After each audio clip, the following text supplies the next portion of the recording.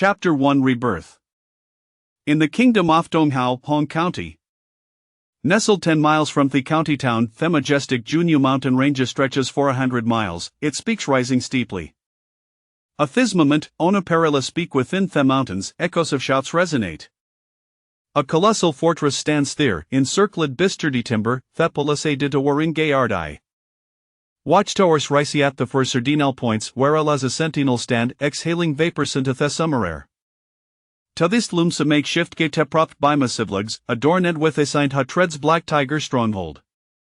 It is the height of summer, the soon hangs in a cloudless sky, and the air is thick with a press of awe. Ha, ha, ha, ha. A cacophony of awful shouts and their height make thumping Peterson from within the stronghold, suggesting a multitude engaged in martial training, interspersed with the harsh reprimand of Matorman. Atheo Pengate, a seemingly frail, dark-skinned Dash out, casting anxious glances around. Suddenly, Hyzes brighten and Hesprint stored say near Behillik. Jogu, Lugia Otukals for you to complete our morning exercises. Theboid named one shower, appears some weight intimidated but Joga had just called out. Up and reaching the hillock, his voice diminishes significantly. At the summit, Hespot Sarobustri, it's strong thick enough for three to encircle its foliage lush. Acid gentle brazesters, the trees ways, producing a rustling sound. Wang Zeor quickly approaches his intended target beneath the tree, where a handsome youth stands, his fists clenched, his wet-soaked shirt clinging to him, his face flushed, as if that has just finished a rigorous practice. Upon hearing Wang Zeor's call, the youth pays no heed, merely picking up white cloth from the ground to wipe his face. Finally, Wang Zeor reaches Kisham hands resting his knees, panting heavily, gazing at the indifferent and recluse Avath with a hint of helplessness. Jogu, you must stave hard, right, Lugiao to a skullin for auto complete our morning exercises. I'm not going. Joji's yearly one told me do anything, Lugiao to us not samianto be trifled with. Wang Zeor had expected his companion to complete upon hearing Lugiatus name, yet was taken aback with her refusal. It is well known that Lugiao to hold absolute authority over them defiance could lead to direct consequences literally fatalones. For this group, prior to venturing out of mountains, Lugiao to wield the power of life and death over them. The youth beneath the tree gazes at the hesitating Wang Zeor with a hint of impatience. Just till them severely injured and junable Tories, and request Lugiao to grant him some time. That's not true. Wang Zeor observes the unman had just complete his training. Wasn't it said that they had sustained severe injuries during a patrol 3 days prior, how was she now acting as if nothing is wrong? Recalling Lugia to use instructions, urgently speaks to Joan. Jogu, if I escape our morning exercises, Lugia to will truly punish you. Black Tiger stronghold is a band of robbers entrenched near Hong County, notorious for their brutality. Thought Harrison for their military style training remains a mystery, it does no tell to the ruthless nature of Black Tiger stronghold demeanor leader could kill a reckless subordinate without facing any repercussions. Everyone knows about severe injury Yevon Lugiao to cannot force me to train immediately. But Jogu, you appear tobul and themant. Who said that, Immerla look a bit better in truth, my internal injury is equita grave. If I so much a strength wound it would be beyond remedy. Under Wang Zeor's incredulous gaze, Joan insolently utters the say words. Seeing that Wang Zeor is about to protest further, Joan, growing impatient, interrupts. Just relay me words to Lugiao. Even as a mountain bandit, he cannot expect a serious lion jured person to be back in their feet in 3 days. With that, Joan turns his back in Wang shower. The latter, feeling defeated, let so to resign sigh, pondering his next move, ultimately deciding to return and report. Once Wang Zeor's footsteps fade, Joan turns back, a grave expression replacing his earlier impatience. The youth Joan widens his previously squinted eyes, revealing blue-chit whites. Hegazeseth the Sunanman, both shining intermittently in Thesky, and bitter Lismiles. Truly, mountain sandrivers artifrentrium, yet Huindan Munshereth the Samesky. Since 3 days ago when he inexplicably transmigrate in the body of Physioth named Joan Althathion Sign was dissipate in Tathaner. In the days that followed, through hearsay, has gained the identity of the Joan. Joanne Samarpon, purchased by Black Tiger stronghold from Mantra Fickers to serve as cannon fodder. 3 nights ago, while patrolling outside the stronghold, he was ambushed, sustaining fatal injuries. Just Joanne Spiritu Crescent insane his body. It is what Titus shall accept being Joan. However, Isatrola thought simpler regarding the original owners and juries? Having resignato his circumstances, Joanne leans against a tree, stroking his chin, contemplating the peculiarities of recent days. Firstly, a presage looms before him possesses no Maria soft he originalost, rendering him exceedingly passive. Recalling the figure of that's been hovering around him since awakening, Joanne's expression turns serious. Thought have figure pierced obrally a 13 or 14-year-old boy, theme level and cephado occasionally flickers across with physish unsettling. In these past days, had intended to recuperate and observe the situation, gradually piecing together information about this world. Yet, Tors and Tevin Shava thrown his plans into disarray. The first was last night's return, when he discovered his hard bunk had been rummaged through. Although the intruder hated eat the bed linens, the carelessness left them crumpled and wrinkled. This revealed to him that the individual was searching for something, and in their impatience, they might act before his injury shield. This con matter, however, is. Joanne slowly unravels white cloth belt trapped around his waist, revealing large patches of dried bloodstains, indicating gasubstantialus of bloodering his injury. Yet, upon fully unwrapping the belt, his abdomen is soothed and unblemished, devoid of the massive gash said to have crossedite. A this thought, a wavy of frustration washes over Joanne Hahasieto comprehend the naturifus transmigration, and no face a myriad of new dilemmas. Reflecting on how had Fanula earned enough money to enjoy a prosperous life, he cannot help but lament. It truly did not wish to transmigrate.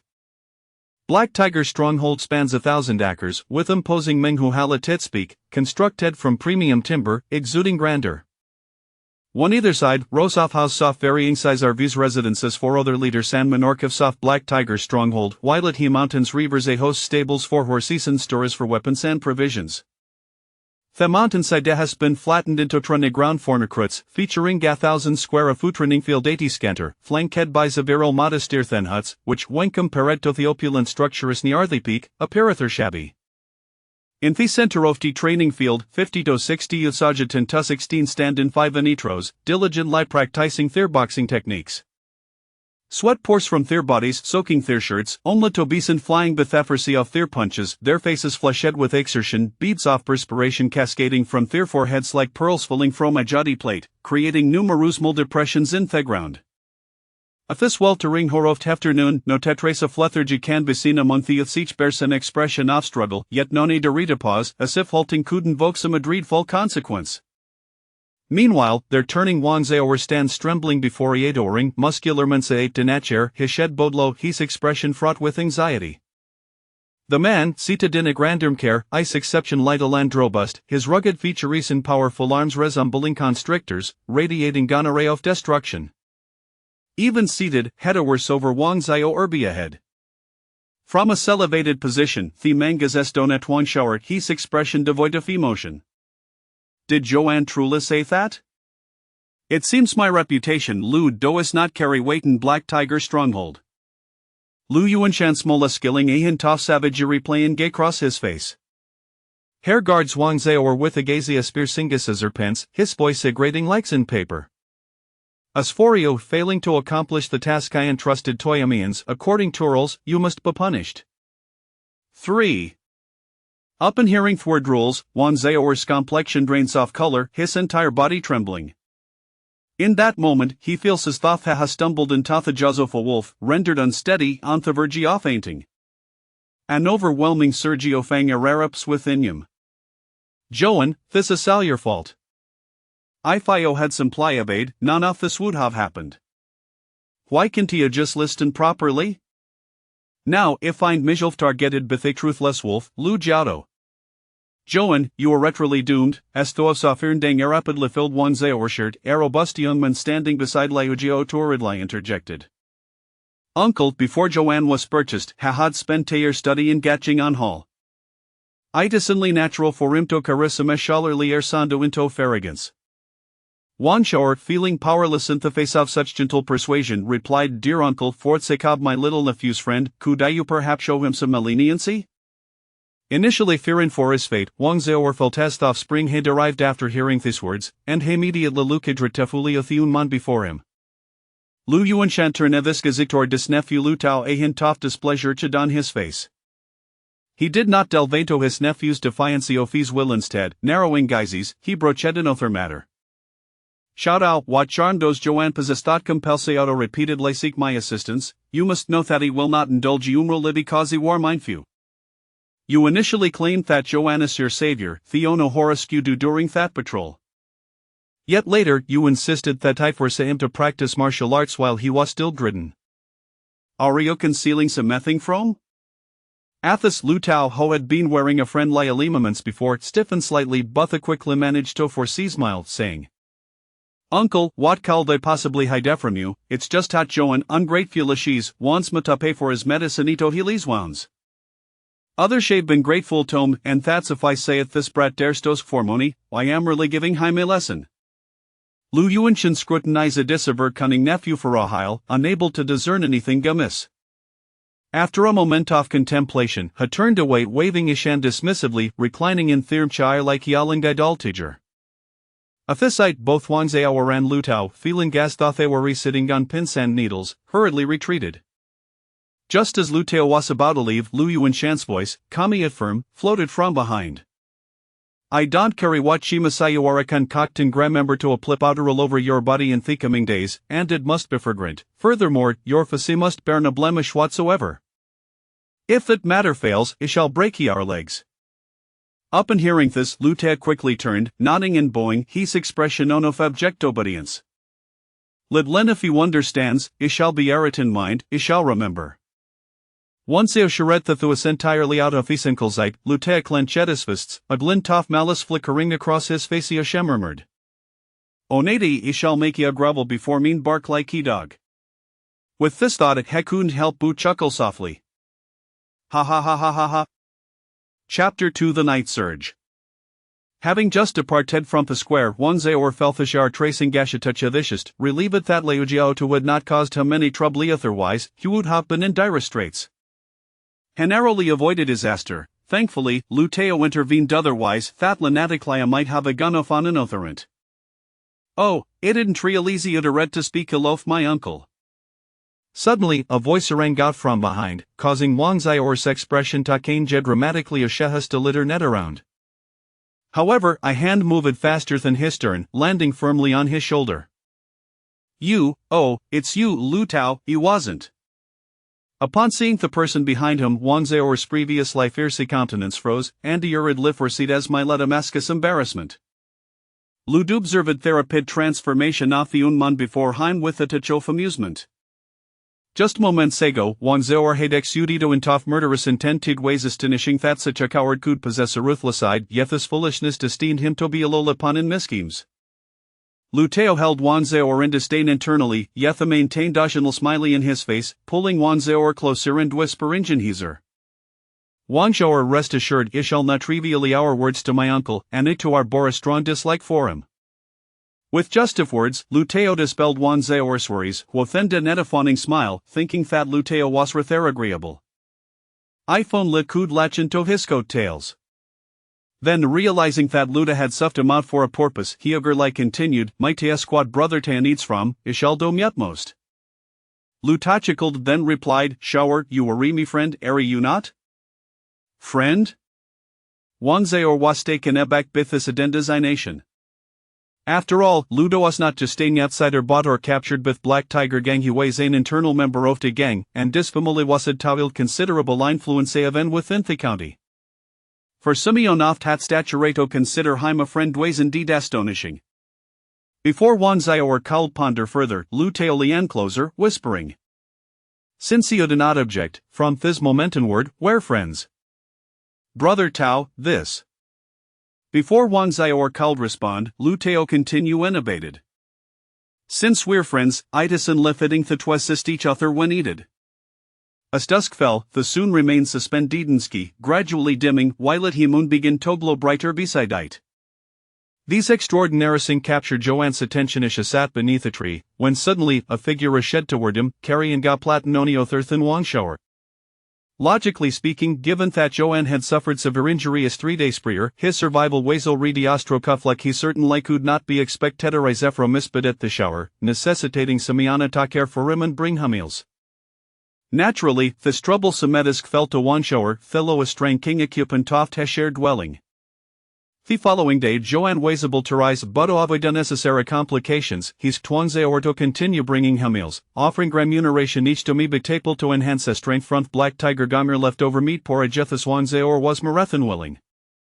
At this moment, having just finished his training, wanze or dashed over, visibly out of breath and as the plate down, he collapsed onto ground.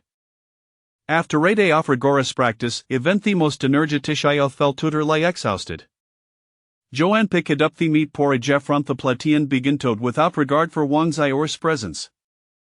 Ash drank. Joanne noticed that Wang Xiao remained seated, motionless. Turning to Luke, he caught Wang Xiao staring at him intently, causing his expression to stiffen. A thought crossed Joanne's mind, and he impatiently addressed Wang Xiao. Wang Xiao, is there anything on your mind? No, nothing. I was just waiting for you to finish eating so I could clear the dishes. Joanne raised any brow feigning indifference suavitish and dismissively. None. I eat slowly, you may return first. I will take the dishes back to the kitchen later. This.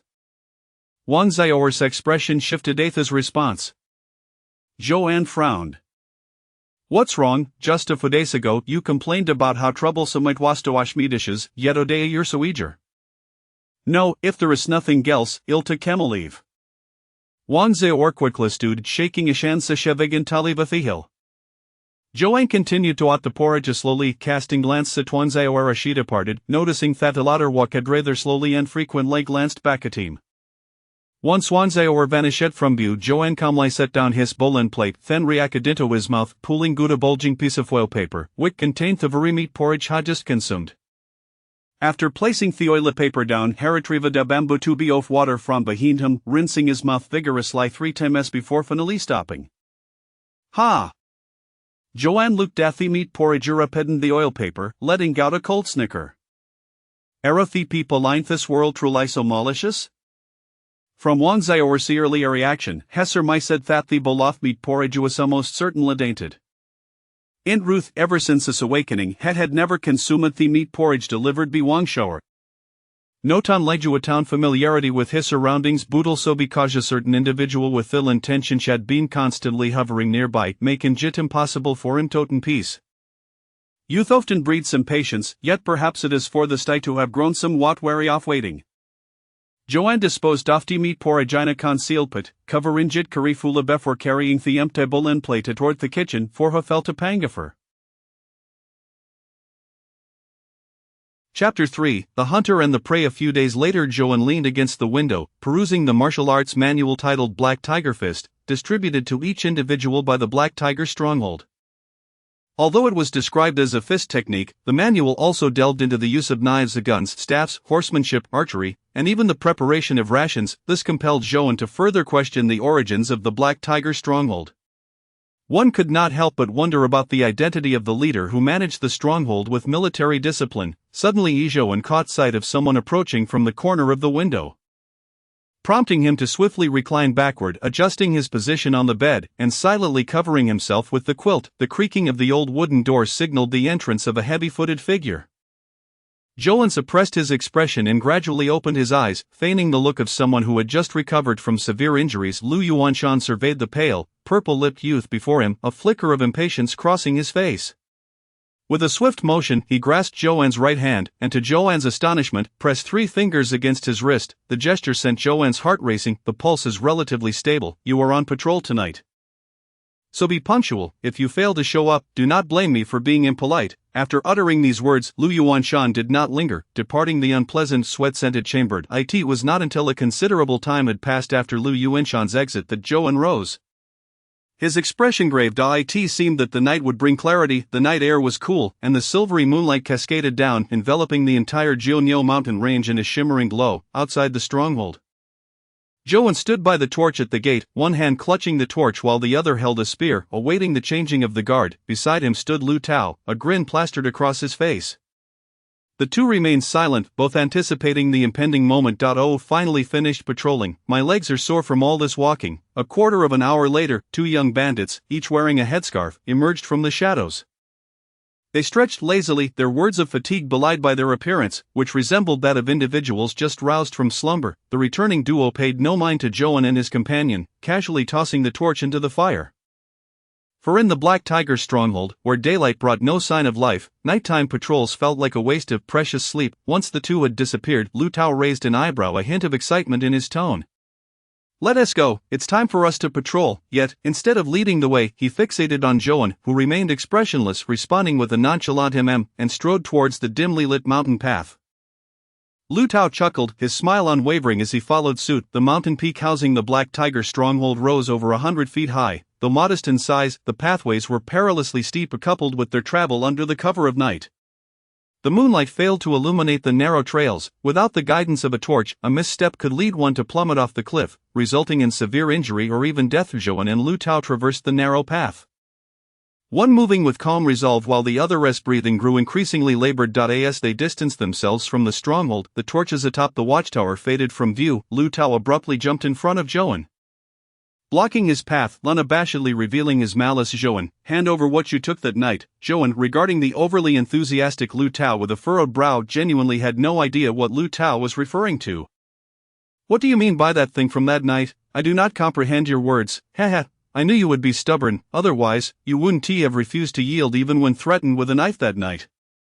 Therefore, I've poisoned you long ago. You were unaware, weren't you? The food you've eaten daily has been laced with corrosive insect pills that can eat through your insides." Lu Tao sneered at Joan, eagerly anticipating a look of dismay across his face. "What?"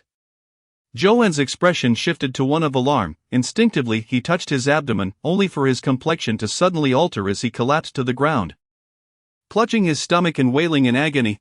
Lu Tao was taken aback. Had the poisonous effects manifested at just the right moment? What fortune! He strode forward, raising his spear, intent on first incapacitating Joan's limbs and then watching him writhe in agony, begging for an antidote. As Lu Tao approached, just 3 steps away from Joan, who was writhing in pain, Joan suddenly lifted his head and hurled the nearby torch at Lu Tao's face.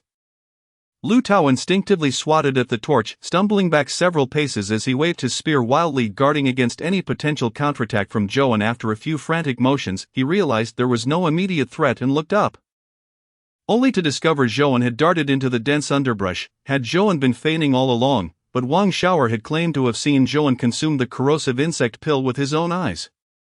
Could it be that the effects had not taken hold? Did Joan not desire the antidote? Why had he not attacked, opting instead to flee? Lu Tao's mind raced with confusion, but upon seeing Joan's retreating figure, his expression darkened. Grasping his spear, he leapt in pursuit, determined not to let Joan escape. Upon entering the thicket, Lu Tao felt as if he were bound by invisible chains. The surrounding underbrush obscured the ground, the soft earth riddled with pits, rendering his agile movements ineffective. The dense foliage made wielding his spear particularly cumbersome. Lu Tao glowered at the swiftly moving figure ahead of him, muttering, "Is this your grand escape plan? How unfortunate that it is utterly futile." With a sharp crack, he snapped his spear in half, retaining only the pointed end. This adaptation allowed him to maneuver with greater ease, as the weapon was now merely shortened. "I have already refined my skin. As long as I avoid a direct hit, Joan is no match for me," Lu Tao thought to himself as he sprinted after Joan. Meanwhile, Joan, racing ahead, had also reduced his spear to a half-length, their actions eerily aligned. His eyes darting around, Joan leaped forward at a circular stone, and due to the fluctuation of his surroundings, Lu Tao only caught a glimpse of Joan vanishing beside the rock. "Where do you think you're going?" Lu Tao's feet pounded the ground, causing the earth to crack beneath him as he surged forward. "Watch the spear." Just as Lu Tao neared the stone, Joan re-emerged, hurling his spear in an arc towards Lu Tao's face. Lu Tao smirked coldly, twisting his wrist to easily deflect the incoming spear. "Throwing away your only weapon? You're asking for death." However, after deflecting Joan's spear, the ground beneath Lu Tao's feet suddenly gave way, and countless wooden spikes shot up from below, piercing his calves. Joan smiled subtly at the sight. He had stealthily set this trap long ago, well before Lu Tao had assumed he could not leave his bed. He had grown up in the mountains, often hunting for game in his youth, and even as an adult, he had not abandoned this skill. Instead, he had learned to craft more sophisticated traps through various survival shows, yet, a hint of regret flickered in Zhou eyes. He knew that mere wooden spikes would not seriously injure Lu Tao. Despite the yells of pain, he suspected the spikes had merely scratched the surface, drawing a bit of blood without hindering Lu Tao's movements. The loud cries might even serve as a lure to draw him in. Since arriving in this world where martial arts flourished, Zhou had gleaned from the conversations of the Black Tiger Stronghold's inhabitants that martial arts were widely practiced here. Even septuagenarians and octogenarians could move with remarkable agility and bear heavy burdens. Thus, he did not underestimate Lu Tao as an adversary, despite the latter being merely a 13 or 14-year-old boy. In this world, Zhou had come to understand the realms of martial arts. Categorized into 5 levels of vitality, refining the skin, meat, bones, organs, and spirit, most thugs in the Black Wind Stronghold were at the skin refining level, while those just beginning their martial journey had yet to find their footing. Considering Lu Tao's resources and background, Zhou estimated him to be at the peak of the skin refining stage. Beyond that, he would not be a product of a mere bandit nest. Achieving skin refinement rendered one's skin as tough as that of an old ox, allowing only the most potent blades to breach the surface, making internal injury exceedingly difficult unless one aimed for a direct thrust. Damn it, seeing that Zhou had not fallen for his trick, Lu Tao swiftly withdrew his foot from the pit and continued his pursuit, though he felt a twinge of pain in his groin. For the next incense stick's worth of time, Lu Tao experienced firsthand Zhou's cunning. Nearly every path Zhou traversed was lined with traps, making Lu Tao's journey a torment. With each undulating terrain, he had to tread cautiously, significantly slowing his pace. Despite his vigilance, his legs soon bore the marks of bloodshed, the testament to the perils of the traps. At this point, Lu Tao was consumed by rage. Nearly losing his sanity, all he desired was to capture Zhou and make him wish for death. Zhou, stop, you cannot escape. Hand over what you obtained that night, otherwise, I will make you suffer. One sprinted ahead, while the other cursed vehemently, both racing through the thicket. What are you talking about? I do not understand your words, Zhou retorted, his tone firm. I know you despise me. If you wish to kill me, then do so. Why beat around the bush? Lu Tao shouted in exasperation. I saw a shooting star fall onto you that night. Do not deny it. Hand it over, and I will spare your life. Zhou easily caught on to Lu Tao's words, yet suspicion stirred within him. Since the moment he awoke, he found himself devoid of any possessions, save for a couple of steamed buns consumed over the course of 2 nights. It is reasonable to surmise that had he truly concealed something on his person, Lu Tao would have discovered it long ago. Otherwise, they would not be entangled in such a myriad of troubles today. Thus, there are but 2 possibilities: either the original owner of this body has hidden that item in a secret location, or that shooting star was indeed him, his very self traversing through time. As Zhou pondered this, a sharp whoosh echoed beside him, and a spear grazed his left side. Before he could react, an excruciating pain shot through his thigh. Glancing down, he saw that the fabric of his pants had vanished where the spear had struck. The flesh beneath curling up, blood gushing forth. Now, with every step he took, a searing agony radiated from his leg, and despite his determination to persevere, his speed inevitably diminished, thus, with injuries weighing heavily upon them. The 2 fled the dense thicket and emerged upon a familiar hillside, not far from the mountain stronghold. The hill was desolate, save for a lush carpet of grass and a grand tree standing tall in the center. Capable of being embraced by 3 individuals, this was indeed the very spot where Zhou practiced his martial arts. Struggling to reach the base of the tree, he turned to see Lu Tao. His face twisted with murderous intent, gradually ascending the hill. Chapter 4, Kill or be killed. Run. Why have you stopped running? Lu Tao, with a face contorted in rage, advanced step by step towards Zhou. Exuding the aura of a beast ready to pounce, a palpable sense of danger emanating from him, Zhou, empty-handed, clenched his fists tightly, his gaze fixed upon the approaching figure, seemingly preparing for a desperate fight. How intriguing! Lu Tao, observing this scene, could not suppress a sinister grin, yet he refrained from charging forward. The traps Zhou had set earlier had caused him considerable distress. Had it not been for the spear which had struck Zhou's thigh, he might have truly escaped. In contrast to his previous impatience, Lu Tao now adopted a calm demeanor, cautiously advancing while remaining vigilant of any potential traps hidden in the ground. Meanwhile, Zhou, breaking from his usual demeanor, suddenly accelerated, enduring the excruciating pain in his thigh, leaping 3 steps at a time towards Lu Tao, seeking death. The black tiger prowls. Lu Tao formed a claw with his hand. Striking first, their claws collided with a resounding impact, the open claws clashing against one another. Zhou stifled a grunt, retracting his claw first, only to feel a tearing pain radiate from his palm. Lu Tao, astonished, withdrew his hand, not anticipating that his opponent could match him nearly blow for blow. Given his own prowess, he had assumed that his attack, the Black Tiger Prowls, would have landed squarely upon Zhou En's chest. The Black Tiger crosses the forest. Before Lu Tao could fully comprehend the situation, Zhou En unleashed a flurry of claw strikes, creating a series of afterimages as they approached Lu Tao's visage. Lu Tao first sidestepped to evade, then countered with the same technique, and within a few breaths, they had exchanged dozens of blows. Lu Tao grew increasingly astonished. Zhou En's understanding of the Black Tiger Fist was alarmingly on par with his own. Causing his expression to darken, "Well played, Zhou En. I never expected you to possess such hidden talents. However, the disparity in our realms cannot be bridged by mere skill." Lu Tao drew upon his inner energy, visibly expanding his chest, his muscles tensing, each punch delivering an overwhelming force. Bang, bang, bang. The two continued to alter their stances, responding to one another with the same techniques, both having been trained by the same master, leaving them unable to break the deadlock for the time being. Thus, what remained was the sheer force of their bodies colliding and exhausting one another. Zhou En, despite the agony coursing through his hands, bore it in silence, his focus unwavering as he cautiously responded to each of Lu Tao's moves. The once weaker party remained steadfast, while the stronger began to falter. Lu Tao grew increasingly frantic. While he knew he would ultimately emerge victorious if this continued, his arrogance had led him to view Zhou En as mere prey, and he could not abide the thought of sharing the spoils with someone who had yet to even grasp the basics of martial arts.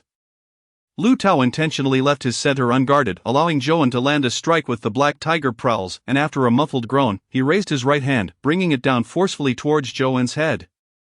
The fierce tiger climbs the mountain. This move was powerful and heavy. Though it left his center wide open, a successful strike would result in severe injury, even death. Zhou En, witnessing the ferocity of the attack, hastily turned, feeling Lu Tao's grip on his back, leaving 3 deep gashes, flesh tearing. The tiger swings its tail. Zhou En, quick and agile, took a deep breath to maintain his strength at the moment of impact, then spun around, his right hand clawing towards Lu Tao's face. Having executed the fierce tiger climbs the mountain, Lu Tao was off balance and could only awkwardly attempt to block with his elbow, inadvertently striking the pouch of sand Zhou En had retrieved from his lower back. Boom! A small pouch of sand exploded upon impact, sending a cloud of dust into Lu Tao's face. Lu Tao instantly felt an unbearable sting in his eyes, as if they were being seared by fire. He frantically lashed out in all directions, roaring in fury, "Zhou En, you despicable scoundrel, where are you? Let me annihilate you!" Zhou En, seeing his scheme succeed, quickly retreated to the tree. Leaning against the trunk, panting heavily, this body was already inferior to Lu Tao's, and combined with the poor food and restless nights he had endured over the past few days, he was in a pitiful state. Just moments ago, he had been able to contend with Lu Tao due to his adrenaline-fueled state, but now that he had paused, his entire body began to ache, an overwhelming feeling of weakness washing over him, as if his lungs were akin to a battered bellows. Huff, huff, huff. This is still too taxing. Zhou En slightly bent forward, bracing himself on his knees, watching as Lu Tao, now frenzied and wildly swinging his fists, a smirk tugging at the corners of his mouth. Meanwhile, Lu Tao's eyes were in excruciating pain, akin to boiling water scalding him. Everything before him was a blur, and although Zhou En exhibited no movement, he was acutely aware that Zhou En, like a ravenous wolf, was undoubtedly lurking nearby, keenly observing him. Perhaps he was plotting something. Thus Lu Tao could only rely on instinct and sensation to flail about and evade, biding his time in hopes that his vision would return to normal. Zhou En inwardly sneered, fully aware of Lu Tao's intentions to stall for time, but alas, recovering his sight in such a short span was impossible. Ordinary sand and stones would not yield such potent effects, but if a touch of golden liquid was mixed in, the results would be entirely different. Who knew the sacrifices he had made to concoct this pouch of deadly weaponry? He conveniently overlooked the hardships he had endured while gathering materials in the restroom. A true man must be able to both yield and advance. Zhou En crouched down, retrieving a wooden spear he had fashioned from the grass behind the tree. Gripping it tightly in both hands, this weapon, crafted from local materials over the past few days, may not have been of the finest quality, but it was undeniably sharp. With spear in hand, Zhou En cautiously approached, meticulously managing the distance between them. The wooden spear aimed repeatedly at Lu Tao's heart, but feeling uncertain, he lowered the tip to his abdomen before ultimately directing it towards his throat. "Kill!" Zhou En uttered a cold command. As Lu Tao grew weary, the spear lunged forth with great force. Lu Tao's throat erupted in a spray of crimson. Subsequently, the spear was shattered by Lu Tao's elbow as he cried out in agony. Clutching his bleeding throat, Lu Tao struggled to open his eyes, yet his vision remained blurred, tinged with red. pain etched across his features, he felt the gaping wound in his throat, the searing agony and inability to breathe overwhelming him. And he could hardly believe it, he had fallen to Joan, this insignificant figure. Was he truly to perish here? Impossible. Lu Tao's heart roared with indignation, filled with an insatiable desire. He had unfulfilled aspirations. He had grand schemes yet to be realized. How could he die before witnessing that wretched person's demise? Having struck Lu Tao with the spear, Joan swiftly distanced himself, quietly anticipating Lu Tao's demise. Yet he soon sensed something amiss. Lu Tao's aura was overwhelming. There was no fear upon his face, only an unquenchable rage. In that moment, Lu Tao retrieved a pill from his pocket, not to consume it, but rather to press it directly into the gaping wound of his throat. This is bad. Joan was taken aback, yet, having distanced himself from Lu Tao, he found himself powerless to intervene. In the next instant, he turned and fled. A sense of imminent peril washed over him. Just a few steps into his escape, he heard a hoarse roar behind him, as Joan glanced back in his flight.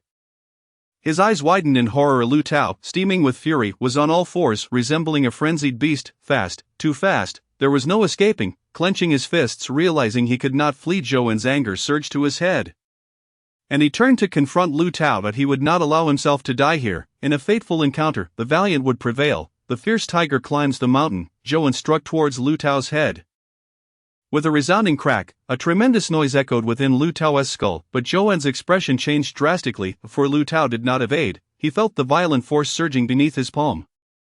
Ah! Lu Tao roared, bracing himself against Joan's fierce tiger climbs the mountain, toppling him to the ground, his fists swollen like sandbags, raining down like relentless raindrops. The first blow to Joan's face nearly rendered him unconscious, and the subsequent waves of suffocating pain and agony consumed his reason and vitality, leaving him powerless to retaliate. In his fading consciousness, Joan reflected on how, after merely a few days of traversing this realm, he was already facing death, a bitter irony settling in. If only he could return once more after his demise. As this final thought flickered through his mind, Joan's awareness, engulfed in pain, succumbed to the abyss of darkness. Chapter 5, Death and Rebirth. Am I truly destined to perish? In the depths of the murky darkness, a chaotic consciousness began to awaken, thoughts transitioning from sluggishness to an increasing awareness of both self and the external world.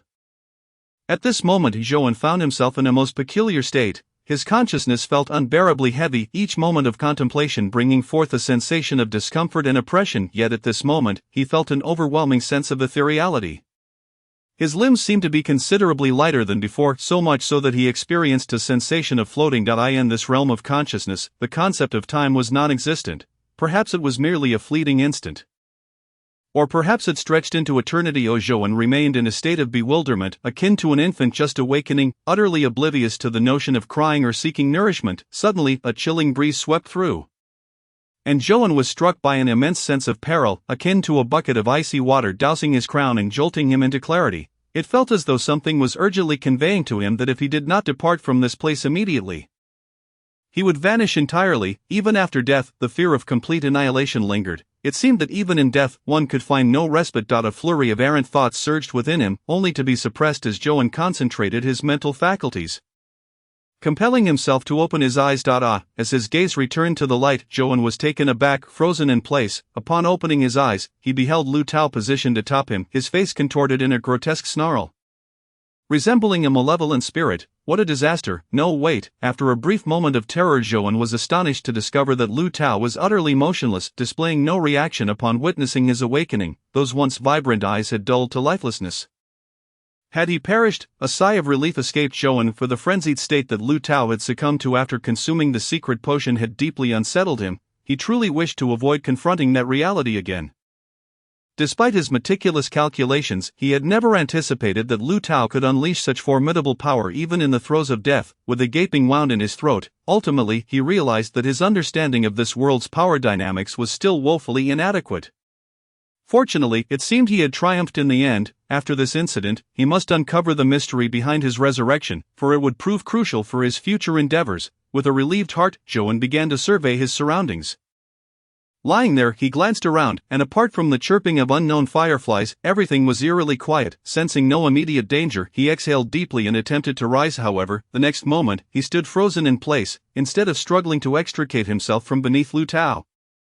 He found himself effortlessly passing through. No, rather than breaking free, it was as if he had transcended. He witnessed his own thighs seamlessly penetrating Lu Tao's form, What sorcery is this? Li Zhouwen's pupils constricted in horror as a part of his being merged with Lu Tao's body.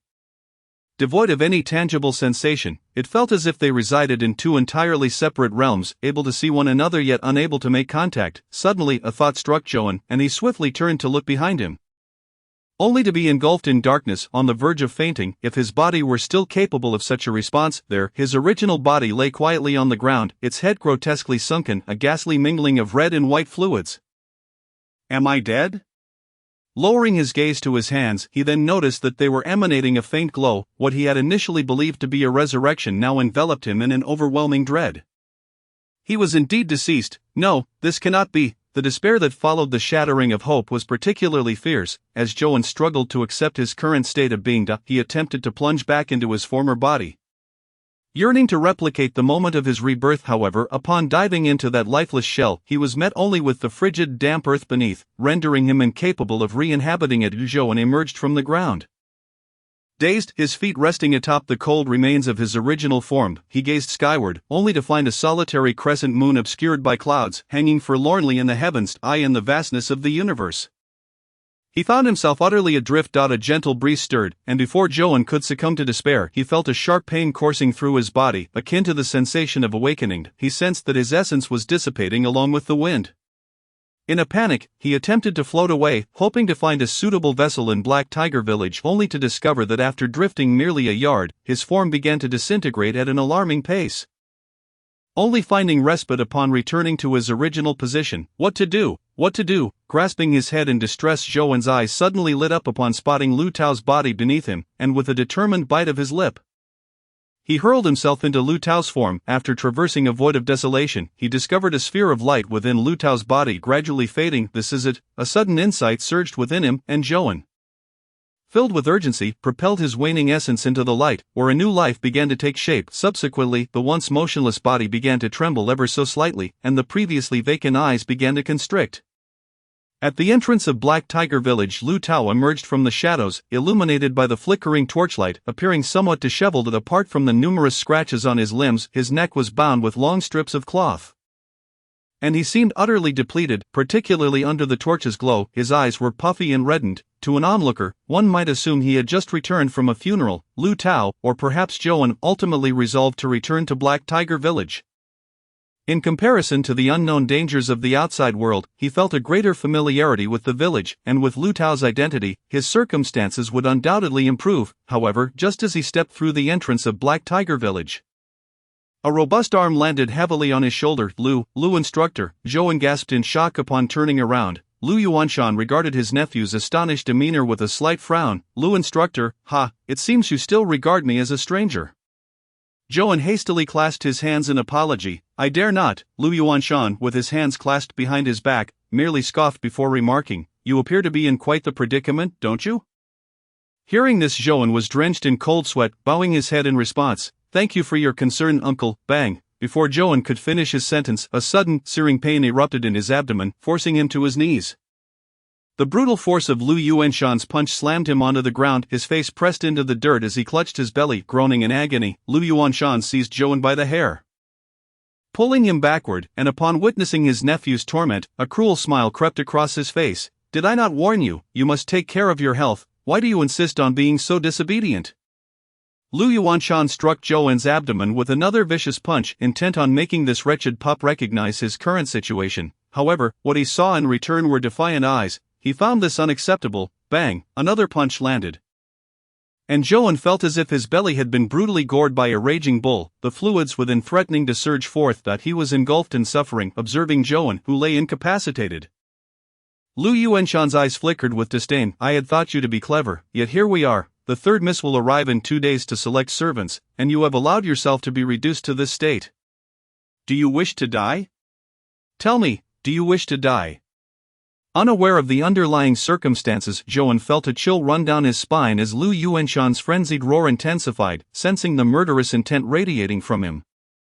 As if he were about to personally execute his own nephew. One hand pressed against his abdomen, Zhouwen hastily raised the other, exclaiming, the apothecary who has excellent healing salves, in 2 days. In 2 days, they can surely mend all my wounds. Uncle, surely you do not wish for your plans to fail, although Zhou was oblivious to the scheme that Lu Tao and Lu Yuanshan had concocted.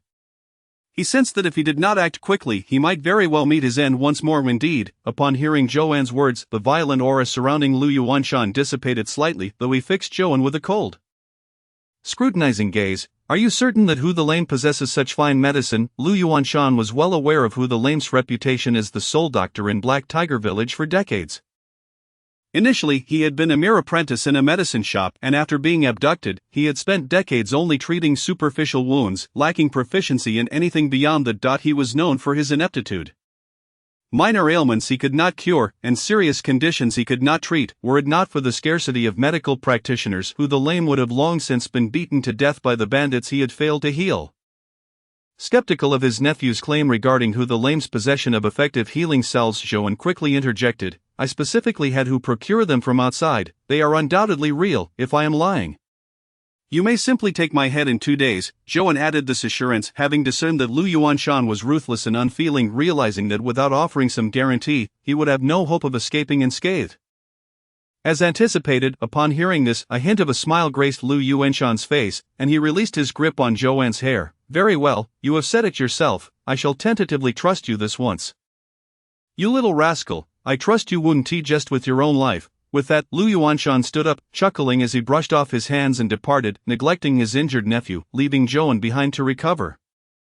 Infuriating, that old scoundrel, Zhouan, kneeling on the ground, clenched his fists tightly. Lu Yuanshan was exceedingly brutal, showing no mercy to his own nephew. Were it not for the resilience of this body, an ordinary person would have been gravely injured or worse from such blows. One day, I shall send you to meet your good nephew, Zhouan vowed silently, then staggered to his feet, clutching his abdomen as he made his way toward the place where Lu Tao had resided. The pain from the punches still fresh in his mind, how heavy those blows were. Chapter 6, Musings on Martial Arts. The following day, Zhouan awoke in a dilapidated woodshed, though labeled a woodshed. It had long since fallen into disuse. The original owner, Lu Tao, had chosen this location for its seclusion, having requested it from his uncle as his sleeping quarters. Rising from the hard, unforgiving bed, Zhouan felt as if his entire body were rebelling against him.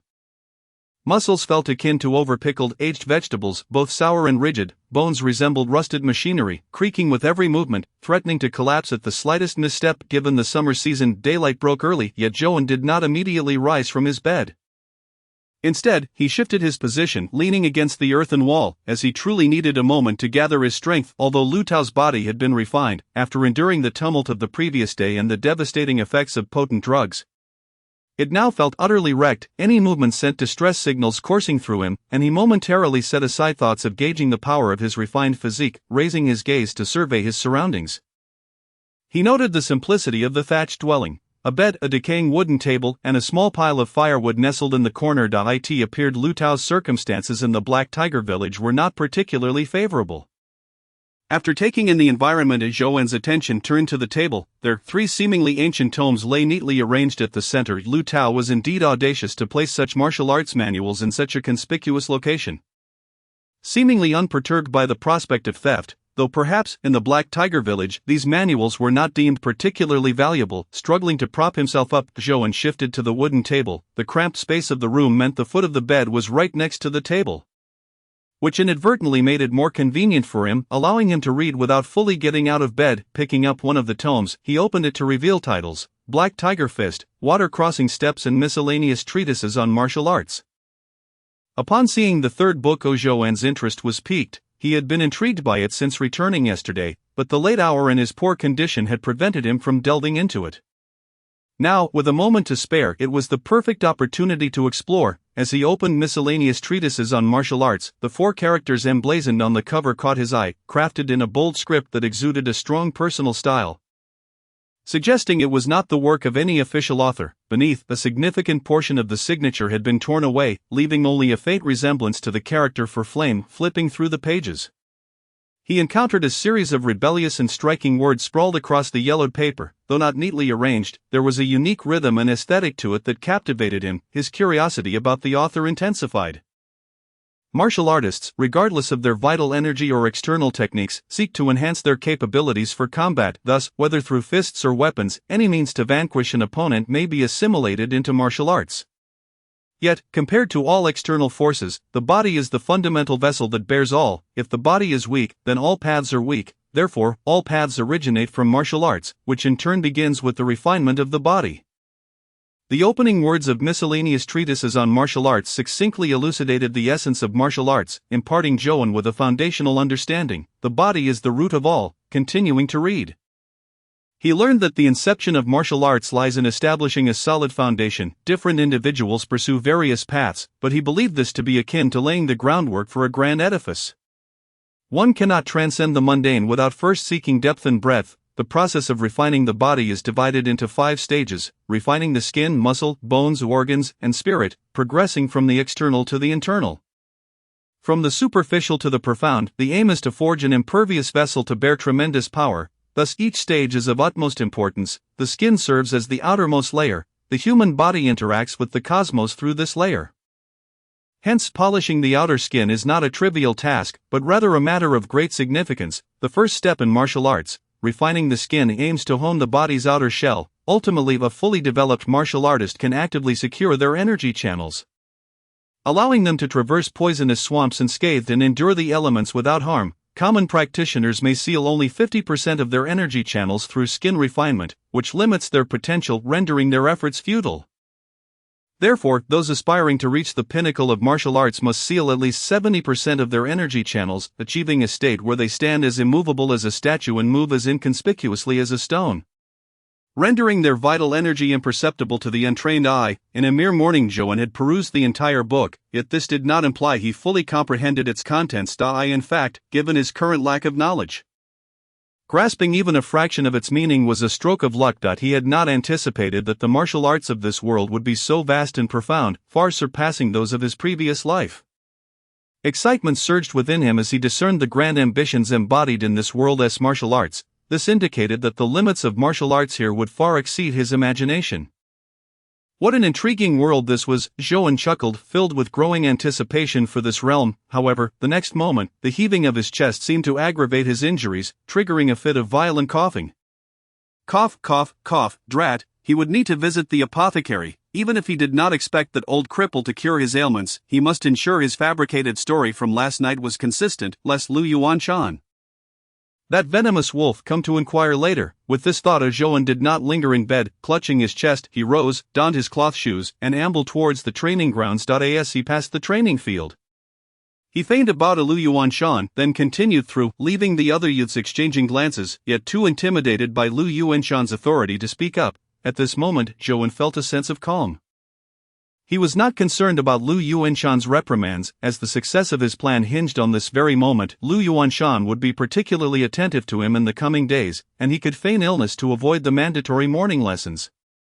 With ample time at his disposal, he could address past shortcomings and engage in pursuits of his choosing. Chapter 7, Echoes. Traversing past the training grounds, he walked several paces down a path paved with blue stones, flanked by verdant grass. At the end of the path stood a modest wooden house, its roof adorned with mossy green tiles, sloping in a traditional style. It was summer, and numerous medicinal herbs lay drying in front of the wooden dwelling.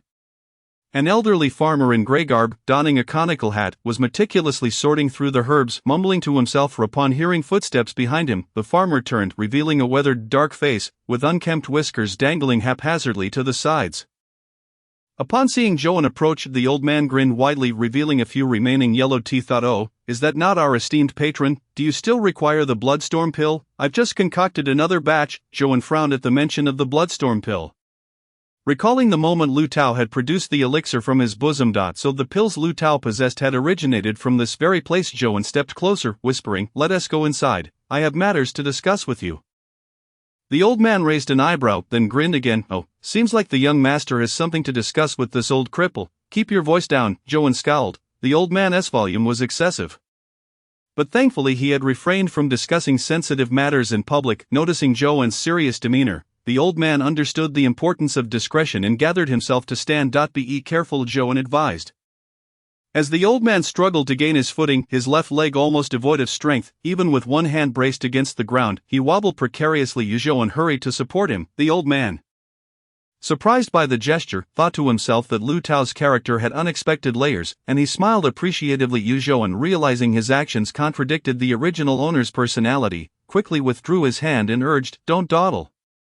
Come inside, I just didn't want you to step on my foot." The old man, undeterred, continued to chuckle. "All right, let us head in, just watch your step around the herbs I've laid out." Upon entering the wooden house, Joan was greeted by a pungent medicinal aroma. The interior was sparsely furnished. Aside from a cabinet for herbs, a row of heated brick beds occupied one corner. On the beds, several covered clay pots were bubbling vigorously over an open flame, with thick smoke darkening the corner walls. After settling in, the old man called out, moving a wooden stool to sit by the hotbed. With one hand, he fanned the flames, while the other stuffed firewood into the oven.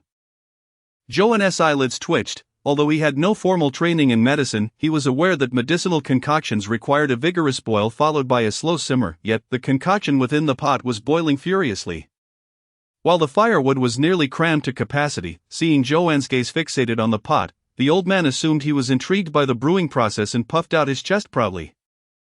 "What do you think? My method is superb. Isn't it? Just pack it full of firewood, and even without fanning the flames, it'll cook itself, unlike those ordinary apothecaries that require a small army of assistants to keep watch."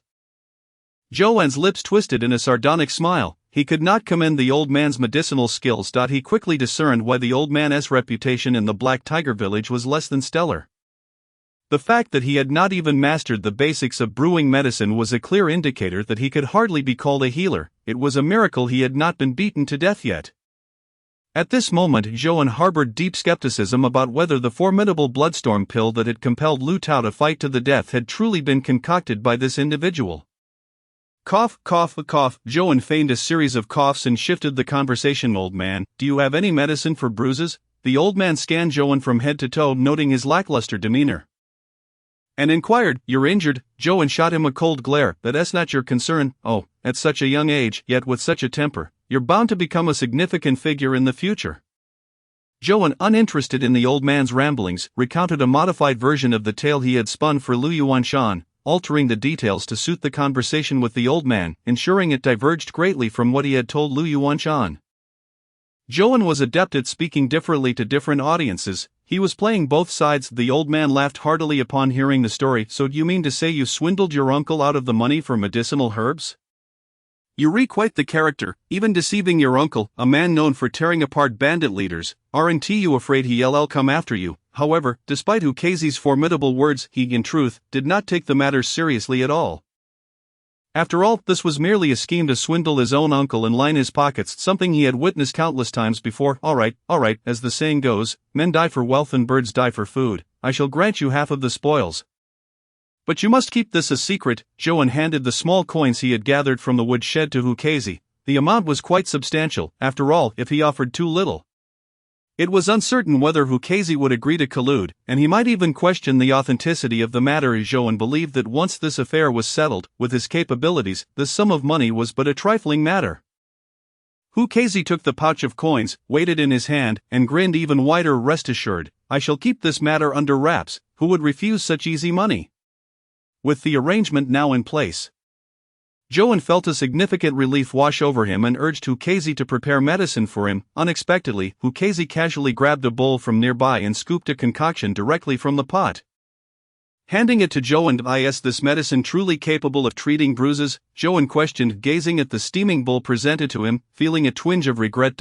"This medicine is meant to invigorate the blood, so it can certainly heal bruises." Joan, lacking any pharmacological knowledge, reasoned that Hukazi would not harm him. Thus, under Hukazi's eager gaze, Joan hesitated for a moment before blowing on the steaming liquid and pinching his nose to gulp down the murky concoction. Gulp, ugh! The moment the medicine slid down his throat, he was overwhelmed by a sour and bitter taste that engulfed his entire tongue. He felt the viscous liquid linger in his throat, seemingly intent on escaping from the still healing wound within. Joan felt nauseated, as if he were swallowing excrement. He silently resolved never to consume anything from this place again. What a travesty! After a laborious swallow, he wiped the remnants from the corner of his mouth, set the bowl down, and left without a backward glance. He wished to linger in this wretched place no longer. Just as he was about to step out the door, Hukazi suddenly called out to him. With a puzzled expression, Joan was handed a packet of medicine. Joan dared not accept anything more from Hukazi, hastily declining. "There is no need for such courtesy, this bowl of medicine is sufficient." Oh, this is not for you, it is for Joan. Isn't it only right that you bring medicine to your savior? Joan was taken aback, his expression bewildered as he regarded Hukazi. Hukazi frowned, perplexed as to why Lu Tao was to deliver the medicine when this fellow refused to accept it. Why are you delivering medicine to Joan? Joan countered. Why does it concern you?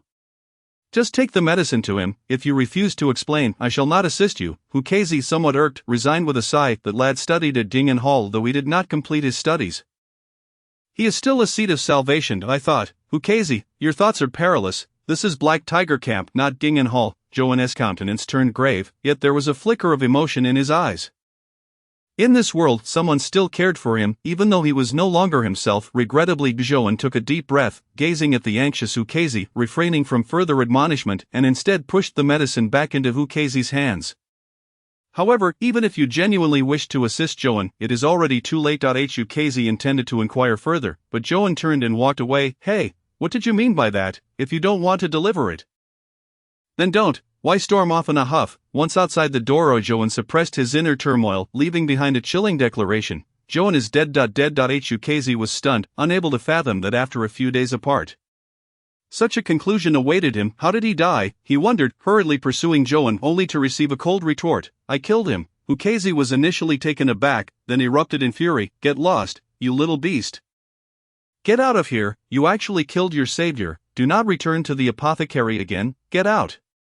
Hukazi shouted at the top of his lungs. Thud, the medicine pouch, once in hand, was hurled forcefully at Joan's back, causing him to stagger, yet he did not look back or utter a word. He picked up the fallen pouch, dusted it off, and set it aside. This was a secret he could have kept hidden, known only to Lu Yuanshan. That unfortunate Joan could have merely perished in a dark night, falling off a cliff. However, upon realizing Hukazi's concern for Joan, he felt no desire to conceal the truth any longer. Even though Joan's body lay buried in the unseeing earth, he felt compelled to provide an account for the quietly deceased Joan, revealing the truth of his demise to the one person who might still care for him. After all, he had once inhabited that body, he had once been him. Chapter 8, Revenge. The reason emerging from the narrow path, Joan felt a shade of melancholy. For the first time, he began to question his own identity. Given the current circumstances, the ability to inhabit the bodies of the deceased might prove useful in the future. When inheriting a new body, particularly one belonging to an enemy, how would he confront those who were originally adversaries but had become relatives or friends? If the original body had committed heinous acts, when enemies sought vengeance, should he kill or spare them? If the original's friends or family had done wrong, and he occupied their vessel, should he repay kindness or seek retribution? If the original's wife and daughter were present, what identity should he assume? Such dilemmas surfaced in his mind with the prospect of a new incarnation. These were complex situations he would likely face, and he needed to prepare himself mentally in advance. Yet, despite his contemplation, Joan found no clear thread to grasp, as these matters entwined with moral and ethical dilemmas of selfhood. In essence, were deeply philosophical issues that most individuals would never encounter. Forget it, no need to dwell on it. The more he pondered, the more convoluted it became. At the very least, the relationship surrounding Lu Tao's body was uncomplicated. His uncle bore no affection for him, so if they were to clash in the future, he likely wouldn't hold back. Feeling vexed, he sought an outlet for his frustration, and fortuitously, there was one person who served as the perfect target for his venting.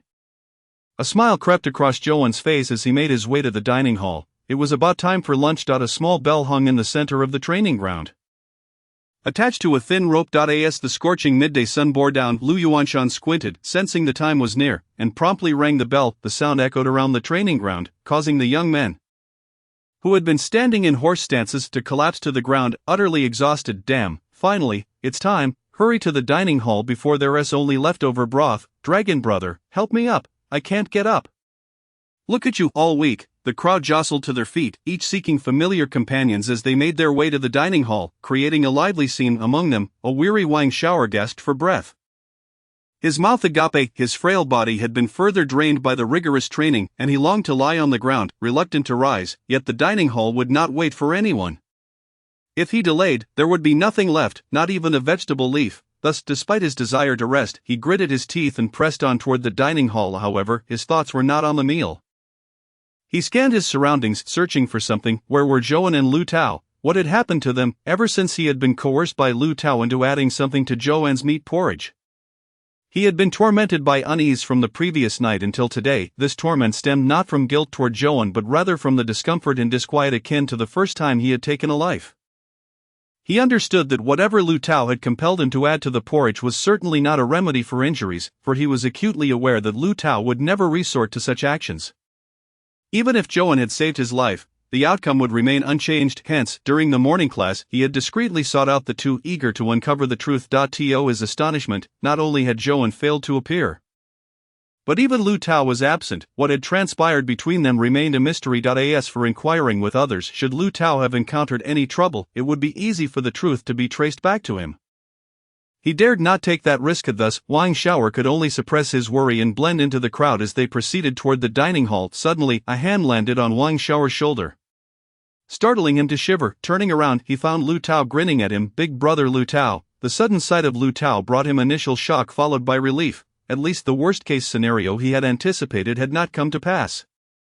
Moreover, now that they were practically in the same boat, Lu Tao's survival meant he could share in the benefits. Wang Xiaoer cautiously inquired about Joan, unaware that the soul of the person before him had already changed. "What about that Tao brother?" Joan raised an eyebrow, then cheerfully waved his hand in a dispersing gesture. "Oh, he has vanished like a firework." At this, Wang Xiaoer involuntarily shuddered, though he was a bandit and would inevitably have to kill. Being merely a youth, the sudden mention of murder still filled him with trepidation. Joan leaned in closer, speaking in a chilling tone. "By the way, you haven't told anyone about our affairs, have you?" Wang Xiaoer quickly denied. No, how could I possibly tell anyone? I've kept it all a secret." "That's good, but even if you did, it wouldn't matter." Joan leaned back and playfully patted Wang Xiaoer's cheek, saying, "Remember, don't do anything foolish, or I can make Joan disappear, and I can make you disappear too." Yes. Wang Xiaoer's body stiffened, hastily agreeing. Upon witnessing Wang Xiaoer's cowardly demeanor, Joan felt a surge of determination. He placed a reassuring hand on Wang Xiaoer's shoulder and led him towards the dining hall. "Xiaoer, since you have aided me, I too shall extend my assistance to you, brother Lu Tao." "How could I possibly trouble you?" Wang Xiaoer exclaimed. "Such words do not sit well with me. We are brothers, after all. Come on, you must have some enemies in the Black Tiger village. I will help you deal with them." Before they could reach the dining hall, Miao Shang, once a dominant figure among the youths, found himself bewildered, sitting on the ground with a large handprint emblazoned on the left side of his face. Clutching his cheek, Miao Shang glared at Lu Tao and Wang Xiaoer. "Lu Tao, what is the meaning of this?" Joan, pulling Wang Xiaoer close, replied with an arrogant smirk, "What do you mean? I am merely seeking justice for my newly acquired little brother. I have heard that you have been bullying him for quite some time. How could you take such a worthless fellow as your subordinate?" Miao Shang, still in disbelief, was abruptly kicked by Joan, sending him sprawling back to the ground. "I need your permission to take on a little brother. Damn it, it seems you are still unyielding." With a series of kicks, Joan made Miao Shang regurgitate his breakfast. Inhaling deeply afterward, feeling remarkably refreshed, he felt no qualms in bullying someone who thrived on oppression. Who would have thought that playing the villain could feel so exhilarating? As Joan surveyed the furious yet powerless Miao Shang, a look of disdain adorned his face. He then pulled Wang Xiaoer along, stepping over Miao Shang as they departed. Once they had left, Miao Shang regained his composure, his heart ablaze with hatred for Joan and Wang Xiaoer. Upon standing, he noticed the scornful gazes of those around him, intensifying his fury. Lu Tao, Wang Xiaoer. Inside the dining hall, Joan and Wang Xiaoer claimed a table, while others, intimidated by Lu Tao's presence, refrained from joining them. Lu Tao nonchalantly consumed his meat porridge, finally able to relish his meal in peace. Meanwhile, Wang Xiaoer appeared somewhat distracted. He turned to Joan and said, "But Miao Shang has Huang Sigi backing him. Are we not overstepping our bounds?" Joan shot him a sidelong glance. "Look at you, this is but a minor lesson. In the future, I shall strike him every time I see him. You will follow me from now on. Becoming my little brother, you must uphold my dignity. Do not expect me to intervene for every insignificant character." Yes, brother Tao is eating. Brother Tao is eating. Joan observed Wang Xiaoer's gleeful expression and felt his own lips curve into a smile. "Xiaoer, I aim to draw out the individual supporting Miao Shang. Otherwise, how could I deal with you? After this incident, not only will you not resent me, but you may even find reason to thank me." Joan's merchant instincts kicked in. As expected, shortly after their meal, a tall youth intercepted Joan. "Can we talk?" Behind the youth, Miao Shang, nursing his face, wore a look of satisfaction, having not anticipated that his leader would indeed stand up for him against Lu Tao. Joan raised an eyebrow and nodded. That's fine, but it must be just the two of us. Very well. Thus, they left behind their companions and convened beneath a tree. Joan regarded the individual before him, wondering who would assume that this robust and fair-faced lad was the infamous Huang Sigi, known for his deceitfulness. Huang Sigi, Joan had not encountered him before, and thus adopted a questioning tone to seize the conversational lead.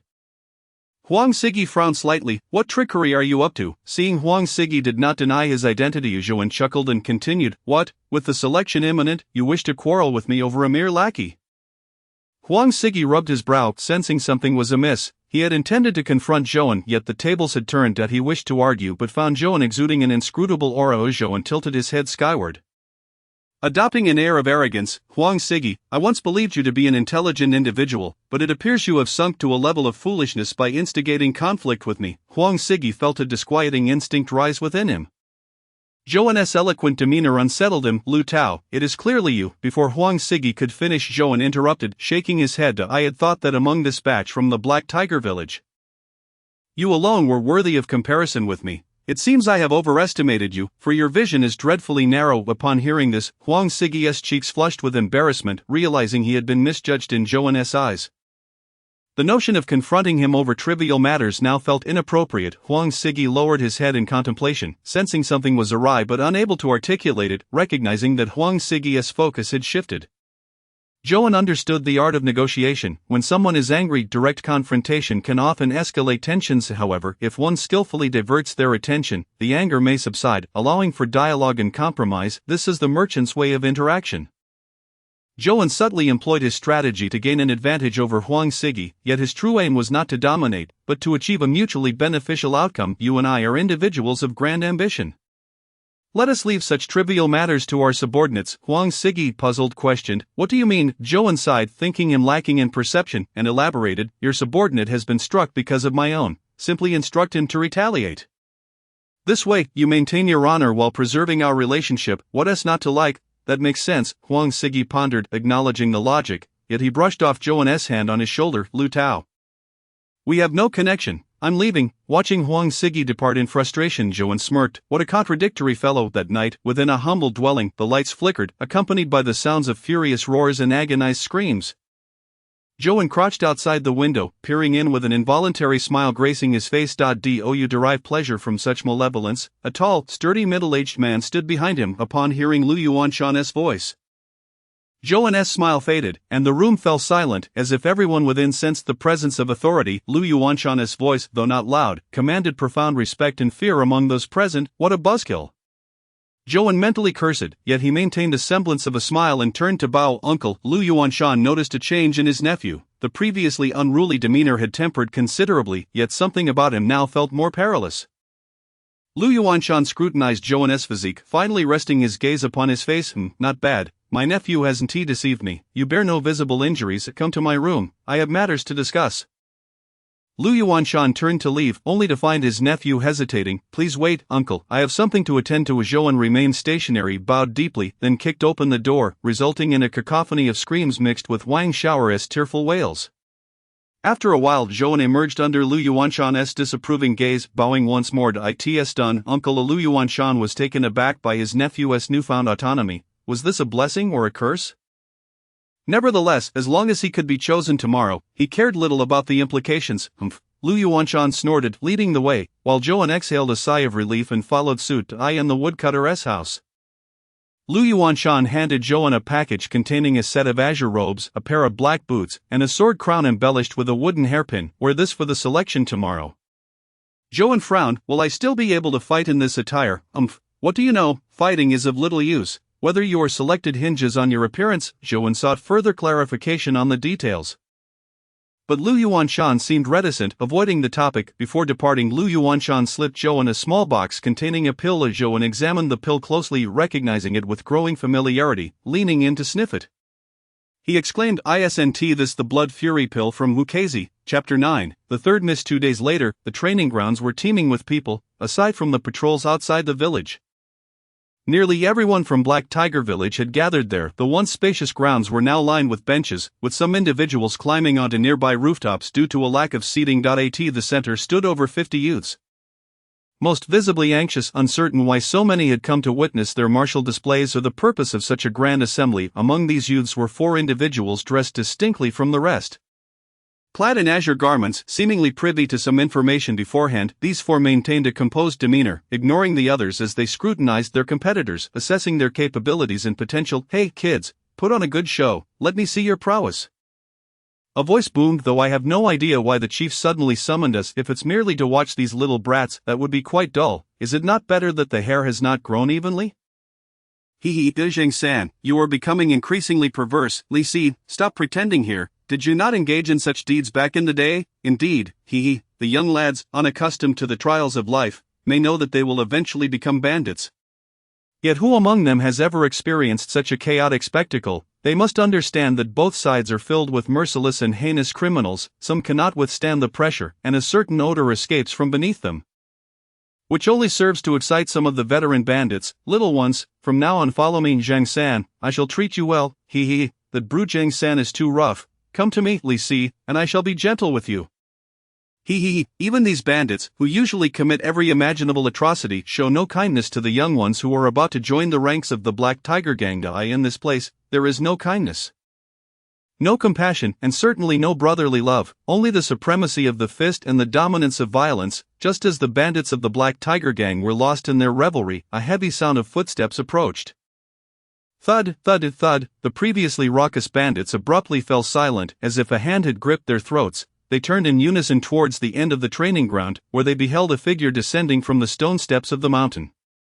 Many found themselves unconsciously swallowing hard. A towering man, clad in bronze armor and wielding a lengthy spear, descended the stone steps. With each step he took, deep impressions were left in the ground, causing the earth itself to tremble. Every movement sent a chill through the air. Draped in a bear pelt and wearing military boots, his hair flowed freely in the wind without restraint. Zhou Anding gazed upon him and thought, "Who is this, Zhang Fei or Dian Wei reincarnated?" No, this presence is a combination of Zhang Fei and Dian Wei, infused with the overwhelming aura of El Bu, exuding madness and tyranny, filling the air with an oppressive force. His tiger-like eyes brimmed with energy, and anyone caught in his gaze felt as though they were standing at the edge of an icy abyss. The leader of the Black Tiger Gang, Qin Heihu. With Qin Heihu's arrival, the previously chaotic bandits now resembled obedient little lambs, their heads bowed low, none daring to meet his gaze. "What are you all dawdling about? We have distinguished guests arriving. Children, let out a roar for me." Qin Heihu's voice thundered in everyone's ears, causing their bodies to shrink. Amidst Qin Heihu's roar, the crowd noticed a group of unfamiliar individuals beside him. A young girl in a conical hat, seemingly a servant, stood beside an elderly woman over 50, along with 4 burly men standing guard. The bulging veins on the arms of these men and their pronounced temples indicated they were formidable martial artists. Yet their expressions were not particularly pleasant, for they were the guards of the third young lady looking down upon the bandits holed up in the mountains. Upon seeing Qin Heihu, a single thought flashed through their minds: "We cannot win." Astonishment filled their hearts. The Black Tiger Gang possesses such a formidable figure. Even without martial training, this person's innate strength is such that they would struggle to overcome him. After all, the essence of martial arts lies in physical prowess. This individual possesses an innate divine strength, starting at a level far superior to their own. At the center of the crowd, the third young lady, with her elegant and striking figure, felt a twinge of interest upon witnessing Qin Heihu's imposing presence. "Granny, what is this Qin Heihu's strength like?" the young girl inquired, glancing back at the slightly hunchbacked elder. Granny pondered for a moment before cautiously replying, "Although Qin Heihu and I have both achieved mastery in bone refinement, I cannot subdue him within 100 moves." Upon hearing this, the third young lady was somewhat astonished. It must be understood that Granny, having served 3 generations of family leaders, is one of their closest confidants. Enjoying martial resources comparable to those of the direct descendants, her martial prowess and secret techniques are among the finest in Hong County. Usually, a martial artist at the level of bone refinement would struggle to last 3 exchanges with her. Yet she claims she cannot subdue Qin Heihu within 100 moves. The third young lady, not a fool, comprehended the implication of Granny's words. Qin Heihu is a martial artist of equal standing to Granny. It is uncertain who would prevail in a true contest. With this realization, she tempered her earlier disdain. As Qin Heihu and the third young lady arrived at the makeshift platform at the center, Qin Heihu took the central seat while the third young lady sat to his left, and Granny and the guards stood behind. Upon seeing the so-called esteemed guest, they were surprised to find a mere girl of no more than 16 years. Some bandits, unable to contain their crude nature, whistled at the third young lady, seeking death. Granny's cold gaze flickered. Just as she prepared to act, a shadow shot forth like a monkey, producing a sharp sound as it sliced through the air. The whistling Zhang San had no time to react before he exploded into a shower of flesh, a spear embedding itself 3 feet into the ground, its shaft still trembling with a resounding echo. At this moment, Qin Heihu rose and clasped his hands towards the third young lady, saying, "Third young lady, these children under my command are unruly and cannot restrain their baser instincts. I apologize on their behalf." Observing the towering Qin Heihu apologized to her, the third young lady waved her hand, indicating she bore no ill will. However, Granny was somewhat incensed, though she held her tongue. After all, the one who had been disrespectful was now mere shredded meat. And there was little to contest in terms of sincerity. Seeing that the third young lady did not pursue the matter, Qin Heihu treated it as a trivial incident and instructed his men to retrieve his spear. Those surrounding the spear immediately sprang into action, yet the spear did not budge. It was only after Lu Yuanshan and another instructor combined their strength that they finally extracted it. Observing this scene from a distance, Zhouan wiped the sweat from his brow, pushing aside his earlier thoughts of contributing to the Black Tiger Gang once he achieved martial excellence. Truly, Qin Heihu is too formidable. Is he even human? After this brief interlude, Qin Heihu began addressing the crowd, delivering some uninspiring opening remarks and mentioning the arrival of distinguished guests, yet he omitted any mention of their identities, leaving everyone puzzled. Today marks a momentous occasion with the arrival of esteemed guests.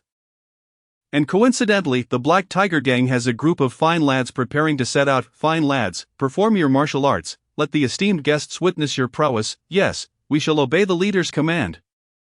Zhouan, along with the others, bowed towards the platform, yet his gaze wandered elsewhere. The rumored second, third, and fourth leaders had not arrived. Were they preoccupied with something, or were they simply being cautious? Chapter 10, A Violent Clash. The Despicable Me. First is the demonstration. Standing at the center of the training ground, the youths wielded their weapons and shields, executing the techniques taught by their instructors. With each command issued, they transformed into a serpentine formation. Chanting slogans, fluid yet organized, resembling a military formation, the third young lady observed the boys executing the military formation with such skill and could not help but feel a hint of admiration. Qin Heihu managed to train a group of young lads to maintain order in their formation, which indeed showcased some ability. Noticing the third young lady applauding, Qin Heihu felt a surge of pride. However, as he surveyed the surroundings, he noticed no one was cheering for them. His expression darkened, and he bellowed, "You lot, what are you doing? Are you all dead? Clap for me." With these words, an uproar of applause erupted from both sides. And while many bandits wore smiles, their eyes betrayed a deep bitterness. Who understands our plight, family? Watching these little brats practice their martial arts in an orderly fashion is far more torturous than killing them.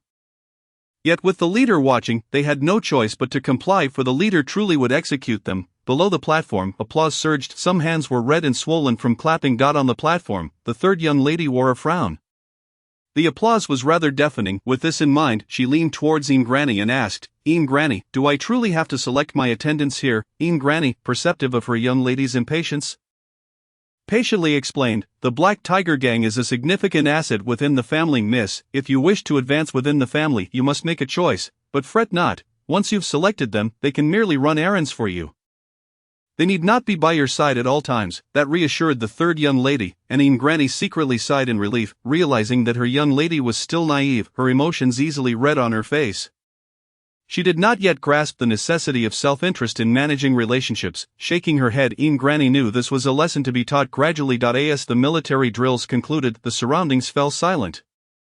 And with Zhang San's dismembered remains serving as a grim reminder, no one dared to shout or make a commotion. They all gazed at Qin Heihu with bated breath. With a mere raise of his hand, he signaled the commencement of the next round, a sparring match. During training, this typically revolved around knocking the opponent down, and the youths proceeded as usual, yet, among them, 3 individuals struck with ruthless precision, causing their opponents to bleed and collapse with a single blow. Of course, Zhouan was not a brutal person. After a few exchanges, he simply tripped his opponent. This scene caught Lu Yuanshan's attention, who inwardly chastised Zhouan for pretending to be virtuous when he could easily take down the weaklings. The sparring match was originally meant to conclude after 1 round, but 4 individuals continued to seek out opponents, prompting the others to join in the fray. Perhaps influenced by these individuals, others fought with greater ferocity, and cries of pain echoed through the field. After a chaotic melee, only 4 remained standing, while the rest lay on the ground.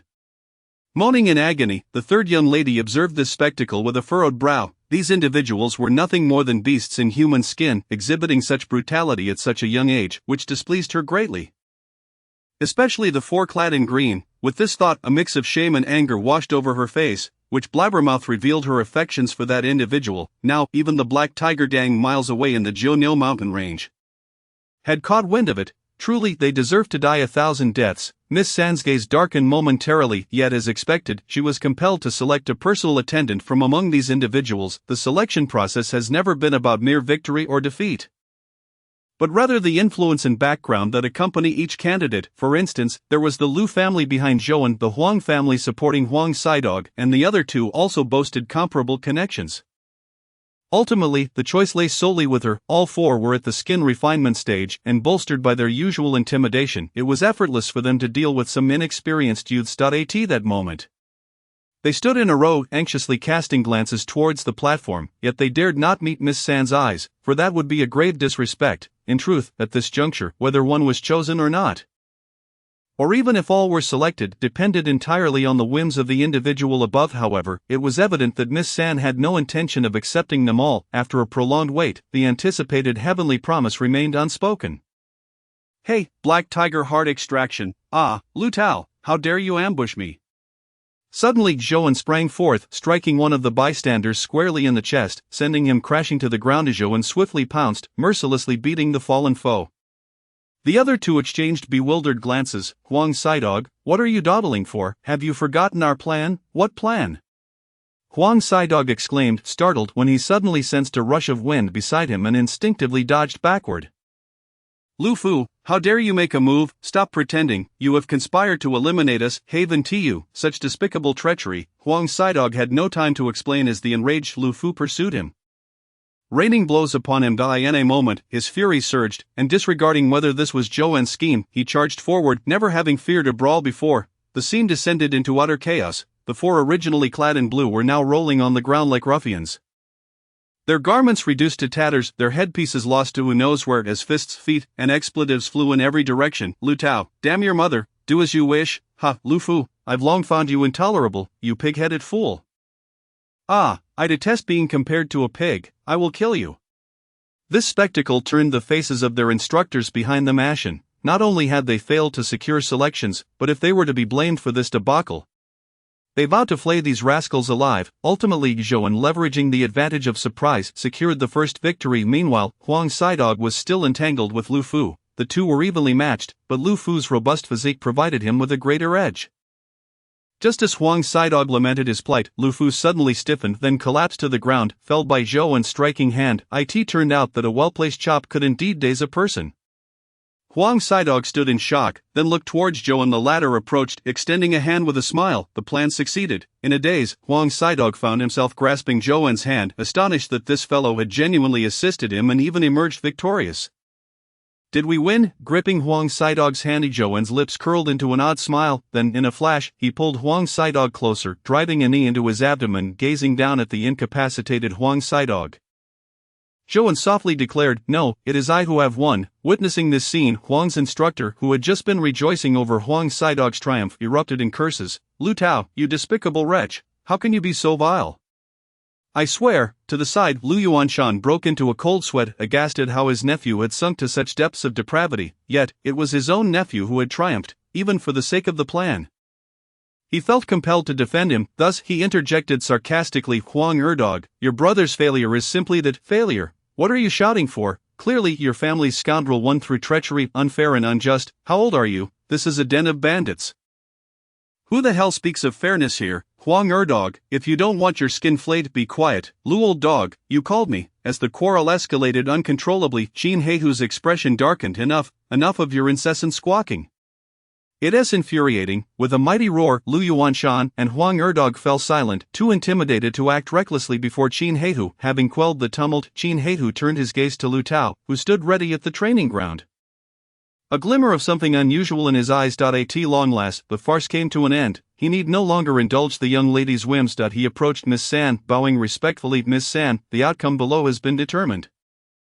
"What is your verdict?" Miss San regarded Joan, who stood with a bow, yet her expression was troubled. To be frank, she was accustomed to associating with refined and courteous scions of noble families, and she held a certain disdain for Joan, who exuded a distinctly cunning and treacherous demeanor. However, the thought of dismissing him outright seemed to lack respect for the Black Tiger Denver. Thus she ultimately resolved to make a decision. At that moment, however, old Lady Yen interjected, "Miss, I fear there may be issues with accepting this individual." Miss San looked at her in astonishment as old Lady Yen continued. "Though this person is clever and resourceful, his lineage poses a problem. He is the son of your fourth uncle." "What? My fourth uncle's son? How did he end up here?" Miss San exclaimed in shock.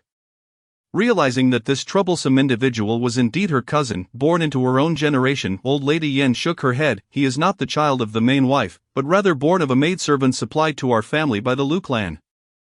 The implication was clear. His mother likely sought to ingratiate herself with the powerful, hoping to elevate her offspring through illicit means. Upon hearing this, Miss San understood why Lu Tao, despite his background, had ended up in the Black Tiger Den. It was undoubtedly due to the machinations of her fourth uncle's wives and concubines. She had witnessed their fierce and jealous natures firsthand. However, this revelation complicated matters.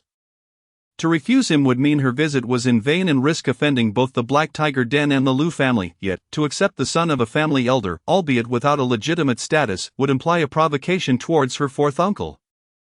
While she was not afraid it could pose future complications, below Joan awaited with hands clasped. Yet as time passed, his unease deepened. He pondered whether his earlier actions had displeased those above. Yet, this was the Black Tiger Den.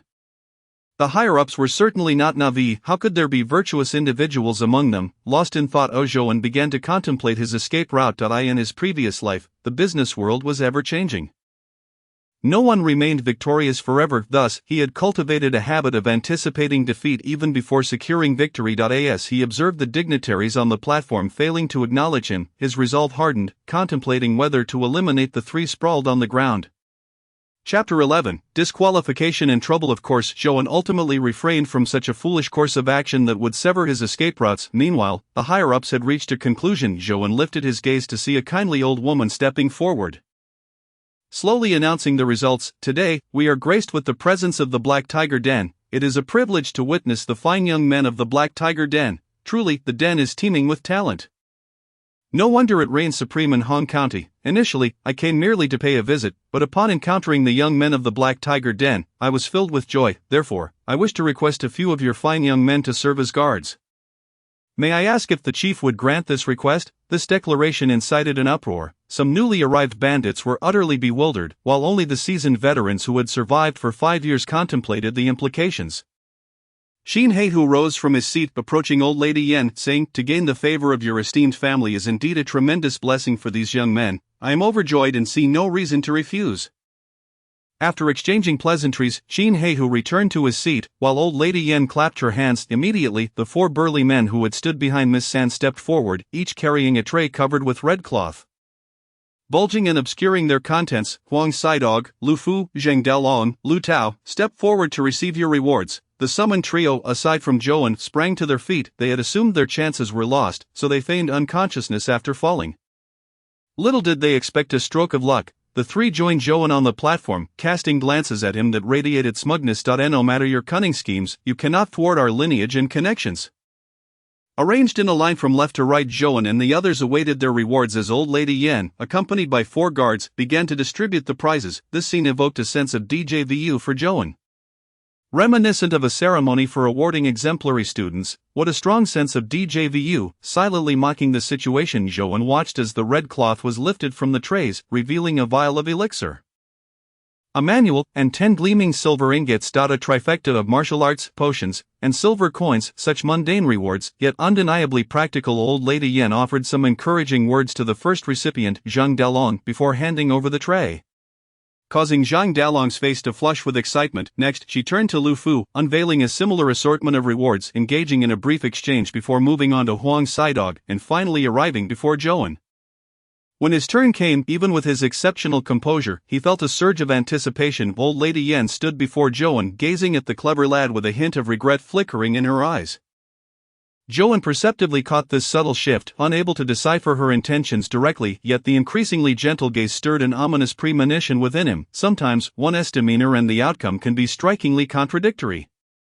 Zhou did not believe that the formidable individual before him would harbor any significant affection towards him, which caused his heart to sink. Granny Yan had instructed someone to bring forth a wooden tray belonging to Zhou. Upon unveiling the red cover, the three individuals nearby gasped in astonishment. The tray prominently displayed 4 vials of elixirs, 4 ancient tomes, and a small lump of gold ingot. The expressions of the other 3 darkened instantly. Was this truly the reward for the ultimate victor? It was astonishingly lavish enough to make them grind their teeth in envy. However, upon beholding the items on the tray, Zhou felt a chill settle in his heart. What did this signify? A token of remorse? A relocation fee? Do you not understand? If you do not choose me, I might very well perish. Yet, no matter how vehemently Zhou raged internally, he could only accept the reward with a facade of smiling composure.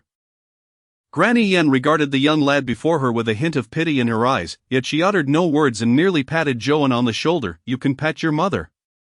Zhou thought bitterly. At that moment, he was engulfed in torment, already contemplating where he might choose his burial site. Nevertheless, the Black Tiger stronghold was a den of bandits, even if there were auspicious locations. They would have long since become tainted. Zhou's thoughts drifted far afield, and he was unaware of when he had departed from the platform. As anticipated, following this, the other 3 were swiftly taken under Granny Yan's wing. And after packing their belongings in the afternoon, they departed without delay. Meanwhile, Zhou had returned to the woodshed, sitting quietly by the edge of his bed, his expression serene. Suddenly, with a loud crash, the door, secured with a wooden bolt, was kicked open with great force, revealing Lu Yuanshan, seething with rage. Lu Tao, you have betrayed the family. In the blink of an eye, Zhou knelt down with lightning speed. Cradling the reward bestowed by Granny Yan in his hands, his head bowed low. Nephew deserves 1,000 deaths. Please, uncle, accept this humble token of respect. Zhou's astonishing gesture interrupted Lu Yuanshan's furious tirade. The unexpected compliance of his nephew took him aback. It was worth noting that the rewards distributed were not insignificant. They were issued by the clan, and even the scraps made a seasoned warrior like him covetous.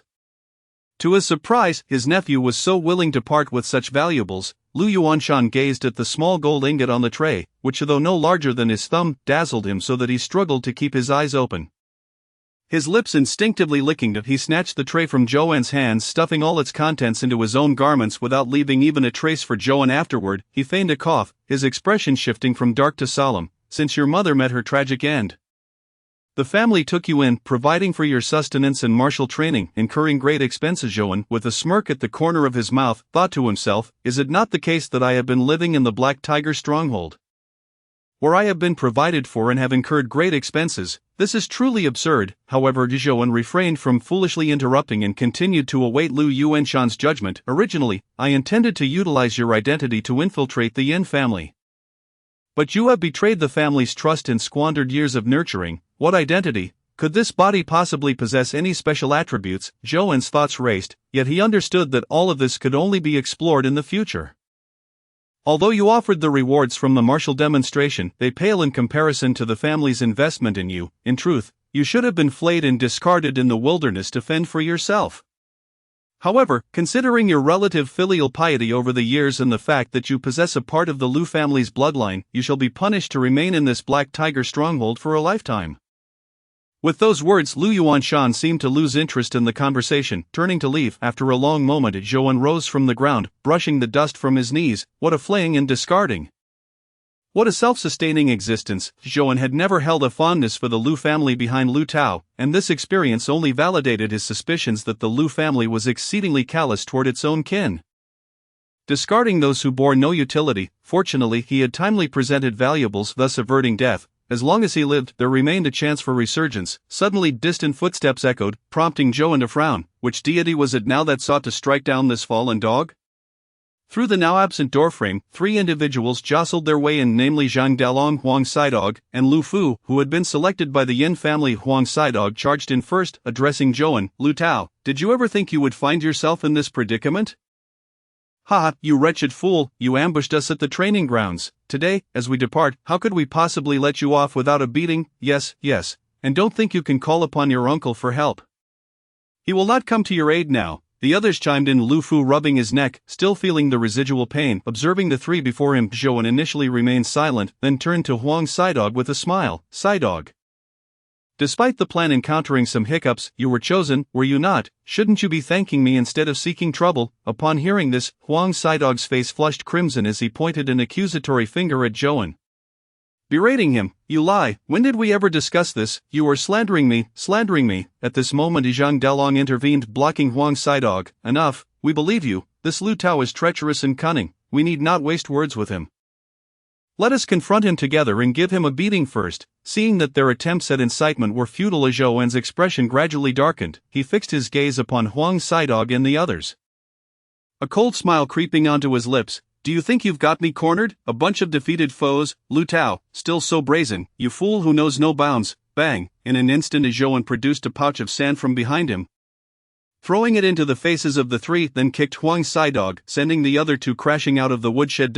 My eyes, Lu Tao, I will kill you. Zhou bolted from the woodshed, dashing towards the distance. The sand he had hastily grabbed was not nearly as effective as that which he had previously used against Lu Tao. The three, having wiped the sand from their eyes, sprang up, their eyes red with rage, whether from anger or the sand obscuring their vision. It was unclear. They pursued Zhou westward, only to see him dart into a restroom, emerging moments later wielding a greasy yellow stick, seemingly stained with some unidentifiable liquid. Come on, let us perish together. I want to see if, after being soiled, those nobles will still want you. Zhou brandished the stick like El Bu in his prime, forcing the three to scatter in terror. His taunts had struck a chord, and coupled with the intimidation of the stick, they found themselves in a precarious position. The advantageous situation had turned upside down, and the trio, thoroughly bested by Zhou's tactics, retreated in disarray. Zhou stood his ground, wiping the blood from the corner of his mouth, spitting onto the ground. Bah, a bunch of rodents dare to provoke me. Onlookers nearby, witnessing Zhou's formidable presence, felt a chill run through them. Zhou shouted at the crowd, what are you staring at? Do you want to get beaten too? While some spectators retreated, a portion remained at a distance, their intentions far from benign. Zhou recognized that these were the seasoned veterans of the Black Tiger stronghold.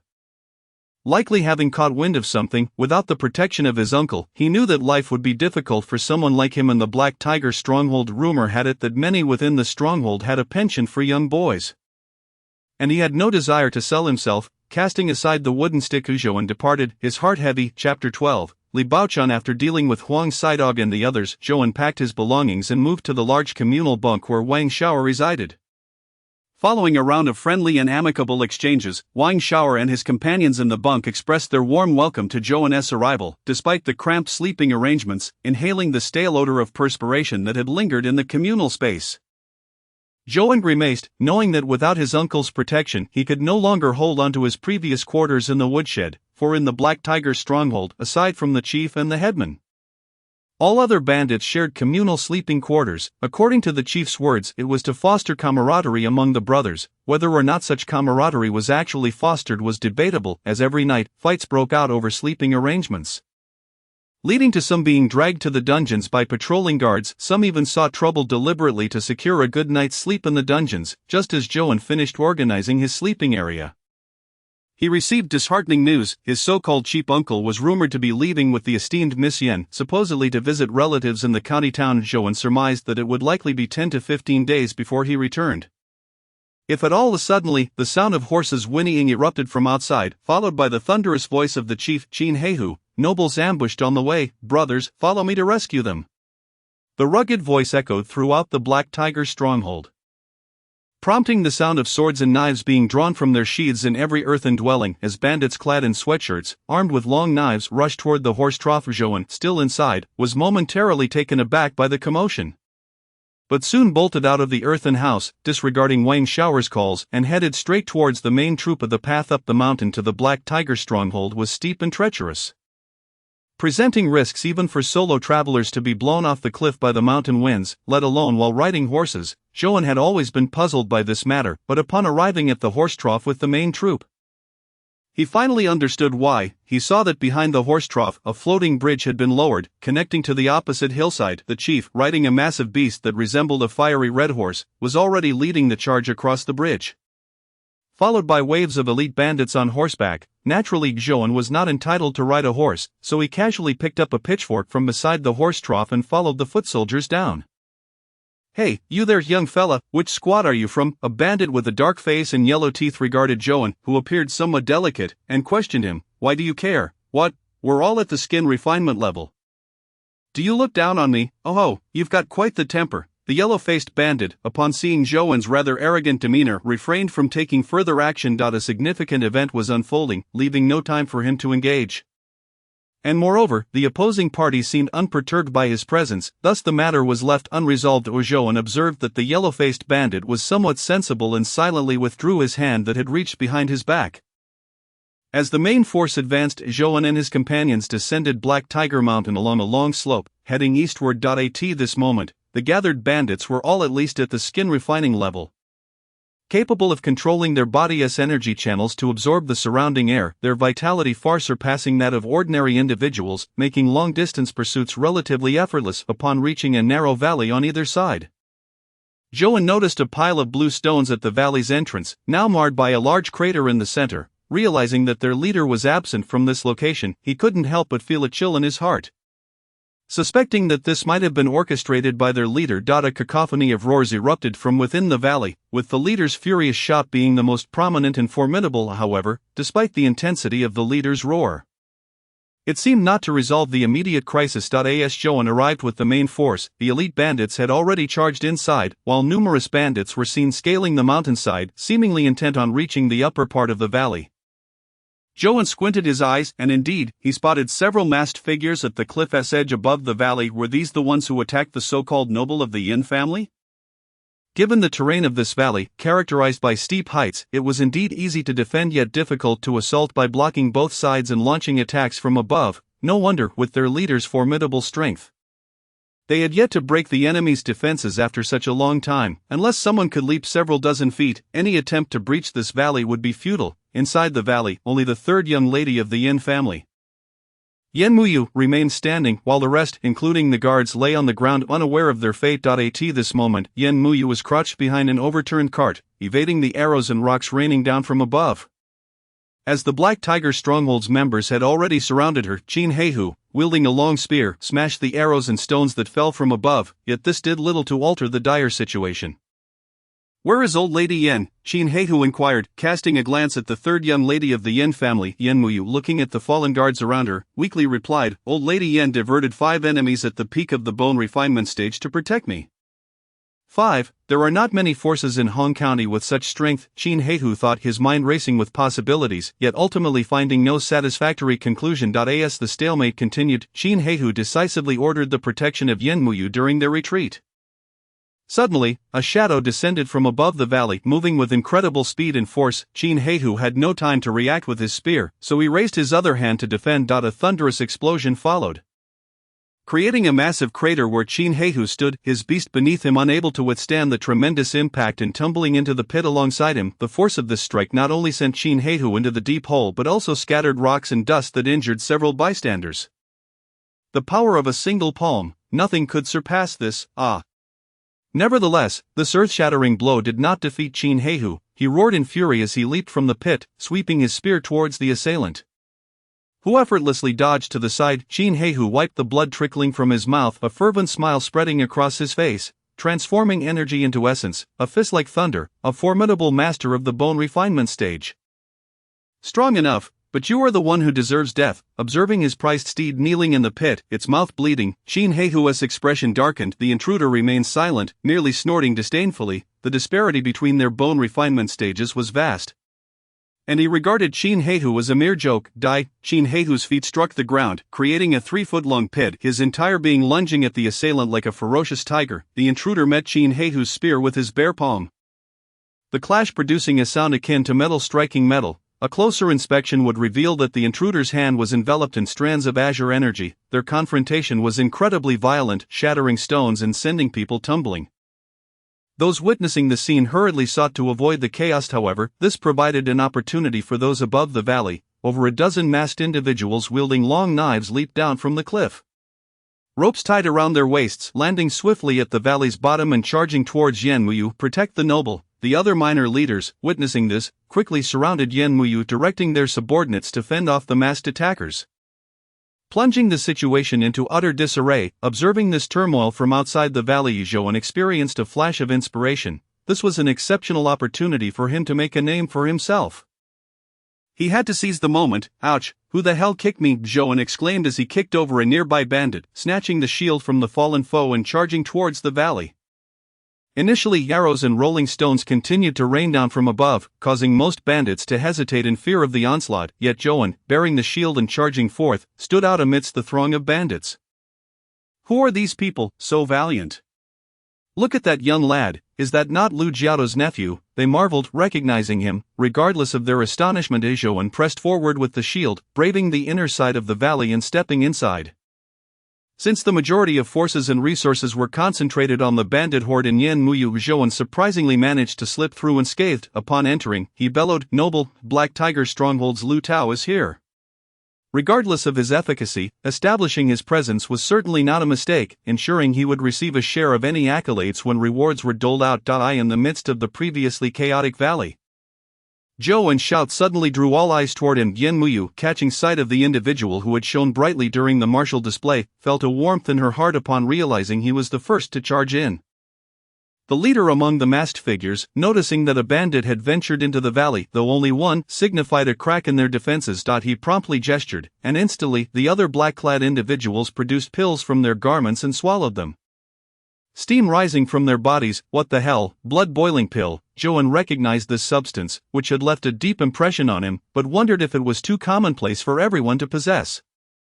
Setting aside Joan's musings, the masked individuals, having consumed the forbidden drug, saw their strengths double. The previously evenly matched bandits could no longer withstand the onslaught and were swiftly overwhelmed. One masked figure, enveloped in steam, broke through the encirclement, launching himself towards Yanmuyu, aiming a palm strike at her. Not good. The minor leaders protecting Yanmuyu were taken aback, and as they sought to intervene, they were obstructed by other masked figures, rendered immobile.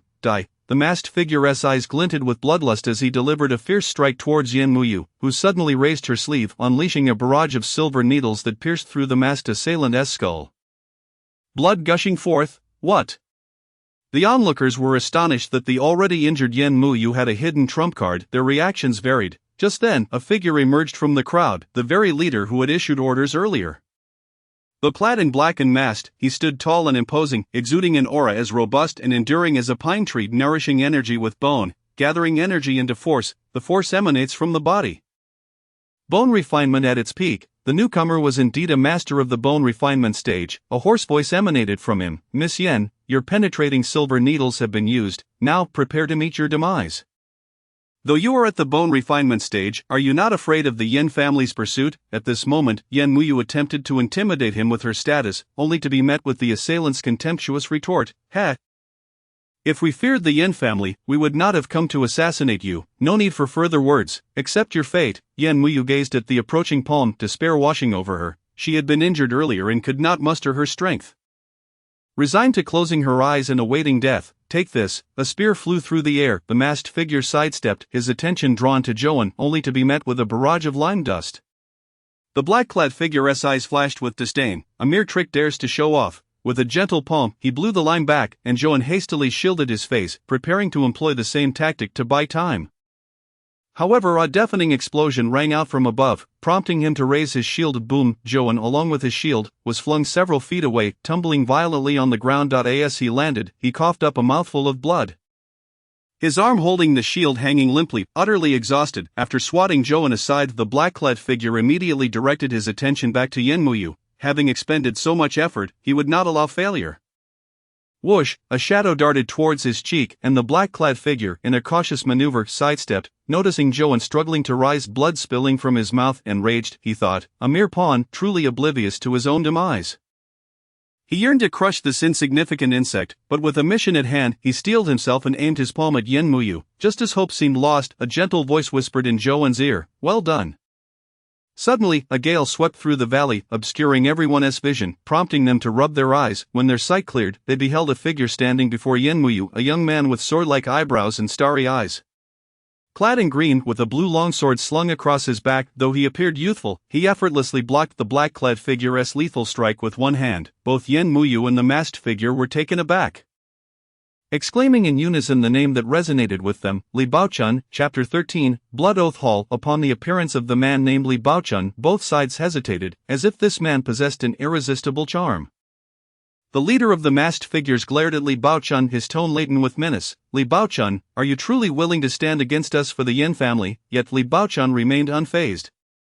Merely replying coolly, I have no desire to involve myself in your disputes, I am merely fulfilling a request. Whose request? As the figure cloaked in black prepared to interrogate, Li Baochun waved his hand, summoning a fierce gust that sent the intruder stumbling backwards. Witnessing Li Baochun's resolute demeanor, the black-clad individual stomped his foot in frustration before signaling his subordinates to retreat. The masked figure swiftly ascended the mountain wall.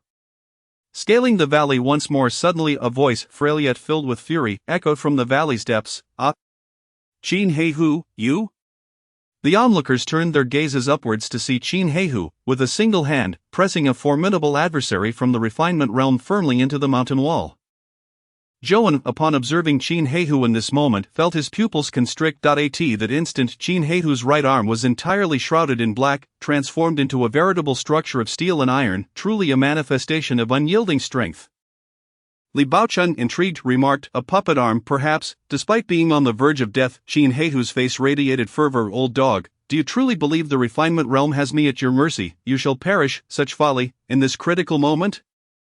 The elder strained to launch a punch through the air, a flickering aura of azure energy appearing, though it seemed insubstantial, yet upon contact with Qin Heihu's form, it erupted with a thunderous sound, causing him to stagger back, clutching his chest, ultimately spewing forth a copious amount of blood. Xingkonghand, you are Qiao Majia from the Qingyun Martial Arts Hall? The elder remained silent, swiftly extricating himself from the mountain wall and, like a lizard, darted up the cliff with both hands gripping the crevices. Qin Heihu's eyes darkened, revealing bloody teeth as he hissed, Qingyun Martial Arts Hall, you shall await your doom. I swear, one day I shall annihilate your kind. With the departure of the elder from the refinement realm, this harrowing rescue reached its conclusion. Yen Muyu hurriedly approached the man who had captivated her heart, who maintained a gentle demeanor, exuding warmth yet hinting at a touch of helplessness.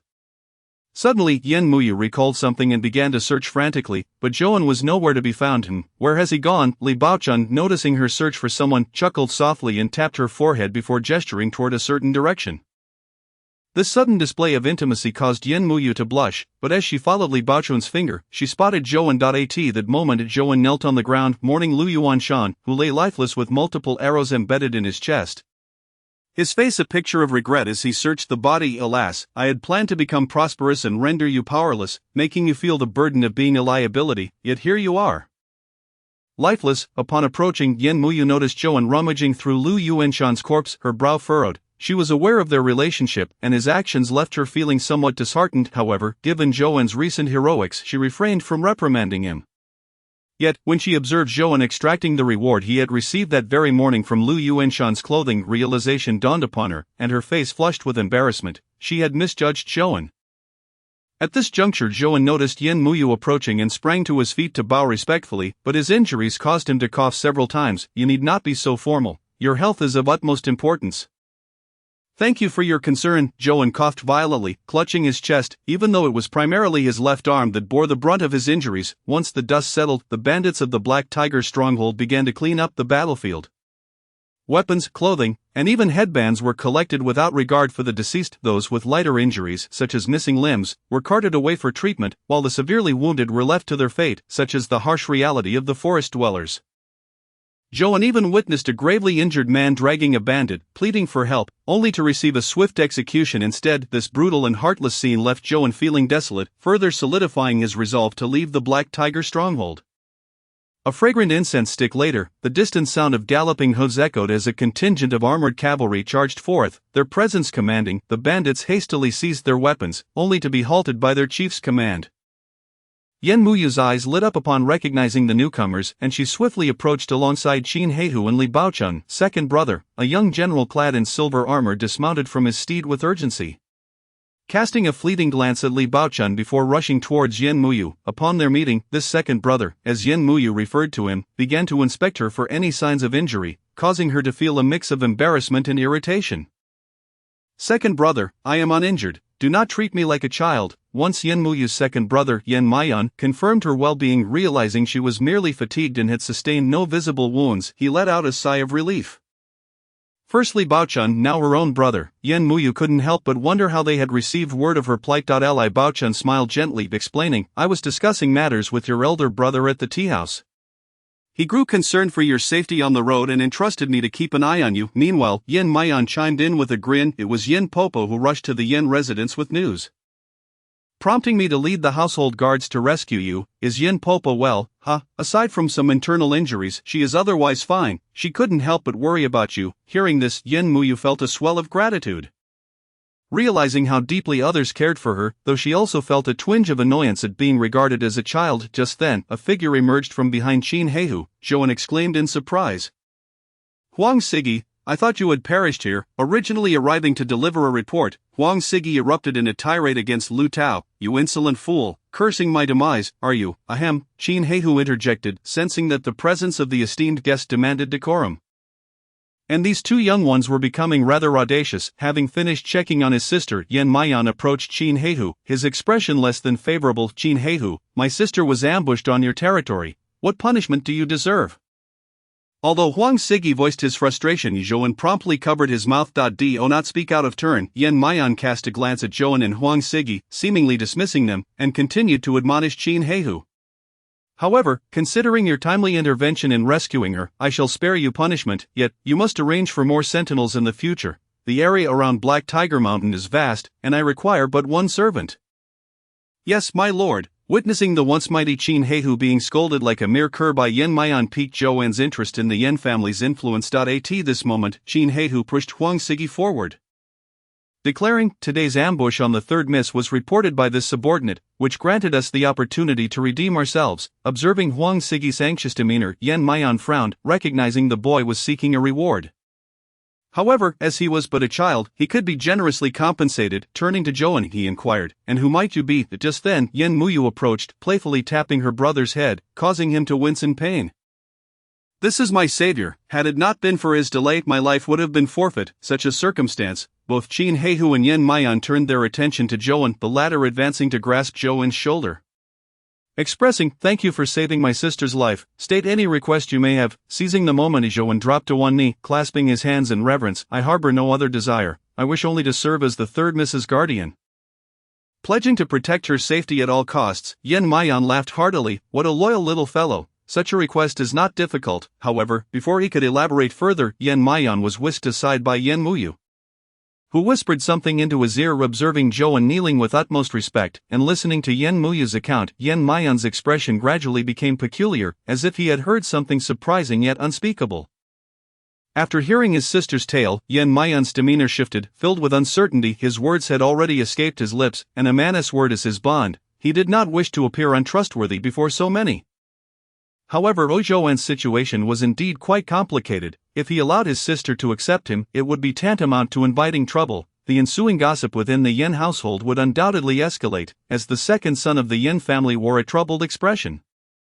Zhouan, kneeling, furrowed his brow. Considering the life debt he owed, this request should not be too burdensome, yet why was there no resolution? Could it be due to his current circumstances? At this moment, Qin Heihu stepped forward, raising his hands in respect. My lord, this Lu Tao is a member of my Black Tiger stronghold. I understand your intent to reward him, yet he has already been listed on the black market and is being pursued countywide. Keeping him close might tarnish your reputation. The black market? When did I become part of this? Zhouan, hearing this new term, was taken aback. On the other hand, Yen Mayan, seeing Qin Heihu's intervention, feigned a cough and remarked, your argument holds some merit. However, Lu Tao did save my sister. Realizing the implication, Qin Heihu quickly clarified, I believe this young man has a strong desire to enter Hong County, yet, due to the black market, he cannot enter the city openly. Thus, I propose to arrange for him to join the Blood Oath Hall, acting as our Black Tiger stronghold's eyes and ears in Hong County. This way, we can satisfy the young man's request while slightly repaying your lordship's favor. It is a win-win situation. Agreed, let it be so. Yen Mayan immediately clapped in approval. However, he still felt a sense of debt toward Zhouan, turning to him with a question, what level of cultivation do you currently possess? I have just entered the refinement of skin stage, excellent, I shall reward you with resources to advance to the completion of flesh stage, take this as encouragement, thank you my lord for your generosity, as he watched the formidable entourage of Yan's second brother depart from the scene. Joan rose from his kneeling position, although his objective had not been fully achieved for reasons unknown, he had nonetheless taken the first step away from the Black Tiger village up behind him. Huang Sidog gazed at Joan with a murderous glare. Having risked his life to return to the Black Tiger village with news, he had anticipated a bright future ahead, however, now overshadowed by Joan's brilliance. He had become a mere inconsequential figure, igniting a deep-seated envy that made him wish for Joan's demise. Joan, why do you always obstruct my path? Joan's first challenge was about to unfold. Chapter 14. The second-in-command enters the city. Yan Muyan departed with Yan Muyu and the cavalry they had brought, while Joan and the others remained behind to tidy the battlefield. Observing the carnage around him, Joan sighed, lamenting the absence of human rights. It was not that he felt pity for the fallen, but rather that he had gained a new understanding of the Yan family's cold-hearted treatment of their subordinates. Perhaps not becoming Yan Muyu's attendant was not such a misfortune after all. As a member of the Black Tiger villagers, Joan assisted others in gathering the bodies of the deceased, discreetly pilfering their belongings along the way. This unspoken agreement among the group was understood by all. Besides, Joan had become a prominent figure in the Black Tiger village, now favored by the Yan family.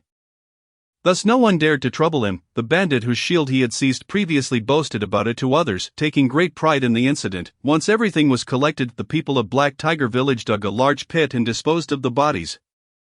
Regardless of whether they had been mere minions of the refining skin realm or leaders of the refining flesh realm, in death they shared the same grave, embodying a sense of equality. However, the atmosphere was devoid of sorrow. Those who survived wore smiles, their pockets suddenly filled with bounty from their fallen comrades. To Joan's surprise, he discovered a book on chi cultivation hidden within the arms of a deceased masked man. He had assumed that, given the expertise of these masked individuals, there would be little of value to find. As he opened the tome, he found not only illustrations and explanations of techniques but also numerous crimson annotations, valuable insights that could be uncovered by someone with a discerning eye. However, Joan, lacking such intentions, simply tucked it away to study later that evening. Children were heading home. As the sun dipped below the horizon, the remaining members gathered at the command of the village leader. Making their way back to the Black Tiger village, night fell, and in the center of the training grounds, bonfires blazed as countless bandits feasted and drank heartily. Skewers of meat hung by the fire, while some bandits lay sprawled on the ground, carving their own portions with nearby knives, their faces slick with grease. This celebration was orchestrated by the village leader, Qin Heihu, to reward everyone for their bravery in battle, providing a bounty of food and drink that was usually unattainable. At the summit of the mountain, the doors of the Black Tiger Hall stood wide open. By a fire, Qin Heihu sat quietly in a grand chair, hands clasped before him, the flickering flames casting shadows in his fierce eyes as he pondered his thoughts. A soft sound echoed from the darkness, and a gaunt, pale-faced man emerged. Eldest brother, you summoned me, what is the matter?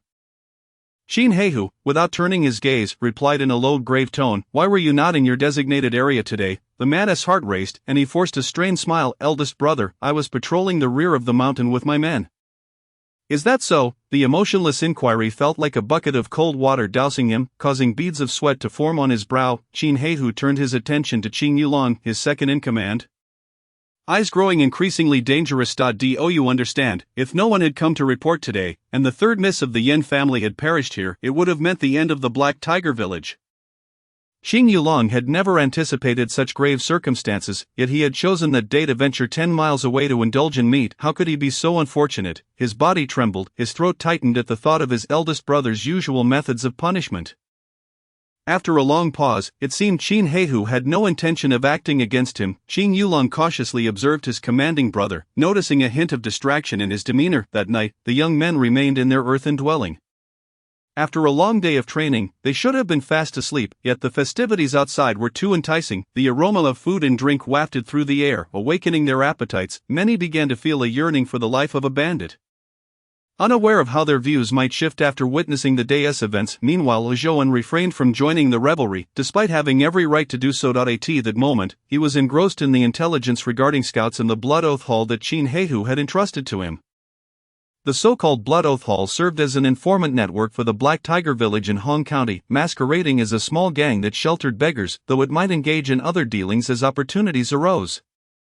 Overall, it was an insignificant organization, barely noticeable in Hong County, and could vanish before the dawn of a new day. Zhou furrowed his brow, dissatisfied with such an organization, as it implied he lacked any substantial influence in Hong County.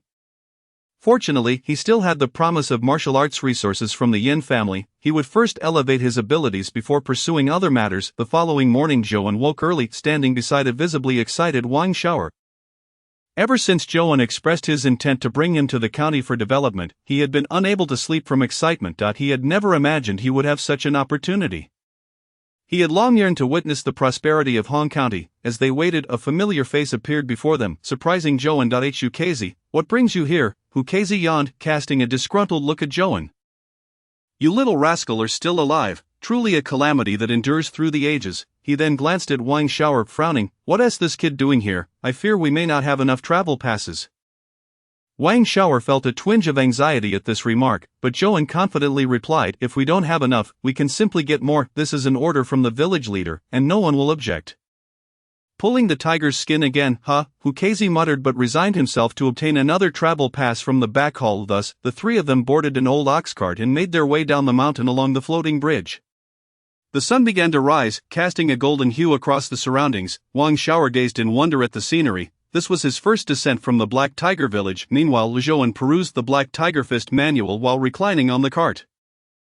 Hong County was vast and rife with disputes. He needed to familiarize himself with martial techniques to ensure his own safety, yet, as he read, he closed the book, not due to a lack of comprehension, but rather because he found it too simplistic. Though the text was filled with intricate meridian diagrams and extensive annotations, it appeared as if a dozen different hands had contributed notes. He still deemed it elementary. Despite lacking any prior knowledge of martial arts or medicine, he could swiftly grasp everything within the tome. A sense of disdain arose within him, an impression that this book was nothing but trash. He recalled how just a few days after arriving in this world, he had already acclimated to Zhou's body and mastered the Black Tiger Fist, allowing him to hold his own against Lu Tao. Suddenly, a thought struck him. Could it be that I am a martial arts prodigy? The ox cart moved slowly, stopping and starting along the way, but fortunately they encountered no bandits. Ultimately, after a half-day journey, they arrived at the vibrant city just as dusk began to settle, witnessing a throng of people converging ahead. Chapter 15. Present circumstances. As evening approached, the flow of people entering Hong County remained robust. Zhou and his companions blended into the crowd aboard their ox cart, surrounded by brawny civilians carrying burdens or pushing carts. Countless voices of conversation and shouts melded into a cacophony that buzzed in their ears. Agile martial artists occasionally darted through the throng, cutting in line with utter disregard for the ensuing complaints. Near the gates of Hong County, the three disembarked from the cart and were immediately struck by the imposing sight of the towering brick walls. 7 or 8 stories high, the immense, hollow red-painted iron gates resembled the gaping maw of a beast swallowing the crowd whole. At that moment, Wang Shower patted Zhou on the shoulder, exclaiming, "Boss, look over there." Following Wang Shower's pointing finger, Zhou spotted a large collection of wanted posters plastered against the city wall, prominently featuring their leader, Qin Heihu. However, the depiction of Qin Heihu had transformed him into a bear-like creature, to the extent that even the illiterate might believe a ferocious beast had descended from the mountains to wreak havoc. Beside Qin Heihu's likeness was an illustration of a gaunt man with a lecherous appearance, annotated with the words, Qin Yulong, second in command of Black Tiger Village. As Zhou scanned further down the list, he noted that other prominent figures from the Black Tiger Village, including the third in command Poison Scorpion and the fourth in command Bear Evil, were also featured. Curiously, every leader of the Black Tiger Village was accounted for, yet the absence of various instructors from the list raised questions. Was it due to insufficient notoriety or some other reason? How strange! Why am I not on the list? Zhou wondered, searching the posters for his name in vain. Was Qin Heihu deceiving him? Humph, you think someone like you could make it onto the list? Hu Kazi scoffed with disdain. The lowest rank here consists of those who have slain 3 or more people. You're not quite there yet. Isn't this a black list? Zhou retorted. A black list? It is merely a declaration of notoriety. What a coincidence it is that these mountain bandits lose a number of their members each year, only to be replaced by newcomers, yet, not long after. The county office seems to possess intelligence on all of them. Are you suggesting that this information is voluntarily submitted by the bandits? Suddenly Zhou was struck by a terrifying hypothesis. Hu Kazi wore a cold smile, clearly acquiescing to the matter, yet he spoke ambiguously. That is merely your conjecture. I know nothing at all. Noting Hu Kazi's indifferent demeanor, Zhou understood the reason behind it. but he paid it little mind. As the events that transpired in his life, even if spoken of, would likely go unheeded. Halt, present your travel permits. Upon reaching the city gates, the guards on either side obstructed the trio. Ukaz took the lead. Producing 3 travel permits from his bosom, the guard scrutinized the permits against the likenesses inscribed upon them, when one of them suddenly exclaimed, "These permits don't seem quite right." Joan's heart sank at the remark.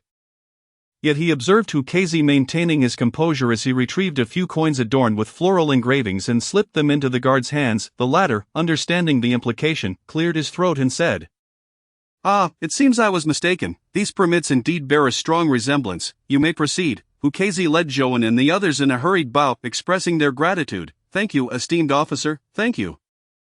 After passing through the city gates, Wang Xiao let out a scoff. "So it turns out soldiers also take bribes." Ukaz shot Wang Xiao a glance, responding tersely, "Don't you understand that while one can evade the spirits, one cannot easily shake off malevolent entities? If we had not offered that small sum, do you believe we would have spent the night outside the city gates, if we anger these ruffians?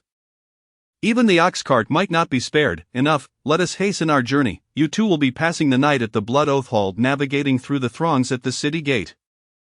Joan and Wang Xiao had yet to experience the splendor of Hong County before being led by Ukaz into a narrow alley. In stark contrast to the bustling entrance, the alley was desolate, flanked by dilapidated, uninhabited houses, with the occasional shadowy figure darting past, startling Wang Xiao into retracting his neck. Upon rounding a corner, the trio encountered a crumbling temple, surrounded by a multitude of beggars. As these beggars caught sight of the newcomers, they rushed forward, hands outstretched with their battered bowls, pleading, "Good sir, have mercy. I haven't tea eaten in 3 days. My little sister has a fever. Please, good sir, spare a few coins for her. You, sir, possess such handsome features and an extraordinary demeanor. You must be a person of great wealth. Do grant us a bit of coin. Get away, call your boss." Zhang, Ukaz, wielding a cowhide whip, did not hesitate to lash out at the beggars, hurling a torrent of curses. Realizing that the newcomer was acquainted with their leader, the beggars understood there was no profit to be had and spat disdainfully before dispersing. The ox cart halted at the temple's entrance, and Ukaz instructed Wang Xiao to keep watch over it while he entered with Joan. Once inside, Joan was immediately assailed by a foul odor. Reminiscent of a long-neglected restroom, within the temple lay several noticeably robust beggars, one of whom was even sprawled before a tattered idol. Ukaz approached and nudged the drooling beggar at the idol's feet, prompting the latter to mumble incoherently before rolling over to continue his slumber. Unable to contain his irritation, Ukaz bellowed directly into the ear of the sleeping man, "Zhang, rise and shine." "Ah! That damned ghostly shout, you nearly scared me to death." At Ukaz's outburst, the previously slumbering Zhang jolted awake, transforming from a slothful figure into a menacing rogue. Upon recognizing Ukaz, Zhang's interest waned, and he reclined against the idol, picking his nose. "Oh, it's just Ukaz, what brings you here? Is Black Tiger's stronghold no longer a viable option, and you've come to this beggar's den to make a living? Watch your tongue, this fellow is a newcomer specifically entrusted to you by the boss. Take good care of him." "Oh, what a pleasure." Upon hearing the boss's name, Zhang leaped down from his perch and grasped Joan's hand, eager for a handshake, but Joan deftly evaded him. Zhang, sensing the awkwardness, quickly regained his enthusiasm. "What shall I call this young brother?" "Lu Tao, with the character for waves. A splendid name, to be favored by the boss. You shall surely soar to great heights." Indeed. Observing the amicable exchange between the two, Ukaz provided Zhang with a few instructions before departing on his own errands. His bringing Joan and Wang Xiao along was merely a matter of convenience, as he had his own affairs to attend to. Once Ukaz left, Zhang aroused the few remaining slumbering souls in the temple and enthusiastically introduced them to Joan. "These 4 are my capable subordinates at the Blood Oath Hall. We shall work together and become as close as brothers." The others, upon seeing such a diminutive newcomer, exhibited a lack of enthusiasm. Were it not for Zhang's fierce glare, they might have ignored Joan altogether. After Joan acquainted himself with each of them, he formed a basic assessment in his mind, a bunch of good-for-nothing layabouts. Once introductions concluded, Zhang retrieved a spoiled chicken leg from behind the temple, which Joan graciously declined. Watching Zhang carefully tuck the chicken leg back into the hollow of an unknown idol, Joan gained new insight into the desolation of this place. "Ahem, brother Zhang, isn't this a covert outpost for Black Tiger's stronghold? Why does it seem a bit?" Zhang, grasping the implication behind Joan's words, sighed in resignation. "What covert outpost can this be?" We can't even approach the door of a wealthy man, let alone gather any useful intelligence. Essentially, we are merely tasked by those above us to follow certain individuals and scrape together the leftover scraps. Above, Joan inquired, somewhat astonished, did they have superiors in Hong County? Zhangdania led Joan out of the temple and pointed toward a brightly lit three-story building in the distance. There. That is where true intelligence is gathered. In that den of iniquity, simply get a few foolish wealthy merchants drunk, and they'll spill all the secrets you desire. Upon mentioning this, Zhangdania's expression grew somewhat lackluster. We may be considered a branch of Black Tiger's stronghold. But in reality, we are just a means to dispose of the useless. Those sleeping in the temple were once formidable bandits, formidable. Upon hearing this, Joan scrutinized the 4 slumbering figures in the corner. Noticing that each bore some hidden injury, obscured by their clothing, it dawned on him that this was likely to prevent others from witnessing their misfortunes. Alas, thus we are brothers, all of us unfortunate souls. Zhangdania attempted to pat Joan on the shoulder, but Joan deftly sidestepped, not wishing to have the finger that had just picked his nose resting upon his garments, observing the disheartened demeanor of those around him. Joan's gaze shifted, and he produced a few pieces of silver from his bosom to present to Zhangdania. Brother Lu Tao, what is this? As a newcomer, this is merely a token of goodwill for my brothers. Kindly procure some steamed buns and some meat for tonight. At the very least, let us have our fill. Upon seeing the silver, Zhangdania beamed with joy, repeatedly giving Joan the thumbs up. Good brother, I never expected you to be so magnanimous. I shall take care of it right away. With that, Zhangdania selected a few individuals and dashed into an alley to procure provisions. Outside, Wang Shower could no longer contain his curiosity. Big brother, why do you give silver to these useless people? They clearly lack ambition, and you are a martial artist. Understanding the implication behind Wang Shower's words, Joan waved his hand dismissively, exuding confidence. There are no completely useless individuals in this world. As newcomers, we must foster good relations. Besides, the silver spent now will surely return to me in multiples in the future.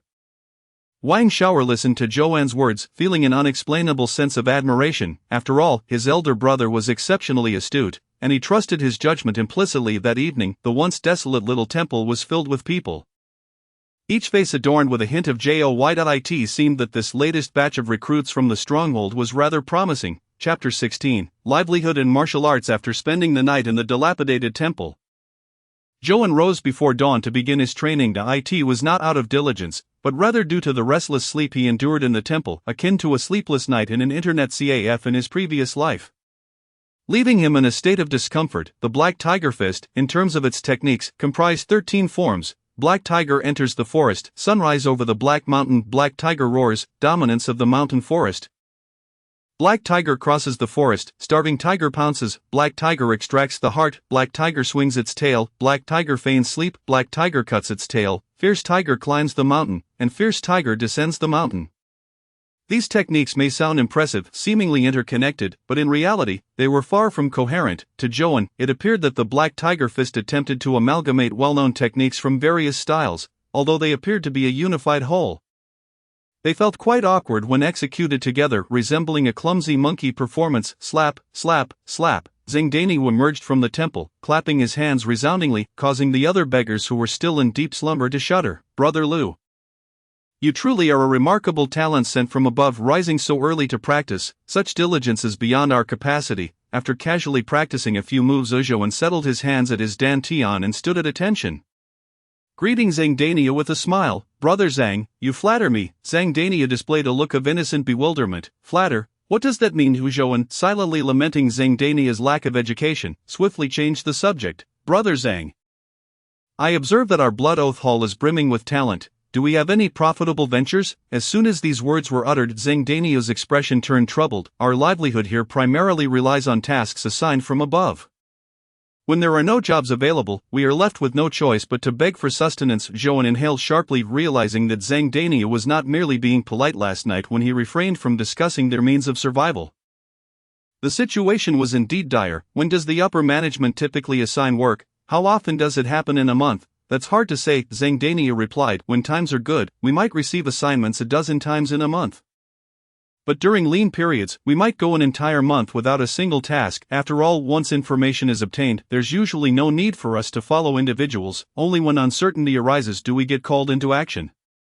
Upon hearing this, Joan envisioned a precarious little company entirely dependent on the whims of its superiors, poised to starve or vanish at any moment if deemed unnecessary. After processing this grim news, Joan began to pace, contemplating various possibilities and weighing the pros and cons. He realized he could simply leave this place. He still possessed a travel permit, and even without one, he could acquire one from a gang or organization known for producing such documents.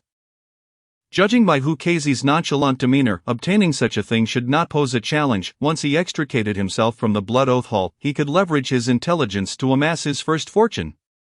Subsequently, seeking out a martial arts school to learn from a master with his innate talent, achieving prominence would be a straightforward endeavor. However, as this thought crossed his mind, Joan suddenly recalled the blacklist mentioned by Chin Heihu.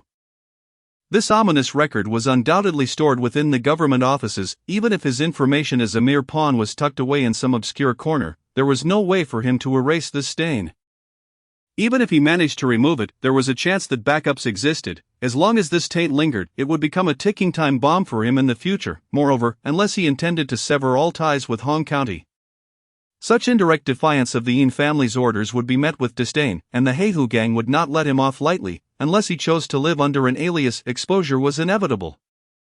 A notion he could never accept. Having ventured into this vast world and glimpsed the prospects of martial arts, he absolutely refused to allow himself to fade into mediocrity. With this resolution, Joan clapped Zhang Daniu on the shoulder and declared, "Brother Daniu, we must instigate change and forge our own livelihood."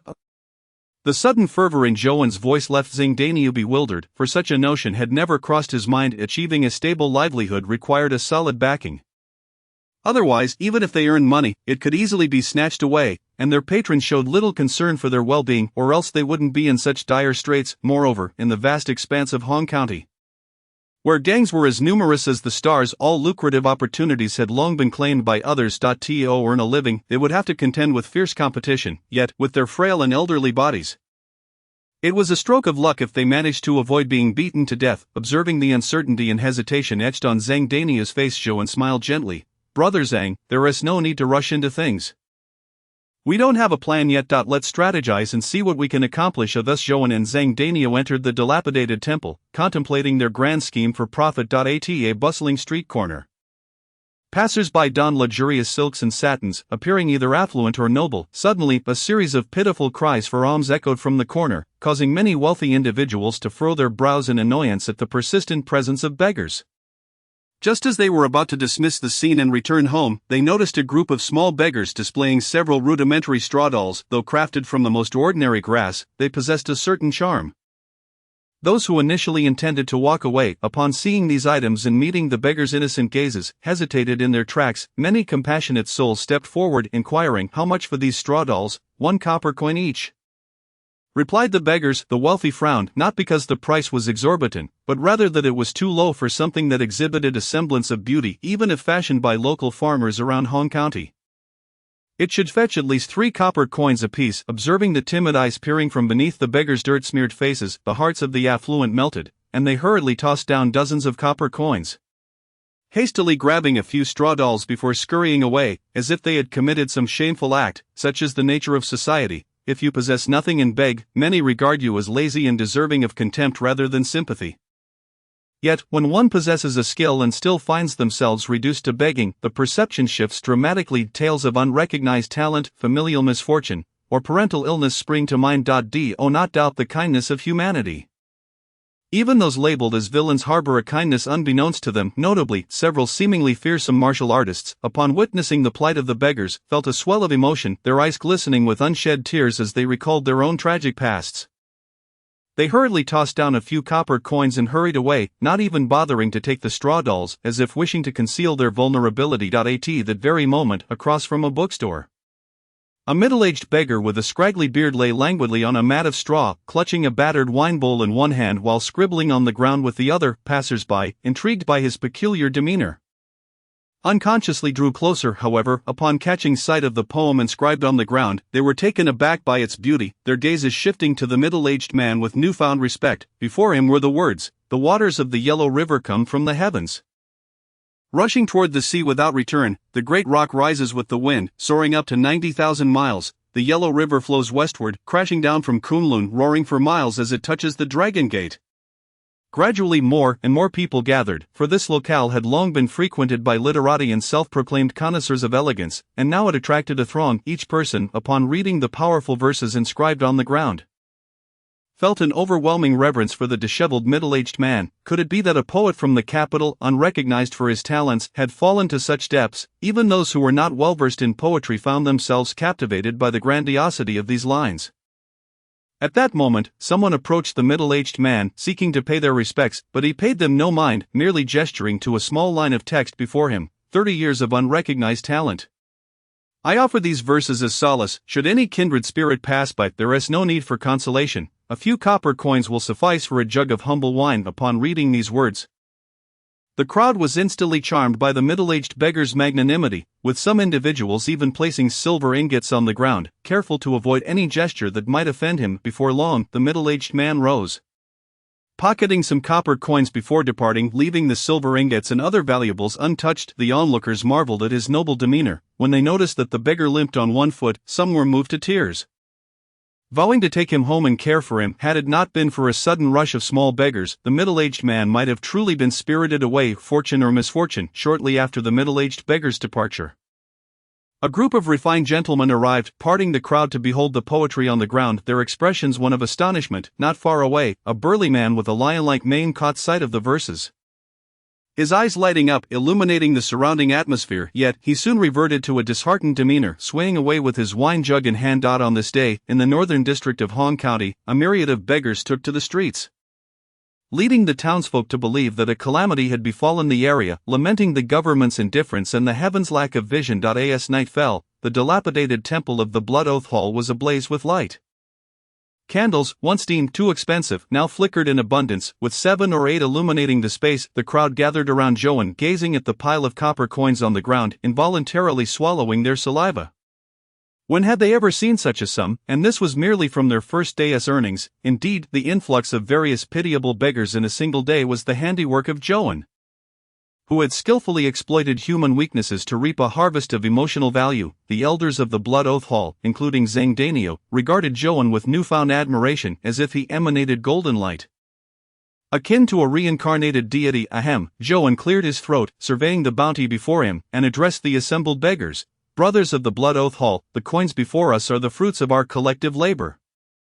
I shall not take a single penny. At his words, a cacophony of protests erupted around him. How can this be? Without your guidance, Brother Lu, we would be starving. Yes, I believe Brother Lu deserves a larger share. Please do not be modest, Brother Lu, we will continue to rely on you. Observing the fervent support of the beggars for Joan, Zhang Dania felt a twinge of discomfort, as though he were losing his position as the elder brother. However, he soon reconciled with the thought that this newcomer possessed far greater capabilities than himself. At the very least, he was ensuring that the brothers were fed. If he harbored resentment towards Joan, would that not be akin to harboring a wolf's heart in a dog's lungs? Zingdania was not that kind of person. Seeing that the hearts of the people were swayed, Joan coughed a couple of times before commencing his outline for the beggar's potential career development and the pertinent considerations. Chapter 17, The Scorpion Lady and the Golden Swallow Pavilion. The Golden Swallow Pavilion, located in the mixed quarters of Hong County's northern district, ostensibly serves as a charming establishment for fine dining. Yet, nearly all its regular patrons do not come to indulge in drinks. Rumors abound that within its walls, one can experience pleasures beyond the reach of ordinary folk. Many enter half in disbelief, only to emerge enraptured. When questioned, most remain tight-lipped, and this air of mystery renders the Golden Swallow Pavilion all the more alluring to wealthy merchants and aristocrats alike. The pavilion features a central hall, flanked by 2 corridors and 4 flower pavilions, connecting 2 ornate levels and forming a circular courtyard. Surrounding the courtyard, vibrant flowers and lush greenery flourish, tended to by servants who nurture them with care, creating an enchanting scene that captivates all who behold it. The heart of the courtyard lies an expansive flowerbed home to numerous exquisite fish that swim gracefully, while a grand artificial mountain stands majestically in the center. Complementing the lively aquatic dance, those perched upon the flower-laden balconies, indulging in fine wine, need only gaze from their heights to absorb the breathtaking beauty of the courtyard below, a truly delightful sight. It is said that the proprietor of Jin Yen Lu is a stunning beauty, possessing an allure that captivates all, yet most visitors never have the fortune to witness her true visage. leaving them with a lingering sense of regret. At this moment, the fabled enchanting proprietress is concealed within a private chamber beneath the artificial mountain. Unbeknownst to the outside world, this spacious chamber, though expansive, feels rather vacant, illuminated only by a few flickering lamps, revealing a large pink bed devoid of any other furnishings. Suddenly, in the darkness, an unknown creature rustles, its movements creating a cacophony that sends shivers down the spine of anyone who hears it. A series of knocks resound on the stone door of the chamber, abruptly silencing the rustling sounds to eye in the dim light. The beauty reclining on the pink bed lazily props herself up, her delicate undergarments hinting at the expanse of her flawless skin. "Come in," she beckons. At that moment, a middle-aged man clad in a butler's uniform, his visage twisted with unease, enters, his head bowed low in utmost respect. "Master, why do you not raise your head to behold me? Am I not beautiful?" A sultry voice emanates from the bed, causing the man known as Butler Yu to tremble. Lowering his head even further, reporting to the third master, "The Yin family has dispatched some items, and seeing their value, I have come to seek your guidance." "How dull! Why would the Yin family suddenly send gifts our way? The last time, Yin Muyan nearly brought down Jin Yen Lu with his raucous antics involving a few wayward scions." The languid beauty on the bed expresses her confusion before instructing her butler to present what the Yin family has sent. The items from the Yin family are contained within a sturdy iron box. With a wave of her hand, a gust of inner strength bursts forth, causing the box 3 meters away to spring open. At this moment, Butler Yu flatters. Indeed, the third masteress' scorpion vitality is extraordinary. Able to unlock the iron box from such a distance. "You possess a silver tongue," replies the proprietress, leaping from the bed, clad in a flowing purple garment. Her alluring figure is fully revealed under the flickering light, each movement tightening Butler Yu's throat as he anxiously clasps his legs together, fearing any sign of betrayal. With intent and poise, the proprietress strides to the open iron box, beneath which lies a collection of colored elixirs, a handful of golden sand, and numerous gleaming gold ingots. Such lavish generosity! The proprietress, accustomed to the treasures of Jin Yen Lu, is genuinely astonished by this grand offering. Is this all intended for one individual? Could this person be a distant relative of the Yin family? "Third master, you may have misunderstood," Butler Yu clarifies. "It appears to be a benefactor who fortuitously saved the Yin family's third young lady." Upon hearing this, the proprietress's eyes flicker with disdain. "So it is merely a fortunate soul who rescued the Yin family as third miss. Yet, gazing upon these elixirs, I must admit I am somewhat tempted." Perhaps even Yen Muyun did not anticipate the true value of this resource he has sent. It is well known that varying levels of cultivation manuals and resources are worlds apart. Yen Muyun dotes on his sister, thus naturally cherishing her savior. The resources sent are tailored for the direct descendants of the Yin family, sufficient to elevate 10 ordinary individuals to remarkable prowess. What is critical is that some of these elixirs are exceedingly rare, not easily found even among noble families. As the proprietress of Jin Yen Lu, her martial skills have already reached a profound level, rendering these resources unnecessary for her own practice. However, such precious resources hold significant value for others. Through her connections, these items could be exchanged for resources that would elevate her to even greater heights. As they are usually tightly controlled by major factions and rarely circulate freely otherwise, with Black Tiger Village's wealth, its 4 leaders would not have lingered at their current stage for so long. With a flicker of thought, the proprietress gathers all the elixirs into her embrace, then turns to Butler Yu, commanding, "Trade a portion of our Black Tiger Village's resources for those at the skin-to-flesh stage. As for how to explain to others, that is for you to consider." Butler Yu comprehends the underlying meaning of his master's words, cold sweat beating on his forehead. As the stone door of the chamber closes, he wipes his brow. This third master is becoming increasingly alluring, yet also increasingly fearsome. Holding the iron box, Butler Yu's gaze flickers. The box contains a considerable amount of gold ingots. If I just take a little, it should go unnoticed, right? Besides, that fellow sounds utterly ignorant. Even if I exchanged it all for silver ingots, he would likely still be grateful for the Yin family's generosity. Exiting the chamber, Butler Yu calls upon an associate. "Guashagua, take this iron box, fill it with resources from skin to flesh, and deliver it to the Blood Oath Hall for a person named Lu Tao." Blood Oath Hall. Guashagua, a trusted aide to Butler Yu and a minor figure within Black Tiger Village, is taken aback. He believed that the Blood Oath Hall had long since faded into obscurity. Surprised by the mention of it, he asks, "What manner of person is this Lu Tao, worthy of your personal instruction?" Butler Yu frowns, replying coldly, "Just a lucky fellow, no need for you to inquire further. Simply deliver it." As Guashagua clutches the box and returns to his quarters, he ponders his superior's words with curiosity. Upon opening the box, rows of silver ingots dazzle before his eyes. So much silver for a lucky fellow. I must investigate his background. Bring Xiao Hong to me. Thus, the resources originally intended for Zhouan, after several exchanges, became increasingly fragmented. Before the dilapidated temple, Zhouan examines a fragment of silver, glancing at the newcomer. Is this what was bestowed upon me? The emissary from Jinyan Lu, holding his nose in disdain, replies impatiently, what? Is it too little? Not at all. Please convey my gratitude to the esteemed ones above. I am immensely appreciative of the support. Zhouan responds, eager to express his loyalty. Enough of your chatter. Get lost. The emissary, seeing no profit to be gained, dismisses Zhouan before he can finish his sentence. After the emissary departs, Zhouan spits on the ground in disdain. Bah, what nonsense. Beside him, Zhang Dania steps forward to offer comfort. Jinyan Lu is our benefactor. Having something to eat is already a blessing. Zhouan regards Zhang Dania. You, my friend, are far too soft-hearted. I in the underworld, one must be ruthless. Without a fierce heart, one cannot stand firm. What is the underworld, you ask? Forget it, I shan't explain. With the meager fragment of silver tucked away, Zhouan clasps Zhang Dania's shoulder, and together they enter the temple. A note. 1 tael equals 10 coins.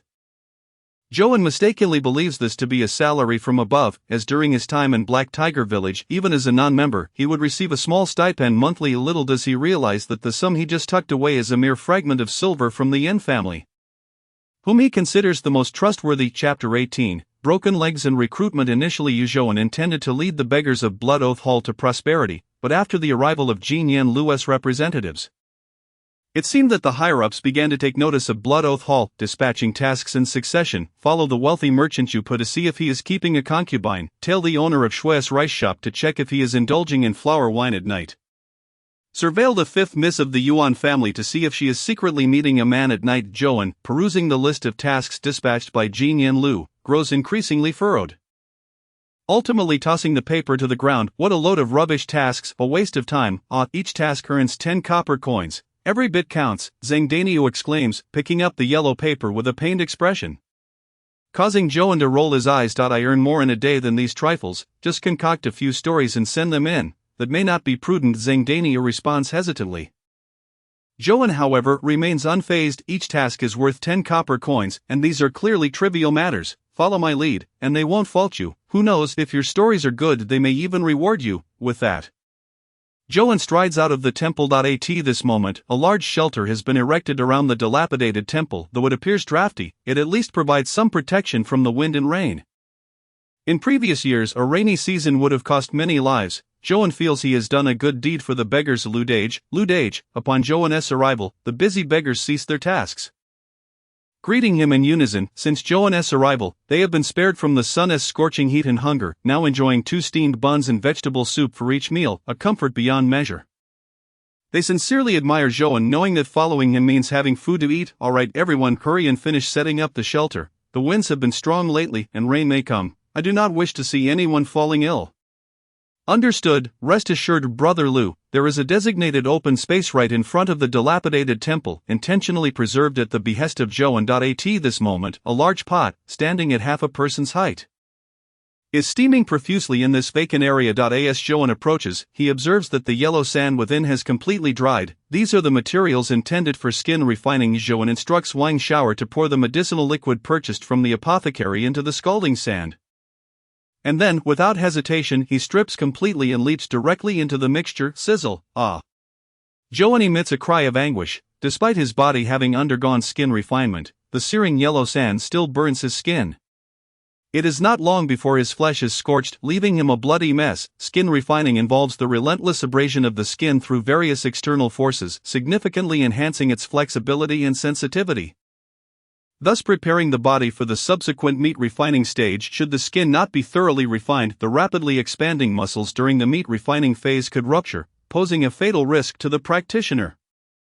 As Zhouan feels the relentless friction of the yellow sand against his body, waves of excruciating heat surge through his mind, pushing him to the brink of delirium. He grits his teeth, determined not to scream, for he knows that a single cry would magnify his suffering 100-fold until he loses consciousness. Submerged in the yellow sand, an invisible stream of small air currents emanates from his body, causing the surrounding air to shimmer slightly. This is a manifestation of his opened energy orifices. Generally, when more than half of the body's energy orifices are opened, one can safely proceed to the meat refining stage. Signifying a mastery of skin refinement, however, the martial arts treatise explicitly states that to ascend to the higher realms of martial arts, one must open at least 70% of the energy orifices. Thus Joan must immerse his entire body in the sand, save for his head. To achieve this goal, the discomfort of this endeavor is not known to outsiders. Typically, skin refinement involves wrapping sand in one's hands and rubbing it onto the body repeatedly. Joan's method is undoubtedly reckless. Witnessing their leader's fierce determination, the onlookers' respect for Joan deepens. After half an hour, Joan lies weakly in the pot, his mouth twisted, drool trickling down his chin. Suddenly, he bursts into laughter. Martial arts, truly exhilarating, ha ha.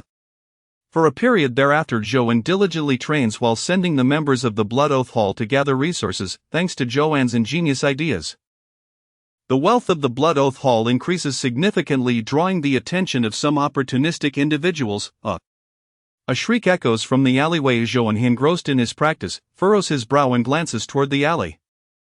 His expression shifting dramatically. He sees a small beggar, his legs severed and bleeding profusely, being dragged back by Zhang Danio and others. Joan rushes forward, inquiring urgently, "What happened? Who did this?" "It was the Little Knife Society.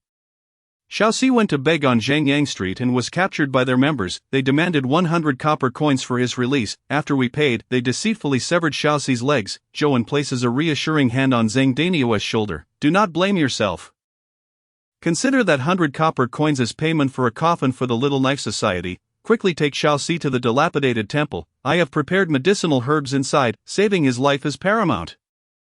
Tears streaming down his face, Zhang Danio realizes that Joan not only forgives him for misappropriating the hall's funds to redeem Shaoxi but also intends to seek vengeance, with such a commendable brother at his side. Zhang Danio vows to repay Joan with unwavering loyalty. After Zhang Danio helps the frail Shaoxi inside, a dark glimmer flashes in Joan's eyes, having undergone nearly half a month of training. He possesses the essential fighting spirit of a martial artist. With the arrival of this calamity, the murderous intent within him awakens. Joan summons Wang Shower, who has witnessed the transformation of the once feeble Blood Oath Hall under Joan's leadership and now harbors considerable faith in him. Wang Shower, "Is there anything Brother Lu requires of me? If the Blood Oath Hall disregards monetary concerns, how many individuals can we recruit within 3 days? If they are skin-refining practitioners, we could gather at most 7 or 8 idle ones. For ordinary folk, the numbers are limitless." "Excellent. I authorize you to use half of the Blood Oath Hall's resources for recruitment. Remember, only recruit beggars who lack martial skills." "Understood." Wang Shower, brimming with excitement, departs with the order. Joan places his hands behind his back, his gaze profound. From the moment he joined the Blood Oath Hall, he anticipated this day. After all, amassing such wealth in a short span is fraught with risk. Even if they frequently shift locations, it is inevitable that they will be discovered over time, which is why he has been so relentless in his training. Joan bears responsibility for today's events. But he does not feel remorse. The beggars who have joined the Blood Oath Hall are the most destitute, the kind even other beggars scorn. If he were to neglect them, their ultimate fate would be to perish from starvation on the streets or succumb to illness in the rain. On the night of his speech, he had already articulated the harsh realities, yet almost everyone joined without hesitation, for they had lost everything but their wretched lives. Joan clenches his fists, silently vowing to ensure that the brothers of the Blood Oath Hall live well. He will also make those who refuse to grant them a chance pay dearly. Chapter 19, Mobilization. 3 days later, at the dilapidated temple in the center of the temple's courtyard, over a dozen handcarts are arranged, each adorned with a layer of straw mats. Upon these mats lie small trinkets woven from wheat straw, but beneath them are sharpened wooden spears. Each beggar dons a large straw hat, with several small bags fastened at their waists. It is not that Joan is unwilling to procure iron weapons for the Blood Oath Hall, rather, they are prohibitively expensive, and with the remaining funds, he can scarcely acquire a FEW. It is more prudent to rely on sheer numbers. Children are assigned to push the handcarts, while those over 12 years old and taller than 5 feet are exempt. Only in this manner can they avoid raising suspicion. Joan directs the young beggars to familiarize themselves with the weight and maneuverability of the carts as quickly as possible to ensure there are no mishaps. Behind these beggars, the robust beggars serving as the main combat force of the Blood Oath Hall each bear chains around their bodies, the ends of which are tethered to heavy objects, whether rusted weights, broken iron chunks, or ancient, hardened stones. Their backs are laden with ropes and stones, connected to create the simplest form of a horse leg restraint. As this first battle for revenge and territory approaches, Zhouan places great importance on it, crafting every conceivable weapon that possesses substantial lethality yet requires minimal materials. He has already gathered intelligence on the Little Knife Society's specific strength. Such gangs have no reason to conceal their true power. They reveal their full capabilities while striving to seize as much territory as possible. The struggle at the grassroots level is brutal. Every inch of land gained equates to increased income and heightened power. Which is why Zhouan is so resolute. The Little Knife Society boasts 3 leaders and 5 captains, with all 3 leaders at the meat refining stage and the 5 captains having achieved mastery in skin refining. The great leader, Dao Long, has reached the pinnacle of meat refining, yet he and the second leader are stationed in a more prosperous street, which serves as their main stronghold. Thus, the only adversary they must contend with is the third leader, the One-Eyed Man, and his underlings. Despite the limited combat strength at the upper echelons of the Little Knife Society, any gang that has established a foothold in Hong County possesses some degree of capability. Originally, the Little Knife Society was formed by a group of woodcutters seeking to protect themselves from oppression by bullies, but it has since transformed into something far more sinister, their sickles now wielded with far greater ferocity.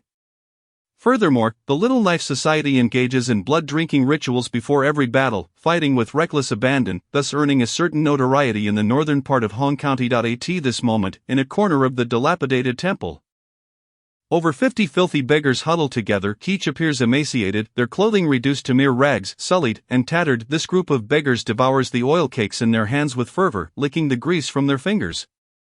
Their faces devoid of human rationality, resembling bloodthirsty beasts. These individuals were recruited by Wang Shaoer, who has proven to possess considerable skill in gathering such desperate souls, akin to dying predators. While these people may seem utterly ineffectual, a mere punch could easily claim half their lives. Zhouan discerns a fierce will to survive in their eyes. This group of beggars has undoubtedly endured hellish torment, and they would resort to any means necessary to stay alive.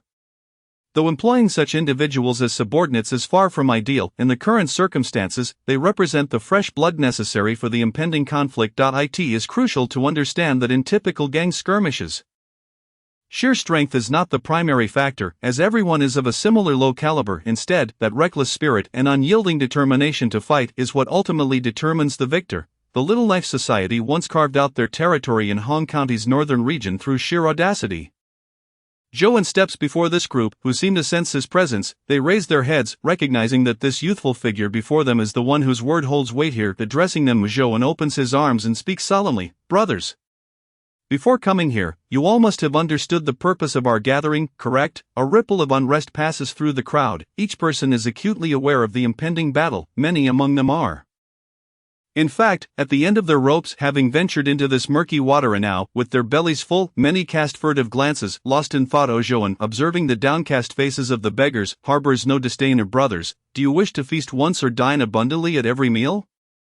Zhouan's words draw the attention of all. As we vie for territory against the Little Knife Society, I will not deceive you, many will perish in this conflict, even I may fall. At this proclamation, a wave of agitation sweeps through the beggars, yet Zhouan remains composed. Brothers, I unabashedly declare that all of you present here are but refuse, utterly worthless refuse, unwanted refuse. Even in death, wild dogs would turn their noses up at the stench of your decaying flesh.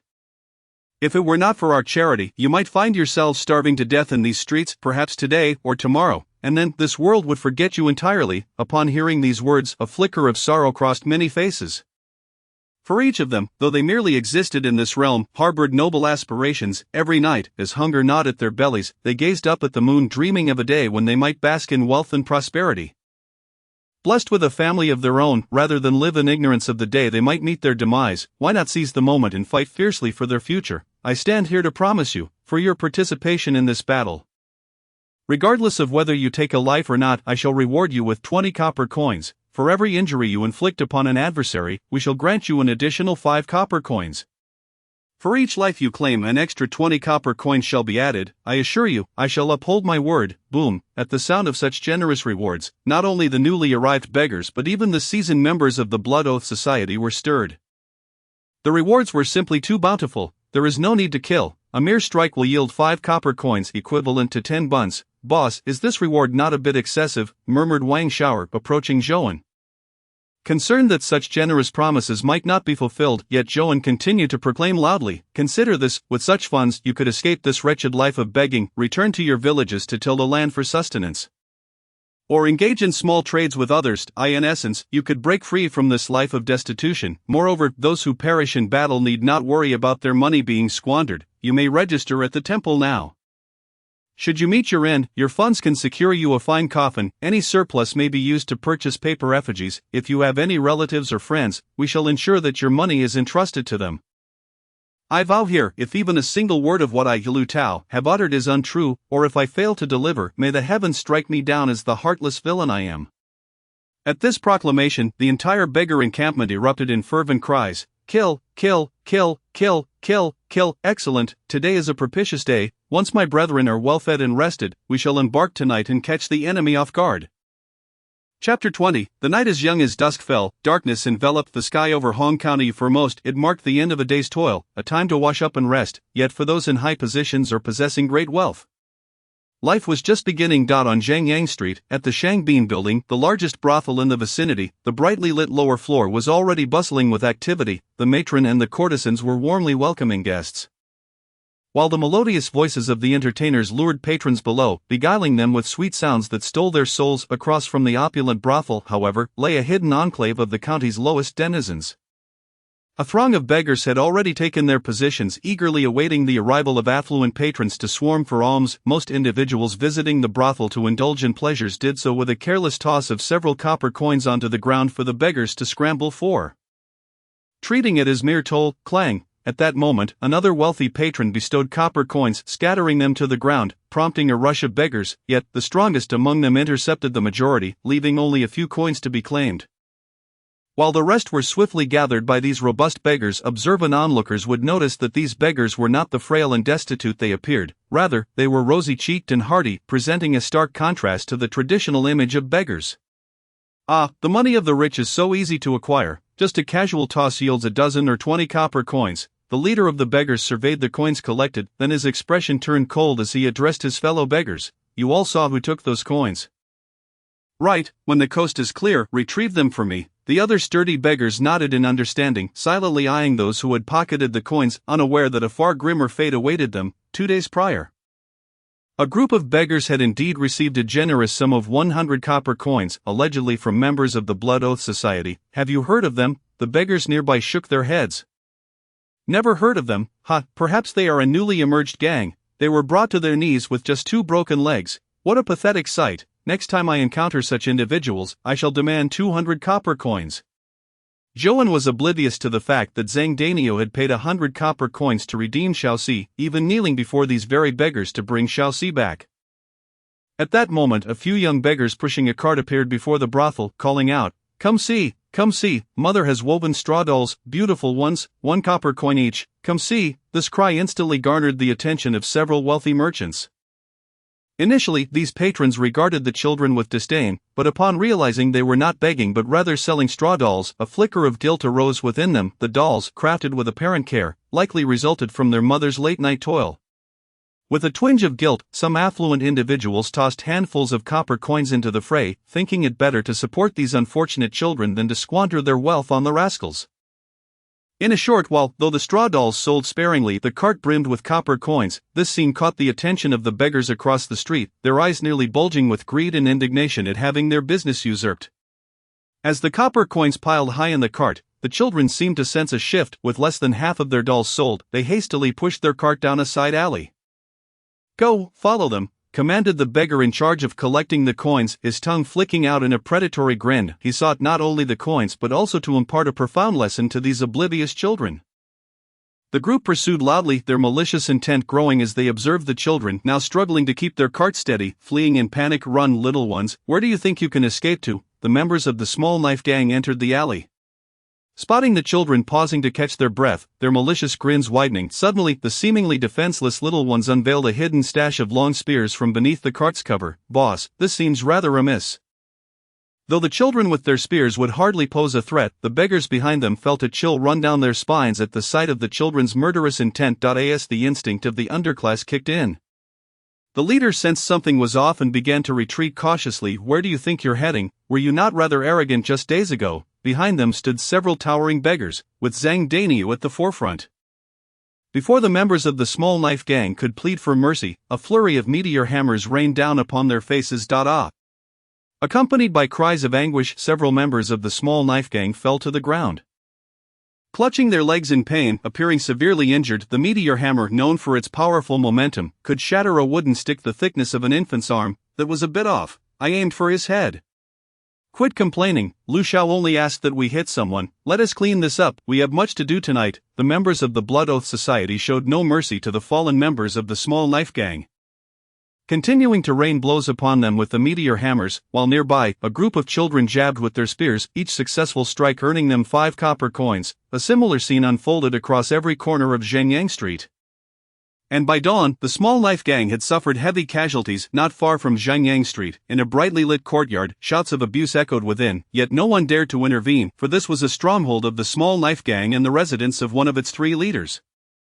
Inside the courtyard, the infamous one-eyed leader of the small knife gang counted the silver taken from Zhenyang Street, a scar running diagonally across his nose glimmering under the light, resembling a writhing centipede. Damn it, the recent collection of fees has been pitiful. How can I continue to live in luxury? As one-eyed pushed a substantial portion of the silver into his pocket, his underlings remained silent. Too fearful to lift their heads. Estimating the time, one-eyed furrowed his brow. Where are those collecting money from beggars on Zhenyang Street? Why have they yet to return with the silver? Have they gone off to gamble again? Though indifferent to his subordinates, he was acutely aware of the daily silver contributions. It was the time for collecting from Zhenyang Street. A beefy man with large ears and yellowed teeth chimed in. My brother is always quick with his tasks. He shall return shortly, please. Third leader, do not be angry. One-eyed suppressed the urge to strike out at the bumbling fool before him. This was his only capable subordinate, and harming him would come at a cost. Shu Gang, consider yourself fortunate. If your brother does not arrive within the next moment, do not blame me for being uncivil. That won't happen. Zhu Gang chuckled nervously, secretly cursing his slothful brother, vowing to reprimand him thoroughly upon their return. And knock. Just then, the door to the courtyard was rapped upon. Chapter 21, Attacking the Stronghold, Slaying One-Eyed. Knock. The courtyard door echoed with knocks, leaving One-Eyed and Zhu Gang astonished. Just as they were discussing this matter, the main party had returned. Xiao Shi, please open the door, the one-eyed leader commanded his robust subordinate. The latter strode to the entrance, unlatched the door, and the 2 wooden panels creaked open. Upon seeing Xiao Shi standing motionless at the threshold, the one-eyed leader called out, but there was no response. This was ominous. In the next instant, countless torches flew in from outside the courtyard, igniting a conflagration that illuminated the night sky. Bang! Xiao Shi's lifeless body was shoved to the ground, and a horde of beggars wielding long spears and wearing straw hats surged in, their battle cries reverberating through the air. Kill! The one-eyed leader kicked one of the beggars charging at him to the ground. But more and more beggars continued to pour in from outside, and within mere moments, the courtyard was teeming with people. You filthy dogs, perish! Zhu Gang, a subordinate of the one-eyed leader, upon realizing that their attackers were merely beggars, recklessly charged into the fray, knocking down 5 or 6 of them in a single blow, each hand gripping a beggar's head and flinging them aside. A bunch of rabble dares to challenge me. Bang! A meteor hammer struck his face, causing Zhu Gang's nose to collapse instantly, blood streaming from his nostrils. Before he could regain his senses, numerous meteor hammers rained down upon him from all directions. Even with his tough exterior, the overwhelming force left him howling in agony, and soon after a frenzy of beggars pounced on him, brandishing sharp stones and metal shards, mercilessly targeting his vulnerable spots. In just a few breaths, he was engulfed by the throng, with only faint cries of distress escaping. Meanwhile, the one-eyed leader drew a knife from beneath the table, swiftly dispatching 2 foes while pocketing the silver scattered on the table. Observing Zhu Gang being overwhelmed by the crowd, he sensed the peril and kicked away a beggar who had lunged at him. Retreating into the building, amidst the chaos, a voice rang out, "Capture the one-eyed leader. 50 copper coins for every injury inflicted upon him, 100 silver coins for a serious wound. Kill." The beggars, alerted by the call, surged into the building, only to find that a large hole had already been broken in the wall. The one-eyed leader had indeed prepared an escape route, not underground, but through a weak point in the wall for a quick getaway. He kicked through the wall and emerged at the back of the house. However, as soon as he poked his head out, a torrent of lime came rushing at him. The one-eyed leader swung his sharp scythe, but the cloud of lime obscured his vision. Whoosh, whoosh, whoosh. Despite the impaired visibility, he managed to deflect most of the incoming attacks with his scythe. Something's amiss. After blocking the incoming strikes, the one-eyed leader instantly recognized that his weapon had struck something strange, like hitting a rope. Just as he was about to move, an iron chain suddenly tightened around his ankle, nearly causing him to stumble. Fortunately, his formidable physique and martial stance allowed him to regain his balance. Clatter, however, the sound of iron chains echoed around him. And the one-eyed leader, not being a master at discerning sounds, found his hands ensnared by several chains. A command rang out from the crowd, and a multitude of beggars lunged at him, tightly gripping his limbs. "Get off me!" In a moment of desperation, the one-eyed leader unleashed a tremendous force, sending the people clinging to him flying, even warping the chains. "Don't panic, keep pushing forward," another voice emerged from the crowd. And those who had been thrown aside charged at him once more. The scythe had long slipped from the one-eyed leader's grasp during the struggle, leaving him with no means of defense other than his fists and feet. A barrage of low blows ensued, nose-picking, eye-gouging, throat-grabbing, and groin-kicking, each more despicable than the last, filling the air with a nauseating stench that drove the one-eyed leader to madness. Who dares to kill me? I'd rather die a swift death." The one-eyed leader shouted desperately from the ground, only to be met with a cold chuckle from the crowd. "Heh, you wish to unearth my identity to exact revenge, don't you? You haven't even begun to unleash your full strength." The one-eyed leader, realizing his thoughts had been exposed, slammed his hands against the ground, propelling himself into the air, the chains binding him snapping apart as he soared like a raging beast, sending dozens of beggars sprawling. The strength of a refined warrior, 1,000 pounds of might. Such a state of martial prowess was beyond the capacity of mere beggars, even those with depleted energies. Just as the one-eyed leader unleashed his fury, a flash of steel glinted in the crowd. Thrusting forth with lethal intent, the one-eyed leader swiftly dodged, deflecting the blade with a flick of his hand, only to see a youth with a knife in his left hand and a shield in his right, his eyes filled with ferocity. The one-eyed leader halted, scrutinizing the young man before him. As the only one in the crowd armed with both a weapon and a shield, he realized this youth was the mastermind behind the rabble. Thus, the one-eyed leader clasped his hands in a gesture of respect. "May I inquire which esteemed individual has graced us with their presence?" Joan scoffed, responding, "It seems you've taken to eloquence. One might think you were a scholar over a decade ago rather than a destitute woodcutter." The one-eyed leader's expression darkened instantly. Such barbs struck at his very core, for he loathed any mention of his humble beginnings. "It appears you have no intention of resolving this amicably." When you commanded your underlings to sever my brother's legs, this matter became irreconcilable." No wonder. Joan's words triggered a memory of a trivial incident from the previous day, and as he glanced around at the beggars brandishing makeshift weapons, the one-eyed leader suddenly understood. He covered his face and laughed heartily. "I thought it was a formidable gang attempting to swallow my knife gang, but it turns out to be a horde of beggars. Laughing at your own mother." Joan swung his blade downward, but the one-eyed leader easily sidestepped, retaliating with a powerful punch to Joan's shield, leaving the latter's right arm numb and sending him crashing into several people behind him. Boss, don't panic, stick to the plan." Joan quickly regained his footing amidst the chaos, willing to endure the pain exacerbating his injuries, for as the leader of this motley crew, he could not afford to fall easily. The other beggars, witnessing Joan's resilience, roared and charged forward, while several burly beggars behind him prepared to strike with their chains, exhaust them, deplete them to the brink. This was Joan's tactic, though merely a second-tier warrior. His speed and strength had already reached inhuman levels. He had no better strategy than to continuously wear down his adversary's stamina, much like ancient battles, depleting a formidable foe's strength before delivering the final blow. Countless wooden spears jabbed at him, and the one-eyed leader inhaled deeply, expanding into a small giant as the spears merely left white marks on his skin, their sharpened tips shattering against his massive muscles. With arms outstretched, he unleashed a barrage of strikes, sending one opponent flying, their bones snapping upon impact with the ground, while others collided violently with the stone walls, meeting their demise. Kill, as the momentum in the surroundings began to wane. Joan swung his blade down, leaving a gash on the one-eyed leader's arm. The latter merely chuckled coldly. "Are you attempting to give me a manicure?" "Kill." Joan's expression darkened as he pressed his assault. And the surrounding beggars followed his prior commands, attacking with their wooden spears in a rhythmic barrage. The relentless jabs from three directions overwhelmed the one-eyed leader, as even with superhuman strength, he could only fend off so much with his limited limbs. Fortuitously, he opted not to defend but to counterattack, plunging the situation into a brutal melee. Chapter 22. Everything has only just begun. The alley behind the one-eyed leader's residence echoed with the sounds of battle, sending shivers through the surrounding populace. Some extinguished their lamps, cloaking themselves in darkness, while others fled their homes, vowing not to return until dawn. A dozen bodies lay amidst pools of blood, with over 20 more on the ground.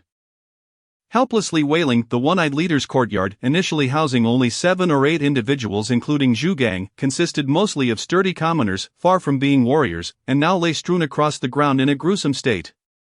As a minor leader with significant vitality, Zhu Gang, despite being unable to rise, continued to emit cries akin to a slaughtered pig whenever the beggars prodded him with their wooden spears. However, the most chaotic and bloody scene unfolded where the one-eyed leader was besieged. Zhou had just been sent crashing against the wall by a powerful blow, his iron shield now warped and dented, with 3 cracks nearly spanning its surface, threatening to shatter any moment. Zhou struggled to swallow the blood pooling in his mouth, feeling a searing pain in his chest. His lungs had been injured. Damn it, how is it so difficult to kill a refined warrior? Watching the one-eyed leader still full of vigor amidst the throng, Zhou forced a breath and charged forward once more. He could not afford to falter among the Blood Oath Hall's ranks. Only he and a few elders from the Black Tiger Gang could hope to restrain the one-eyed leader, while the rest faced swift defeat given the heavy toll of lives already spent. They had to capture the one-eyed leader, only then could this battle be deemed a victory. Stand aside, a tiger descends the mountain, Zhou bellowed, wielding his blade like a spear, aiming for the one-eyed leader's throat. Only to have the latter swat the knife aside with a single hand. A perfect opportunity. Both the one-eyed leader and Zhou's eyes gleamed with fierce determination, and simultaneously, 2 voices of differing ages but equal ferocity rang out, heart-piercing palm. Sunrise over Black Mountain, the one-eyed leader launched a knife-hand strike aimed squarely at Zhou's chest, seemingly intent on piercing through him, yet Zhou had intentionally discarded his blade. He squatted low, propelling himself forward like a frog, and then thrust his hands upward, aiming for the one-eyed leader's ribs. This was one of the 13 techniques of the Black Tiger Fist, designed specifically to counter opponents taller than oneself. The move mimicked the leaping motion of a frog, using it to propel both hands to strike the opponent's liver and spleen, and if executed with sufficient power, could rupture the opponent's organs, resulting in fatal hemorrhage. With a keen instinct, Zhou evaded the ferocious heart-intercepting palm, his hand striking beneath the ribcage of the one-eyed man. In the next moment, the one-eyed man's eyes widened in shock, his mouth opening to emit a harrowing scream. His liver and spleen injured, the searing pain forced him to release the breath he had been holding, causing his entire form to shrink significantly. Now was the moment. Zhang Daniu and the others seized the opportunity, wielding their meteor hammers to strike at the temple's nape, an Adam's apple of their foe, grasping the heads of the hammers to ensure precision as they targeted the one-eyed man's various vulnerabilities. After a series of anguished cries, blood streamed from the one-eyed man's 7 orifices, his body trembling uncontrollably, mumbling something incoherent. In the next instant, he collapsed with a thunderous crash. Bang! The sound of his fall was followed by jubilant shouts and whistles. We won! We won! Ha ha! We survived! Gazing at the fallen one-eyed man, Zhou swayed slightly and knelt on one knee, while Wang Xiao hurried over to offer support, casting a wary glance at the lecherous figure behind him. Zhou regarded him with disdain. Wang Xiao felt somewhat awkward. After all, combat had never been his forte, and he consoled himself inwardly observing the beggars sprawled on the ground unaware of their fates. Zhou closed his eyes in sorrow. Wang Xiao, here, take all the injured brothers to the designated medical hall, and prepare proper burials for those who have perished, as per their wishes. Understood, Brother Lu. Ultimately, it was revealed that 18 had died and 31 were injured. The vast majority of casualties occurring during the assault on the one-eyed man. This starkly illustrated the terrifying might of martial prowess. Now Zhou had barely reached 40% mastery of skin refinement. But with his formidable insight, he had already grasped the methods of unlocking the secrets of the Black Tiger Fist. He was confident that, with the resources of the Yin family at his disposal, he would soon achieve mastery in skin refinement and rapidly break through to the stage of flesh refinement. Wang Xiao supported Zhou as they exited the alley, and observing the bloodied beggars around them, Zhou felt an inexplicable bond forming among them, perhaps faint, but undeniably real. Brother Zhang, take the brothers back to recover. I will first visit the Golden Swallow Tower to meet with the third master. Alright, but Brother Lu, I know you have grand ambitions, yet the individuals within the Golden Swallow Tower are notorious for their ruthlessness. Exercise caution and know when to bow your head and yield. Hearing Zhang Dania's warning, Zhou's expression darkened momentarily, yet he soon donned a smile and replied, Fear not, I have connections. Later that night, the Golden Swallow Tower was dimly lit, with many lanterns flickering in the upper floors. Occasionally accompanied by the sounds of sultry music, Zhou and Wang Xiao arrived at the entrance of the Golden Swallow Tower, where the 2 guards at the door were yawning profusely and appeared drowsy. Upon seeing Zhou and Wang shower, they instinctively muttered, "Please enter, esteemed guests." This unexpected reception left both men astonished as they staggered into the tower, soon greeted by a smiling waiter. However, upon noticing the disheveled appearance of Zhou and Wang shower, his expression darkened instantly. "Where did you come from? Are you sure you've come to the right place?" Witnessing the waiter's rapid change in demeanor, Zhou silently affirmed Zhang Dania's words, "Brother, we seek an audience with the third master. Please lead the way." "Who are you calling brother? The third master is not someone you can just waltz in to see." As the waiter began to speak, he faltered upon hearing the mention of the third master. Realizing that they may be connected to the family, hissing in surprise, the waiter was clearly intimidated by the third master's reputation and immediately inquired, "Where are you from? I don't recall seeing you before." "We were previously stationed at the stronghold and have only recently arrived at the Blood Oath Hall. It's not surprising you haven't met us." The waiter, aware of the implications, but unfamiliar with the Blood Oath Hall, continued to engage Wang shower in small talk. Zhou, however, grew impatient and interrupted their exchange. "Why are you asking so many questions? Hurry up and show us the way." Yes, please forgive me, I will lead you right away." Following the waiter through the Golden Swallow Tower, Zhou and Wang shower arrived at a room at the back of the upper floor. The waiter knocked on the door, and after a long pause, an irritable voice came from inside. Hearing the distinctly youthful tone, Zhou glanced at the waiter, who apologetically explained, "The third master's quarters are not for me to access directly. I must request permission step by step. First, we need to consult with Steward Gua." "Who is it, disturbing my sleep at this hour? Do you want me to skin you alive?" a boisterous voice erupted, and the door swung open with a bang, causing the Golden Swallow Tower's waiter to receive a slap across the face. "I'm sorry, I'm bringing esteemed guests, not intentionally interrupting your rest." Facing the waiter's fearful gaze was a rotund and jovial-looking man, who was rubbing his eyes in a sleep-drunk manner, appearing quite cheerful. Chapter 23. Gua Xiaoguo, seeing the comical figure emerge from the room, Zhou and Wang shower were taken aback. The man was surprisingly young, merely a year or two older than them. Such a person could hold the position of steward in the Golden Swallow Tower. This could only mean either considerable personal strength or a formidable background. Gua Xiaoguo rubbed his eyes and frowned upon noticing the disheveled Zhou and Wang shower behind the waiter. "Xiao Chun, who are these two? You brought in a pair of injured beggars. Have you thought about which leg you're willing to lose?" Gua Xiaoguo's tone was somewhat displeased, prompting Xiao Chun to quickly bow his head. "Steward Gua, these two claim to be from the Blood Oath Hall and wish to meet the third master." "Blood Oath Hall? Who do you think you are to seek an audience with the third master? I don't recognize you. Get out, get out." Gua Xiaoguo waved his hand impatiently, seemingly ready to turn back into the room. Observing this, Zhou released Wang shower as support and stepped forward, clasping his hands in greeting. "I am Lu Tao, previously working in the Black Tiger stronghold, having recently arrived here. I indeed have very important matters to discuss with the third master. So I ask for your assistance. You can just send a message. Who do you think you are?" "Wait, you said your name is Lu Tao." Suddenly realizing something, Gua Xiaoguo's eyes sharpened, peering at the battered figure before him with a hint of evasion in his gaze. "Oh, it's you. I've heard of your reputation. So what is it that you need?" Watching Gua Xiaoguo suddenly become attentive, Zhou was unsure of the man's intentions but pressed forward.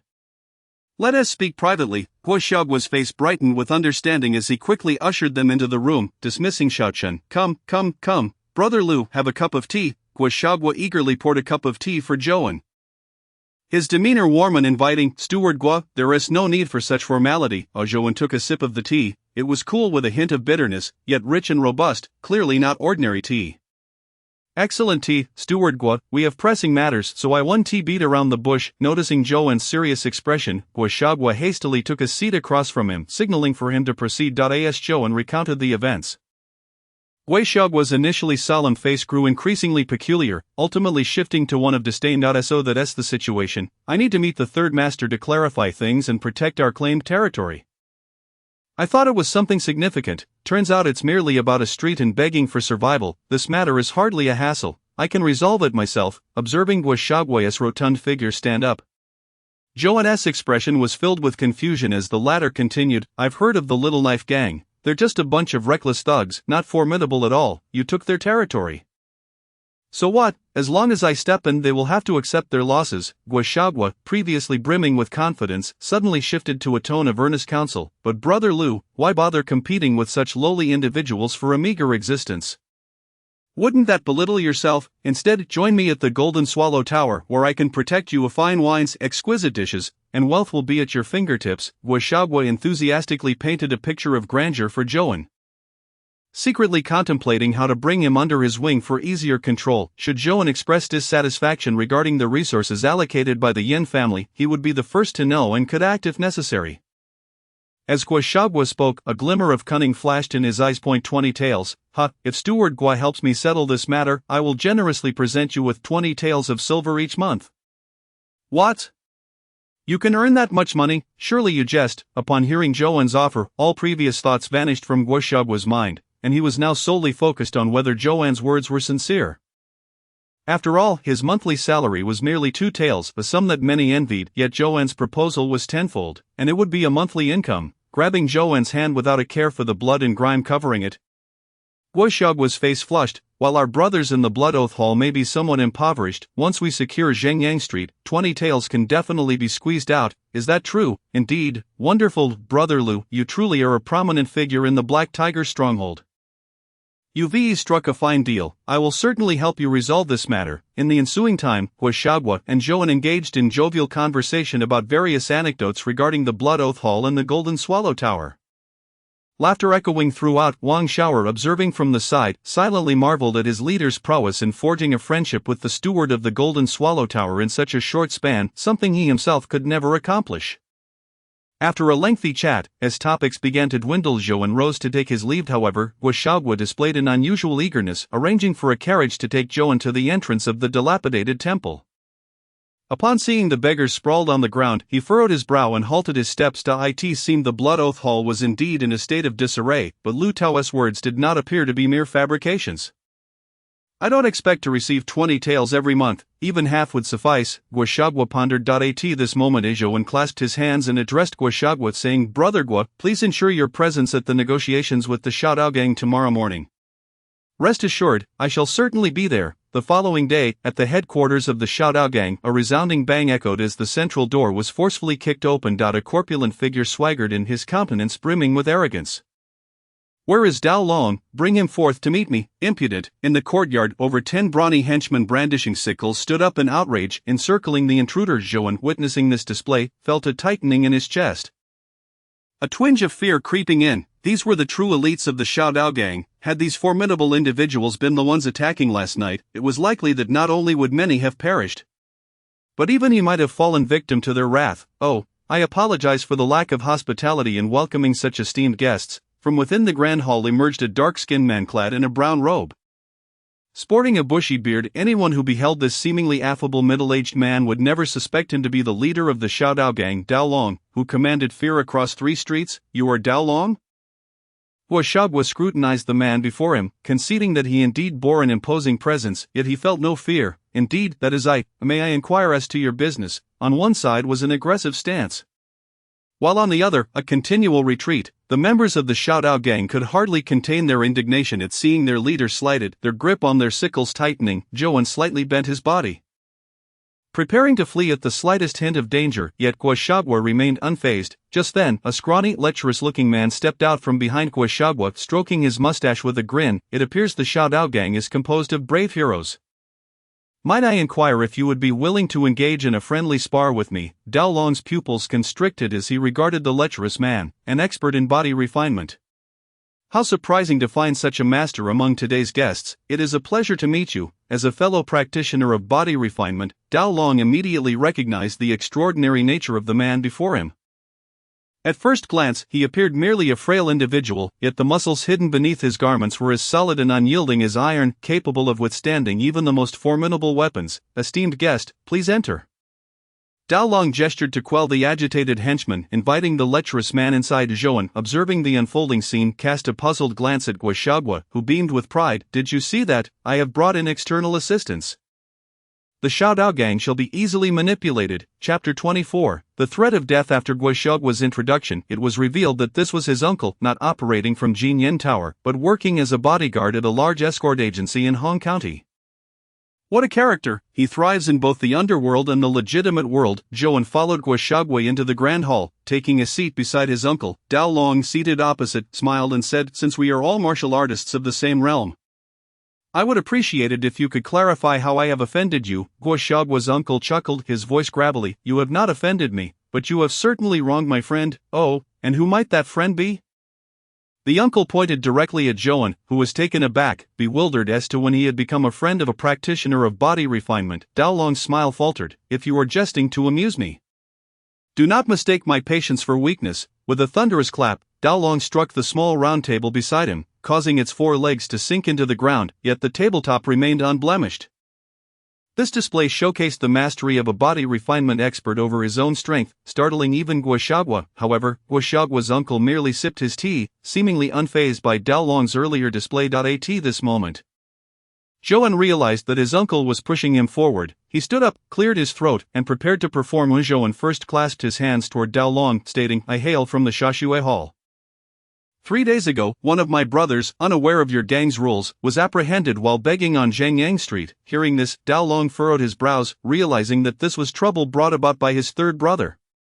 A sense of dread washing over him. He knew that given his third brother's selfish and ruthless nature, such transgressions would warrant severe punishment. As expected, Zhouan's tone shifted to one of indignation. Initially, your third brother demanded we bring 100 copper coins for his release. Although the sum is considerable, when lives are at stake, we have no choice but to scrape together the capital of Shashui Hall to meet the demand. However, at this point Zhouan rubbed his eyes, tears welling up. To my shock, your brother severed my brother's legs, rendering him permanently disabled. Guoshuagua, upon hearing this, displayed a hint of astonishment. He had come merely to support Zhouan. Unaware of the depth of this grievance, Dao Long, awkwardly chuckling, remarked, my third brother can be a bit excessive. There is no need to take it too seriously, but it does not end there. Zhouan's eyes reddened, his voice trembling with emotion. Not only that, my brother, as the hall master of Shashui Hall, was subjected to humiliation by your third brother, forced to crawl like a dog. Tell me, is that not excessive? After Zhouan's ally within Shashui Hall avenged himself, Zhengdanyu, sensing the situation was settled, disclosed his own humiliation to Zhouan, essentially expressing gratitude for Zhouan's kindness. At this moment, Zhouan seized the opportunity to bring this to light. I apologize, brother Zhang, but for the future of Shashui Hall, I must sacrifice your personal honor. The surrounding onlookers, including the Xiaodao gang members, gasped in shock. The actions of the one-eyed man were indeed excessive. Reducing a life to mere mockery, this brother, I assure you, I will return and impose strict punishment on my third brother. I will provide you with an explanation. Realizing the situation was spiraling out of control, Dao Long hastily attempted to remedy the predicament, cursing his third brother's stupidity inwardly. How about this? I will first give you 20 taels as compensation, and afterward, I will ensure my third brother comes to apologize to you. How does that sound? Dao Long's tone betrayed a hint of desperation. He was at a loss for how to resolve such a grudge. As for providing an explanation, what could he offer? Would it be a matter of breaking another leg or perhaps crawling under someone's legs? If he were to pursue such actions, his narrow-minded brother would surely create further chaos. Zhouan wiped his tears with his sleeve, then smiled. That won't be necessary. You are truly magnanimous. I have already killed him. What? My third brother? Upon hearing of his brother's demise, Dao Long was momentarily stunned, then emitted a heart-wrenching cry, bring him to me. A tremendous rush of wind erupted as Dao Long, like a tempest, lunged toward Zhouan. His fist aimed to strike. In the next instant, a towering figure obscured Zhouan's vision. With a resounding clap, Guoshuagua's uncle positioned himself before Zhouan. He had been keenly observing Dao Long's reactions, and as a seasoned bodyguard, he was already poised to act when Dao Long was momentarily caught off guard by the news. At this moment, Zhouan felt the residual force from the clash between his uncle and Dao Long, rendering him momentarily unable to open his eyes, a testament to their immense power. Do not obstruct my path, I must avenge my brother. But that simply cannot be. Now transformed into a mighty figure, Zhouan's uncle grinned, revealing several blackened teeth. This individual is my dear friend, Yu. The two engaged in a fierce struggle in the center of the hall, and as the tension escalated, the sound of clashing blades filled the air. In the midst of this standoff, Zhouan's uncle burst into laughter, forcefully pushing Dao Long toward the table behind him. The next moment, Dao Long collided with the table, which shattered into 2 pieces. Boss, do not engage. Dao Long staggered back several steps, laboriously raising his hand to quell his subordinate's unrest. Zhouan's uncle let out a cold chuckle but refrained from pursuing the attack. Dao Long, clutching his chest, glared fiercely at Joan, stating, "Even if you possess greater strength than I, you must provide me with an explanation today, otherwise you shall not leave this door." Joan scoffed derisively, "Your brother severed my brother's legs. My brother is now despondent and wishes for death. Our hallmaster has suffered such humiliation that he dares not show his face in public, living a life worse than death, that amounts to 2 lives. Moreover, your brother still owes us a life. How do the lives of your 2 subordinates compare to that of my brother? Oh, if I follow your line of reasoning, does that mean that in your eyes, the subordinates of the Dideo gang are not considered your brothers, but only your 3rd brother of body refinement? You, that is not my intention, you cunning little rascal. I shall tear you apart." Dao Long, infuriated, noticed the peculiar expressions on the faces of his subordinates, which sparked a flicker of murderous intent within him. "Heh, your brother killed over 20 of us before he left. That could be considered quite a gain for you." "You." At this moment Zhouan's uncle resumed his lecherous demeanor, interrupting their squabble. "Since Dao Long's brother is deceased, and Shashua Hall has also incurred significant losses, shall we consider this matter settled? To settle this is merely a fantasy." "A fantasy?" Zhouan's uncle narrowed his eyes. "Let me be frank with you, the power backing Shashua Hall is not something you can afford to provoke. At this juncture, settling the matter would be beneficial for all involved." Faced with this intimidation from Zhouan's uncle, Dao Long's expression grew uncertain. He realized that with this individual present, he could not take Zhouan's life, and he was wary of the power he mentioned. After much contemplation, his countenance darkened as he reluctantly declared, "This matter shall henceforth be considered resolved. Show them out." Exiting the headquarters of the Xiaodao gang, Zhouan hurriedly expressed his gratitude to his uncle. "Uncle, your martial prowess is unparalleled. I trust that after this, Dao Long will no longer trouble you. No worries. Just ensure my 100 taels of compensation are prepared." "What compensation?" Zhouan gazed at Guoshagua with a look of astonishment. Before the latter could provide any explanation, a wiry hand seized Zhouan's neck, lifting him off the ground. "Do you intend to abscond with my remuneration?" In an instant, the previously genial and gentle 3rd uncle transformed. His face contorted with malevolence. Ugh. Zhouan struggled to free himself from the grip around his throat, his eyes rolling back as waves of suffocating pressure enveloped him, the specter of death encroaching upon his mind. "Everyone give." Summoning his last ounce of strength, Zhouan managed to utter a plea for assistance. Once the grip on his neck relented, he collapsed to the ground, coughing violently. "Remember your words," the 3rd uncle sneered. Casting a dismissive glance at Zhouan, for someone as insignificant and powerless as Zhouan, he could hardly muster the energy to engage in further dialogue, had it not been for the promise of remuneration. Cough. Zhouan clutched his throat, desperately trying to alleviate the agony constricting him. "Guegua, what's going on?" At this moment, Guoshagua approached with a forced smile, stating, "I truly have no idea why my uncle suddenly brought up the matter of payment. I should have foreseen this. I was just wondering how you managed to secure such a formidable martial artist at the peak of body refinement to assist you. It appears you were drawing upon someone else's generosity." Observing Guoshagua's pretense, Zhouan felt a surge of anger bubbling within him, yet, he managed to suppress his fury and calmly replied, "Then what about the 100 taels? And no, don't expect me to front the payment. I can't possibly afford it. My uncle will kill me." Upon hearing the sum of 100 taels, Guoshagua's expression shifted dramatically. In that moment, Zhouan finally comprehended the meaning behind Zhang Dania's words. "Very well, I shall prepare accordingly. However, we may not be able to scrape together your 20 taels for the time being. No worries, just postpone the first month's payment. The remaining 9 can be settled together later."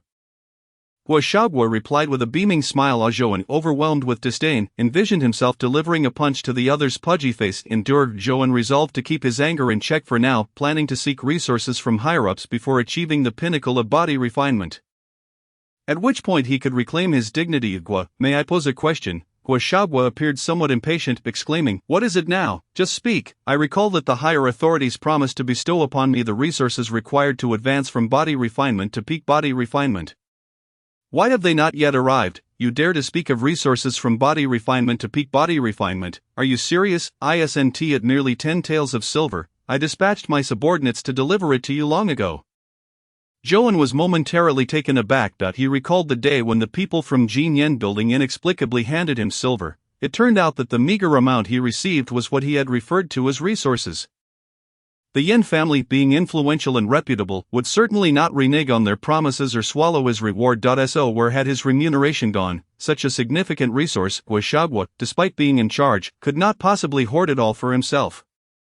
He lacked the audacity, thus it seemed there might be another individual above him who had seized his reward. Noting Zhou dazed expression, Guoxiagua assumed he intended to confront Jin Yan building, a prospect he could not allow. Otherwise, the steward behind him would have his skin peeled off. Lu Tao, you best be wise, otherwise, do not hold me accountable for my ruthlessness. A glimmer of menace flashed in Guoxiagua's eyes as he crouched down and patted Zhou shoulder. Saying, Lu Tao, I know you are an astute individual, I will ensure the 10 taels are delivered to you, but let this matter end here. I do not wish for this to reach higher authorities. Otherwise, next year on this day will mark your demise. Seeing Zhou eventually bow his head, Guoxiagua smirked, gave Zhou's cheek a pat, and left, leaving Zhou alone to grapple with his disarray in the wind. At this moment, with his head bowed, Zhou's hands dug into the ground, his fists clenched, eyes ablaze with fury. If a person respects me threefold, I shall return the respect tenfold, but if one dares to take advantage, then such a person deserves only death. Chapter 25, Magnia Martial Arts School. Zhou returned alone to the dilapidated temple, where grass mats covered the ground, strewn with injured beggars. Large cauldrons on either side emitted smoke as a few robust beggars stirred the contents with sticks. Lu Xiao, good boss, Lu Tao, you have returned. Upon his entrance, the individuals halted their tasks and greeted Zhou. Zhang Daniu approached, noticing Zhou's grim demeanor, and inquired with concern, has the matter been resolved? If not, it is no issue, we can always change streets to beg, there will always be a way to survive. No, it has been settled. Zhou surveyed the anxious faces of the beggars surrounding him and declared in a resonant voice. From now on Zhengyang Street shall belong to us. Boom, wonderful, wonderful, boss is magnificent, I told you Lu Laodi is formidable, our Blood Oath Hall shall become a renowned force. Laughter erupted around him as Zhou forced a smile in response. Retreating into the dilapidated temple, inside, 4 elderly members from the Black Tiger Gang were tallying the spoils from their recent skirmish. Upon Zhou's entrance, they all stood and nodded in acknowledgement, evidently recognizing his capabilities. Zhou approached, noticing a basket filled with copper coins, and inquired, how much do we have left? A limping man replied, we found 300 copper coins, a 50-tael silver note, and a few taels of broken silver in the one-eyed man's yard.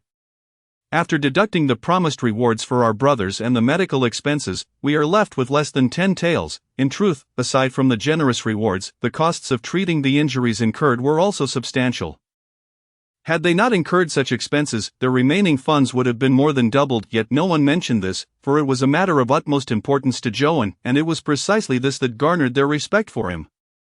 Previously, while the Black Tiger Gang did provide treatment for minor injuries, for serious ones, they often faced a grim fate, either being sent to the medicine hall at the back of the mountain to await death, or remaining on site to prevent information from leaking. They were fortunate, having been injured close to the Black Tiger Gang, otherwise it was difficult to say what might have transpired. 10 taels. Zhou pondered the use of those 10 taels. Indeed, he had never contemplated paying Guoxiagua's uncle 100 taels. Even if he sold them all, he could not raise that amount in a short time. The 20 taels promised to Guoxiagua had already been a stretch. Predicated on the hope that they could establish a stable income on Zhengyang Street without attracting trouble from the Little Knife Gang. By the time he returned, Zhou had already grasped the precariousness of his situation. With the looming threats from Guoxiagua's uncle and the Little Knife Gang's Dao Long, especially the latter, Zhou was certain that if Dao Long discovered the sordid details of his association with Guoxiagua's uncle, he would not hesitate to rally his men and reduce Zhou to a pulp. Dao Long was no ordinary figure, despite appearing to be at a disadvantage in his competition with Guoxiagua's uncle. Zhou had noticed that Dao Long had not increased his size during their confrontation, indicating that he was holding back. Moreover, it was important to remember that Dao Long hailed from a woodcutter background, and their entire gang practiced swordsmanship. Zhou could scarcely believe that Dao Long possessed no martial skills. If Dao Long were in peak condition with a weapon in hand, the outcome of his contest with Guoxiagua's uncle was far from certain.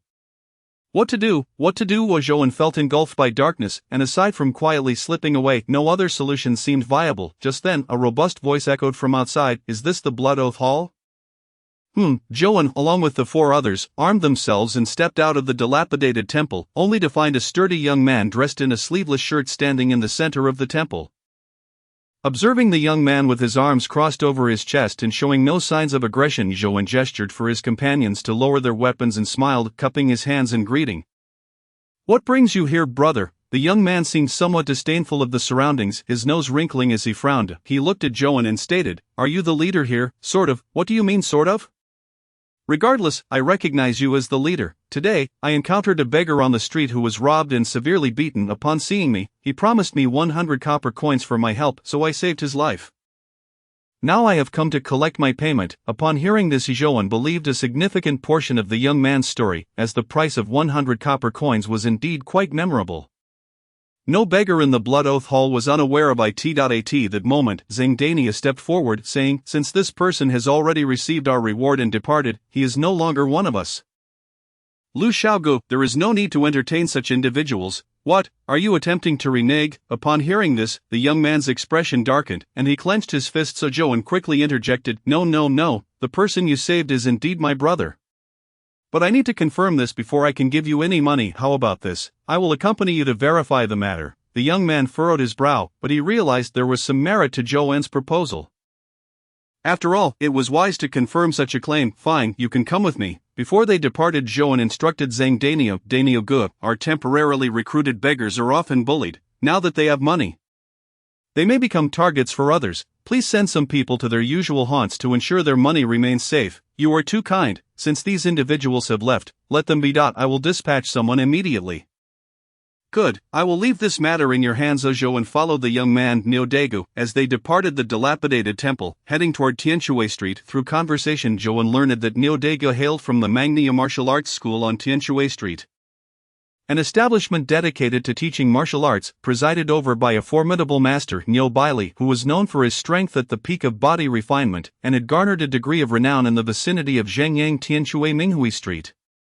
However, the master of the dojo was already a man in his 60s. Although martial arts flourish in this world, 60 is not considered an advanced age here. Yet, at this stage, physical decline and depletion of vitality are inevitable. This reality extinguished Zhouan's hopes of seeking the master as a support, for he could not naively believe that he possessed any value that would compel the master to protect him. The streets of Hong County are remarkably broad, roughly equivalent to 6 lanes of traffic by the measurements of his past life, even with 4 or 5 horse-drawn carriages traveling side by side. The intersection would not become congested. After strolling for about half an hour and turning a corner, a martial arts dojo sprawling over 1,000 square feet came into view, surrounded by green brick wooden houses.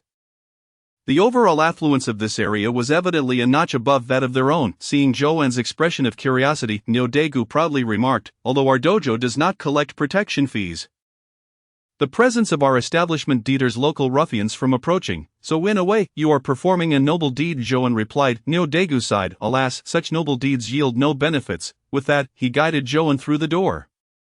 Upon entering, a tall woman approached, but upon spotting the youth with a buzz cut, she let out a cold snort and walked away. The young man awkwardly explained, "Our second senior sister can be rather direct.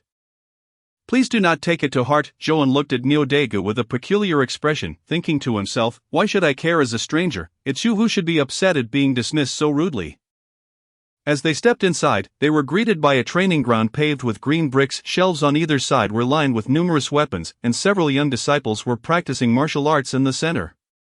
The second senior sister, who had just given Niodegu the cold shoulder, was now diligently instructing the children. Niodegu remained silent and led Zhouan into the inner courtyard, where an elderly man with sparse graying hair sat in a rocking chair, smoking a pipe. Upon seeing Niodegu, he expressionlessly inquired, "You're back?" "Yes, master, this is the elder brother of the beggar I brought back."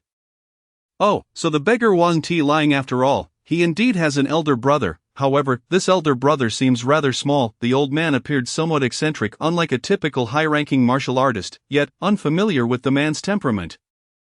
Zhouan was reminded of the incident with Guo Xiaogui's uncle and merely offered a respectful bow. Suddenly Zhouan noticed a shadow dart past him, and the next moment, the old man was before him.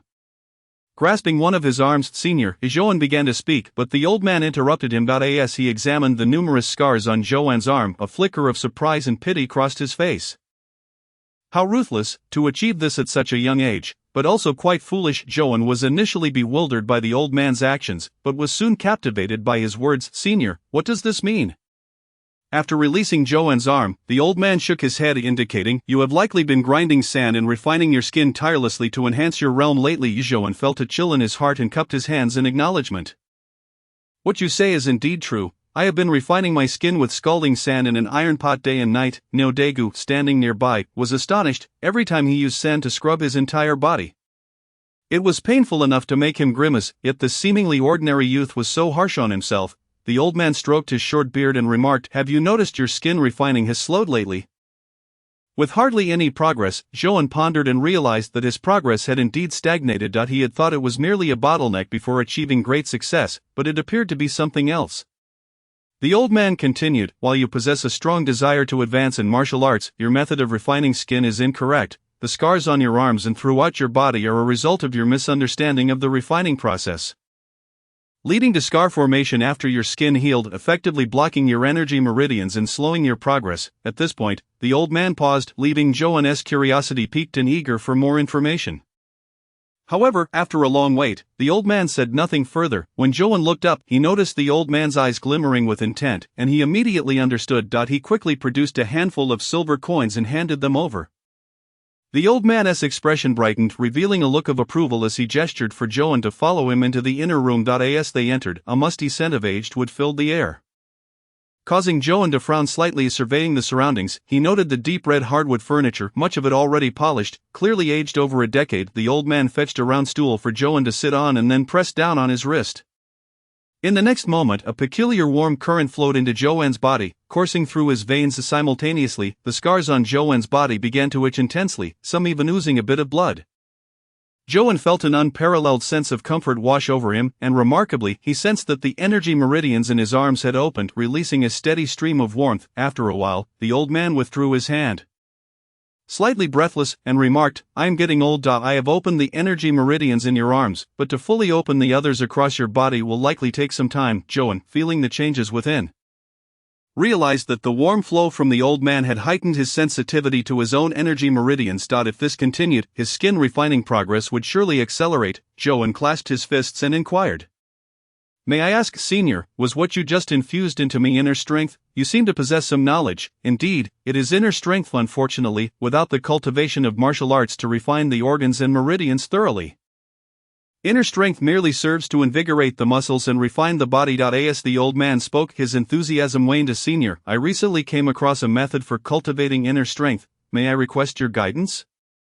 "Oh, it seems you have had quite a fortunate encounter. Cultivating inner strength is time-consuming and can slow the process of body refining. Such secret techniques are rarely found by ordinary folk." Joan, recalling the health cultivation technique he had obtained from the masked man, took it out from his pocket, thinking that he had made a backup copy, so losing it wouldn't matter. The old man casually flipped through a few pages and then returned the manuscript, stating, "This is a common inner strength method found among the people, balanced and moderate. Larger bookstores in Hong County sell it, nothing extraordinary about it." Hearing this, Joan felt a mix of joy and disappointment.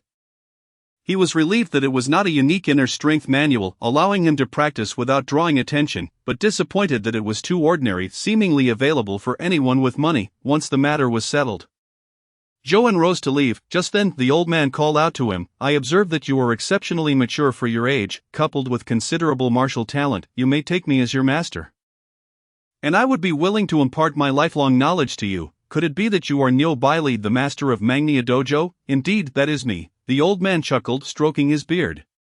As the saying goes, true teachings are conveyed through a single word, while false teachings can fill volumes. Today, Joan realized how beneficial it could be to have an experienced martial arts master. Had he not encountered the master of Magnia Dojo, he might have foolishly continued to overtrain and ruin his own body. However, Joan bowed and asked, "What is the fee for apprenticeship?" "5 taels a month. And you will graduate in 3 years. If you remain diligent during this period, I may consider accepting you as a direct disciple." After a moment of silence, Joan continued, "Master Niel, I have offended 2 martial artists who have achieved great success in body refining. I wonder if you could assist me in resolving this matter. Offering 20 taels a month as tribute is not a problem." Neil Bailey furrowed his brow, pondering how this young fellow, though still so young, had landed himself in such trouble. Yet, the allure of 20 taels per month was indeed tempting, especially since their dojo had not seen many new disciples lately. Damn the dojo alliance, Neil Bailey thought, reluctantly asking, "How did you offend these 2? Speak honestly, and I shall see if I can resolve it." Joan then briefly explained the situation involving Dao Long and Guashagwaya's uncle. As he listened, Neil Bailey nearly broke his beard in disbelief, his eyes widening. "Good heavens, at such a tender age, you are already so ruthless and know how to use others as a weapon. But be warned, martial artists are a double-edged sword. You have been too reckless, indeed, but it is too late for me to regret now. Nyo Bailey contemplated. I have heard of these two you mentioned. One is the merciless leader of the knife gang, and the other is a formidable bodyguard from the Bulway escort, who has connections in both the black and white markets. I'm afraid I am powerless to help. Ultimately, Nyo Bailey set aside the enticing offer of 20 taels a month, understanding that Dao Long and the bodyguard were not easy opponents. His age and frailty made confronting them a daunting task.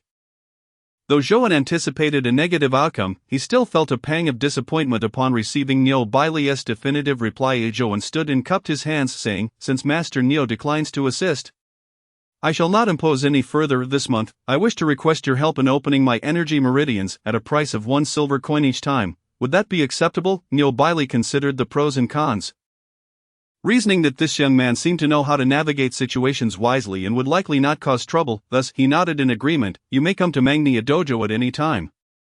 But do not speak of this to outsiders." "I shall obey you," Zhouan replied. "I have pressing matters to attend to and shall not disturb you any longer. Farewell," watching Zhouan bow respectfully as he exited.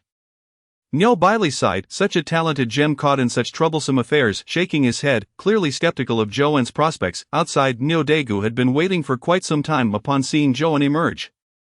He nudged him with his hand and asked, "So how did it go? Did you gain much?" Zhouan gazed at the amiable Nyo Daegu, realizing that the latter might have misconstrued something. Indeed, the owner of the beef shop is a venerable elder who has mastered the art of meat refinement. "I have greatly benefited from our exchange. Alas, I am currently preoccupied with pressing matters and may find it difficult to linger, otherwise I would surely revel in merriment with my brother Nyo." Upon discerning the implication in Zhouan's words, Nyo Daegu felt a tinge of disappointment. "Is that so? What a pity. By the way, your subordinate is still in the side room," opening the door to the side room. Zhouan beheld a young man with his eyes bandaged. Upon noticing Zhouan's entrance, the young man quickly bowed his head and uttered, "Boss Lu, enough, we shall discuss matters later, as long as he is unharmed." "That suffices." Zhouan raised a hand to signal silence, then assisted the young man in departing. At the doorway, Nyo Daegu clasped his hands in farewell, saying, "Until we meet again, until we meet again." Zhouan reciprocated the gesture before turning to help the young man leave. Had he not hailed from the Black Tiger stronghold and had he not previously entered the Blood Oath Hall, he would have yearned to join such a martial arts academy for training. Unfortunately, the course of the world does not bend to the will of a single individual. He lived in the present, and despite being cautious, he was inevitably drawn into the whirlpool of fate. Upon returning to the dilapidated temple, news arrived from Zhang Dainyu that indeed, most of the beggars who had received money were now being targeted by local ruffians and scoundrels, with a few having already been robbed and beaten. Observing the current circumstances, Zhouan could only counsel those wishing to depart to remain in the vicinity of the dilapidated temple for a while, as it would provide some semblance of protection. Many within the Blood Oath Hall believed Zhouan to be overly compassionate, yet only he understood that such actions were intended to win the hearts of the people. The seemingly altruistic deeds he performed without apparent benefit were ultimately for the sake of those who had once shown him kindness. After all, everyone desires to have a benevolent individual by their side. Perhaps, during a critical period in the future, this would prove invaluable. Within the crumbling temple, Zhouan convened 5 core members of the Blood Oath Hall, including Zhang Dainyu, all of whom hailed from the Black Tiger stronghold and could be trusted to some extent. At that moment, Zhouan laid bare their current predicament and true situation, causing the countenance of all present to shift dramatically.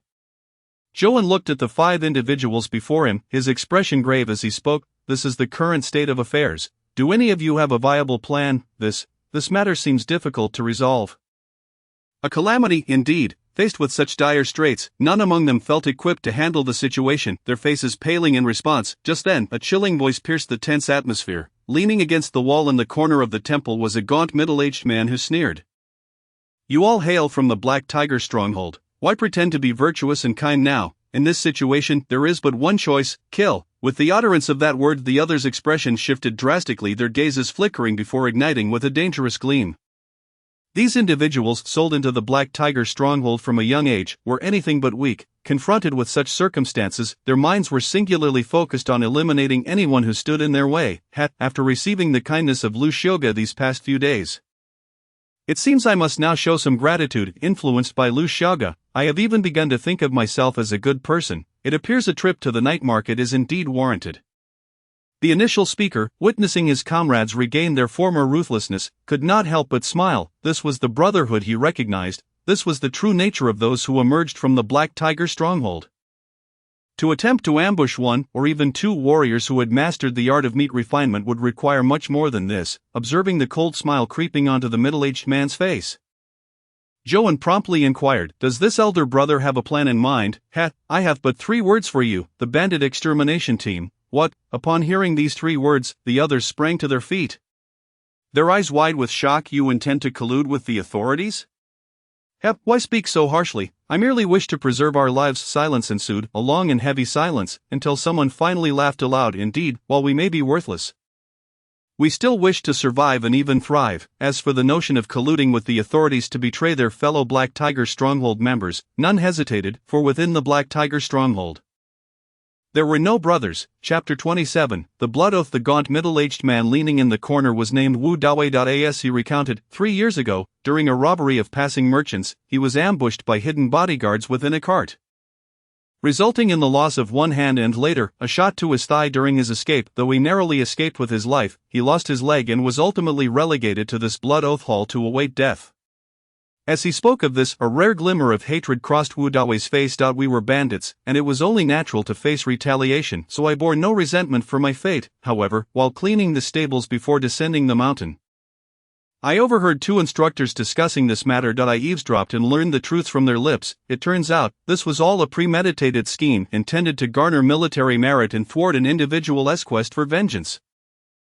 Upon hearing this revelation, Joan's pupils constricted. Indeed, his previous suspicions had not been unfounded. The stronghold was indeed colluding with the authorities, and individuals like them were mere cannon fodder, ready to be sacrificed at any moment. Wu Dawei's expression was now uncontrolled, his voice trembling as he spoke. It was evident that even as a bandit, he could not accept the reality of being manipulated. "I was already steeped in sin.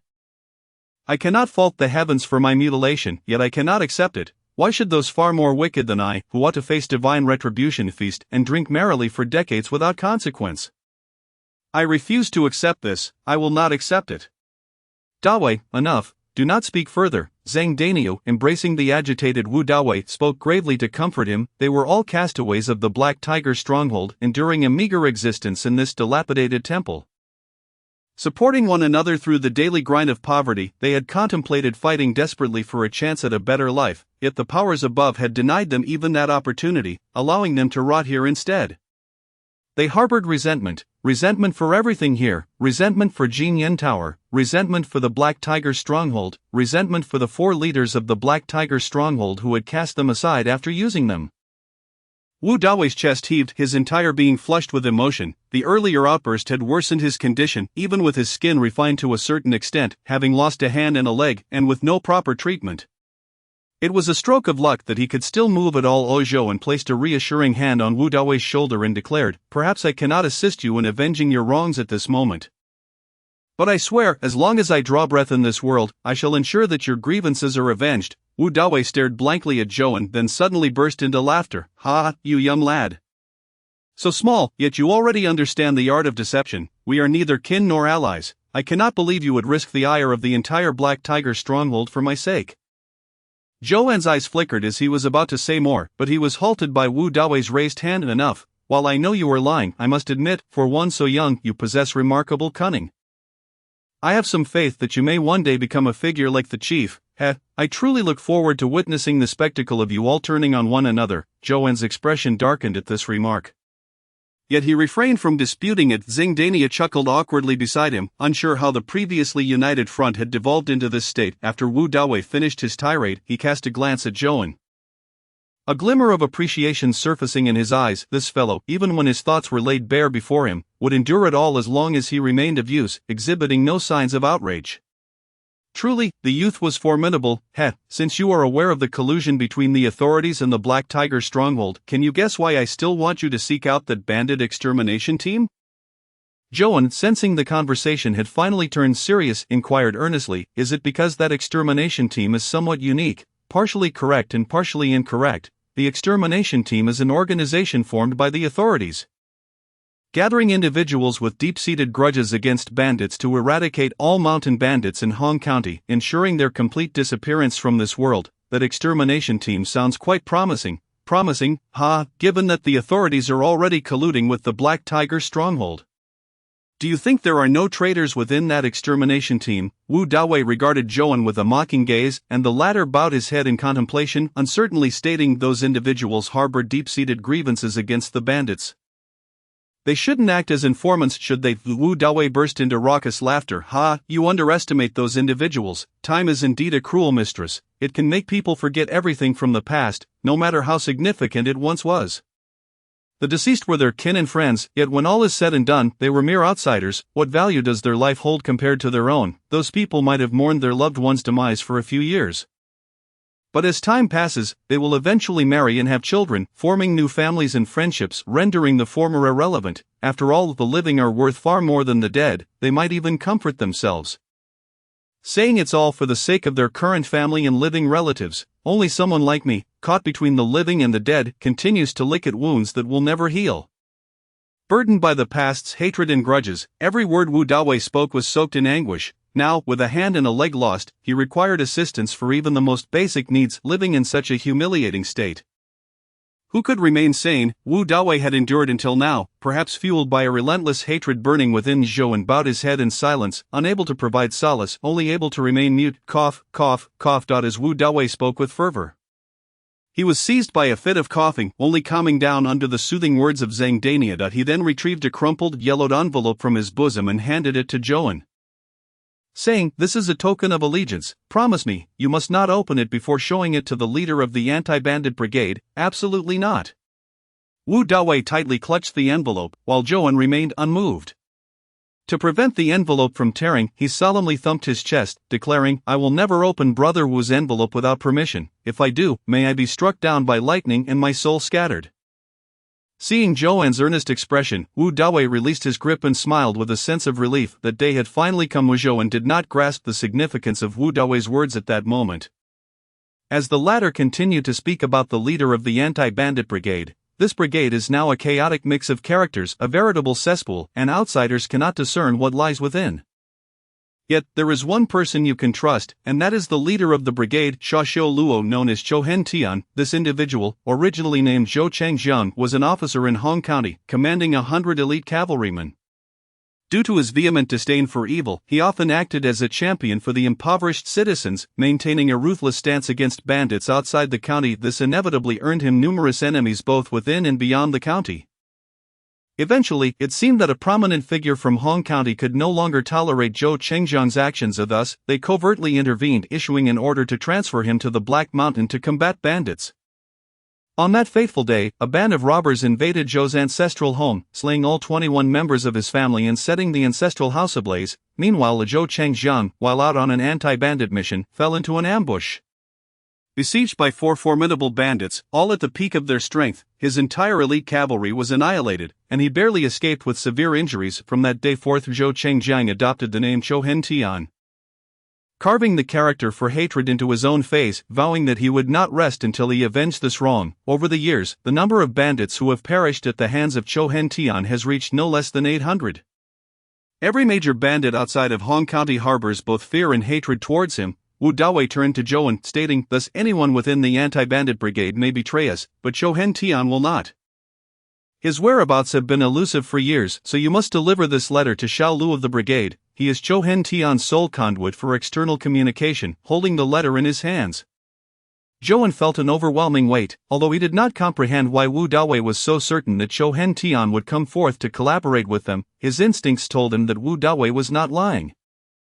"Very well. However, there is still some time before the payment is due. Let us first see if we can negotiate or resolve this ourselves." Upon hearing Zhou's words, Wu Dawei offered no objection.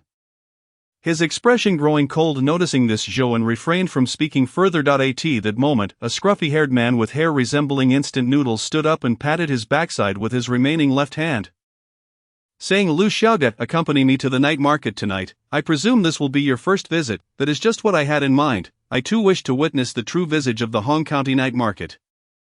The noodle-haired man grinned. "Rest assured, you won't be disappointed." Chapter 28. The Night Market. The Grim Reaper. Hong County is a vast region spanning 100 miles, bustling with nocturnal activity. The night market has a long history. With establishments in the southeast, southwest, northeast, and northwest of the county, opening at the zenith of the moon and closing before dawn, in the eyes of the common folk, the night market is shrouded in mystery. Particularly due to rumors of individuals who have mysteriously disappeared while attempting to explore it, instilling a profound sense of fear among the populace. Joan and the noodle-haired man, he who stood at the entrance of the night market. Contrary to the rumored eerie and mysterious atmosphere, the market was brightly lit, with throngs of people crowding the shops on either side, while vendors shouted their wares, creating a lively scene. In a days, Joan even caught a whiff of tantalizing barbecued delicacies. This not quite different from what you imagined. A bit following he who into the night market, they were immediately approached by several half-grown children. Sir, I am a guide for the night market. For just 5 copper coins, I can serve both of you for the night. I charge only 4 copper coins and also provide a discount voucher for you on G's blacksmith shop. Get lost, we don't need any of that, he who retorted, shooing the swarm of children away with punches and kicks, causing them to shout in protest. After driving off the children, he who turned to Joan, saying, "Do not be deceived by their youth. Behind them lie formidable forces. If you had actually accepted their guidance, with your strength, it wouldn't take long before corpses appeared in the streets." Hearing this, Joan fell to chill. It seemed this place was far more perilous than he had anticipated. "Let us go. I used to come here often to dispose of goods before I was incapacitated." As they walked through the streets, he who educated Joan on the various rules of the black market, appearing genuinely intent on imparting knowledge, freely sharing insights on taboos. Throughout this exchange, Joan noticed that the vendors on either side wore smiles. Yet their eyes were fixed on them, sending shivers down his spine. He who, unfazed, remarked, "These people may appear intimidating, but they are all cowards. Just act indifferent, and they will not dare to harm you when you come here alone in the future. Remember, do not show any signs of weakness. This is a nightmare realm for the feeble." They arrived at the center of the night market, where he who paused in front of an herbal medicine shop. Above the shop hung a sign, "He Family Herbal Medicine Shop." Upon seeing this sign, he who chuckled, "It was this very sign that led me to enter this shop for the first time. Who knew this place was so thoroughly corrupt? But the medicines I purchased were indeed effective." Joan, intrigued by he whose words, followed him across the threshold. Upon entering, Joan was immediately assaulted by a wave of smoke that compelled him to cough violently. Looking up, he saw the ceiling adorned with spiraling yellow incense. Cough, cough, cough. "After all these years, they still haven't changed this wretched incense," he who coughed as he waved his hand to disperse the smoke. From the shadows, a middle-aged woman approached the counter, ignoring he whose complaints, and coldly asked, "What do you want to buy?" Has the owner changed?" he who exclaimed, and the middle-aged woman cast a glance at him before flatly stating, "My father passed away last year." "Oh, my condolences," he whose words lacked any sincerity, and the middle-aged woman's expression grew impatient. "If you wish to buy something, do so. If not, leave." All right, I shall buy. Do you have any medicine effective against practitioners of the flesh refinement stage?" The middle-aged woman regarded he who with surprise, then pondered before replying. "Cracking flesh herb ground into powder and ingested can cause practitioners of the flesh refinement stage to suffer excruciating pain and ultimately perish. However, it induces immediate agony, so I recommend mixing it with sleep powder. 0.5 taels of silver per stalk, blood of the otherworldly, which can be crushed into powder and added to tea or mixed with poisonous vapors. Is colorless and tasteless, rendering flesh refinement practitioners' vitality stagnant, reducing their strength by at least 30% due to the rarity of its ingredients. It costs 15 taels per piece. Erosion bug pills can be mixed into meals, showing no symptoms for 10 days, but when the practitioner hears a specific whistle, the bugs within will awaken and gnaw through their intestines. Priced at 3 taels each, the modified blood fury pill resembles the original but causes the practitioner's vitality to spiral out of control, leading to a surge of energy that leaves them weak in the limbs. 3 of these can lead to the demise of a flesh refinement practitioner. Each costs 7 taels. Joan gasped upon hearing the prices. They were exorbitant. He was particularly familiar with the erosion bug pills, as Lu Tao had instructed Wang Xiaoer to include them in the meals he served him. They were certainly not worth this much. "This is outrageous." Joan looked at he who furrowed his brow. They had only brought 10 taels of silver for this trip, and they had other expenses to consider, so they could not spend it all here. "These prices are too steep. Can we negotiate a discount? If you can't afford it, then don't buy," the middle-aged woman retorted. "Miss, we need these to deal with some bad people. Surely someone as beautiful as you would help us." Joan's attempted charm sent a chill down he whose spine. A true man knows when to bend and when to stand firm. The middle-aged woman glanced at Joan, whose eyes were wide and innocent, and coldly replied, "If I were your grandmother, I would beat you to death." as Zhouan's ploy failed, he sulked. Suddenly, an idea struck him, and he approached the counter to inquire, "Do you have any drugs that can induce sleep or disrupt the focus of flesh refinement practitioners?" The woman tapped her fingers on the counter and then retrieved 3 vials from beneath it: revitalizing pill, drowsiness powder, and kidney strengthening pill. These preparations mainly serve to, exiting the pharmacy, he who spat in disdain. "These aren't even lethal potions, they are ridiculously overpriced." "Damn, brother, stop complaining. After all, these are not available in regular pharmacies, let us check elsewhere." Thus Zhouan and he who roamed the night market for a good portion of the night, departing only as dawn approached, their bags brimming with their spoils. The following morning, as the residents near the dilapidated temple began to rise and tidy their courtyards for a new day, Zhouan remained asleep. Still recovering from the previous night's adventures, suddenly, a cacophony erupted outside, and before he could stir, the rickety door of the temple was kicked open. "Who dares to trespass on my blood oath hall?" The others inside the temple quickly grabbed their spears, standing alert. Suddenly, a rotund man with slicked back hair sauntered in, his face devoid of any tension as he frowned at the shabby decor of the dilapidated temple. "Goodness, how can you endure such a wretched place? Even our doghouse is better than this." He glared at Zhang Daniu and the others, who returned his gaze with indignation. The newcomer, hands on his hips and a sneer on his face, retorted, "What are you staring at? Do you lot from this filthy pit dare to take action?" This commotion inevitably roused Zhouan, who rose with a grave expression. Approaching Zhang Daniu, he spoke in a low voice. "Who are you? Even if our blood oath hall is dilapidated, it is not for just anyone to insult." "Oh dear, such bravado, you've scared me so much that I've lost a hair," the man scoffed.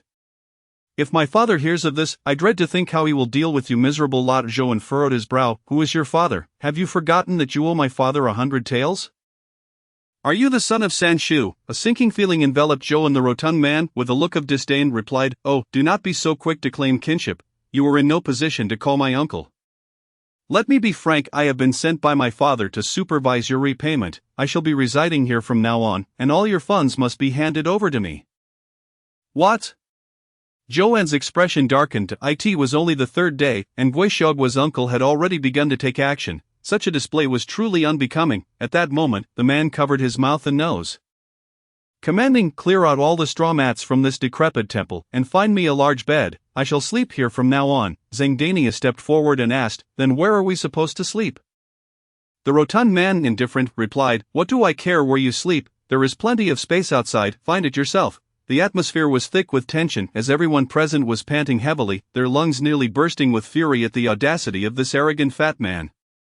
Yet, they ultimately complied, for circumstances were beyond their control. In the days that followed, whenever a beggar returned from asking for alms, the fat man would rush over to search them thoroughly, leaving no part untouched.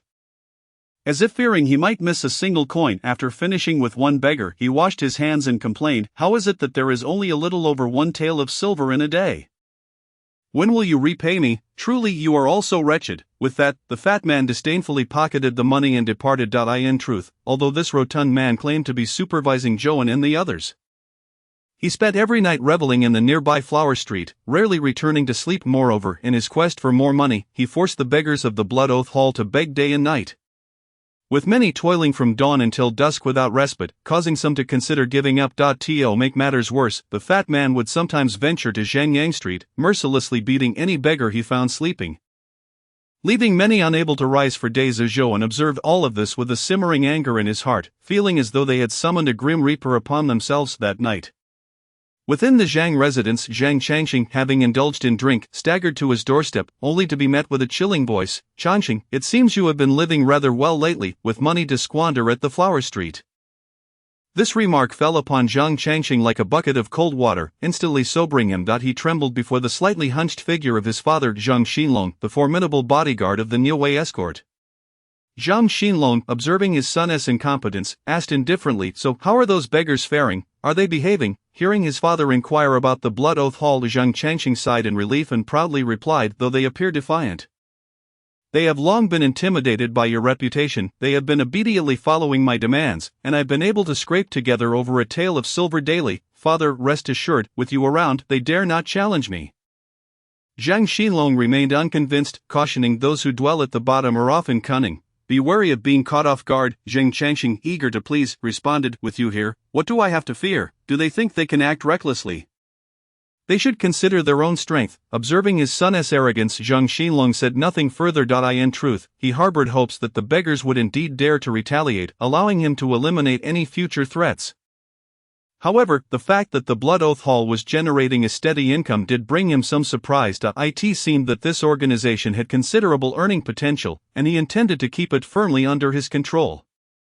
Zhang Xinlong's intentions were clear. He had no plans to relinquish his hold over the Blood Oath Hall, viewing it as a lucrative asset. As for the notion of the Blood Oath Hall escaping his grasp once they repaid their debts, he dismissed it without a second thought. Tomorrow, inform Lu Tao that he is to deliver 2 taels of silver daily from now on, otherwise, do not blame me for my ruthlessness. Furthermore, all funds received must be handed over to me. Spending it on women is utterly disgraceful. Father, silence. If you dare to visit Flower Street again, I shall break your legs. Meanwhile, in a part of the Zhang residence obscured from view, a pair of bright eyes opened in the darkness. Silently observing the father and son duo in a nameless corner of Hong County, there stood a tea house without a sign. It was a modest establishment, housing only 5 or 6 tables, serving tea that was not particularly rare. All sourced from the nearby mountains, yet the tea house enjoyed a thriving business, filled to capacity each day. The patrons, curious in their own right, would enter, sip their tea, and remain silent, seated throughout the day. The cost of a pot of tea was 2 coins. Not cheap, yet a similar, albeit unique, clientele would come in daily, sitting in silence. Today, under the bright sun, the tea house was already bustling with patrons. Behind the counter, a dapper young lad rested his head on his hand, dozing off while mumbling occasionally. Those with keen ears perked up, only to be met with some unsavory words, causing outrage among the crowd. The longtime regulars would share knowing smiles, reveling in the misfortune of the newcomers, which provided them with their sole amusement. This tea house had become a habitual gathering place for these individuals, maintaining its quiet monotony. It opened with the first rays of sunlight and closed when the sun began to set. A routine that seemed destined to persist. Just then, a trembling beggar stumbled through the door. The previously lethargic crowd straightened in an instant, startling the disheveled beggar, who hurriedly approached the counter, placing a letter before the young lad before scurrying away. A few patrons silently followed, while the majority turned their attention to the letter and the now awakened youth. The lad had been roused by a distinctive scent. After rubbing his eyes, he found an old, yellowed letter before him. Instead of reaching for it, he surveyed the eager faces around him and smiled playfully. Would you like to know the contents of this letter? No one in the tea house uttered a word, fully aware that this was likely a jest on the part of the lad, as they shared a history steeped in enmity. When no one responded, the youth sighed in boredom, pulling his hair back and securing it with a cloth strip, leaving a simple ponytail. He then reached for the letter on the counter but paused, frowning as he retrieved a towel from beneath the counter to cover it, lifting the entire bundle. Today, I have matters to attend to. The tea house is closed, he lazily announced, ignoring the crowd that still lingered and retreating to the back courtyard. The tea house, backed by the city wall, had a courtyard that ended at the towering structure. Most notably, the wall sported a massive irregular gap at its summit, as if a colossal beast had taken a bite, a most fearsome sight. This feature ensured that no prying eyes could intrude. The young lad, known as Xiao Lu, was an enigma. Outsiders could not discern whether this was his nickname or a codename, but such details mattered little. What truly mattered was that he was the sole attendant of this nameless tea house, owned by the infamous figure known as the Heaven of Hatred, who inspired dread among the people of Hong County. This tea house had sprung into existence alongside the formation of the initial band of bandit hunters, openly operating under the banner of the Heaven of Hatred. Strangely, the figure never responded to its existence. Initially, many believed the tea house to be a mere front for the Heaven of Hatred to amass wealth. Given that the tea served was rather costly, however, everything changed one fateful day when a man, bereaved by bandits who had slaughtered his family, came to the tea house in tears. The following day, 5 severed heads were displayed outside the tea house, each with wide open eyes, marked with the words, "The leader of the bandits has been exterminated." From that moment on, countless individuals ceased reporting their grievances to the county office, instead flocking to this humble tea house. Despite the influx of patrons, the tea house welcomed all, attentively listening to any grievances, and before long justice would be served. The most notorious incident occurred a year prior, when a member of one of the 4 prominent families in Hong County committed heinous acts against a married woman, resulting in a scandal that shook the region to its core. As their aging parents sought vengeance for their son, they navigated through numerous tribulations, ultimately finding themselves in this unassuming tea house. The news spread like wildfire, drawing a crowd eager to witness whether this humble establishment would dare to offend the Yu family for the sake of an ordinary citizen. At this juncture, the Yu family proclaimed that not even the most profound hatred could harm a single hair on their kin. However, come the next day, the gates of the Yu residence were shattered. Their servants suffered grievous casualties, and most alarmingly the head of the Yu family's direct descendant, a man who had committed heinous acts against others, was displayed before the tea house. In that moment, the entirety of Hong County was made aware of the audaciousness of the one known as Hate the Heavens. Some gazed in admiration, others in trepidation, and countless were those who quaked in fear. As one of the illustrious families of Hong County, the Yu clan was not inclined to let this affront pass. They dispatched agents to incinerate the tea house and executed all its staff. Yet, within mere days, 5 of the Yu family's direct descendants met with assassination, their heads laid at the ruins of the tea house.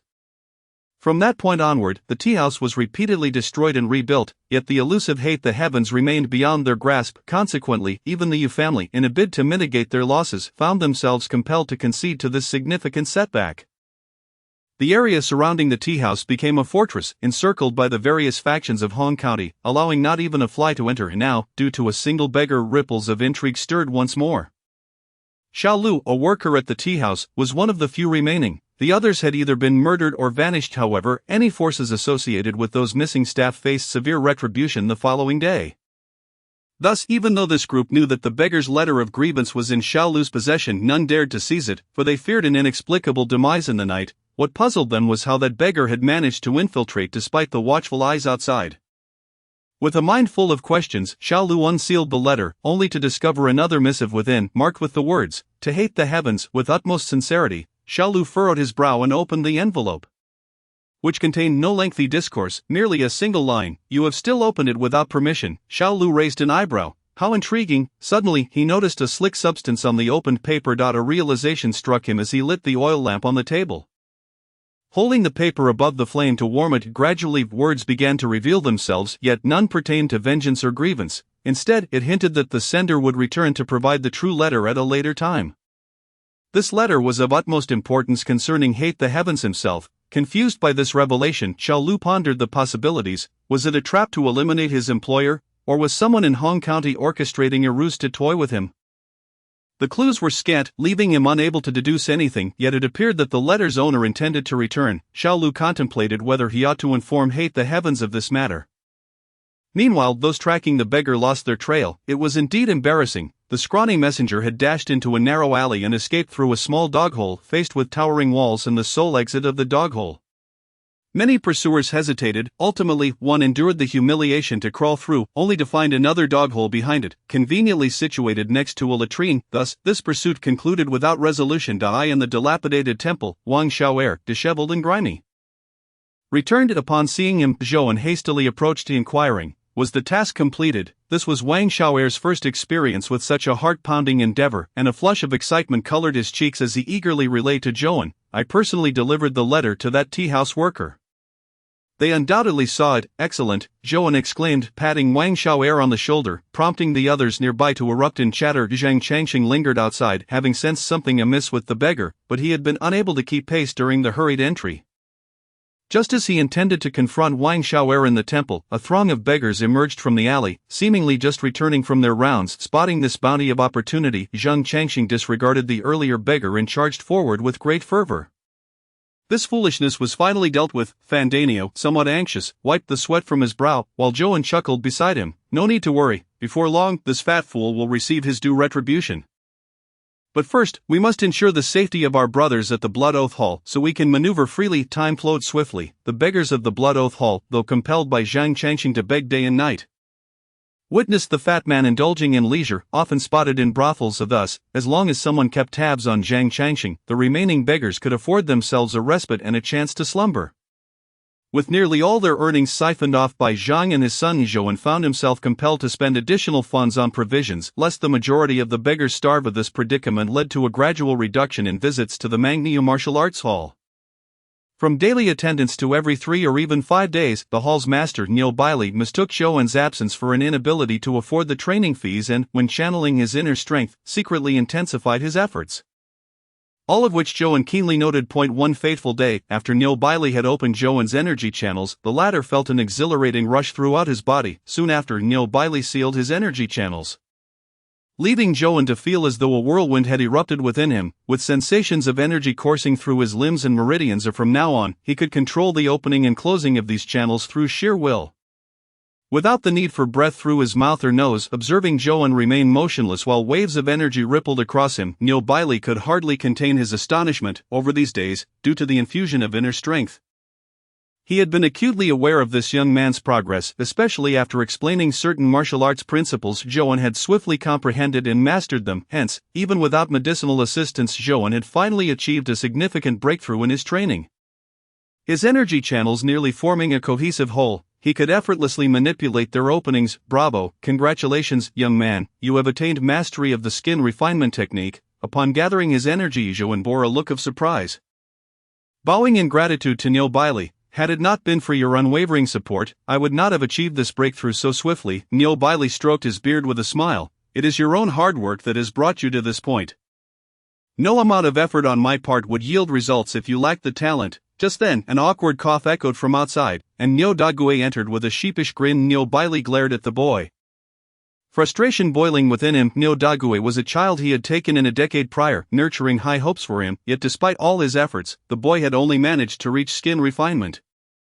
Showing no signs of advancing to muscle refinement, this left him perplexed and deeply disappointed. Just look at Joan, so young yet achieving skin refinement with minimal use of medications. Meanwhile, Nyo Dague had consumed enough of his time to train a muscle refinement warrior.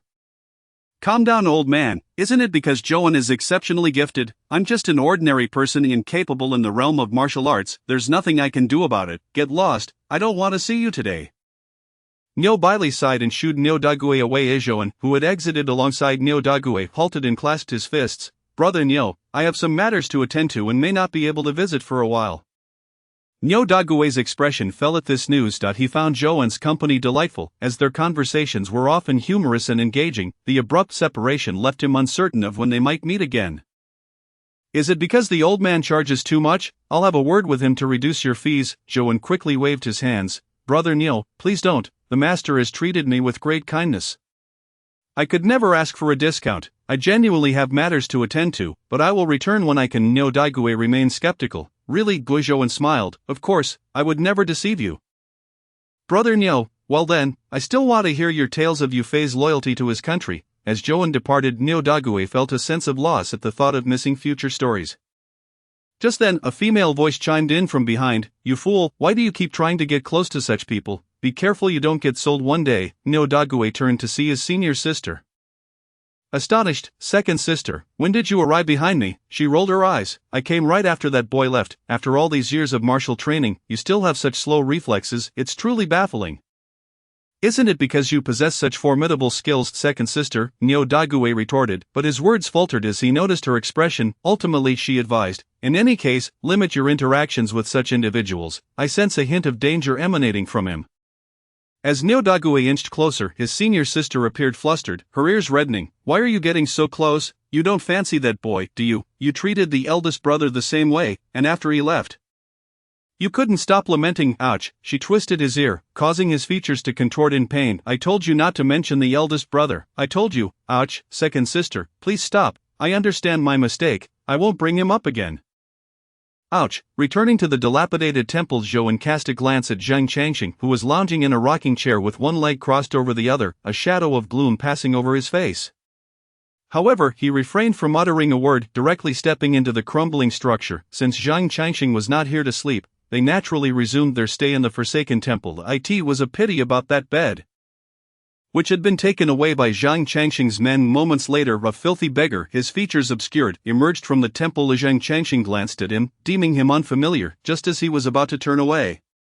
A sycophantic voice called from behind, Brother Zhang, the tea you requested is ready. Behind him, Wang Xiaoer was pouring tea from a steaming kettle. The nameless tea house welcomed yet another day, but ever since a beggar had infiltrated their midst, everyone's hearts had tightened with apprehension. Uncertain of which dignitaries might suffer after this letter, they prayed that it would only be some local ruffians, that way their benefactors would not lay blame upon them. Amidst this tense atmosphere, the beggar who had recently slipped in reappeared at the entrance, standing before all. How could this be possible?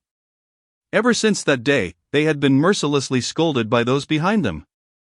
Not only had they blocked the original dog hole with a massive stone, but they had also stationed several agile fighters to keep watch. How had this beggar managed to enter, unbeknownst to them?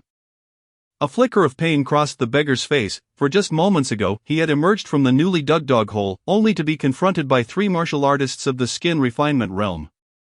To ensure a swift resolution, he had utilized some pills procured from the black market that day, mixing them into the dust and scattering them about. Remarkably, 2 of the skin refinement martial artists quickly covered their eyes and cried out in agony, losing their combat effectiveness, while the remaining one was knocked down by a well-placed kick. Thus, after incapacitating the 3 obstacles, he seized the opportunity to dash into the teahouse before the others could react. At that moment, Xiaolu was absent-mindedly drawing circles on the table, and upon seeing the newcomer, his brows arched in surprise. He had not anticipated this individual would dare return. Now leaving would be impossible. No, wait, this was not the same person. Xiaolu squinted. The atmosphere grew restless, and everyone stood up. What, do you all wish to start a fight here? Xiaolu scoffed. Instantly the standing figures seemed to recall something, their faces displaying stark fear. They had nearly forgotten that those who had ever attempted violence here had met with gruesome ends, with entire families suffering the consequences, ever since Zhou Chang had adopted the moniker of Resentment Heaven.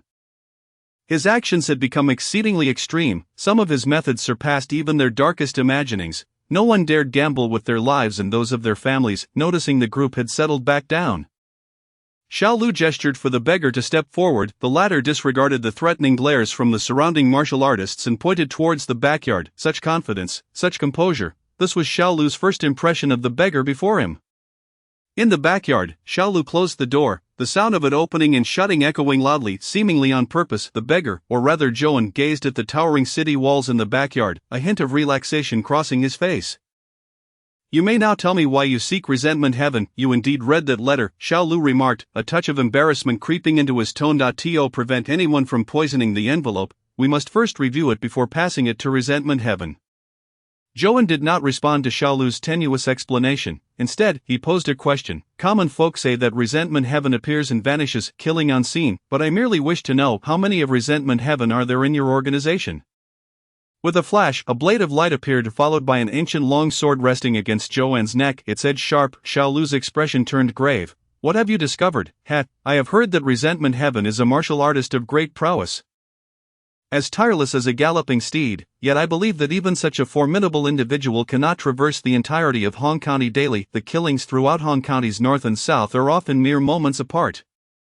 This cannot possibly be the work of a single martial artist, nor can it be the work of one of great prowess. Zhouan turned to face Xiaolu, whose gaze remained fierce. It seems you have long suspected that the so-called Resentment Heaven is not an individual. With a scoff, Xiaolu lowered his sword, offering no reply, only stating coldly, Speak of your purpose here. Zhouan declared solemnly, I wish to meet the true Resentment Heaven. Impossible. The matter was undeniably of utmost importance to him. Without seeing the man himself, he would not divulge anything. Xiaolu's gaze towards Zhouan grew perilous, yet the latter remained indifferent and unafraid. It appears you genuinely have something significant to discuss with him. But your reasons are still insufficient, far from enough. I am from Black Wind Stronghold. What? Upon hearing those 3 words, Xiaolu's sword momentarily flickered, while Zhouan merely closed his eyes. The blade pierced Zhouan's shoulder. Cold, excruciating, yet Zhouan remained silent, enduring the pain. After what felt like an eternity, Xiaolu finally withdrew the sword from Zhouan's shoulder, the tip stained with crimson droplets. Xiaolu spoke icily, Continue. I have come to collaborate with you, to eradicate Black Tiger Stronghold completely. As for the token of allegiance, come to my territory to obtain it. With your intelligence capabilities, you should be able to ascertain my identity swiftly. The time is set for 3 nights hence. Do not be late. Having delivered these words, Zhouan clutched his wound and trudged towards the door. A sword barred his path as Xiaolu pointed toward a well in the backyard, saying, Exit through here. Though the secret passage has been discovered before, it has remained unused for 2 years. Whether you live or die depends entirely on your luck. Thank you. Zhouan clasped his fists and, covering his wound, jumped down beside the well. Watching Zhouan descend with such resolve, Xiaolu stood by silently, sword in hand. Chapter 31, Night Battle. 3 days later, in the evening. A letter was delivered to Zhang's residence, containing but a single line, If you wish for your son to live, come alone to the dilapidated temple. The servant who had carelessly opened the letter was now in a state of panic. Daring not to take matters into his own hands, promptly delivering it to Zhang Xinlong. Zhang Xinlong surveyed the envelope, a blend of anger and suspicion flickering across his face, which ultimately morphed into a cold smile. The alley where the temple was located had long been cleared, save for a pile of firewood blazing fiercely before the temple. The flames cast a bright glow, illuminating the faces of all present. "You need not wade into this murky water, one is sufficient," Zingdania chuckled, saying, "Brother Lu, you are taking this risk for our future. We must accompany you on this journey," and the others share the same sentiment. Observing the five who remained, outsiders could hardly fathom that these individuals, hailing from Black Tiger's stronghold, would disregard their safety to stay behind. The night seemed poised for rain, the weather turning damp and cool. A chill settling in. Do you think that person will come? Someone glanced at Wu Dawei, who remained silent for a long while before finally uttering, "If he does not come, he will surely regret it." Crack, boom, a low rumble of thunder echoed, causing the hearts of the group to race, an ominous premonition lingering in the air that tonight might not unfold smoothly. Step by step, the sound of approaching footsteps grew nearer, quickening the heartbeats of Zhou and his companions. He has arrived. The six stood up, forming a line to face the alleyway. A slightly hunched figure emerged from the darkness, gradually stepping into the light of the flames, casting a long shadow reminiscent of a beast lurking in the darkness, poised to pounce. Zhang Xinlong ambled forth like a leisurely elder, hands clasped behind his back, a smile adorning his face, yet this very smile ignited an instant fury within the six. Zhang Danio, unable to withstand the imposing presence of the newcomer, yanked a fully bound fat man from the temple. Whoa, Zhang Changxing had never anticipated that these ragtag individuals would dare lay hands on him. He had merely sipped a cup of hot tea before losing consciousness. Upon awakening, he found himself tied up like a dumpling, a foul, filthy cloth stuffed in his mouth, making him feel utterly nauseated. Upon seeing his son dragged out, Zhang Xinlong halted, yet not a trace of concern marred his expression. "I must admit, you possess quite the audacity." Zhang Xinlong surveyed the desolate surroundings, a hint of regret crossing his face. "I had expected you to rush me with those beggars. Yet you did not. Have you softened your hearts, or do you harbor other intentions?" Each heart skipped a beat as Zhou pressed the blade he had nearly been beaten with against Zhang Changxing's neck. "Uncle, if you do not wish for your son to meet his demise, you must agree to our terms." "Oh, what terms?" "You must return the 30 taels of silver you took from us, and in addition, provide us with 100 taels as ransom." Zhang Xinlong stroked his chin with interest. This deal seems rather unprofitable. Zhou and the others were taken aback by the unexpected response from their opponent. Zhou's gaze hardened, pressing the blade deeper into Zhang Changxing's flesh. Whoa, feeling the blade against his throat and the pain coursing through him, Zhang Changxing trembled, casting a pleading glance at his father. Zhang Dania swiftly removed the cloth from his mouth, prompting a shrill, desperate cry. "Father, save me! Father, it's me! They truly mean to kill me." Hearing this piercing wail, Zhang Xinlong's countenance darkened, and he slowly turned to Zhou. "This group of spineless fools has always been compliant. Ever since you arrived, everything has changed. These beggars even dare to capture my son to threaten me. Tell me, how should I repay you?" The sinister words sent a chill down Zhou's spine, a flicker of concealed anxiety glimmering in his eyes. Though it was swiftly suppressed, Zhou inhaled deeply, stepping forward to declare, "If you had not forced us into a corner, how could we have come to this outcome? There is no need for you to sow discord. The six of us brothers are well aware of who truly obstructs our path." "Very well." Zhang Xinlong clapped his hands in hearty laughter, but his expression swiftly turned cold as he declared, "Do not speak of 130 taels. I would not part with even a single one. If you dare, make your move." He died, without the slightest hesitation. Zhou raised his blade and brought it down. "You desire your son's demise, allow me to fulfill that wish." Whoosh, a gust of wind swept through, and Zhang Xinlong, akin to a galloping leopard, covered the distance that would take an ordinary person many steps in an instant. His fingers curling slightly as they approached Zhou's face. "You dare to strike, know that in the next moment I shall crush your skull. Choose wisely." Yet Zhou's blade fell from his grasp, transforming its descent into a thrust that propelled Zhang Changxing towards him.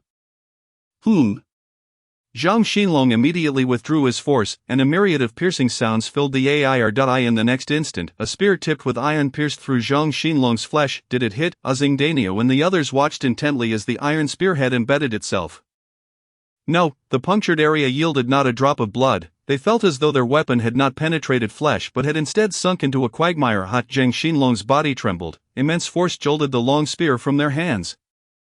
Ants! Before Zhang Xinlong could unleash his fury, a long knife had already sliced through the air towards him. He sidestepped, and the blade left a gash on his forehead. Bang! Zhou wielding the knife with both hands, was sent flying by a punch from Zhang Xinlong, rolling on the ground several times. When he finally stood, he felt as if a tempest raged within his stomach. Ugh, the meal he had consumed at noon was expelled. Kill. The remaining men drew their meteor hammers and swung them at Zhang Xianlong. In that moment of rage, Zhang Xinlong's hands whirled like windmills, entangling the chains of the meteor hammers with a single tug. Zhang Daniu and the others were yanked towards him, and the next moment, they all screamed as they flew away. A bang. With no chance to catch his breath, Zhouan gritted his teeth and forced himself up. Hurling a handful of lime, Zhang Xinlong, a seasoned martial artist, closed his eyes and dodged, his hands moving like grinding wheels in every direction, yet he encountered nothing. When he opened his eyes, Zhouan had already dragged Zhang Changxing to the entrance of a dilapidated temple.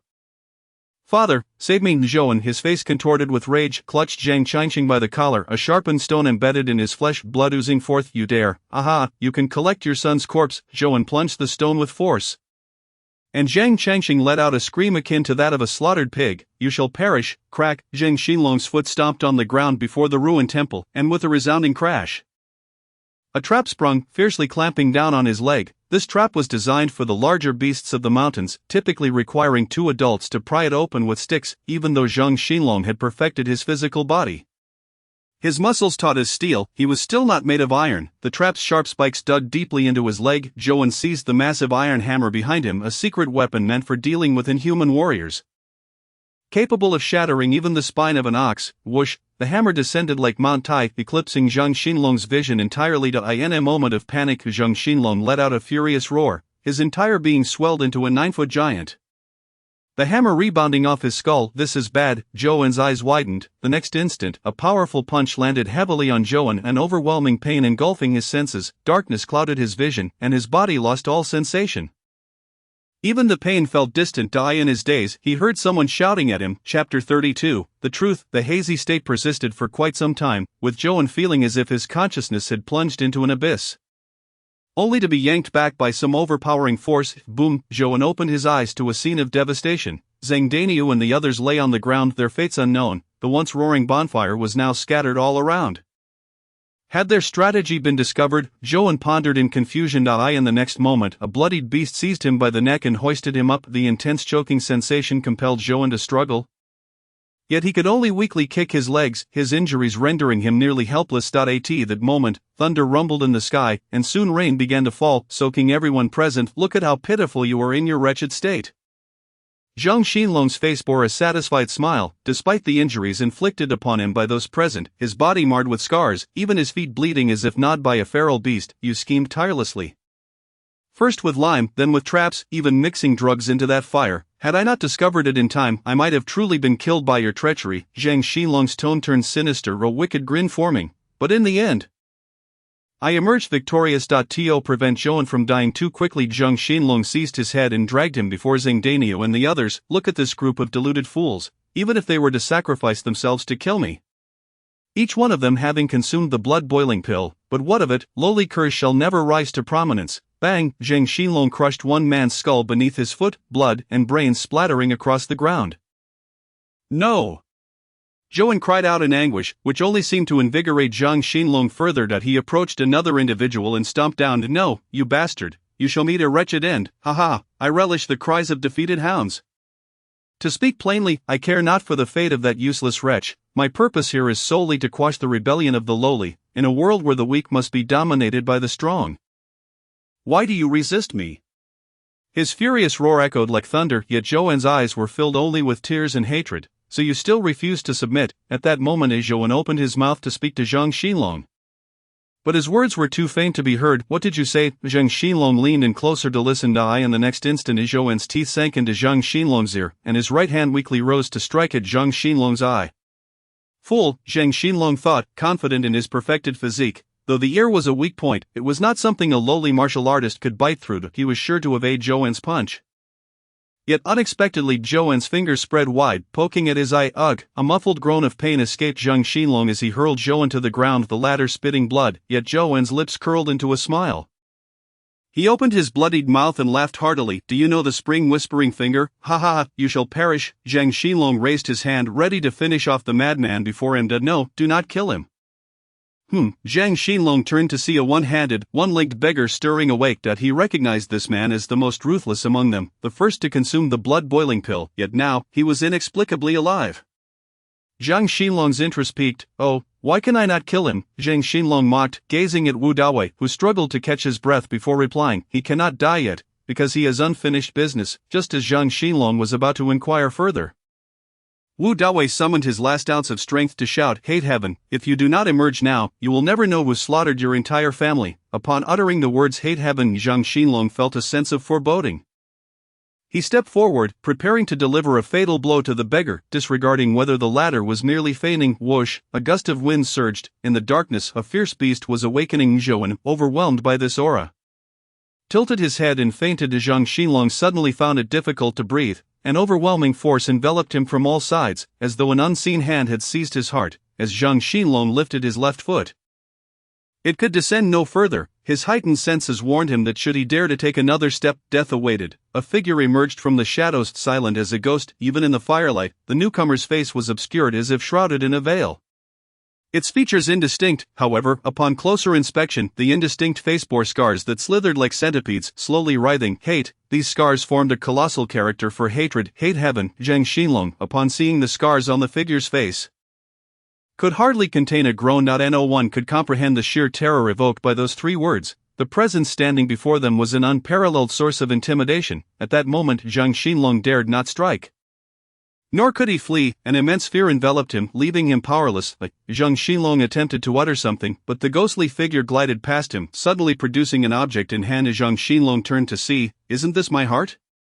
With his final query, Zhang Xinlong's eyes widened in disbelief as he collapsed into a pool of blood. The once formidable Zhang Xinlong, who toyed with Zhouan and the others as if they were mere trifles, was effortlessly stripped of his heart and fell before them. The shock left everyone dizzy. The silent man discarded the heart with ease and approached Wu Dawei. Initially, Wu Dawei had anticipated this moment would arrive sooner.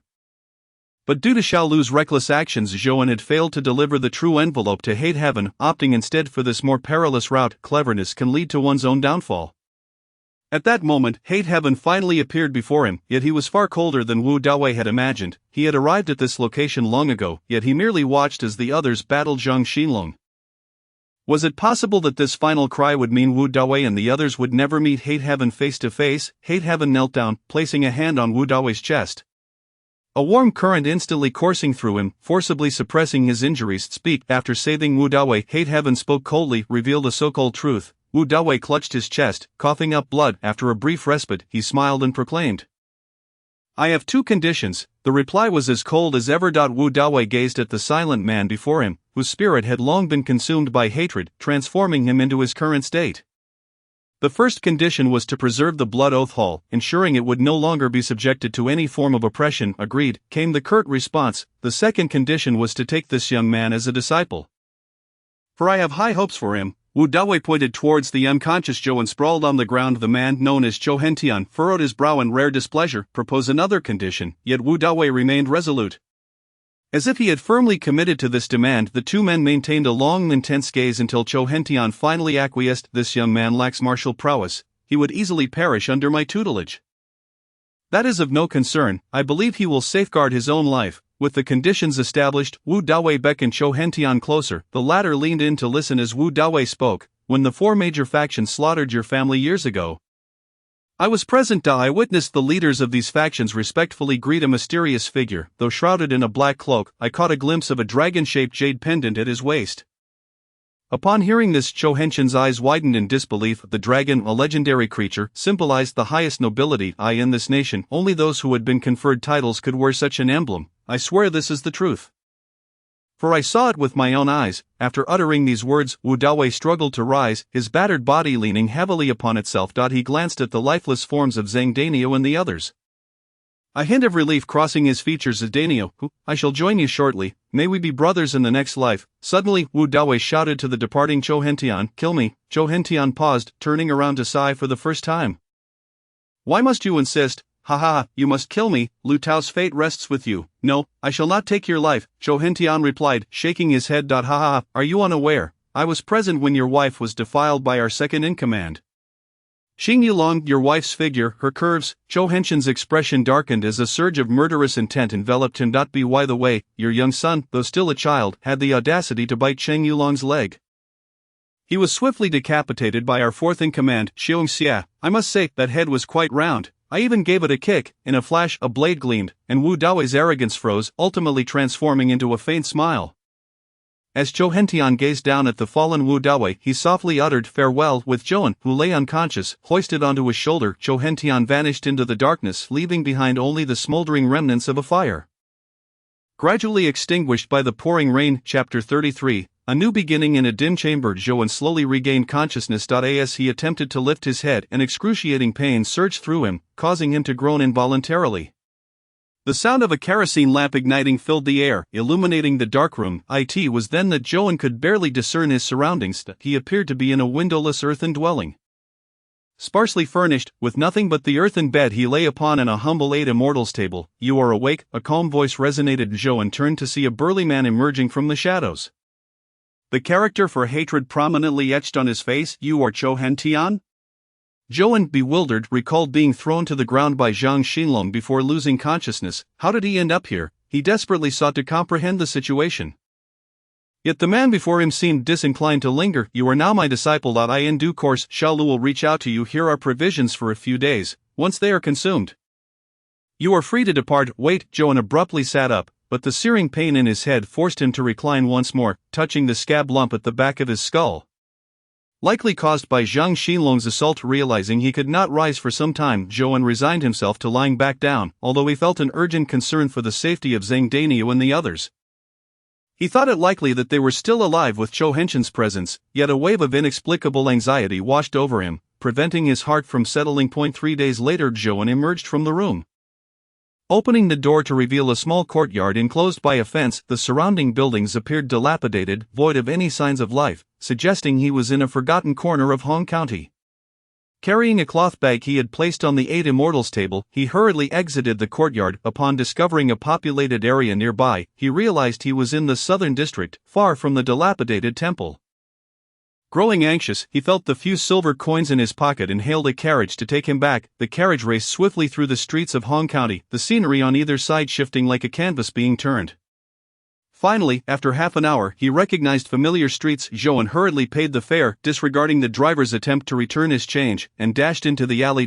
As he entered the narrow passage, Zhouan was met with the sight of beggars sprawled across the ground, some familiar faces, but many were new. A few beggars, seeing his approach, shouted uncertainly, "Boss." Recognizing the bewildered expressions of those around him, Zhouan nodded, prompting a chorus of cheers. With his absence, the group had lacked a guiding force these past few days. Although they could still beg on Zhangyang Street, an unsettling sense of insecurity had loomed over them. After exchanging pleasantries with several familiar beggars, Zhouan furrowed his brow, noting the absence of Zhang Daniu and the others. At that moment, a scent of smoke wafted from the dilapidated temple, a peculiar smell of burnt paper triggering a realization within Zhouan. Taking a deep breath, he stomped heavily and stepped into the temple. Inside the drafty structure, beneath the decapitated deity's statue, 5 memorial tablets were arranged. When Zhouan recognized the familiar names inscribed upon them, he crumpled to the ground. No. This cannot be real, he cried out in despair. The beggars, startled by his sudden exclamation, turned to him with expressions of astonishment. "Boss, you're not dead? This is wonderful. I knew that good people would be rewarded. While human suffering may not resonate universally, Zhouan understood that these beggars had come to rely solely on him. Painfully opening his eyes, tears streamed down his cheeks as he approached the fire pit, taking the paper money from a nearby beggar's hands and beginning to burn it, one piece at a time. A rumbling sound startled Zhouan from his sorrowful reverie. He looked up to see that night had fallen, and the sound emanated from the bellies of the beggars. Frowning, he said, "You should go eat first. I will remain here alone." Yet the beggars clutched their stomachs, unwilling to leave or even meet his gaze. Zhouan suddenly realized the implication. "You have no food, correct, boss? What transpired on Zhangyang Street, it was not that. Just a few days ago." The beggar hesitated, prompting Zhouan to frown. "Where is Wang Shower? Did he fail to provide you with rations?" "Wang Gu has gone to Jinyan Tower." "What?" At that moment, footsteps approached, revealing Wang Shower dressed as a waiter, accompanied by Guoxiagua. "Guoxiagua, what brings you here?" Zhouan disregarded Wang Shower, focusing solely on Guoxiagua, which caused Wang Shower's face to darken. Guoxiagua, with a mocking gaze, replied, "What? after a few days you dare to call me by name. I demand to know why you are here." Joan stood, confronting Gauchagua with an imposing presence, causing the latter to take a step back in fright. Realizing that his demeanor had notably changed, "What do you intend to do?" Gauchagua stammered, retreating further, his face flushing with embarrassment upon realizing his cowardice. Observing Gauchagua's feigned bravado, Joan felt disdain. This was the individual he had once treated with caution, but now he appeared nothing more than a timid wretch. At that moment, Wang Xiao interjected, "Isn't today the third-day memorial for Zhang Daniu and the others? Guogu has come to pay his respects, such a spineless creature. Did I grant you permission to speak?" Wang Xiao's words froze mid-sentence, and he shouted angrily, "You think you're so great? Do you even know what we've endured since your disappearance? If it weren't for Brother Guo's assistance, we wouldn't even have these memorial tablets." With a swift motion, Zhou slapped Wang Xiao, leaving him stunned. Zhou's gaze was filled with contempt. Do not forget. If it were not for the so-called Brother Guo, Zhang Daniu and the others would still be alive. Zhang Xilong was indeed killed by you, ever since Wang Xiao reported to Gauchagua at Jinyan Tower 2 days prior. Gauchagua had been incredulous that his uncle, now a formidable warrior, could be slain by mere remnants of the past, yet upon witnessing his uncle's remains, he had been forced to confront the grim reality. Thus he enlisted Wang Xiao, consolidating the Blood Oath Hall under his control to generate wealth for himself. The mysterious disappearance of Zhou had been a source of constant anxiety for him.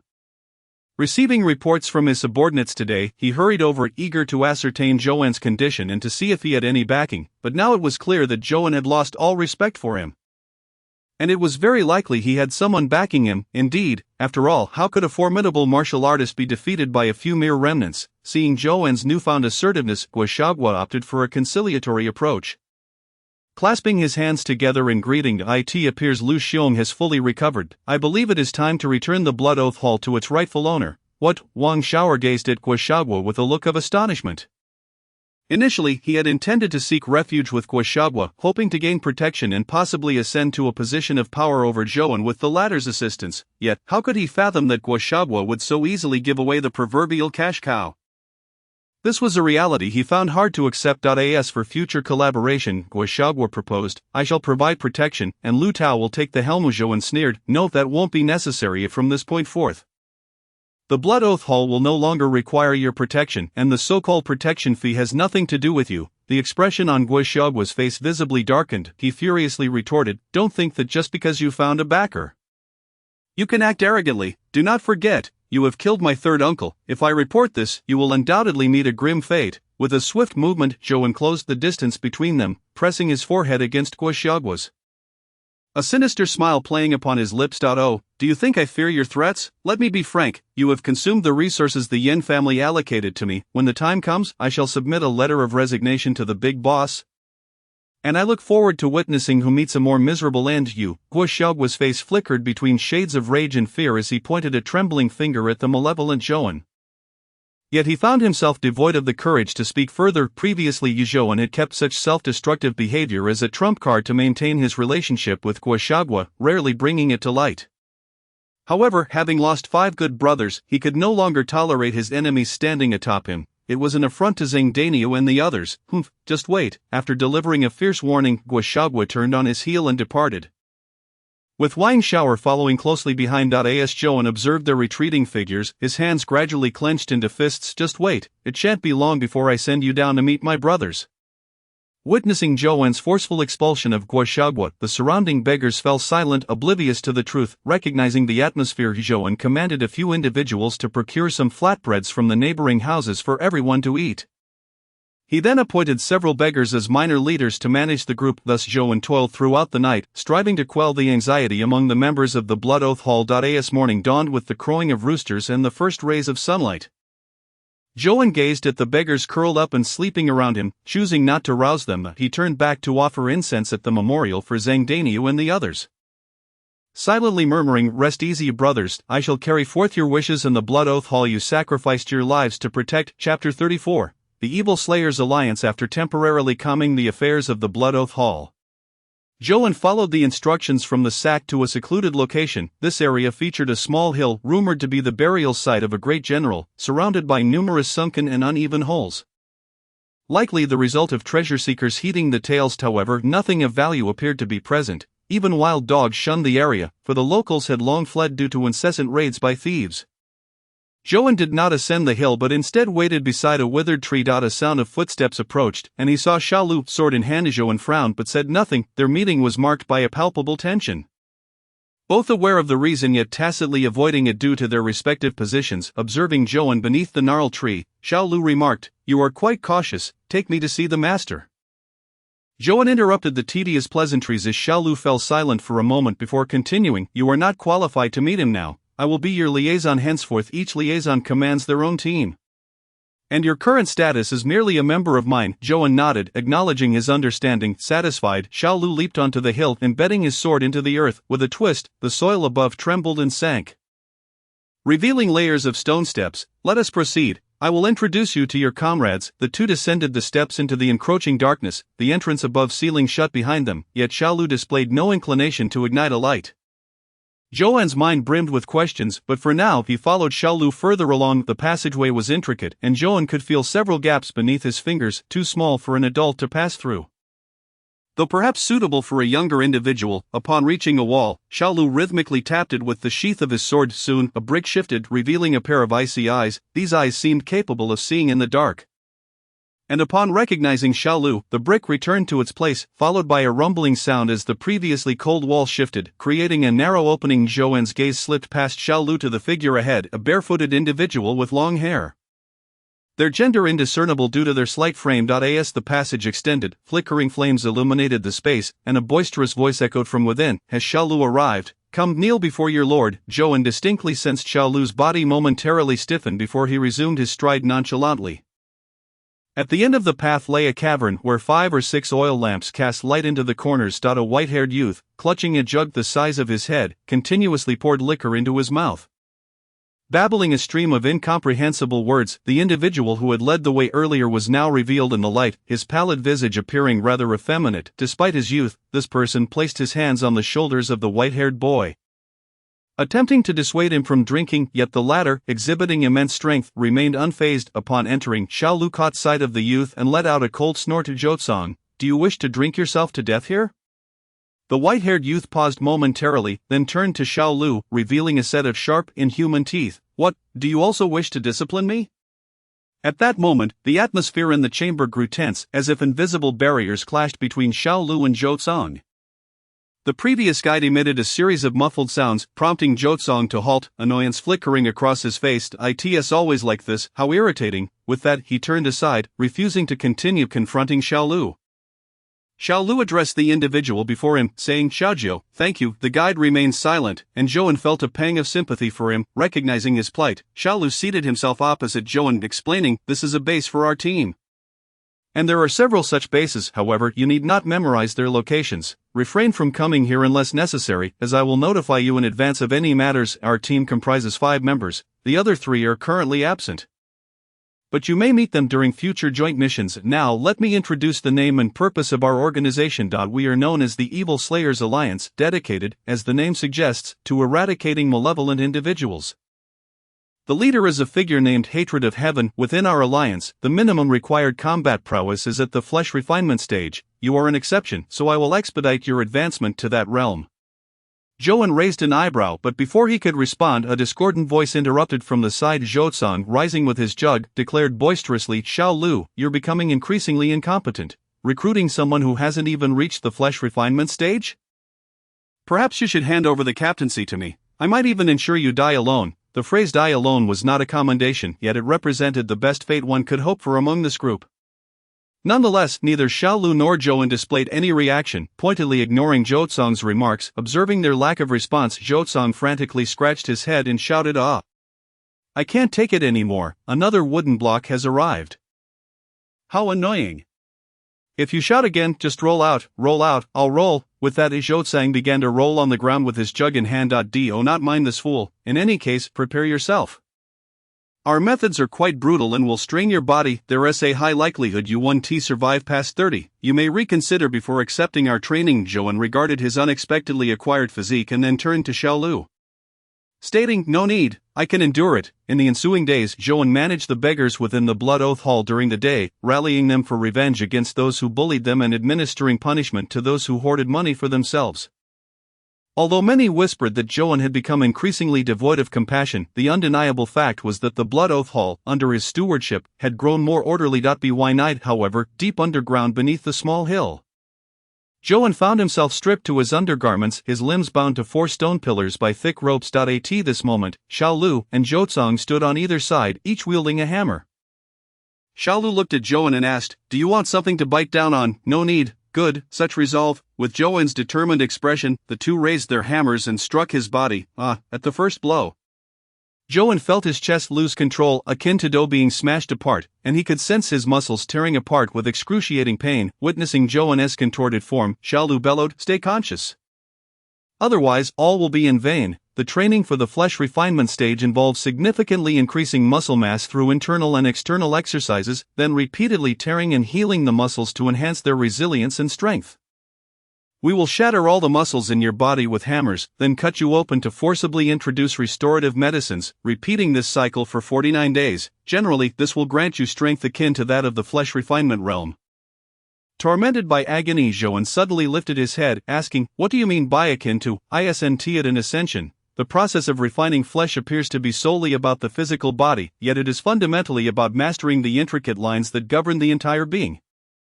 Only by completely mastering these lines can one truly grasp the essence of flesh refinement. Lines, nerves." As Joan pondered this, a hammer more powerful than any blow before came crashing down, as Joan instantly lost his composure. "Damn you!" Zhou, observing Joan's reaction, revealed an excited smile. "Now you're getting it. Lolling about like Xiao Lu all day is utterly pointless." With that, Zhou seized the hammer and struck Joan again. Growing more exhilarated with each hit, the hammer creating afterimages in the air, Xiao Lu, frowning nearby, cautioned, "Be careful. If you cripple him, the boss won't let you off lightly." While I concede you surpass me in swordsmanship, you are woefully inadequate in the art of body refinement. My techniques for honing the physical form are invaluable, and today, consider it a favor to this lad," as Xiao Lu observed Zhou somewhat frenzied demeanor. He too raised a hammer and joined in, thinking that together they would double the effect. Amidst the relentless assault, Joan, clinging to consciousness, was astonished to find that his body was healing itself through the repeated battering. Zhou was indeed correct. His hammer technique significantly stimulated rapid bodily repair, albeit through a rather ungraceful process. Before the dilapidated temple, Guo watched the beggars coming and going, his brow furrowing beside him. Wang Xiao remarked, "Boss, if you wish to deal with Lu Tao, why not just find another uncle? There's no need for you to come personally." Guo responded with a sharp slap to Wang Xiao's face, who covered his cheek, only managing a forced smile. Having grown accustomed to Guo's beatings, he still occasionally dreamed of the days spent in the Blood Oath Hall. "I am not at fault." Wang Xiao's gaze gradually grew resolute, while Guo, after striking him, scolded fiercely, "Fool, find another uncle. One dead isn't enough. You want to replace him?" With a chilling glare, Guo stared into the alley ahead.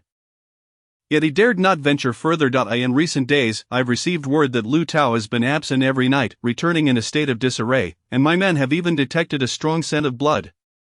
Lu Tao has undoubtedly become extraordinary, yet, you should never have threatened me with that matter. Such a threat endangers the entire Jin Yin Tower. Chapter 35, Living Through Death. That night, upon receiving a message from Xiao Lu, Joan, unarmed, ventured into a familiar dark alley, for just across the street lay the residence of Zhang Xinlong Zheng Changxing. A faint sound of footsteps approached, and Joan looked up. Xiao Lu, Xiaojiu, and Zhou emerged from the depths of the alley.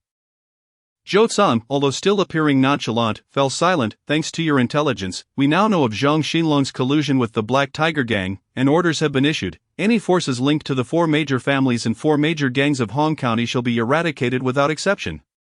Eradicated without exception. Upon hearing these words, Zhou furrowed his brow, and Xiao Lu, noticing his concern, reassured him, "Fear not, the so-called Zhang residence is now a mere shadow of its former self, with only a handful of cats and dogs remaining. And no infants among them. The youngest is already 14, so there's no reason for worry. Enough with the chatter, let us storm in. I can hardly wait to see the terror on their faces." Xiao Lu had never been particularly fond of this somewhat neurotic subordinate, and now spoke with seriousness. "As Lu Tao is our new member, he will henceforth be our comrade in life and death. There are matters we must clarify to avoid future misunderstandings." Zhou appeared somewhat impatient but eventually quieted down. Xiao Lu turned to Joan and stated, "Lu Tao, your codename within the organization will be 11. 11, yes, this will help circumvent many complications. After this, Xiao Lu produced a piece of parchment from his pocket and handed it to Zhou. This document lists the forces and individuals we must eliminate. Those crossed out are dealt with, those not mentioned are either still alive or suspected of being so. This parchment contains the targets for the highest level of flesh refinement, and today, as we exterminate the Zhang residents, you shall be the one to inscribe the names on this parchment. It seemed Xiao Lu did not intend for Zhou to take action, and recalling his own capabilities, Zhou said nothing. Having finalized their instructions, Xiao Lu unsheathed his sword, followed by Xiao Jiao and Zhou Cong, who each brandished a sharp dagger. The three boldly approached the Zhang residence. Who goes there? Since Zhang Xinlong's disappearance, the Zhang residents had been engulfed in panic, and with the sudden appearance of armed individuals, fear gripped them. In an instant, the trio transformed into three fleeting shadows. In mere moments, the necks of the four guards at the entrance erupted with blood as they collapsed in agony. Zhou Cong forcefully pushed open the wooden door, crafted from tungwood. It was nighttime, and apart from the patrolling guards, most were fast asleep. Behind them, Zhou drew the pen wrapped in the parchment, meticulously inscribing the names of each deceased individual from the Zhang residence. Housekeeper A, height over 7 feet, a mole on the left jaw. Housekeeper B, height 6 feet, plump build, a 3-inch scar on the right hand. Following closely behind Xiao Lu, Zhou felt akin to a judge passing judgment on the living. With each stroke of the pen, a vibrant life extinguished, when he witnessed Xiao Lu slay a maid who had risen in the middle of the night. His brow furrowed, yet he refrained from questioning at that critical moment, which elicited a hint of approval from Xiao Lu. The three moved like phantoms of the night, methodically reaping the lives within the Zhang residence. A cacophony of sounds echoed from a nearby room, suggesting someone had awakened and was struggling violently, yet a terrifying roar soon followed, plunging the area where Zhou Cong was into silence. Moments later, Zhou Cong emerged, tossing out an elderly man whose neck had been bitten through. Zhang Xinlong's father, who once attained the pinnacle of flesh refinement. However, since Zhang Xinlong advanced to that level, he has not practiced martial arts for over a decade. Years of blood and qi depletion have rendered him incapable of even besting your current self. Zhou frowned at this loathsome figure, who had always found ways to irritate him, yet his strength was undeniably formidable. Even a debilitated elder, once a master, had been swiftly dispatched. One could only imagine the strength of Zhou Cong. Meanwhile, Xiao Lu and Xiao Jiao had also eliminated all their targets. They regrouped in the courtyard. And after Xiao Lu reviewed the parchment Zhou held, he nodded. We've mostly cleaned up. However, I've heard that Zhang Xinlong's younger son possesses remarkable martial talent and has been taken as a disciple to Danxia Mountain. So failing to eradicate him is somewhat regrettable. At this moment, Zhou inquired of Xiao Lu, many of those we killed were merely servants and maids of the Zhang residence. Why did you not spare them? Xiao Lu raised an eyebrow, clearly expecting this question, and patiently replied, the servants of the Zhang residence are either born into servitude or distant relatives. They have all benefited from the Zhang family and are not as innocent as you might think. And even if they were innocent, they must be eliminated. Xiao Lu gazed sternly at Zhou, who was bewildered. Perhaps you do not comprehend how much we are hated by the Slaughter Alliance. The moment we show any weakness, the consequences will be dire. We slay these individuals to prevent future repercussions. This is a lesson paid for with the lives of our comrades. At this, Xiao Lu looked skyward. Indeed, having killed so many innocents, I often find myself questioning the nature of right and wrong, yet those who took our parents, loved ones, and friends into consideration never pondered innocence. Once we joined this vendetta fueled by hatred, we had no path of retreat. This discourse left Zhou somber. He wished to voice something, but found himself at a loss for words. I am this world, who was right and who was wrong? He could no longer discern. Xiao Lu, there you go again with your lofty principles. Rather than philosophizing, why not return and buy me a drink? My cravings are stirring. Zhou Cong, impatient, dug at his ear, disregarding the blood trickling from his mouth. Humph, there isn't a single sane person practicing beast form fist. With the task completed, Xiao Lu handed Zhou a vial of elixir as a reward. Although Zhou had not contributed significantly during this operation, he accepted the vial, as he was in dire need of strength. Walking alone on the return journey, Zhou's thoughts wandered. He recalled the words of his past companions, such as Zhang Dainio, who had once said, having survived all these years, I now understand that the meaning of life lies in struggle. The more fiercely one struggles, even if death comes in the next moment, it is far better than living a life of cowardice. Yes, what I regretted most was not killing the one who made me raise horses before I was sent to the Blood Oath Hall. Rather than dragging out my existence, a swift end would have been preferable. If I had another chance, I would certainly strike that bastard, the boss, right in the face. Why must I always kneel at his feet? Well, that wish can remain just that, a wish, haha. Only after losing do people reminisce fondly about the past. And at this moment Joan felt an inexplicable pain as he recalled bygone days, yet all was irreparable. If only he could return to the past and change everything, he would confront matters with a more prudent approach. Do not alter the past. Suddenly, an ethereal voice resonated in his mind, and Joan snapped his head up, scanning his surroundings but finding nothing amiss, just as he suspected it was a trap. Several figures materialized around him. Didn't he expect you to be quite so alert? Discovering our presence, stepping out of the shadows was Guashagwa, who addressed a nearby muscular warrior. Brotherly, this lad is no ordinary person. You must tread carefully. The formidable warrior stood at a staggering height of 8 feet, his muscles robust and unyielding, resembling taut granite, instilling a sense of dread in all who beheld him. He was at the body refinement stage. Joan, with a mere glance at the imposing figure, discerned his level of mastery. The man referred to as Li Degu cast a scornful gaze upon Joan, declaring, "A mere boy at the skin refinement stage poses no threat. This time, I have brought along 4 subordinates who have mastered the skin refinement stage. Failure is not an option, watch closely." Guashagwa had come with the intent of capturing Joan, deeply displeased by the audacity of this sycophant encroaching upon his territory. Yet he harbored a profound trepidation regarding the threats posed by his adversary and the potential backing lurking behind him. Thus, he sought the assistance of Li Chang, a fellow steward of Jin Yen Tower, to ensure Joan's capture and to extract information concerning the Yen residents and his hidden allies. Once Joan divulged all pertinent information, they would determine his fate. Whether to kill or spare him would be their prerogative. As Joan observed the encroaching thugs from all directions, a sinister smile crept across his lips. Chapter 36. Entering the realm of mastery, initial skills acquired. Li Chang's 4 subordinates surrounded Joan from all angles. Suddenly, as Joan charged toward one side with fierce momentum, "Block him! He seeks to flee," Li Chang shouted, urging his men to seize Joan at once. As Joan approached, the henchman stationed in that direction wore a grave expression. His hands raised defensively, ready to counter any attack. All were at the skin refinement stage. He could not fathom failing to restrain his opponent. In an instant, as their fists collided, the henchman felt an overwhelming force surge through him. His arm buckling under the strain. He screamed in agony, staggering backward. After repelling his adversary with a single punch, Joan swiftly followed with a knee strike, accompanied by a sickening crack as the henchman's jaw caved in, rendering him incapacitated on the ground. Good courage, Li Chang fumed upon witnessing one of his men fall before Joan could be subdued. Enraged, he brandished his blade and charged forward. At that moment, Joan, compelled to finish off his fallen opponent, found himself entangled with the remaining 3 assailants, engaging in a fierce exchange of blows. Sensing a glimmer of cold steel approaching from behind, Joan instinctively ducked, simultaneously tearing the clothing of the enemy before him. With a swift motion, Li Chang's powerful strike cleaved through the man Joan had just evaded, allowing Joan to sidestep just in time as the blade struck the ground, sending up a cloud of dirt. Witnessing the demise of his subordinate at his own hand, Li Chang's rage reached a boiling point. He swung his sword again, yet Joan nimbly evaded the attack. "Curse you, monkey!" Li Chang roared in fury, only to be momentarily blinded as Joan hurled his fallen henchman toward him. In a desperate attempt to evade, he barely sidestepped, only to be met with a punch from the side that struck his abdomen with a dull thud.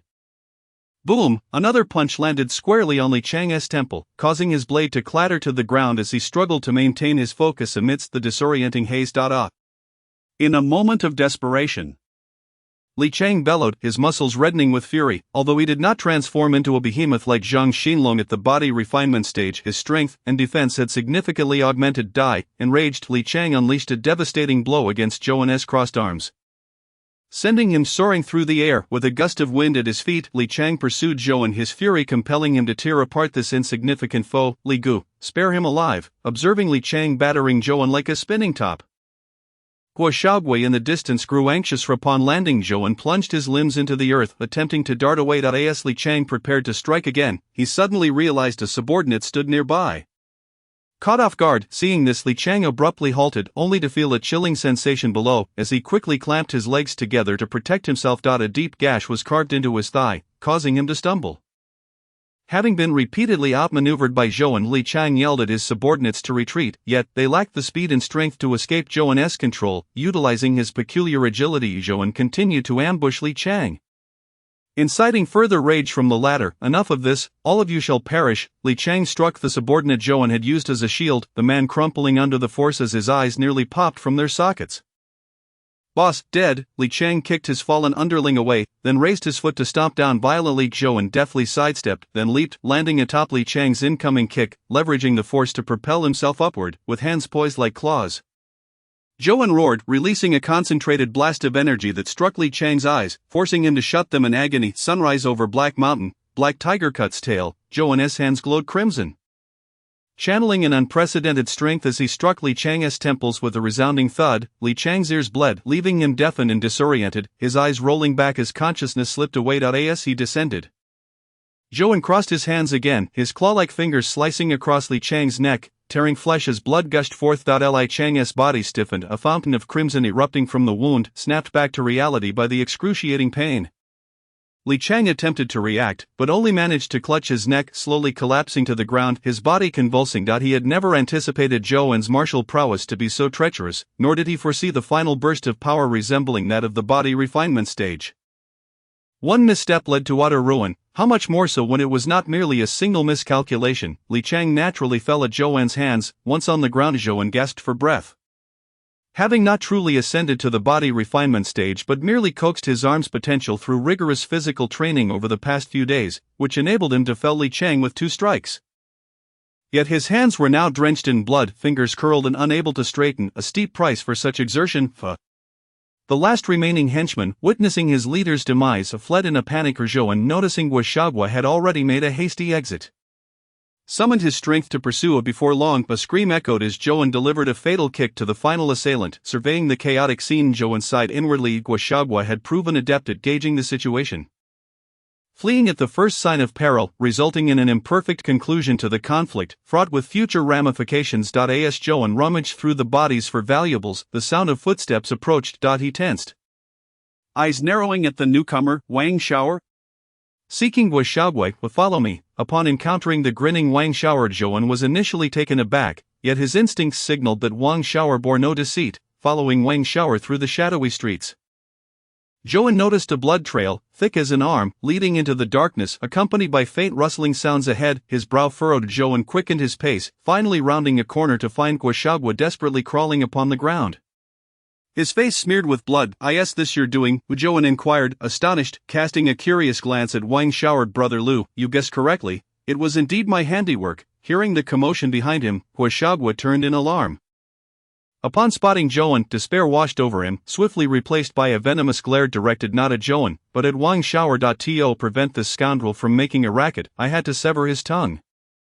That shouldn't pose any issues, right? Observing Guoxiagua's bloodied visage, Zhou regarded Wang Xiao'er with newfound respect. Previously he had deemed Wang Xiao'er a coward, but today he discerned a hidden ruthlessness within him. However, matters still required resolution.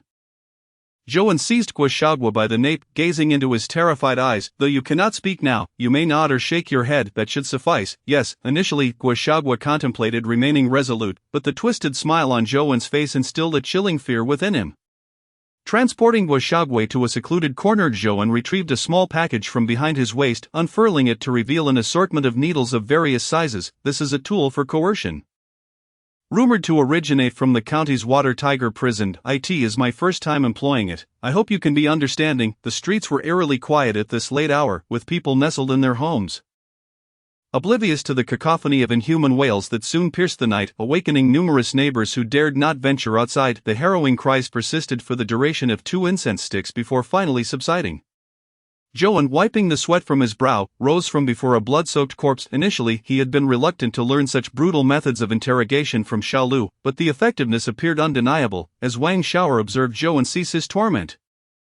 Relief washed over him, soon followed by a wave of nausea. Despite his efforts to cultivate a ruthless demeanor, witnessing such brutality for the first time shattered his earlier composure. He realized that in terms of wickedness and cruelty, he was vastly outmatched by the individual before him. Ugh! Watching Wang Xiao'er retch upon the ground, Zhou contemplated before tossing a pill to the earth. "Though I know not your motives for assisting me, your help is appreciated. This is your reward. Let us consider ourselves even." With that, Zhou felt a surge of relief. Taking a few steps before recalling something, he continued, "Perhaps we may yet have opportunities for collaboration in the future." As Zhou departed, Wang Xiao'er felt compelled to speak, but upon witnessing Guoxiagua's grim state, he doubled over and retched again. Chapter 37, Serenity in the Passage of Time. Jin Yen Tower. It had been 4 or 5 days since Guoxiagua and Li Chang's disappearance. Finally capturing the attention of the chief steward, Yu Changha. On that day, Yu Changha stood at the top of the staircase on the second floor, surveying all the gathered servants and stewards below. His expression dark and foreboding. The two managers of Jinyan Tower have inexplicably vanished without a trace. If this matter were to escalate, it could potentially signal an adversary's attack against them. Thus, Yu Changha places immense importance on the situation. Summoning everyone for inquiries, who knows where Guo Xiaogua and Li Chang might have gone? A wave of discussion erupted among the crowd, yet none could provide an answer. Silence. Yu Changha, perturbed by the cacophony, abruptly commanded the gathering to hush. You are usually close to Guo Xiaogua, enlighten me, where has he disappeared to? He pointed at a corpulent manager. The latter trembled, his pallor evident, as he stammered, a few days ago. After drinking with manager Guo, he just disappeared. I truly don't know, incompetent fool. Yu Changha continued his questioning, meticulously addressing each individual based on their closeness to the missing duo, but none could elucidate their whereabouts, rendering the situation akin to an unsolved mystery. As the lowest-ranking servant, Xiaochen stood at the back of the group, initially with his head bowed, indifferent to the proceedings. However, when Yu Changha began his inquiries, a particular name frequently mentioned by Guo Xiaogua suddenly surfaced in his mind. Could it be that Guo Xiaogua's disappearance was connected to that individual? A flicker of excitement ignited within him. If this were true, he might gain prominence before the chief steward. Just as he prepared to step forward to report, he felt a sudden tug from behind. Xiaochen quickly glanced back to find the newly arrived Wang Xiaoer, who seemed to have been introduced by Guo Xiaogua. Could it be? Yet, Wang Xiaoer appeared to be exceptionally cautious, gesturing silently for Xiaochen to refrain from speaking, which left Xiaochen perplexed but also quashed his inclination to report. After Yu Changha had questioned a majority without yielding any answers, he stormed off in a fit of rage. Once he departed, the gathered individuals exhaled in relief. Subsequently, they dispersed to attend to their own affairs, while Wang Xiaoer pulled Xiaochen into the woodshed. Once inside, Xiaochen observed Wang Xiaoer glancing around for a considerable time before shutting the door, leaving him bewildered. Wang Xiaoer, what are you doing? Wang Xiaoer with an urgent expression exclaimed, do you realize that you nearly got me killed just now? Xiaochen was taken aback. What? How could it be that serious? Wang Xiaoer pressed, did you intend to inform the chief steward about manager Guo? Were you planning to suggest a connection to Lu Tao, who arrived a few days ago? Xiaochen, astonished, replied, how did you know? Wang Xiaoer waved his hand impatiently. Have you considered that without evidence, merely speculating and reporting could lead to dire consequences? If it turns out to be true, you might receive a few coins as a reward, but you won't be granted any position of authority. However, if the chief steward discovers that Lu Tao had no involvement, just think about your fate. At this, Xiaochen felt his body stiffen. He wished he could slap himself. Indeed, did he not understand the chief steward's temperament? If he wasted the man's time, he would not need to lift a finger. Other managers would tear him to shreds.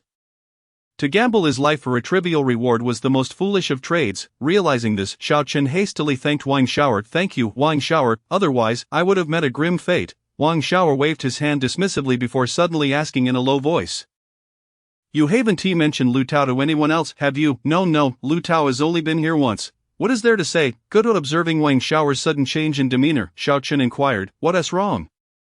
Xiaoer, before he could finish his sentence, he noticed Wang Xiaoer raise his head, revealing a terrifying glint in his eyes as a silver flash gleamed from his hand. With a swift stab, Wang Xiaoer plunged a knife into Xiaochen's abdomen, simultaneously pressing a hand over Xiaochen's mouth to stifle any cries. As Xiaochen struggled in vain, Wang Xiaoer's malevolence surfaced, his lips curling into a sinister smile. Don't blame me, blame your ill fate for being the one to see us enter together that night.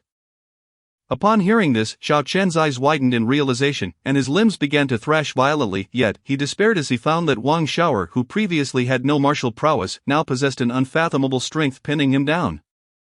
It felt as if his head were being forced into the wall, and as he tried to resist the dagger buried in his gut, grasping Wang Xiaoer's hand felt like trying to hold onto a vice. He could neither move nor escape as Wang Xiaoer twisted the knife with relentless precision. Blood gushed forth as Xiaochen, once fervently struggling, gradually succumbed to weakness, his final attempts at resistance fading into stillness. Yet, Wang Xiaoer showed no signs of relenting. Instead, he continued to extract blood with the dagger. After a prolonged duration, when the blood began to congeal, Wang Xiaoer finally stepped back, leaving Xiaochen's lifeless body on the ground. Ha, Lu Tao, when it comes to cruelty, I am not to be outdone. Wang Xiaoer forced down the remnants of his meal threatening to surge from his throat and erupted into a maniacal laugh. It was summer, and the demand for firewood at Jinyan Tower was minimal. He had recently delivered an ample supply to the kitchen, thus, he had sufficient time to manage the aftermath of this gruesome scene. Unbeknownst to Joan, after eliminating the nuisance that was Guashagua, Joan learned from him that this operation was conducted in secrecy, unreported to Jin Yentauri. Furthermore, Wang Xiao revealed that above Guashagua was the chief steward, Yu Chanha, who typically assigned tasks to all managers at Jin Yen Tower. Upon discovering this, Joan felt nearly certain that Yu Chanha was also implicated in the scheme to divide his rewards. However, he remained unhurried. By steadily accumulating strength, he would one day exact his revenge. Meanwhile, Joan stood in the courtyard of the Mangnia Martial Arts School. The yard was devoid of practicing children, surrounded by numerous wooden frames laden with various items, cloth strips, stones, blades, and more. Joan stood at the center of the wooden framework, focusing intently, and suddenly opened his eyes, extending his arms as if soaring like a great rock, launching strikes in all directions while dodging the returning projectiles. Stones shattered, cloth strips tore apart, and blades were cleaved in two. Yet, Niobile, observing from the periphery, wore a frown. "Stop, if you continue, we'll have to prepare these items anew. Your progress in body refinement is remarkable, but your control over your body is woefully inadequate." Niobile shook his head, and Joan sheepishly exited the wooden frame, scratching the back of his head. "Master Nio, I know my control is lacking. That is precisely why I sought your guidance." Niobile shot Joan a glance before shaking his head in resignation. "What a nuisance." Niobile set aside his pipe and grasped Joan's wrist. A warm surge of internal energy flowed into Joan's body, causing an exhilarating sensation throughout him, alleviating the lingering soreness from previous training. After a moment, Niobile ceased his exertion. "This internal energy is truly remarkable. Not only is it beneficial for training, but it also aids in healing bodily injuries. I've heard that once internal energy is sufficiently strong, its destructive power is astonishing." Observing Joan's envious expression, Niobile playfully struck him on the head with the pipe, eliciting a yelp of pain. "You'd best refrain from meddling with internal cultivation before refining your bones." Joan rubbed his head, asking, "Why is that?" "This internal energy seems to offer nothing but benefits." Niobile shook his pipe, replacing the tobacco before taking a puff. "Young man, do you think internal energy comes from where? The Dantian?" Niobile waved his hand. "Not at all. The Dantian merely stores internal energy, it does not generate it. In truth, internal energy is produced by your entire flesh and bones." Joan had never heard such a theory and listened intently. "The source of human strength lies in qi and blood, where blood encompasses the fluid, flesh, and bones responsible for hematopoiesis. It is precisely due to blood that all power finds its vessel. Qi is the force that propels these vessels. Stemming from another type of energy within the body, humans possess organs, yet the 5 viscera and 6 bowels spoken of by martial artists are abstract concepts, akin to the meridians, referring to the pathways of qi circulation. Qi disperses throughout the body and converges within the 5 viscera and 6 bowels. External cultivators utilize this force to unleash formidable power from their flesh, while internal cultivators gather this qi within the dantian for selective release during critical moments.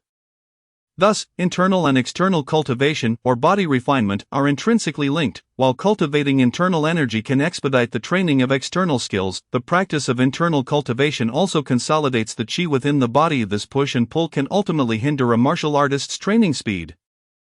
"Which is why I disapprove of your internal cultivation." Joan, enlightened by Niobile's exposition on the fundamentals of martial arts, finally comprehended, yet he pondered, why could one cultivate after refining bones? Joan's head was struck again by Niobile's pipe.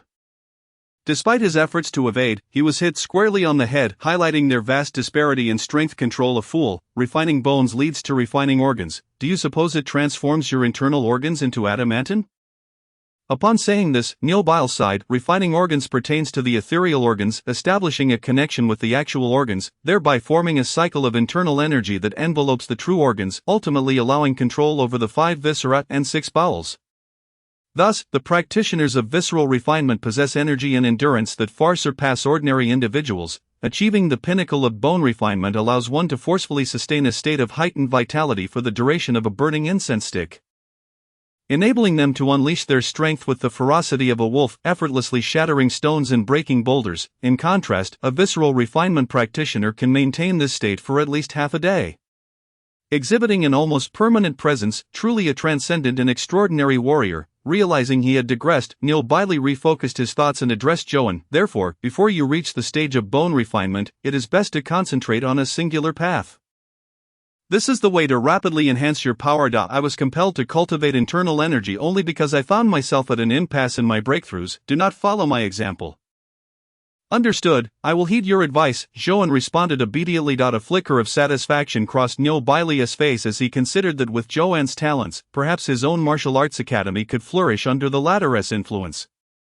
At that moment, a knock echoed from outside the academy. Chapter 38, The Alliance of Martial Academies. As the knock resounded, the second senior sister of Magnia Martial Academy, ever diligent, went to open the door. Upon doing so, her expression shifted dramatically, and she hastily attempted to close the door, only for a foot to wedge itself firmly within the doorframe. A seemingly refined young man with long hair forcefully entered. His hands laden with numerous elegantly packaged boxes, exuding an air of considerable value. The second senior sister was taken aback by the man's brazen behavior, realizing she was no match for him, and turned away in frustration. The man, unfazed, brought the gifts into the courtyard and, upon spotting Joan, a flicker of surprise crossed his face, quickly replaced by his previous smile. Master, Meng Yuan has come to see you. Upon seeing this individual, Niall Bailey's expression darkened, and he turned away to rebuke. Why have you come here instead of remaining at your beloved martial alliance? The man presented the gifts to Joan, who, noticing their considerable worth, thought to accept them, reasoning that it would be foolish to refuse. Niall Bailey, observing this exchange, shook his head and continued, I assumed you had taken on another stubborn disciple, yet this junior seems quite adaptable. He is not my disciple. Meng Xiaoxing believed his master was merely sulking, dismissing the notion. He then respectfully performed the disciple's salute towards Niall Bailey. A master, Meng Yuan has come not only to pay his respects but also to persuade you to join the Martial Academy Alliance. I have already spoken with Master Mo, and should you join, Magnia Martial Academy will receive a Rank 3 Academy plaque. Such clever calculations. You expect me to relinquish my ancestral heritage for a plaque devoid of value, thereby placing it under your ownership? Never. Observing his master's obstinacy, the man shook his head and continued, this plaque is not without merit. It is a certification from the 4 strongest martial academies in Hong County. Others will naturally flock to seek your tutelage. In this manner, Magnia Martial Academy will undoubtedly thrive once more. Why endure the current state of affairs? Do not say another word, take your gifts and leave. I have no disciple like you. As Meng Yuan noted his master's steadfast refusal, he shook his head, cupped his hands in farewell to Joan, and departed, leaving behind a lingering remark that echoed through the academy, Master, the next envoy from the Martial Alliance will not approach with such a gentle demeanor. After Meng Yuan had long departed, the second senior sister emerged from the rear courtyard, her expression revealing disdain as she gazed in the direction of Meng Yuan's departure. But, ungrateful wretch, Joan, oblivious to the underlying reasons, stood aside, holding the gift boxes. After a considerable time, Niall Bailey sighed and instructed Joan to place the boxes in the back room, noticing Joan's lack of inquiry. A rare look of disappointment flickered across Niall Bailey's face. The misunderstanding between the two arose from their differing personalities. However, Niall Bailey bore no lingering resentment. After all, Joan had come merely to pay for his training and had not even formally acknowledged him as a master, leaving Niall Bailey feeling somewhat unfulfilled. In the next moment, Niall Bailey suddenly bellowed, Come here, boy, the training is not over yet, get back in there and continue. Joan, perplexed by Niall Bailey's sudden volume, scratched his head and dashed into the wooden structure, shattering stone blocks in his wake. A foolish pig, you must learn to draw power back before striking, don't just fly and break. Yes, your footwork is a mess. Do you wish to be pinned to the ground and beaten? Yes, is that all you can say? No, stop flapping your gums. Yes. The once quiet courtyard erupted once more with their shouts and reprimands, creating a lively atmosphere. A month later, within a small hill, as Joan stood with a physique that was muscular yet not cumbersome, both Xiao Lu and Jotzon looked on with astonishment. Subsequently, Jotzon laughed heartily. Truly, this is the result of my guidance. In just over 30 days, this fellow has achieved the realm of flesh refinement. Xiao Lu, ignoring the foolish banter, regarded Joan with a serious expression, deeply impressed by the latter's resilience and maturity over the past month. Coupled with such a terrifying pace of cultivation, he could not help but think of the formidable figures within the Alliance capable of undertaking solo missions, though their identities remained shrouded in mystery. Each possessed the capability to single-handedly eliminate practitioners of bone refinement, known only by their code names, the heavenly stems and earthly branches. Returning to the present, Xiao Lu clapped Joan on the shoulder, signaling him to take a moment to rest. Joan surveyed his battered body, yet felt a powerful force surging within. Clenching his fists, the sound of cracking knuckles resonated. Even ordinary bricks could easily be pulverized in his grip. A gust of wind from his punch created a whooshing sound. Observing Zhou and experiencing his newfound strength, Xiao Lu remarked, "Congratulations on reaching the realm of flesh refinement. However, to fully master it, you must cultivate the sensitivity of the lines within your body. Coincidentally, we have several challenging tasks ahead. With your presence, the likelihood of success will undoubtedly increase. Once the Alliance distributes training resources, you will quickly grasp this power." "No, I feel I can master this power right now." Whether it was due to his innate physical prowess or some other reason, Zhou found himself adapting to the changes brought about by the amplification of his strength. He could even sense the lines within his muscles thrumming, as if he could control them at will. Xiao Lu, observing Zhou's somewhat frenzied demeanor, assumed it was merely an illusion caused by the sudden surge of power and shook his head. Proceeding to discuss the upcoming mission, this time, we are heading to the Western Dock, which is the territory of the Yu family among the four great clans. The Yu family has a monopoly on all waterway commerce in Hong County, including the salt and iron trades. However, leveraging their dominance in waterborne transportation, they are also involved in the illicit trade of numerous contraband goods, acting as intermediaries for various powerful factions. At this point, Xiao Jiu clenched his fists tightly, the dagger in his hand emitting a soft clicking sound. Xiao Lu turned to Xiao Jiu and continued, "Our purpose in going to the Yu family dock is to obtain their ledger of human trafficking. Presenting it to the Hong County authorities will incite a fierce conflict between the factions. You must not act impulsively." Noting that Xiao Jiu remained lost in thought, Xiao Lu patted his shoulder, prompting the latter to snap back to reality and nod in agreement. Rarely Zhou Cong refrained from making sarcastic remarks, though a hint of displeasure crossed his face as he witnessed Xiao Lu patting Xiao Jiu's shoulder. "On the 11th, prepare the weapons needed for the mission. After you return, try to acquire ordinary items to avoid detection. We will rendezvous at the hospitable tea house near the dock at midnight 3 days hence." Zhou nodded. After a month of being a mere spectator, he was finally on the verge of engaging in real combat. He tightened his fists, a surge of excitement coursing through his veins. Chapter 39. Underlying concerns. 3 days later, Zhou donned a long robe and a conical hat, completely concealing himself within his garments, arriving at the Yu family dock as the moon reached its zenith. The Yu family dock, located in the Western District, was surrounded by massive wooden warehouses, with distant flickers of light occasionally visible and voices echoing through the night. Having arrived early, he had yet to meet up with Xiao Lu and the others. After contemplating, he skillfully tossed a grappling hook attached to a rope onto the beam of a warehouse and climbed up using both hands. The slanted rooftop allowed him to secure himself by grasping the eaves, his eyes scanning the surroundings. In the distance, the dock was ablaze with light, several large vessels moored alongside, and an innumerable number of small boats traversing the water. Even at midnight, many figures could be seen moving about, torches in hand, while a large brightly lit building nearby emanated the sounds of lively conversation, likely the source of the raucous voices Zhou had previously heard. It appeared that the guards stationed at the dock were not entirely diligent in their patrols, presenting a potential opportunity. Carefully observing the patrol's routes, Zhou noted that they switched shifts every half hour, and his current position seemed to be overlooked completely. At that moment, he heard faint footsteps approaching, though subtle. They stood out in the stillness of the night. Turning to investigate, he spotted 3 figures advancing from a distance, their silhouettes reminiscent of Xiao Lu and his companions. After a moment's thought, he descended the rope. "Who goes there?" Just as Xiao Lu and the others arrived, a masked figure materialized from behind Zhou and removed his hat and lowered his mask, saying, "It's me. Why are you so bundled up?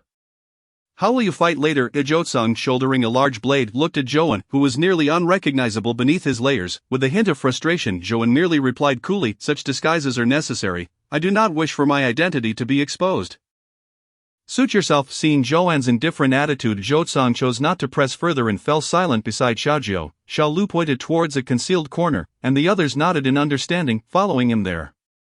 Lighting a specially crafted fire starter, Xiao Lu produced a detailed map of the dock's defenses from his pocket. The Yu family has long been brazen in Hong County, and many of their dealings are well known to other factions.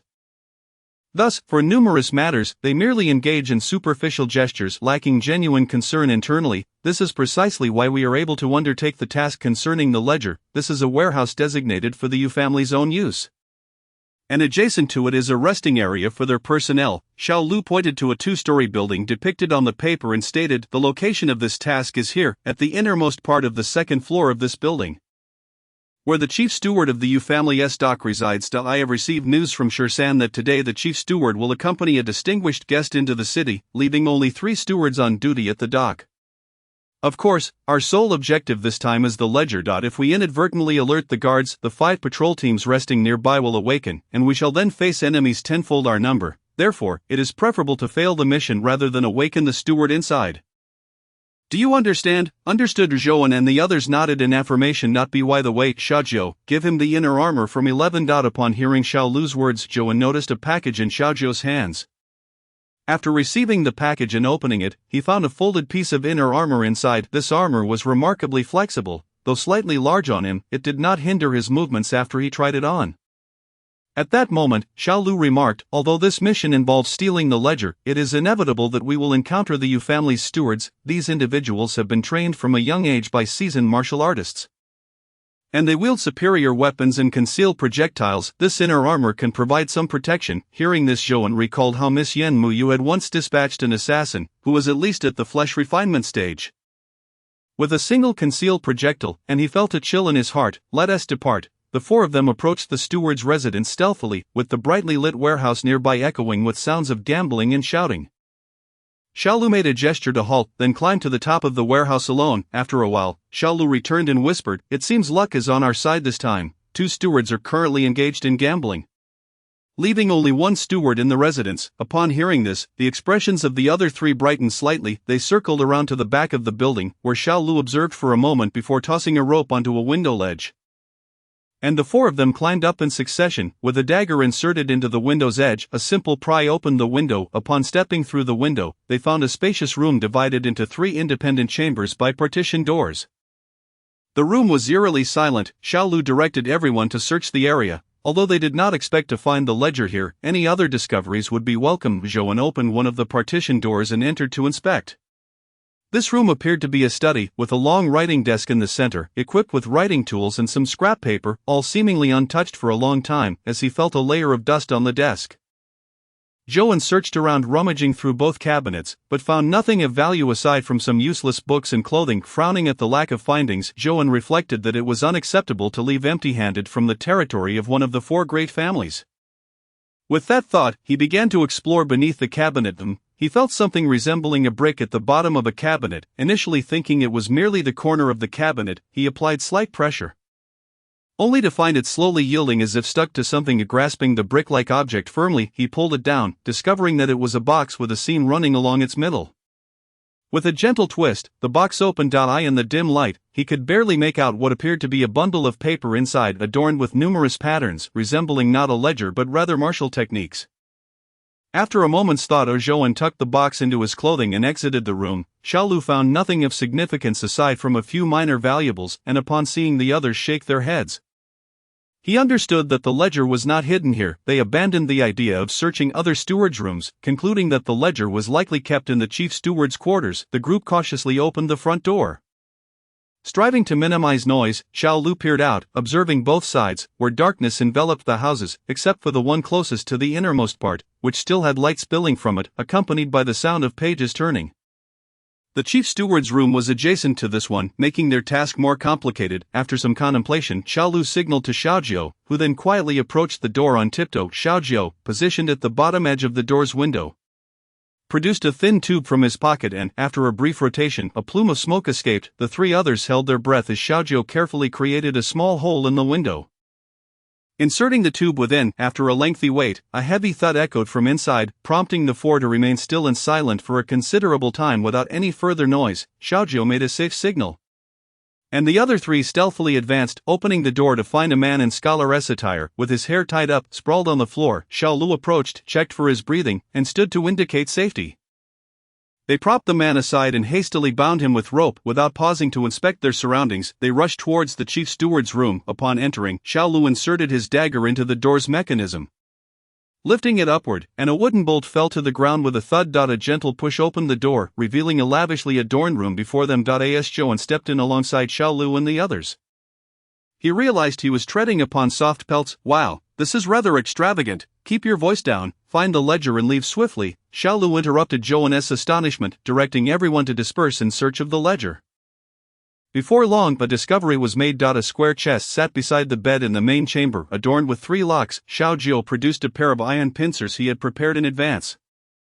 deftly manipulating the locks until they sprang open in mere moments. Impressive, Zhou gave Xiaojiu a thumbs up, to which the latter responded with a shy smile. Once the locks were removed and the cabinet door opened, all four stood frozen in place. There, neatly arranged in the center of the cabinet, lay several gold ingots, with some letters stacked nearby, but their eyes remained fixated on the ingots. How much wealth is this? Observing at least 20 or 30 gold ingots within, everyone swallowed hard. What are you staring at? Hurry and take them. They belong to us. An impatient Zhou rushed to seize the gold ingots, while Xiao Lu attempted to intervene but found himself unable to voice a protest, and thus, they both began to fill their pockets. Zhou, standing at the back, furrowed his brow, sensing that everything was unfolding too smoothly. Moreover, the sheer volume of gold ingots contained within the cabinet seemed far too easily accessible. Even if Xiaojiu possessed exceptional lockpicking skills, it shouldn't have been this straightforward. However, Zhou could not discern where the issue lay.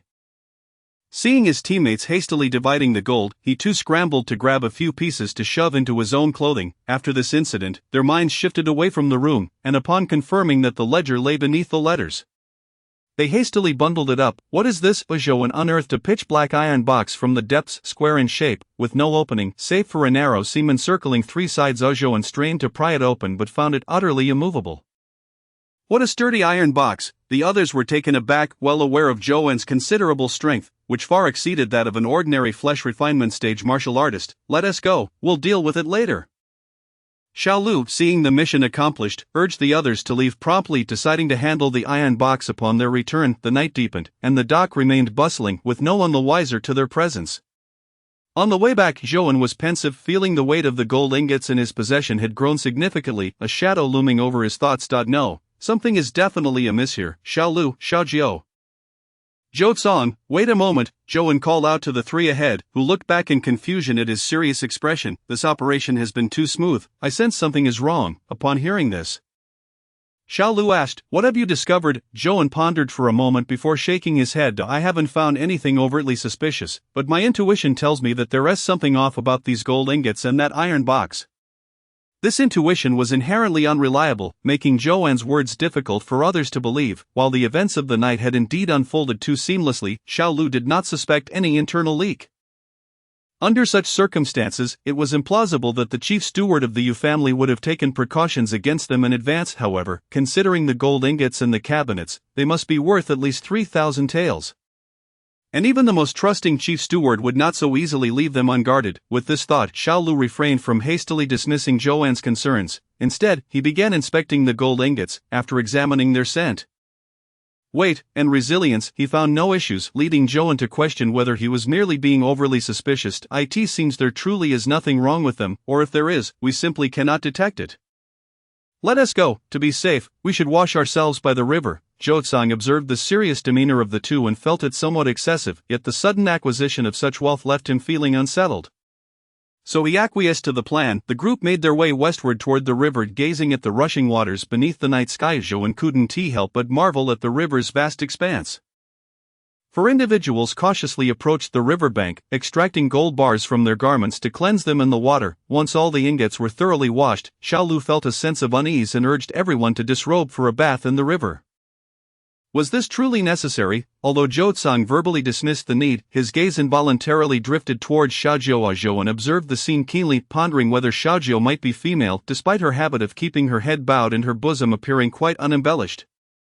Noticing Zhou's scrutiny of her chest, Xiaojiu let out a derisive snort and turned away, leaving Zhou feeling somewhat awkward. Ultimately, to avoid further embarrassment, all four plunged into the river, allowing the current to wash their garments alongside them. As the moon ascended into brilliance, casting shimmering reflections upon the river's surface, Zhou caught a glimpse of Xiaojiu's delicate visage framed by her flowing hair. Indeed, she was breathtakingly beautiful. The following day, they each returned to their respective homes, but before reaching the dilapidated temple, Zhou concealed all the gold bars in an abandoned, precarious building, intending to retrieve them after a few days. His caution was not unwarranted, for the origin of these gold pieces was decidedly suspicious. Days later, while Zhou remained vigilant about this matter, he was unexpectedly informed by Xiao Lu, who hurried to deliver the news that the overseer of the Yu family dock had met his demise. The Yu family's own men had come to personally desecrate the corpse at the dock, hanging it from the mast. It was rumored that he had lost something of great value. How could someone of such stature perish so easily? A sense of foreboding gripped Zhou, compelling him to return swiftly to their secret base on the hill to strategize with Xiao Lu and the others. They ultimately concluded that this sum of money must remain untouched for the time being, and as for the letters, Xiao Lu had already discarded them into the county office upon verifying that they bore no tampering. Alleviating any concerns, the only lingering worry was the iron box, which they had yet to open. Zhou, who had been silent, elicited Zhou's feigned concern only to be met with a disdainful glare from Zhou. Observing Zhou depart alone, Zhou pulled Xiao Lu, who was about to leave, aside and remarked, "Xiao Lu, based on Zhou's behavior, I suspect he may have already squandered those gold ingots." Upon hearing this, Xiao Lu's expression darkened. The options for spending such wealth in Hong County were scarce, and given their identities, it was highly probable that they had turned to the black market. If they pursued this lead, it could very well lead back to them. Xiao Lu quickly cautioned Zhou to proceed with utmost care in the coming days, then set off in pursuit of Zhou. If the situation was indeed as suspected, their position here might have been exposed. As Xiao Lu hastily departed, Zhou felt a weight of anxiety settle upon him. After some contemplation, he retrieved 2 daggers from the hill for self-defense, cloaked himself in dark attire, and donned a wide-brimmed hat before leaving the area. He was not overly concerned for Xiao Zhou's safety, as she had been in this locale far longer than he had, and she surely knew of any escape routes hidden within the hill. Moreover, it was plausible that his own strength was inferior to hers. It was illogical for the weak to fret over the strong.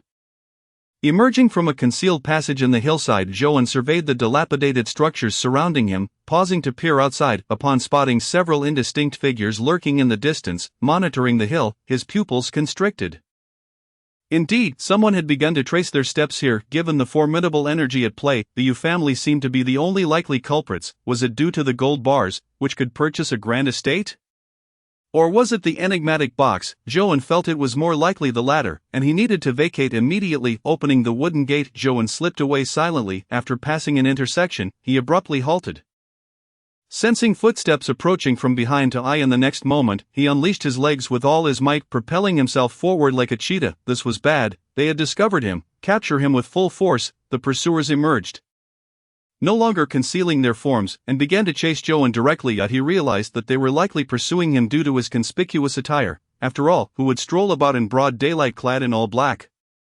However, there was no alternative. He preferred to stand out rather than reveal his identity, for the ensuing troubles would be boundless. Zhou was already well acquainted with the local routes, weaving through alleyways and, when necessary, squeezing through dog doors or even hiding within barrels of night-blooming jasmine. Hearing the pursuers fade into the distance, he lingered inside the jasmine barrel for an additional 15 minutes before finally emerging.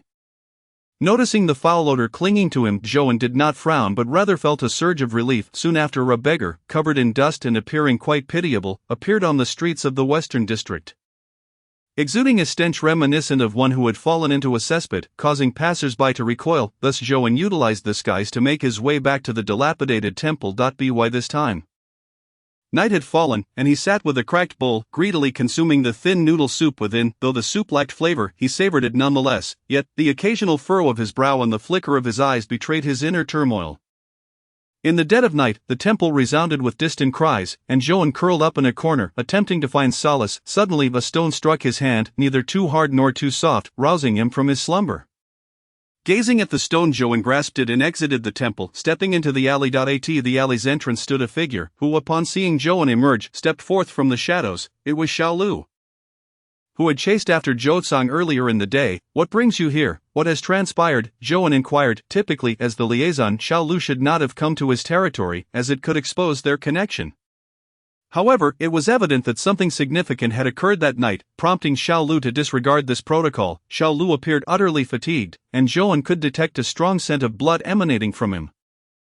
Zhou had used those gold bars in the black market, and now they were being pursued through Xiao Lu's account. Zhou began to grasp the entire situation. Zhou had originally hailed from a small village named Baishui, situated near Hong County. This village, nestled by mountains and water, was indeed a fine locale, but regrettably, its proximity to a bandit lair resulted in frequent disturbances from the marauders. Zhou's father served as the village head, and after several attempts to report the bandits to the authorities in Hong County, his pleas had been met with indifference. This negligence incited the bandits, who had already established clandestine connections with certain officials within the county, In a fit of rage, Zhou Tsang's father was flayed alive before the eyes of the villagers, and his mother, having suffered indignities at the hands of the bandits, took her own life. The villagers, moved by sympathy and gratitude for his father's kindness, raised Zhou Tsang. Thus, he grew up on the charity of others and, after joining the Evil Extermination Alliance, regularly sent his earnings back to support the village. However, upon observing Xiaolu's silence, Zhou asked, "What has happened to the village? Most of the villagers have been slaughtered by the Yu family, with only a handful rescued by us, had we not arrived in time." They might have met a similar fate. Zhou fell silent for a moment before addressing Xiaolu. Was Zhou Tsang's identity revealed? Yes. In truth, this was inevitable. The Yu family's methods were ruthless, and the villagers, composed mainly of the elderly, women, and children, could scarcely withstand torment, readily divulging everything about Zhou Tsang's lineage. Unfortunately, this did not prevent their impending massacre. Now Zhou Tsang was intent on charging into the Yu family for revenge.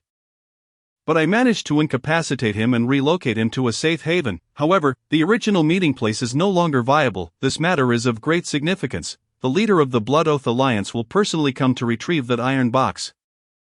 And you should accompany him, as he is, after all, your nominal master. Understood. As Zhou watched Xiaolu depart with a hint of despondency, he felt a surge of dread within him. Had he not exercised caution in refraining from utilizing those gold bars, the tragedy that befell Zhou Tsang could have easily befallen him as well. Furthermore, the Blood Oath Alliance, entrusted to him by Zhang Dania and the others, might very well cease to exist. How infuriating!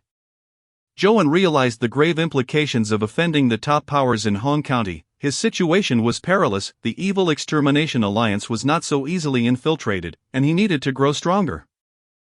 With this thought, he recalled He Pharmacy in the black market and the connections he had cultivated with the Mang Nyo martial arts school, but ultimately, these thoughts dissipated into a sigh.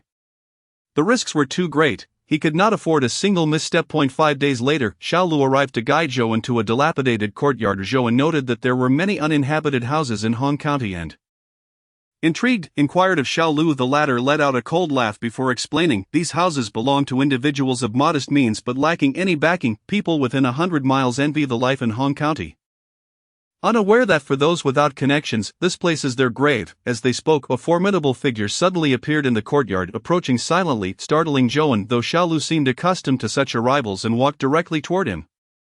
The leader of the Blood Oath Alliance, holding the iron box Xiaolu had passed to him, furrowed his brow. "Is this the item the Yu family is so desperately seeking?" With a firm grip, he applied pressure to the box, yet it remained undamaged, its material proving resilient even against the might of a perfected bone refinement practitioner. Not wishing to exert further force, he recognized that this box was indeed extraordinary.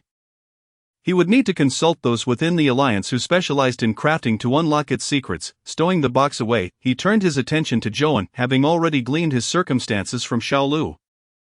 What had initially been a mere favor now appeared to be a pleasant surprise. Clearing his throat, the leader stated, "In light of the massacre at Bai Shui villager, Zhou Tsang has submitted all his contributions, requesting the Evil Extermination Alliance to aid him in avenging his kin. Although the Yu family cannot be touched at present, the Luyi stronghold, which has allied with them, can certainly be dismantled." This stronghold served as the accomplice of the Yu family, and the majority of the villagers met their end at their hands. Thus, we shall repay blood with blood and tooth for tooth. After waiting for 10 days for the storm to subside, we shall take action. Not by then, you may witness the formidable power of the heavenly stems and earthly branches. The heavenly stems and earthly branches. How could Xiaolu, a member of the Exorcising Alliance, not be aware of their reputation? He immediately took a deep breath. Liuye village is but a small settlement. While revenge is indeed crucial, is it necessary to involve the heavenly stems and earthly branches?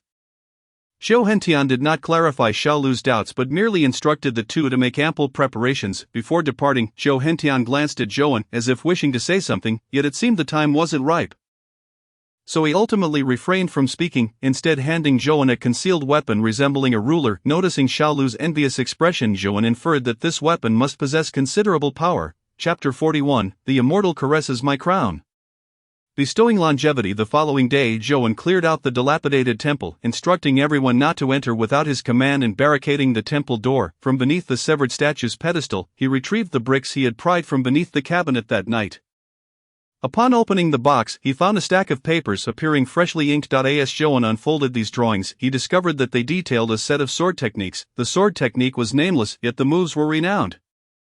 The poetic swordplay recorded on the paper comprised 10 forms, collectively known as the 10 cross sword techniques. The immortal caresses my crown, bestowing longevity, gazing upon the elegant silhouette of the swordsman depicted.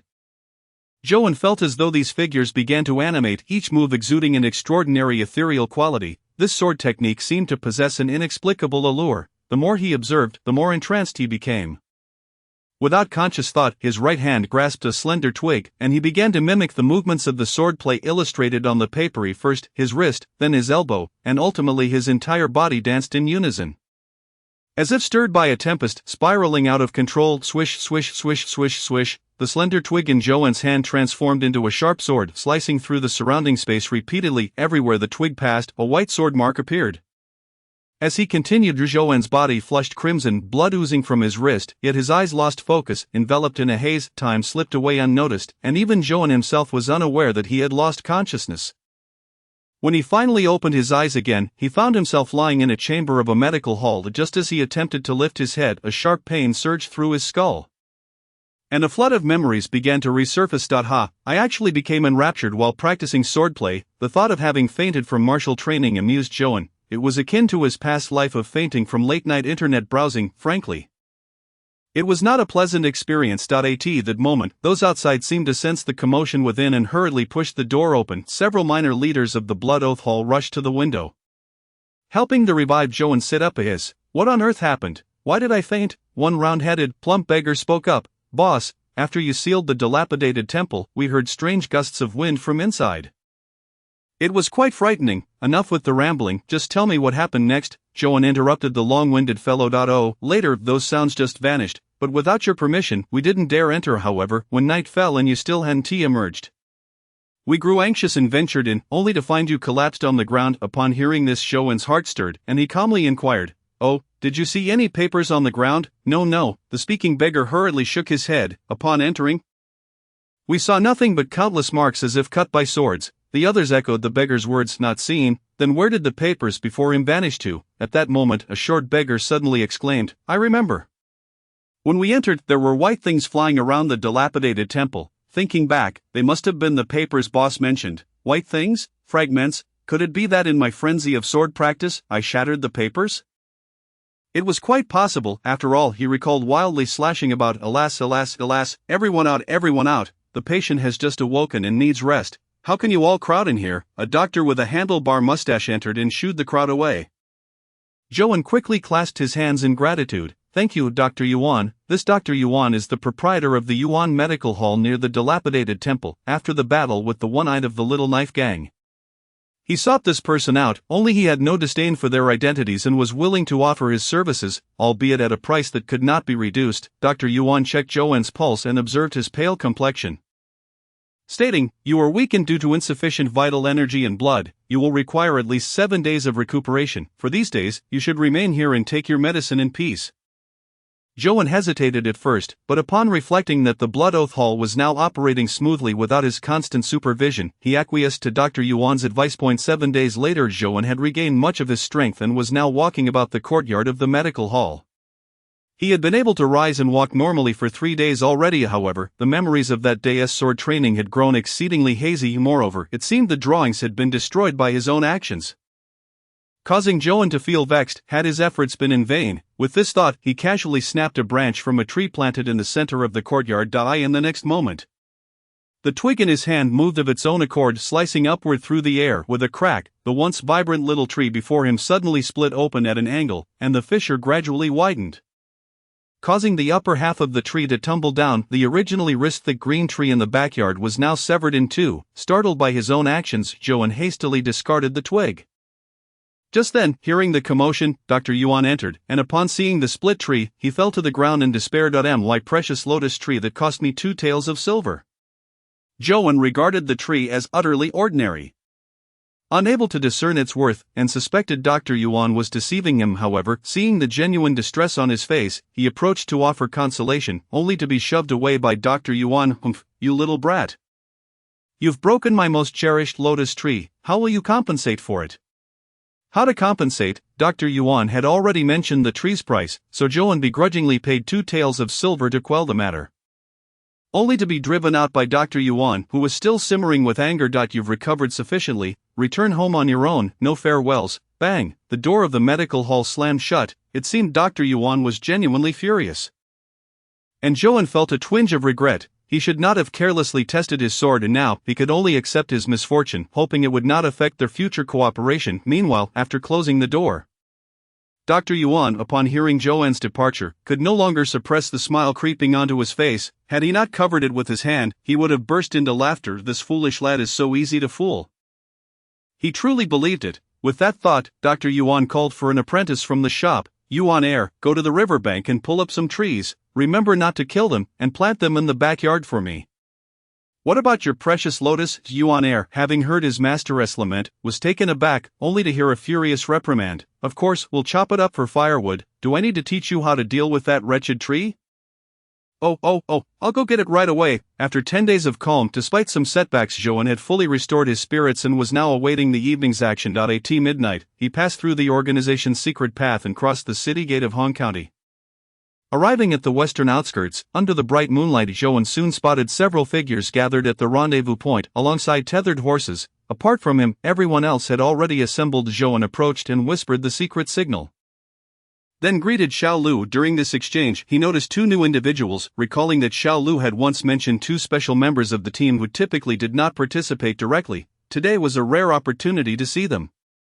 One male and one female, both with short hair, their faces obscured by black cloth, yet their gazes were sharper. Sister Snake, as an intelligence officer, you need not be here, Xiao Lu addressed the short-haired woman, who coldly replied, arms crossed, today is the day to avenge Xiao Zhouzong. How could I possibly miss it? At this moment, Zhou finally turned his attention to the central figure of the incident, Zhouzong, who now sat with his head bowed upon a large stone, seemingly lost in thought. Chapter 42, Heavenly Stems and Earthly Branches, the returning wind of Liuyayan by Shui Village. 10 days prior, a tragic massacre had occurred, and now a chilling wind swept through, leaving only endless desolation, collapsed houses, charred wheat fields, and corpses carelessly discarded for wild beasts to feast upon. All bore witness to the horrors of the massacre.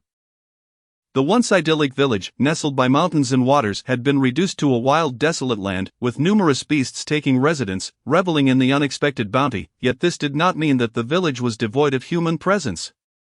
Rustle, slight movements, not far from the village head on the hillside. Zhou felt leaves fall from his body as he stretched, causing his bones to creak uncomfortably. Damn, this is truly inhumane. The majority of the Yu family had long since retreated from this place. Accustomed to a life of luxury, these individuals had no interest in staying overnight in the wilderness. Thus, the tedious task of surveillance fell to Liuya village. Yet, even after 10 days, the area remained deserted. And the covert observers sent by Liuya village had been making excuses, carelessly finding a place to sleep in the wild and merely concocting stories the next day. Only Zhou still exhibited some ambition. Enduring the hardship here, however, as 10 days wore on, Zhou's little ambition was nearly extinguished. He gazed at the sounding arrows at his waist, contemplating whether he would actually pull the bowstring if he discovered any signs of life. After all, this contraption emits an exceedingly loud noise when airborne, audible from several miles away, let alone to approaching individuals. Thus wouldn't his life be in jeopardy? However, he soon found himself devoid of further contemplation on the matter. A gentle breeze swept past, bringing with it a refreshing coolness to his neck, but shortly thereafter a sharp pain pierced his throat, and his consciousness swiftly descended into darkness. In the distance, Sister Snake signaled for safety, and Zhou and his companions emerged from the thicket. Even witnessing it firsthand, Zhou was still left with a lingering fear of Sister Snake's terrifying speed, like a venomous serpent hunting its prey. She first minimized her presence, then coiled her body and shot forth like an arrow. Her enemies, akin to hapless mice, remained oblivious to the unfolding events until the serpent struck, leading to their swift demise. Indeed, the Yu family was not entirely foolish, having left behind sentinels to monitor the area. Unfortunately, their execution seemed lacking. With only one hapless soul remaining here, Sister Snake glided over with the grace of a butterfly. Taking just a few steps before arriving, with the danger finally averted, Zhouzong burst into tears. He began to dig into the earth with his hands, burying the remains of the corpses that lay by the roadside. Little Six wished to remind him of the task at hand, but the words faltered on his lips. After a brief interlude, the sound of galloping hooves echoed from afar, although they were aware that reinforcements from the Slayers' alliance were on their way.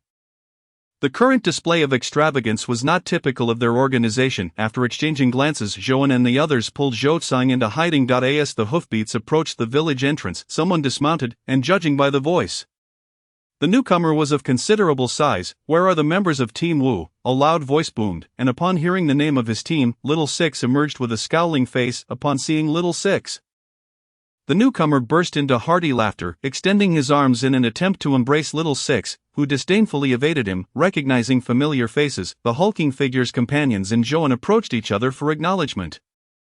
The three individuals behind the giant were all masked with painted faces and swathed in bulky clothing, rendering their genders indiscernible. In contrast, the unmasked giant stood out distinctly. "Sister Snake, you actually came. Come, let us hug."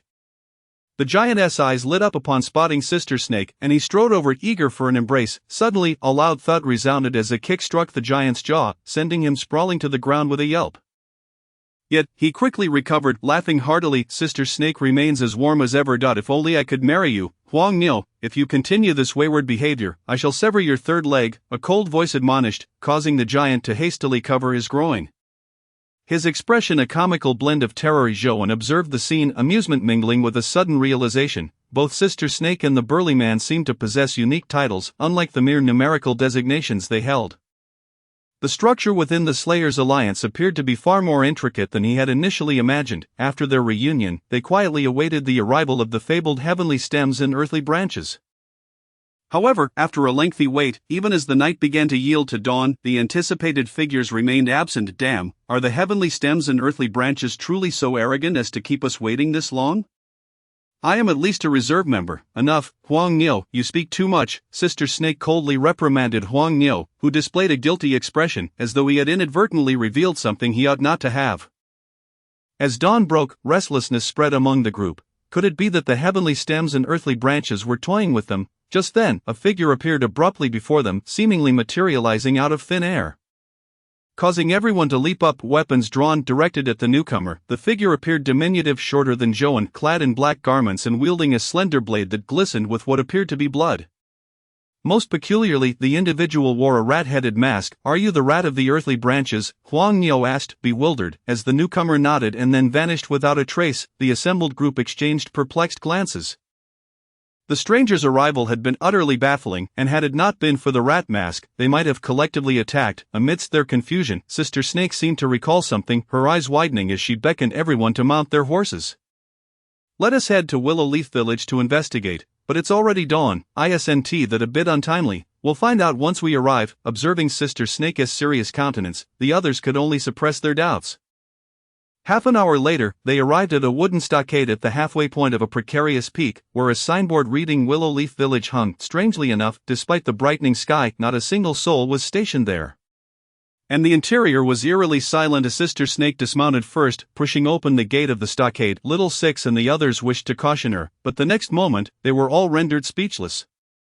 In the central clearing of the stockade lay an unimaginable sight. Countless heads piled together, forming a horrific spectacle, many faces bearing expressions of confusion, as if they had perished without understanding what had transpired. Only the three heads atop the pile displayed terror, yet still could not escape their grim fate. As they approached for a closer look, they recognized that the three atop the heap were the leaders of Willow Leaf Village. These three individuals were all formidable practitioners, rumored to have reached the pinnacle of flesh refinement. The chief was suspected of bone refinement, together with over 100 followers from Willow Leaf Village. They had garnered some notoriety on the blacklist, yet now, they lay discarded like mere playthings. Gazing at the surrounding intact structures, the group finally grasped the terrifying nature of the heavenly stems and earthly branches. Stunned into silence, Zhou Tsang suddenly spoke up. "I wish to participate in the assessment of the heavenly stems and earthly branches." "No." Almost everyone interrupted Zhou Tsang, and while Zhou was puzzled, he recognized the fear etched on their faces. Understanding that this assessment was no ordinary matter, "No, I must go. I have nothing left now. If I do not partake in the assessment, how can I seek revenge?" At this point, Zhou Tsang resembled a helpless, wounded creature, collapsing to the ground in tears, his lament growing louder, echoing across the mountainside. Chapter 43, A New Variable. The sword unsheathed, the task was accomplished even before a blade was drawn, leaving everyone unsure whether to laugh or cry.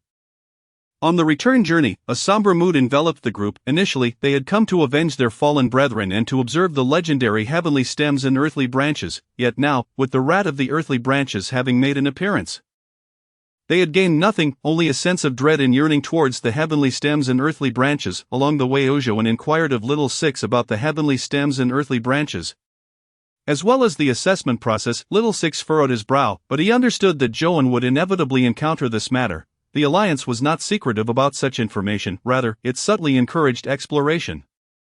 The distinction between withholding and revealing information was negligible, so he began to elucidate the assessment regarding the heavenly stems and earthly branches. In truth, we, who bear only sequential designations, are merely peripheral members of the Slayers Alliance. Aside from missions, we seldom engage with the inner workings of the Alliance. In contrast, individuals like Sister Snake and Huang Nio have undergone assessments and been recognized as internal members, commonly referring to each other by the 12 branches represented by the characters A, B, C, and D, among others. Since these 12 members are essentially reserves of the heavenly stems and earthly branches, their names often reflect the animals represented by their respective branches, should they succeed in challenging the heavenly stems and earthly branches, or should a position become vacant. They can ascend to become new members of the heavenly stems and earthly branches. Upon hearing this, Joan was astounded by the scale of the Slayers' Alliance. He had initially presumed it to be merely a tool for vengeance against the oppressive 4 great families of Hong County, composed chiefly of orphans seeking retribution, yet now it appeared to be far more complex. This led to a pressing question: given the current strength of the heavenly stems and earthly branches, could the vengeful heaven truly subdue them? Certainly, the vengeful heaven possessed formidable combat power, having reached the pinnacle of bone refinement, but one must not forget that the heavenly stems and earthly branches were not limited to a single individual.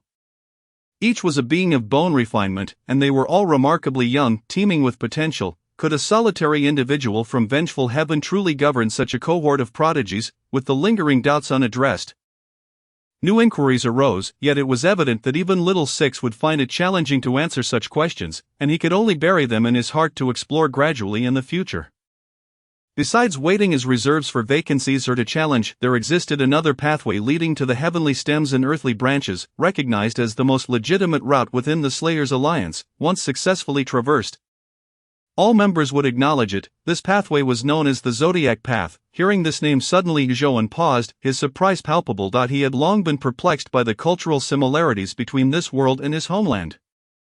Now, hearing such a culturally rich term filled him with joy. He had certainly not forgotten the happiness that once was his. The idyllic life he had lost, realizing a potential connection between the two realms, ignited a fervor within him.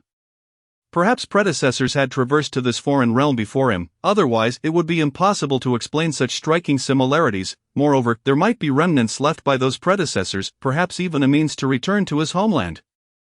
Joan's resolve solidified as his previously aimless heart began to find purpose, and his spirit underwent a profound transformation. Meanwhile, Little Six continued to elaborate on the details of the assessment, but Sister Snake and Huang Nil ahead seemed to have noticed something. Casting a sidelong glance at Joan before returning their focus, the so-called assessment was not merely about executing tasks but involved selecting a specific heavenly stem or earthly branch, each offering a unique path to advancement. You need only adhere to the stipulations of the path ahead, traversing it until you grasp the essence of its spirit, and thus you shall achieve a profound elevation.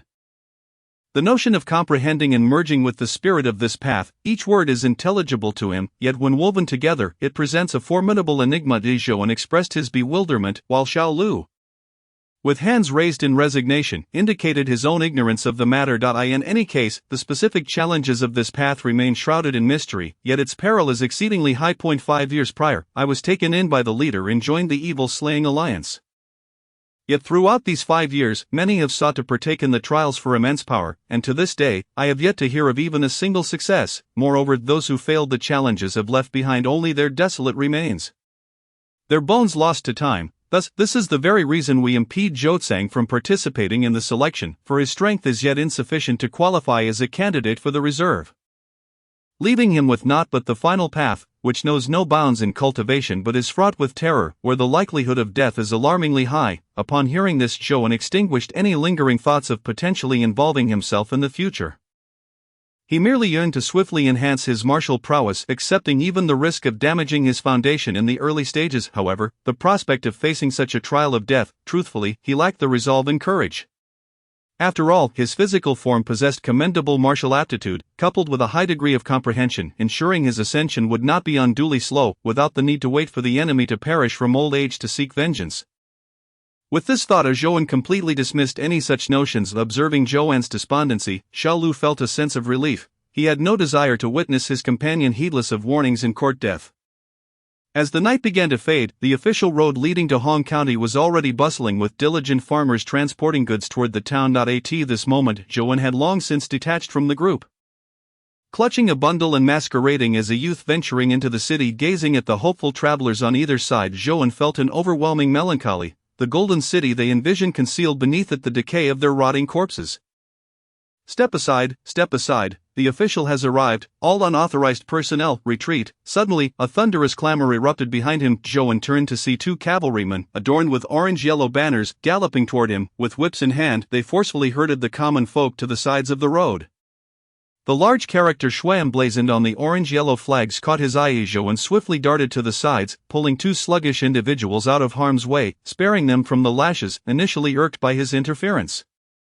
The two individuals expressed their gratitude upon glimpsing the approaching officers. Zhou paid little mind to their thanks. His gaze shifted to the horizon, where two rows of cavalry clad in bronze-yellow armor were arrayed, forming a protective ring around a massive black carriage. Although labeled a carriage, it lacked any beast of burden at the front, moving autonomously with a mechanical whir, while clouds of steam billowed from beneath, causing the nearby civilians to scatter in fright, exclaiming monster. As the carriage drew nearer, Zhou could faintly hear laughter emanating from within, seemingly mocking the ignorant commoners. The configuration of 36 cavalrymen. Where did this formidable force emerge from? Originally, Hong County, with a population exceeding 10,000 households, harbored a labyrinth of internal factions. He had to remember not to provoke at least 30 to 40 of them, and now a new force had entered the fray. Could there be some treasure hidden in Hong County? After pondering for a while without clarity, Zhou returned alone to the dilapidated temple. Yet, upon entering, he sensed something amiss. A heavy stench of blood pervaded the air. Upon discovering over a dozen bloodied corpses ensconced in curtains, his eyes instantly reddened. What on earth transpired? Zhou roared in fury, his entire demeanor radiating a menacing aura, as if he were on the verge of devouring someone whole. Boss, whoa, you have finally returned. Zhou's face darkened as he confronted a small leader, who was a mess of snot and tears. Boss, this morning, while you were away, the members of the Small Knife Gang attacked our beggars on Zhangyang Street. And they came to this temple to loot and cause chaos. Many of our brothers were slain. They even left a message claiming they would take over Zhangyang Street, threatening to strike us every time they encountered us. Boss, you must seek justice for us. Zhou released the small leader, and a surge of murderous intent erupted from his gaze. Very well, the Small Knife Gang, you dare to strike me every time we meet?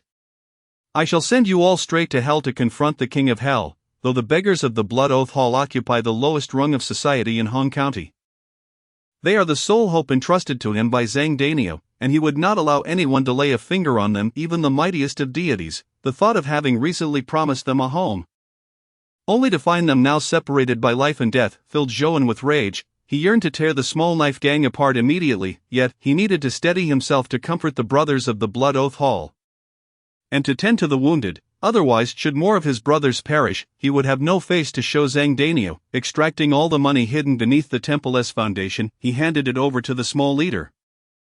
And then Zhou consulted Dr. Yuan regarding the matter of medical assistance. Once everything was back on track, Zhou purchased a sword from a nearby blacksmith and silently made his way toward Zhangyang Street. After 10 days of honing a sword, the frost blade has yet to taste blood. Today, he would test the sword with the lives of all the members of the Small Knife Gang. Chapter 44, The Immortal Sword. The Sword of Slaughter. Zhangyang Street, a bustling hub of commerce, was teeming with people even in the early morning. The din of vendors hawking their wares echoed throughout. That moment, a group of disheveled little beggars navigated through the crowd, their small frames remarkably agile. Each individual they bumped into either cursed their misfortune or shouted in anger at these wayward beggars. Many, upon realizing their wallets had been deftly pilfered, immediately sought to pursue the small beggars, but in the throng, these nimble children vanished in an instant, before the entrances of taverns and tea-houses, any time a customer entered or exited. The waiting beggars would swarm, cheerfully soliciting alms, and if denied, they would cling on relentlessly. Even when some were struck down by irate patrons, their compatriots showed no fear, akin to weeds that thrived regardless of the circumstances. When the tavern owners noticed their patrons being driven away by the beggars, they would call upon their subordinates to deal with the rascals, only to find the beggars scattering like leaves in the wind. Eluding capture, many shopkeepers, panting after chasing the beggars, could only curse these wretched souls. Resigned to their fates, they could not help but reminisce about the beggars who had been there earlier that day. Though they appeared miserable, they were polite and did not engage in coercive tactics, often expressing gratitude for any morsels shared. Occasionally, they would even lend a hand in transporting goods or tidying up. Alas, such courteous beggars had been driven away. As for the tragic events of that morning, how could the early rising shopkeepers remain ignorant? Regrettably, Hong County was a place where the strong prey upon the weak. Without power, even the most genteel manners would not ensure survival. With a sigh, the shopkeepers returned to their establishments, contemplating whether to pay protection fees to the small knife gang lurking behind these beggars. Though it seemed rather steep, Zhengyang Street was a thoroughfare bustling with purpose, each individual hurrying to their own ends, too preoccupied to notice others. Amidst the crowd, a youth wielding a sword surged against the tide. Like a blade thrust into the swelling mass, those who caught sight of him instinctively recoiled. In Hong County, it was forbidden to carry weapons in public. Unfortunately, the local authorities' influence had waned, rendering this rule nearly obsolete. Yet, it was rare for anyone to brazenly wield a sword. This young man, clearly intent on bloodshed, was someone people sought to avoid at all costs. A cluster of small beggars, no taller than a grown man's waist, darted through the throng, occasionally slipping stolen wallets into their pockets, their faces alight with glee. Just as one of them spotted a plump wallet tucked at a waist, he reached out, only to have a hand seize his wrist. In such circumstances, the little beggars were quite experienced. They would typically feign distress, crying and wailing to attract attention and elicit sympathy, thus diffusing the situation. Ouch, my arm is broken. The captured beggar, intending to scream, was taken aback when his captor showed no mercy, yanking his arm with a violent tug, resulting in a dislocated shoulder. Be silent. The person was Joan, and with another fierce pull, the beggar's wrist went limp, rendering him unable to utter a sound. The other little beggars, witnessing this, dared not linger and hurriedly scurried away into the crowd, only to find themselves pinned to the ground by Zhou and sword sheath.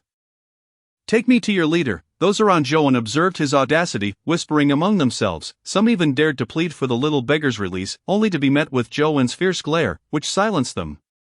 "Move!" Zhou urged the group forward with a forceful kick, compelling them onward. "Sir, please spare us. We have no parents and are only stealing to stave off hunger. I beg you, let us go, sir, I implore you.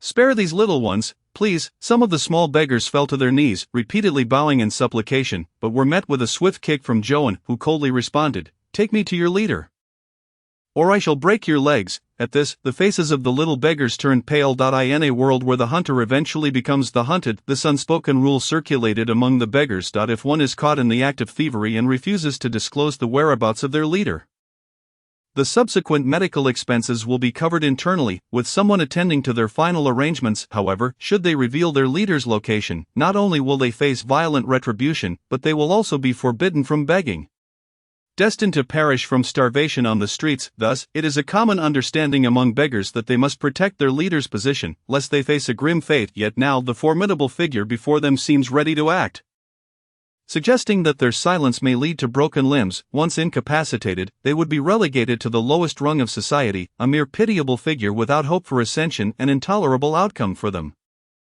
Observing the small beggars maintaining their silence, Zhou furrowed his brow. "Do you truly believe I would hesitate to break your legs?" With a swift motion, he unsheathed his long sword, and the previously disarmed small beggar, now gripped by fear, finally divulged the location of his leader. "Let us go, take me there." Upon hearing Zhou's intent to confront their leader, the beggar's head bobbed incessantly against the ground, as if the prospect of meeting the leader was a terrifying ordeal. Zhou, however, felt little sympathy for such fears. He pitied the small beggar, for who would mourn the loss of his deceased comrades. With a sinister smile, Zhou hoisted the small beggar into the air, assuring him, "Do not worry about your leader seeking vengeance. He will soon have his own troubles to contend with." As he pushed through the crowd of onlookers, Zhou led the small beggar towards a nearby corner, where a pile of wood had become a den for beggars. There, several burly beggars were busily pouring out money from numerous pouches, their smiles growing wider with each coin that fell. "I hear that the Blood Oath Hall's beggars do not steal or rob, merely begging for alms. What fools they are! Perhaps our good fortune today is merely a result of their complacency." Laughter erupted among the group, their spirits buoyed by their ill-gotten gains. "We are not fools. We are simply kind-hearted. kind-hearted individuals should not meet such a fate. A voice intruded upon their revelry, and 3 beggars rose to see Joan and the small beggar he held, little pup. You dare bring outsiders here, it seems you have forgotten the rules. The leader, upon noticing Joan's youth, seized a stick from behind him and charged forward. Joan tossed the small beggar aside. And in the blink of an eye, a flash of cold steel severed the wooden stick and a bloodied arm soared into the air. The attacking beggar clutched his severed arm in agony, while the remaining 2, initially intent on joining the fray, were paralyzed with fear and turned to flee, but it was too late. The sword had been drawn, thirsting for blood. As screams echoed, the crowd had dispersed, no one willing to risk their lives for mere amusement. Moments later, Joan wiped the blood from his sword. Having acquired all the knowledge he sought, he turned back to the small beggar, who trembled visibly. You great hero, you did well. I have long harbored disdain for these people. Joan ignored the beggar's insincere praise and lifted him once more. Proceeding to the next location, Zhangyang Street was extensive, and the Little Knife Gang had many members here. Patience would be essential. As Joan's rampage continued, the casualties within the Little Knife Gang mounted, and his actions began to draw the attention of others. Upon reaching the entrance of the Shangbin building, a large gathering of beggars had assembled, led by individuals wielding sickles. Brother, this is the one who was killing our comrades, one gang member pointed accusingly at Joan. The leader, with a menacing visage and a rough, shaven head, was one of the gang's sub-leaders, dispatched to guard this area. Encountering Joan was a twist of fate. Who do you think you are to slay my men? Joan lifted his gaze, responding, Blood Oath Hall. The leader's expression shifted from surprise to laughter. So it's those worthless wretches. I've heard your backer has perished. Do you still dare to provoke us? From now on, I shall be my own support. With words exchanged, both men charged at one another, and as they neared, the leader suddenly scattered a cloud of sand and gravel from his clenched fist. This was no fair duel, and a cruel smile creased his lips as his sickle swung through the air. Joan, accustomed to underhanded tactics, anticipated this move. Closing his eyes, he executed a high parry, deflecting the attack, causing the sickle to clatter to the ground. The leader, clutching his bleeding wrist, stumbled back in horror, but in an instant Joan's blade flashed, and he collapsed, grasping at his throat. Kill him. Avenge the boss. The Little Knife Gang was known for its culture of bravery, where the bold ascended and the timid fell. Even with their leader slain, the throng surged forward, wielding anything from sticks to stones as they sought to overwhelm Joan. He spun away from the incoming projectiles, weaving through the crowd, and soon the air was filled with the sounds of wailing and the splatter of blood, painting a grim tableau of death.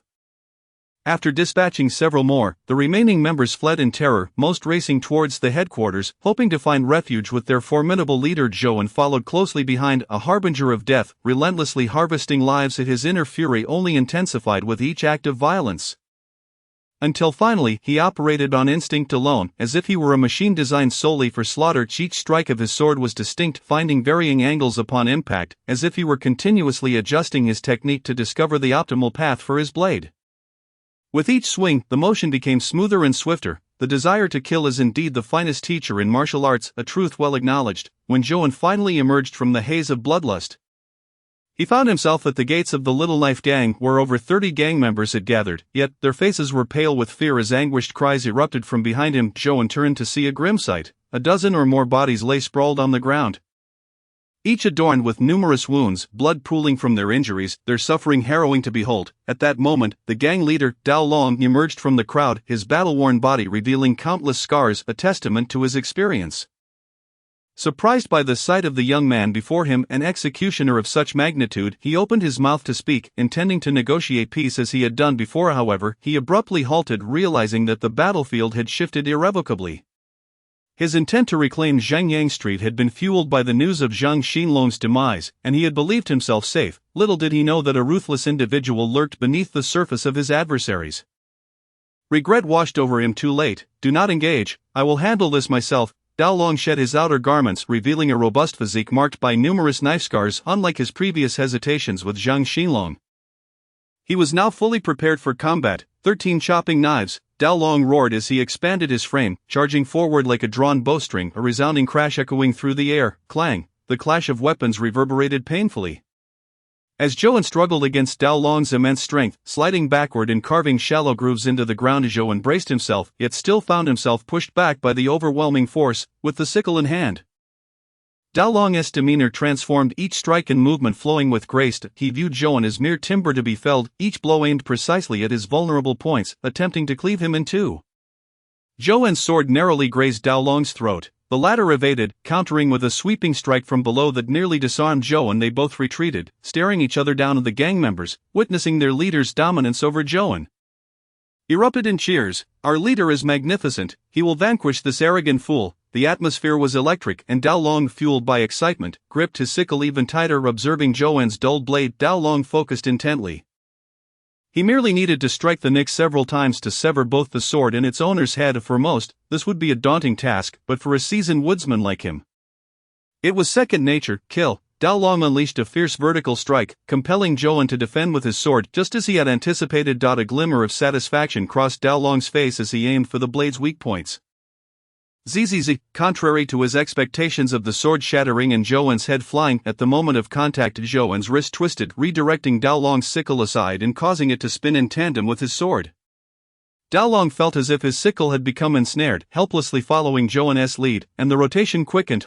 Dao Long attempted to regain control, exerting force through his wrist, but Zhou suddenly yanked back, throwing Dao Long off balance and sending him tumbling forward. Oh no! In the shadowy depths of the clandestine lair, a foreboding presence loomed. As anticipated, in the next fleeting moment, Zhou's sword disengaged from the sickle, a glint of cold radiance heralding its approach as it lunged directly for the dragon blade's throat. A sickening squelch pierced the air, blood gushed forth from the dragon blade's palm, yet, rather than retreating, he surged forward, seizing the sword's edge with fervor. With a resounding crack, Zhou's longsword was astonishingly shattered by the dragon blade. Swiftly, the dragon blade grasped the broken blade, leveraging his longer arm to slice across Zhou's throat, sending him staggering backward, 1 foot already suspended in the air. At that critical juncture, Zhou's body pivoted rapidly, shifting from foot to head facing the dragon blade, while simultaneously arching backward and thrusting both hands forcefully behind him.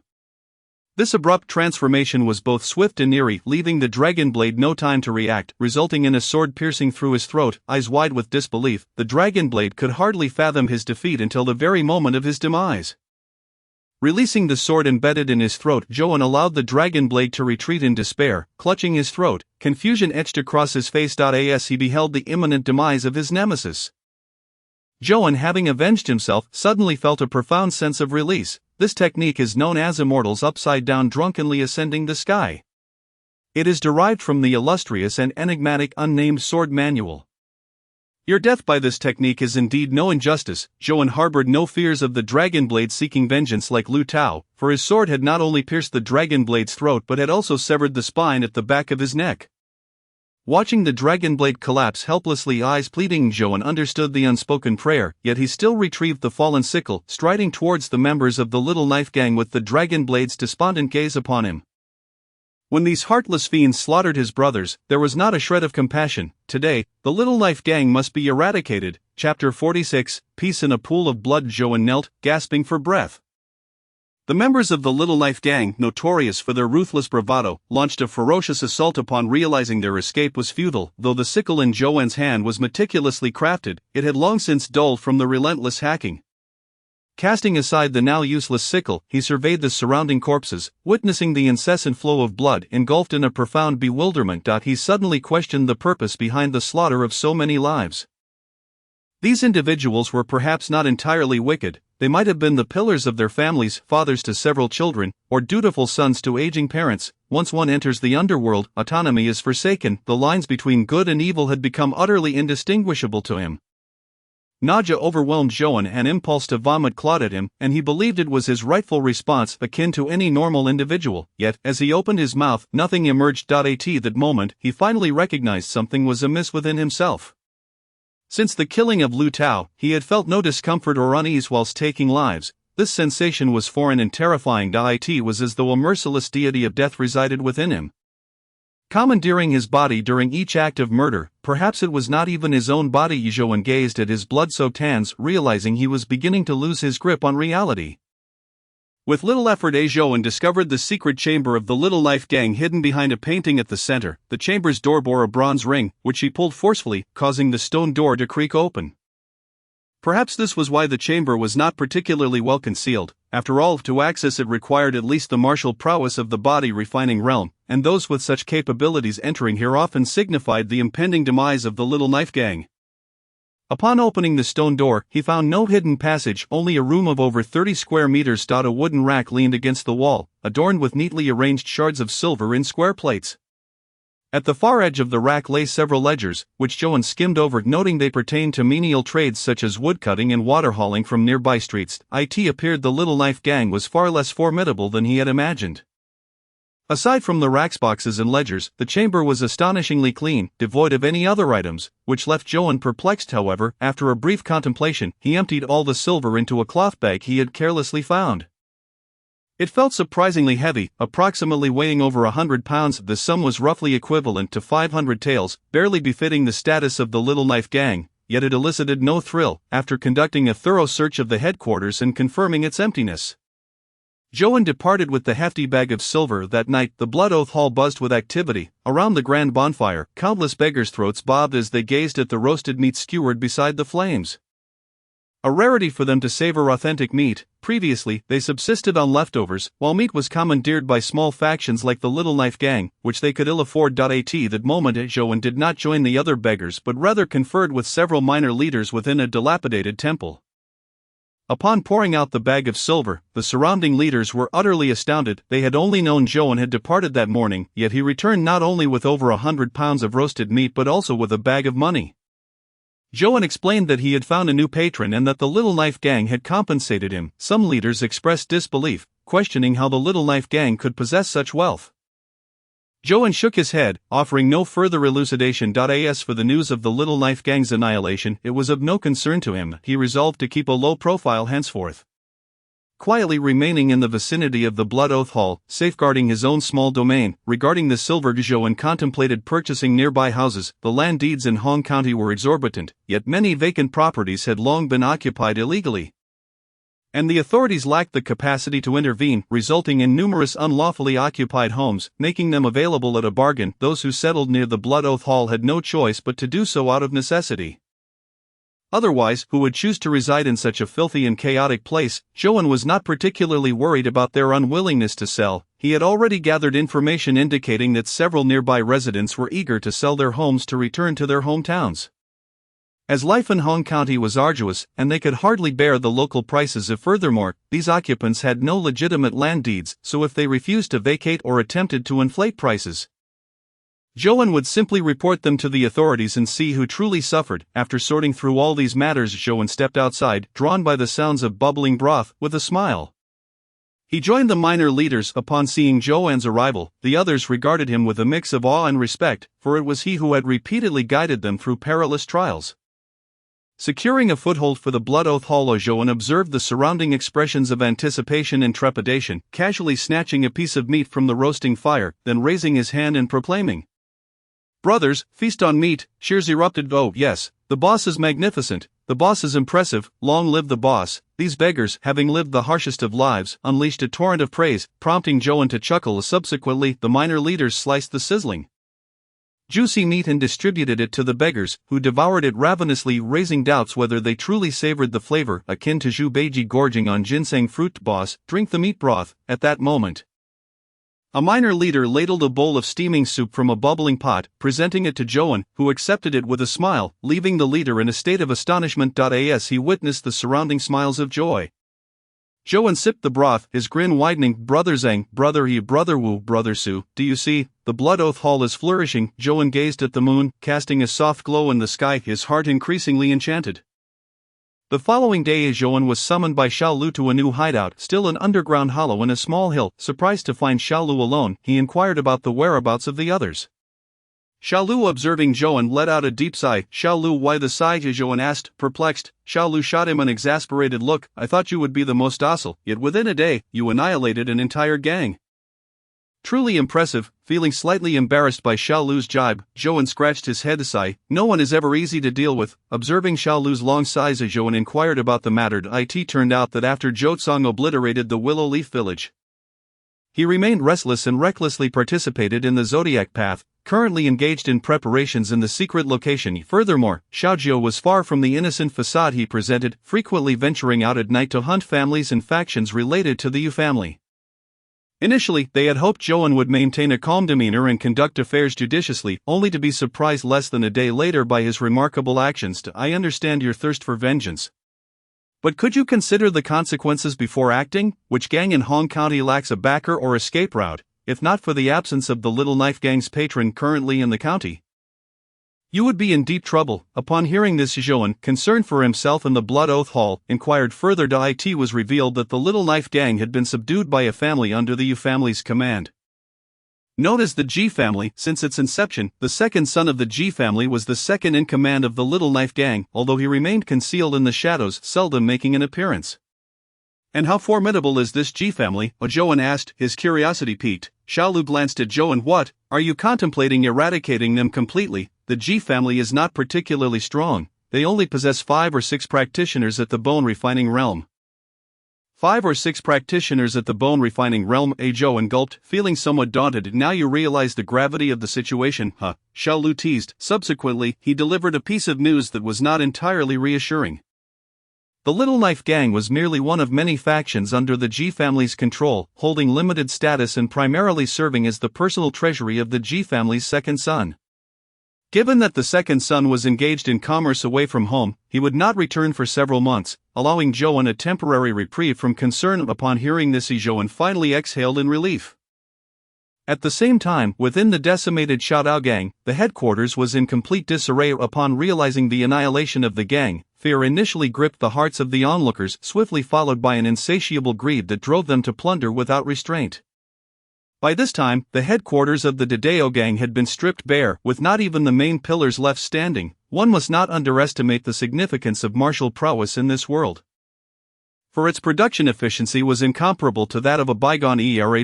Night cloaked the surroundings in silence. Unknown nocturnal birds chirped amidst the branches, only to be startled into flight by a sudden gust of wind. A figure shrouded in black robes appeared at the headquarters of the Xiaodao Gang, not entering the main hall but rather slipping into a side kitchen in the corner of the kitchen. The figure pried open a concealed panel, revealing a copper ring identical to that of a hidden chamber. With a swift tug, a multitude of bricks tumbled into the newly exposed hole, without a moment's hesitation.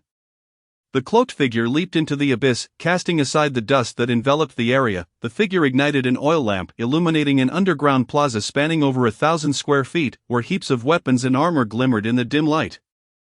Fortunately, these treasures had remained undiscovered. As for the members of the Shashue Hall, it seemed they had some backing. To avoid alarming the snakes in the grass, I shall let you be for now. Do not let me encounter you again.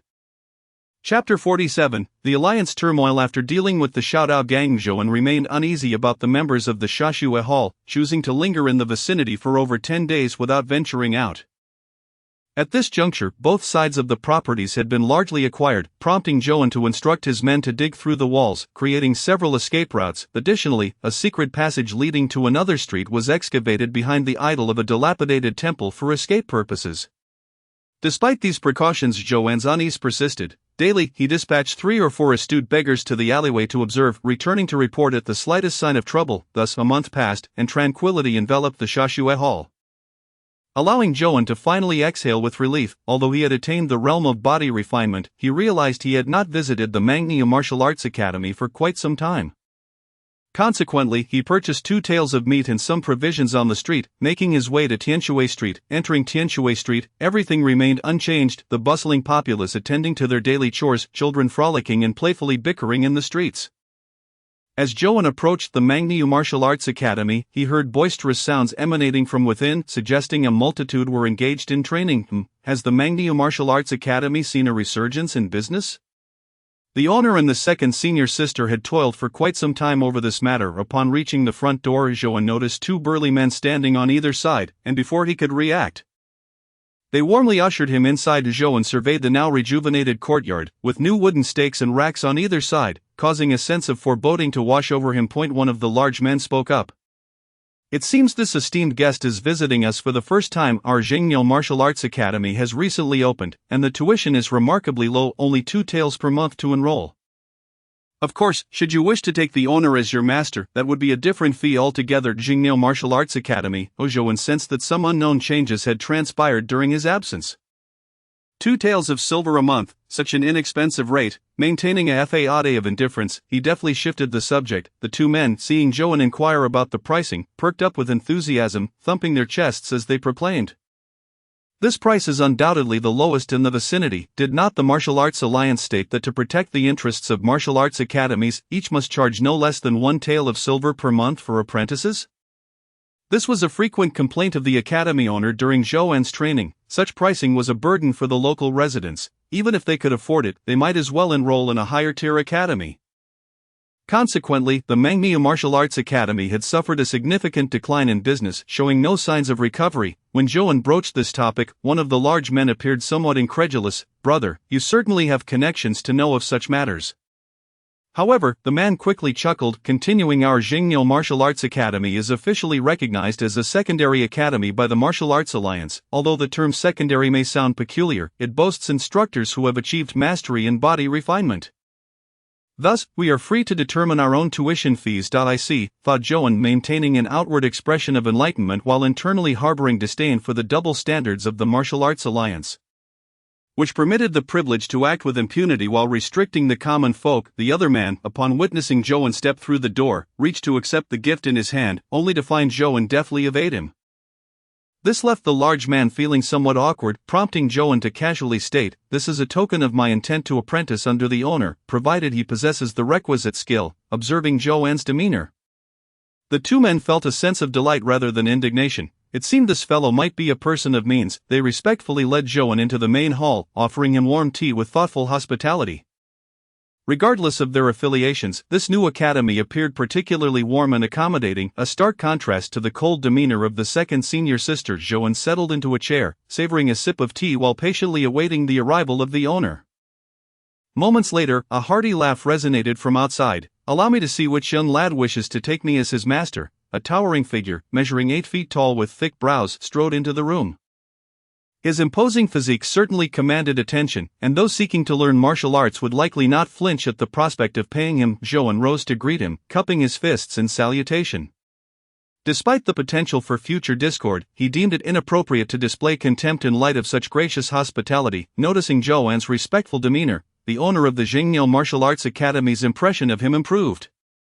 After all, the children from impoverished backgrounds often appeared dazed, either bowing their heads or rendered speechless, while those from affluent families, well-versed in various encounters, tended to dismiss formalities altogether. Once seated again, the owner of the Jingyo Martial Arts Academy began. "This young brother, I hear you wish to take me as your master." Joan smiled, replying, "As long as the owner possesses genuine skill, my sincerity shall be unwavering." The academy owner understood Joan's words and mused that this young man seemed rather sophisticated. He was curious about which family he hailed from. At that moment, Joan inadvertently broached another subject. "I previously heard this place was known as the Mangmia Martial Arts Academy, and I was told the owner was an exceedingly formidable martial artist. How has it now become the Jingyo Martial Arts Academy?" The owner of Jingyo Martial Arts Academy burst into hearty laughter, exclaiming, "What prowess did that Mangmia Martial Arts Academy possess? The owner was merely an old, frail man whom I could easily defeat with a single hand. The transformation into Jingyo Martial Arts Academy merely signifies that I am superior to him." Joan's expression shifted abruptly, only to be quickly masked. Evoking no suspicion from the academy owner, the latter continued to boast of his strength, while Joan's gaze grew increasingly perilous. "Words without action are mere pretenses. I would implore the owner to demonstrate his prowess in the courtyard. I shall surely prostrate myself before you in reverence." "Good, young brother, shall we proceed to the courtyard?" "After you." The academy owner replied with a hearty laugh, "I find myself increasingly fond of you." They made their way to the center of the courtyard, where the trainees had already been arranged to the sides to observe. Today, they were witnessing the academy owner's display for the first time. The academy owner strode confidently towards a wooden post of ordinary height, and without any visible effort, placed his hand upon it, and the next instant, the post began to sink inch by inch into the ground, a feat far more challenging than merely striking it with force. As the post was pressed into the earth, applause erupted from the onlookers, and the academy owner eagerly anticipated Joan's astonished expression, only to find the latter maintaining a smile, causing a frown to crease his brow. Indeed, your strength is remarkable, Academy owner. However, I believe that true mastery is a synthesis of personal aptitude, insight, and the resources available for cultivation, often constrained by one's innate capabilities. The martial arts techniques themselves truly reflect an individual's martial prowess. Upon hearing Zhouwen's veiled mockery of his display of brute force, the Academy owner felt a twinge of displeasure, yet upon reflection he recognized the wisdom in Zhouwen's words. The realm of mastery could be ascended through the mere accumulation of resources. At least in the realm of body refinement. Thus Zhouwen's assertions, while critical, harbored an undeniable truth that cut to the core. Very well, let me demonstrate the Sannyo fist for you. A roar akin to that of a fierce bull erupted, shaking the surrounding bricks and tiles, prompting the trainees to cover their ears. With this sound as a catalyst, the Academy owner raised his fists skyward like bull horns, then pivoted his body, thrusting his fists forward. With a resounding crash, a massive stone that had been placed in the corner of the courtyard shattered into countless fragments. The power of the Sannyo fist was as shocking as a detonation. The Academy owner reveled in his display. Prepare yourself. Suddenly, a loud explosion echoed from behind, and the Academy owner sensed a pressure bearing down upon him. Instinctively, he reacted, launching a counterattack with a man-neo reversal. Aiming at the source of the disturbance, the clash of four iron fists sent a whirlwind swirling around them as they collided. Zhouwen's youthful figure appeared strikingly incongruous to the Academy owner, who was left bewildered and astonished. How could someone so young have achieved the realm of body refinement? Surely such a person was not one he could teach. Was he perhaps here to challenge the Academy? The Academy owner's mind raced, yet Zhouwen taunted, I observe your Sannyo fist is outwardly formidable yet hollow within. I cannot fathom how you managed to drive away the owner of the Mangnia Martial Arts Academy. The Academy owner, taken aback, replied, You are from the Mangnia Martial Arts Academy? No, wait, who are you exactly? What is your connection to the Mangnia Martial Arts Academy? Silence. Zhouwen's fists transformed into sword-like strikes, targeting the Academy owner's vulnerable points, leaving the latter in utter dismay. Alas, the master of Jingyo Pavilion realized that he might be subdued by the young boy before him. In a fleeting moment of contemplation, he retreated and kicked a stone towards Zhouwen's eyes. The maneuver was quite unexpected. Zhouwen shut his eyes, and the stone shattered against his eyelid without inflicting significant harm. Immediately thereafter, the master of Jingyo Pavilion delivered a punch to Zhouwen's chest.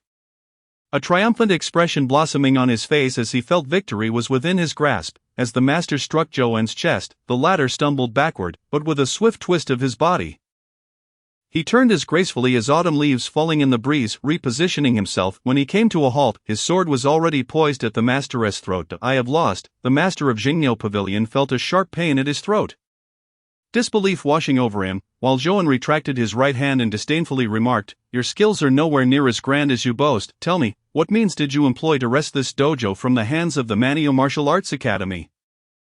You speak nonsense. What do you mean, wrest this dojo? The Martial Arts Alliance sold it to me for 500 taels of silver. Do you wish to reclaim it? The master of Jingyo Pavilion clutched his neck, his bravado faltering as he grappled with the reality that he had been bested by a mere youth. Hearing the insinuation that his reputation was under threat, he hastily attempted to argue his case.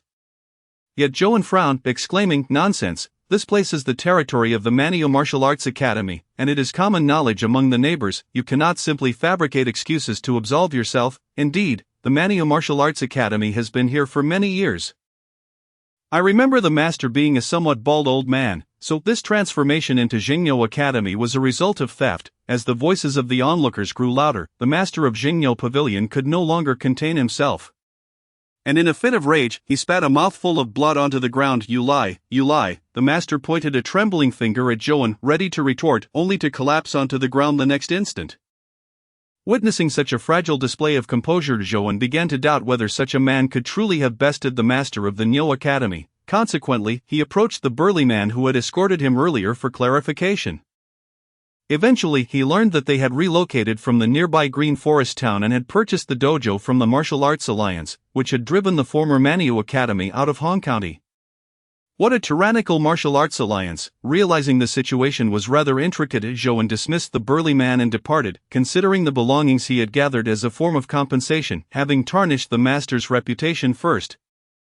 His actions could be deemed as gracious. Chapter 48, The Black Market of the West District. Swish, swish, swish, a flurry of swordlight illuminated the courtyard, as the guards armed with staves fell to the ground like severed straw. Meanwhile, the middle-aged man with a distinctive mustache entangled with Xiao Lu instantly turned pale at the sight and attempted to flee, only to be pierced through the heart by Xiao Lu's opportunistic strike. The fear etched on the middle-aged man's face solidified in an instant, and with a cry of pain, he collapsed helplessly to the ground. Seizing the moment, Xiao Lu delivered the final blow, severing his head. Due to various circumstances, only the two of them had collaborated on this task, yet it concluded satisfactorily. After securing the target's head in a bag, Xiao Lu was somewhat astonished by Zhou En's swordsmanship. As a seasoned swordsman, he could perceive the intricacies of Zhou En's technique, which appeared rather peculiar and unlike conventional styles. Number 11, your swordsmanship seems to have grown remarkably. I would never have imagined that you have only been practicing for less than a month. Zhou En wiped the blood from his sword sleeve and turned back with a smile, saying, "My skills pale in comparison to yours." Zhou En was not mistaken. Indeed, while his swordplay was elusive and unpredictable. For a master like Xiao Lu, simply maintaining the center line would suffice. In cases where the foundational skills differed significantly, no matter how exquisite the technique, it would be of little use. Xiao Lu shook his head. Somewhat touched by Zhou En's humility, he had recognized the latter's extraordinary talent in martial arts. Well, having dealt with this scoundrel colluding with the autumn grain thieves, there will be no further monetary supplies from the thieves. Allowing for a brief respite outside the city. At this moment, as summer began to wane and harvest approached, banditry outside the city was at its peak. All mountain bandits and highway robbers knew that the farmers outside the city were at their wealthiest during this time of year, prompting rampant robbery and pillaging. It was also during this period that tragedies frequently unfolded outside the city. Given the entanglement between the four prominent families and the county office, the latter was unable to dispatch more troops to clear out the bandits, exacerbating the dire situation outside. Thus, the anti-bandit groups with ties to the government were now mobilizing en masse. At this time, Zhou En and Xiao Lu had assumed new identities as leaders of the anti-bandit group. However, their mission was personally overseen and issued by Qiu Hentian, thus circumventing many complications. Observing the well-fed and even overindulgent servants sprawled on the ground, it was evident that these individuals had enjoyed an extravagant diet, all at the expense of the farmers outside the city who had toiled to bring forth their crops. Zhou En harbored a deep disdain for such greedy individuals who engaged in opportunistic enterprises. By the way, the anti-bandit group is set to make a major move tomorrow to eradicate some smaller bandit camps. Are you going? At this moment, as Xiao Lu packed up the spoils, he casually inquired of Zhou En. Given Zhou En's mature and composed nature, Xiao Lu presumed he would politely decline. To his surprise, Zhou En readily agreed, catching him off guard. Zhou En stretched his neck and smiled. I've long had an aversion to those bandits and robbers outside the city, but my lack of strength held me back, and now is the perfect time for revenge. Xiao Lu sensed that Zhou En's words lacked sincerity, yet everyone had their own secrets, and he refrained from prying further.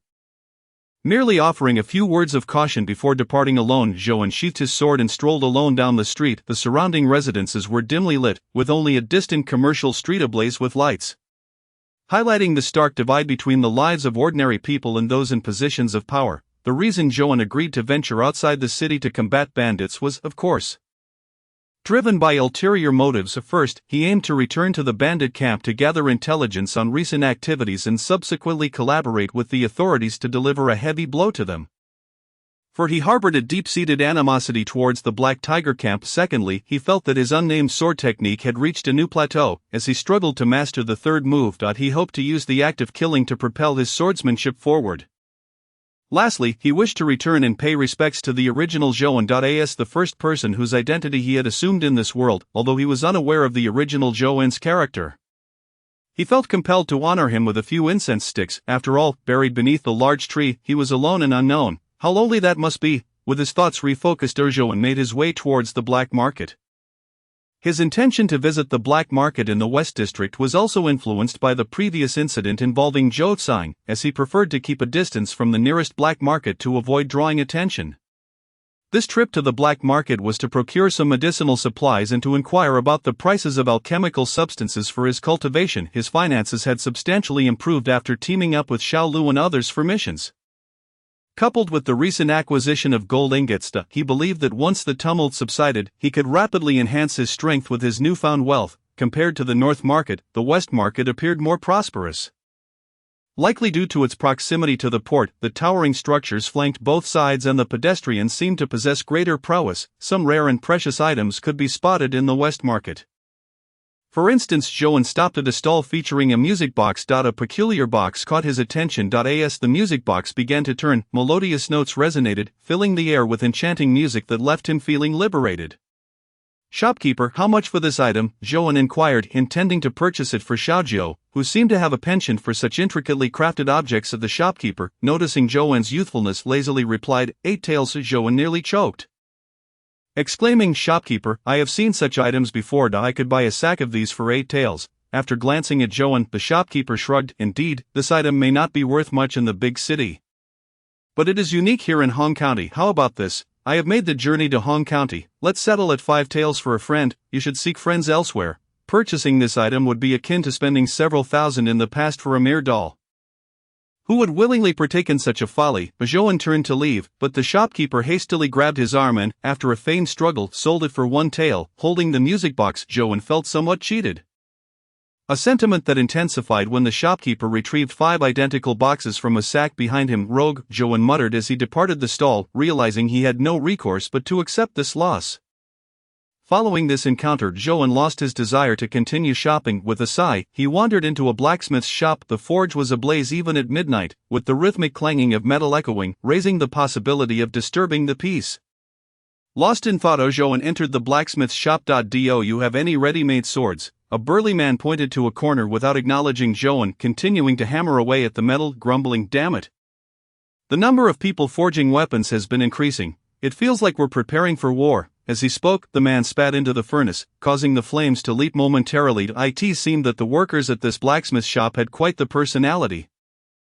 Earning money yet still grumbling, unbothered by the man's complaints, Zhouan proceeded towards the corner where the man had indicated, gazing at the several swords hanging in the corner, including long swords, short swords, broadswords, and even an unfamiliar weapon as slender as a willow branch. Zhouan found himself momentarily dazzled. While examining these weapons, he suddenly noticed a sword made of neither metal nor iron hanging prominently in the center. Zhouan touched the blade and discovered it to be remarkably hard, with some coarse textures that felt unlike any crafted from gold or iron. At that moment, the man who had previously directed him seemed to have finished his tasks, set down his work, and approached Zhouan, saying, "This sword is forged from a century-old Polonia wood. It does not break upon striking gold nor burns in fire, while conventional weapons would dull after several strikes. This sword will not waver in the slightest. It is merely not very sharp." The burly man appeared somewhat regretful regarding this weapon. Zhouan pondered, realizing that most individuals purchasing arms seek the sharpness to kill. Acquiring this sword felt akin to purchasing a sturdy wooden stick. Though robust, it could not slay, rendering it somewhat useless. Suddenly, a spark of inspiration ignited within Zhouan. He recalled the second technique from the nameless swordsmanship manual he practiced, which seemed to align perfectly with the characteristics of this sword. Although this weapon lacked the sharpness to pierce armor, sufficient force could render it deadly without a blade, having often played with tree branches in his youth. He was well aware that such seemingly harmless objects could inflict wounds when wielded with great force, proving far more perilous than they appeared. "I'll take this sword, and please wrap up these 2 swords of varying lengths beside it." The burly man glanced at Zhouan in surprise but refrained from further inquiry. After Zhouan paid 20 taels of silver, he found himself in possession of 3 swords, with the burly man graciously providing him with a belt for securing the blades. Thus, as Zhouan exited the blacksmith's shop once more, he became a 3-sword-wielding swordsman, with a wooden sword at his back and an iron sword at each side, drawing the attention of passers-by with his peculiar appearance. Just as Zhouan intended to inquire about the prices of body-refining medicine at the apothecary, a scream pierced the air. Turning his gaze, Zhouan beheld a large dental house nearby, where numerous ragged individuals were bound in a row. At that moment, a man sprawled on the ground was being whipped by an enraged overseer. "I told you to spit at the esteemed guest. I command you to do so. You think you're so defiant? Don Tiu, I shall have your tongue severed shortly, and we shall see how defiant you remain." Chapter 49. Do not inquire before others. I know myself. Witnessing this scene, Zhouan furrowed his brow. Such human trafficking was an affront to human nature and one of the trades he most despised. He could comprehend the prevalence of such practices in the Tonghao kingdom, as the nation fundamentally adhered to feudal principles. However, despite having mentally prepared for this, seeing the dental house's personnel lash out at these individuals ignited a seething anger within him. The overseer, slick with oil, wore a cruel and arrogant expression. "You remnants of the Jing'an Hall, A pack of toothless dogs, with no Grand Master to back you, do you still dare to be insolent before us? Today, I shall beat you to death, Jing and Hall. Joan frowned, recognizing this as the second time he had heard the name of this organization.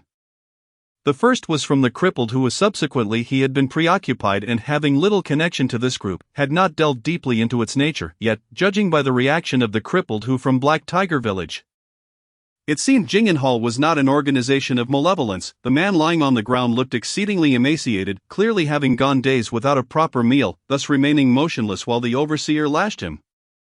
Only shielding his vital areas with his hands, I will kill you, I will kill you. Despite the overseer's venomous threats, it was evident that his own frail body could not endure the exertion much longer.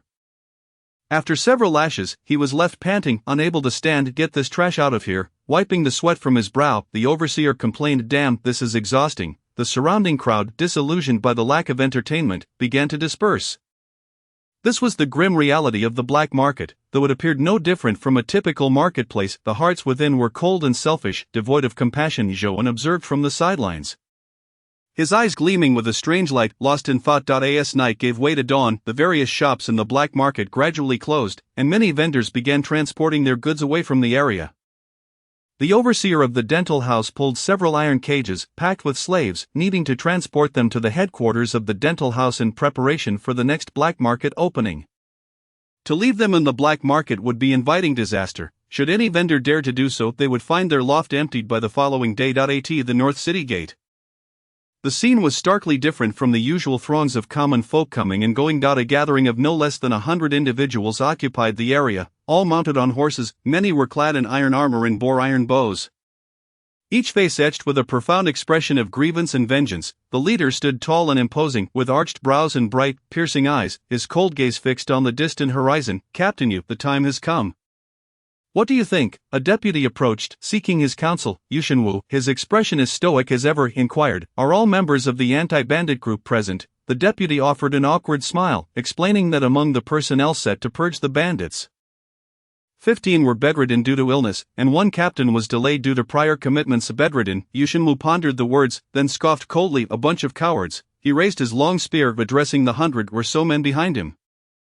Brothers, our mission beyond the city is to ensure the peace of Hong County. Who among you dares to stand beside me? Yes, yes, yes. The anti-bandit group responded with fervor, and seeing their enthusiasm, Yushinwu felt reassured of their morale. He then mounted his steed, ready to depart. At that moment, a hurried sound of galloping hooves approached from behind. A masked figure on horseback arrived before Yushinwu, clasping his fists and rasping, the captain of the 11th team has arrived late. Please punish me, Commander. Yushinwu frowned slightly. This individual had disrupted his carefully orchestrated march, and his evasive demeanor irked him. Nonetheless, his face remained impassive. Do you have the official seal from the county office? The masked figure produced a walnut-sized object from his bosom and tossed it to Yushinwu. After scrutinizing its unique markings for a moment, Yushinwu returned the seal. Captain of the 11th team, return to your ranks, as you command. With this matter settled, Yushinwu took a deep breath and bellowed, let us set off. Suddenly, a thunderous stampede erupted as 100 horses surged forth from the city gates, their hooves thundering like a tempest, causing the onlookers to feel the reverberation in their chests. The masked man cracked his whip, closely trailing the main force. However, a trace of blood began to seep from the edge of his mask, flowing increasingly down his chin. This masked figure was none other than Joan. After unexpectedly learning of the happenings at Ding and Hall yesterday, he had been consumed with curiosity. Little did he know, he would be unwittingly embroiled in a court struggle that nearly cost him his life. His body ached grievously. Although he had managed to mitigate some of Han Shan's powerful strikes, their immense force resonated throughout his entire being, leaving him feeling as if his very flesh and organs were about to disintegrate. This man was undoubtedly a master of bone refinement, perhaps even more formidable. The mere thought of Han Shan's overwhelming power sent a shiver down Joan's spine. Had it not been for the sword crafted from century-old Polonia would he wielded for protection, he might have perished on the spot. The destructive potential embodied by Han Shan, he felt, surpassed even that of the formidable leader of the Black Tiger camp. One hand clutched the reins of his horse while the other pressed against his chest. With every jolt of the horse, he sensed his internal organs shifting. He would have to tend to his injuries shortly. This anti-bandit endeavor seemed to have been thwarted. Han Shan's punches were immensely powerful, causing everything he had purchased in the black market to crash to the ground, including his healing salves, which were now lost to the unknown. Only the music box nestled in his arms narrowly escaped destruction, albeit with the corners shattered. Truly, a case of losing much while attempting to gain. He vowed to himself that in the future he would refrain from meddling in affairs that did not concern him. Curiosity could be fatal. Having made some slight adjustments to his appearance, Joan followed the anti-bandit group out of the city. While the Western District was heavily barricaded by numerous officials, with all access routes strictly prohibited, Han Shan's identity seemed of utmost significance, as even the usually reclusive county princess was by his side. The princess, though petite and unremarkable in appearance, possessed a glimmer of brilliance beneath her drooping brow. Her expressionless face belied the intensity of her gaze, which was difficult to behold. At this moment, Han Shan's right eye was concealed beneath a black eye patch. Rendered useless after Joan's surprise attack, eradicating the remnants of Jingenhall would have been a grand achievement, allowing him to shine before the general. However, the unforeseen loss of his eye to a petty thief was an unbearable humiliation. Princess Fawn, you must assist me in locating this rogue. His standing within Jingenhall is not to be underestimated, Han Shan declared fiercely, clearly fabricating lies in his desperation to capture Joan swiftly. The princess, maintaining her composure, replied, I have dispatched my most skilled trackers and hunters. I trust they will provide you, Captain Han, with a satisfactory response. I hope so, Han Shan mused, observing the investigator clad in red and black official attire, who was now crouched on the ground, collecting the coagulated blood. Accompanying him was a black dog with a single horn protruding from its head. Could this dog possess the bloodline of a demon? Han Shan thought to himself, feeling a surge of excitement. Generally, beasts with such lineage exhibited extraordinary abilities far beyond those of typical wild animals. That he began to believe that this creature could lead him to the rogue's lair. Meanwhile, Joan had quietly detached from the main force and made his way alone to Black Tiger Mountain, where the Black Tiger camp was located. Due to the worsening of his injuries, he needed a secure place to recuperate. What could be safer than the Black Tiger camp? Upon reaching the foot of the mountain, Joan dismounted, crushed his facial mask, and buried the remnants in the soil. Before leading his horse toward the narrow path at the base of the mountain, suddenly an arrow struck the ground before him, and 4 or 5 bandits, their heads wrapped in cloth, emerged from either side. Halt! What do you want? They demanded. This was the notorious Black Tiger camp of Hong County, and the bandits were on high alert, not believing that anyone would mistakenly wander here. Brothers, it's been 2 months. Have you forgotten your little brother? Joan smiled, and the leading bandit looked puzzled, as if recognizing him. It's me, Lu Tao, the one who triumphed in the martial arts competition and later rescued the chief. Upon this reminder, the bandits slapped their heads in realization. Some even circled Joan, noting that he had clearly grown much sturdier since they last met. One bandit chuckled, no wonder the chief rewarded you. You've really bulked up. Your martial arts must have advanced tremendously. Oh, not at all. I've returned just to see you all. Here's a little silver. I hope you won't think it too little. Joan produced a few pieces of broken silver and distributed them among the bandits. They received the coins with delight, hastily tucking them away. Hey, Lu brother, you don't need to be so formal with us. Is there something significant about your return? Should we inform the chief? One bandit proposed. Joan quickly waved his hand. Alas, I've come back for a trivial matter. If I were to trouble the chief over such a small issue, that would be unfortunate. The bandit who had spoken felt a chill run down his spine. Indeed, better not to trouble the chief with these matters, right? He called out to the others. The remaining bandits nodded in agreement. Having received the silver, their spirits lifted. They felt no inclination to hinder Joan. Thus, he effortlessly passed through the checkpoint and entered Black Tiger camp. Along the way, he encountered a few sentinels, all of whom he managed to dismiss with the same tactic. It seemed the inhabitants of Black Tiger camp were not faring too well. Lost in thought, Joan arrived at the stables, tying his horse to a post. He then found the small hut where he had previously stayed and kicked out the bandit who was still sound asleep inside. After punching a hole in the wall, the disgruntled bandit muttered curses as he left. With newfound strength, the trials he had faced in the past no longer posed any challenge, securing the doors and windows. Joan sat cross-legged on the bed, beginning his healing regimen. Although Nyo Bailey had warned him against overextending himself, practicing inner strength was indeed beneficial for a warrior now that he had the means. He could afford to invest in resources for body refinement without hindering his martial progress. Under the moonlight, as Joan quietly recuperated in the hut, Black Tiger camp descended into silence. However, on the distant road leading to Black Tiger Mountain, a procession of torches approached, resembling a flowing dragon. Faintly, the sound of barking dogs could be heard. Chapter 51, Night Raid. In the dead of night, as Joan continued his meditative recovery, he was suddenly jolted awake by a cacophony of noise. Before he could comprehend the situation, a resounding crash echoed as a wooden wall collapsed. "What's happening?" he wondered. Then, screams pierced the air. "The government's lackeys have invaded. Quick, alert the chief, sound the signal." Instantly, a multitude of fiery flares erupted from the mountainside, soaring into the sky with a sharp whistle. Grasping the wooden sword wrapped in cloth, Joan hurriedly exited the hut, only to witness countless bandits rushing towards the gate, where flames blazed and the cries of battle resonated throughout Black Tiger Camp. "Who dares to attack Black Tiger Camp?" Joan thought incredulously. "Decide from the 4 prominent families in the county who possessed the might to assault the camp." Suddenly, a formidable figure emerged at the end of the firelight, charging forward like a raging bull, sending bandits flying in all directions. It was a sight both fearsome and magnificent. Joan had intended to approach for a closer look, but was startled by an incredibly loud bark. At the sound, the bull-like figure halted abruptly and turned towards Joan's direction.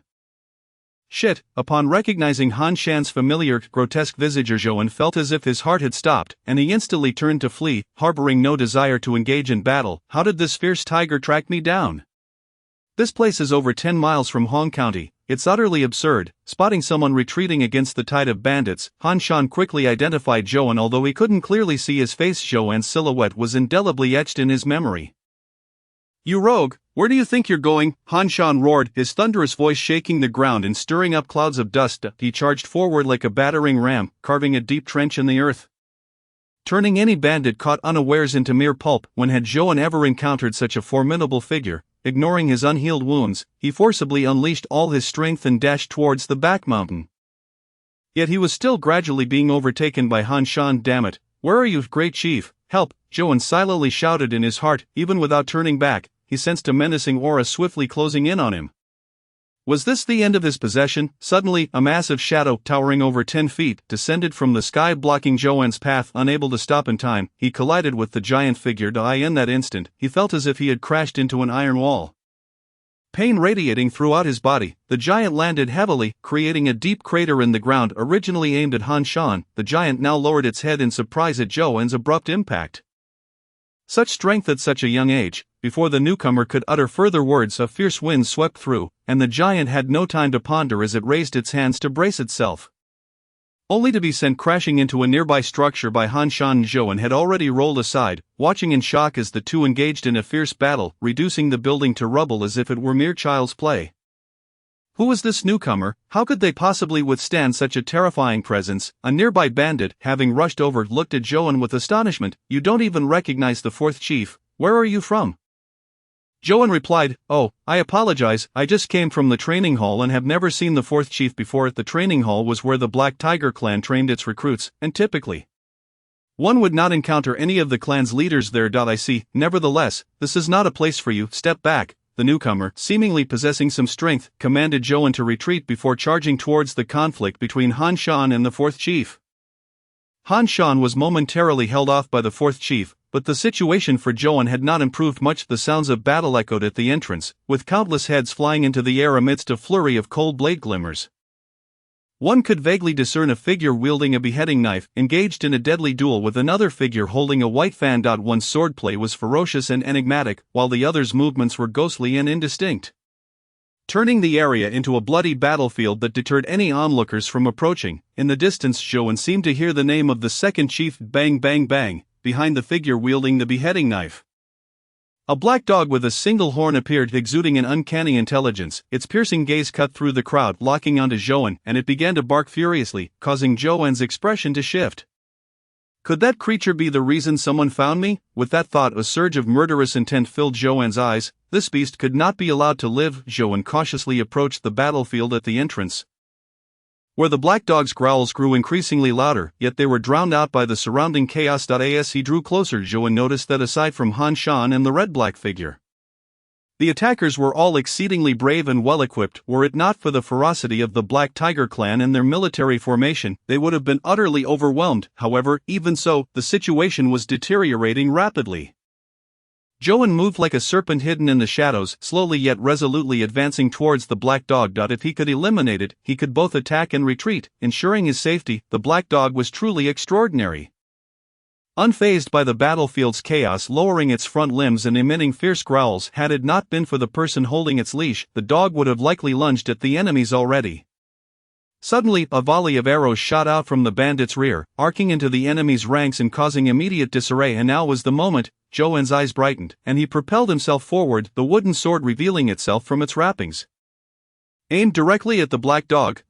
Preposterous. The person holding the black dog sensed Johan's approach, casually kicking up a long spear from the ground and thrusting it towards him. The spear struck with precision, showcasing the wielder's profound martial foundation. Johan, however, did not defend. At the instant the spear was about to strike, he leaned back and executed a spin, his body sweeping low like a wooden stick.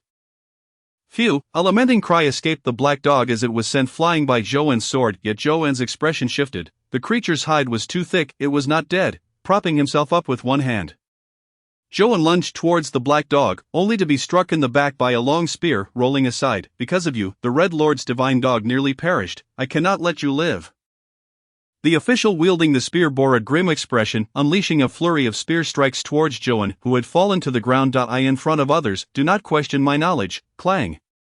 Johan blocked the spear with his sword, then allowing the blade to slide, causing the spear wielder to stumble forward due to inertia. Johan swiftly closed the distance from the side, catching the official by surprise, as he attempted to regain his balance. Johan delivered a kick that sent him sprawling several yards away. After kicking the obstructive figure out of the way, Johan lunged towards the black dog, which seemed to sense the imminent danger and turned to flee.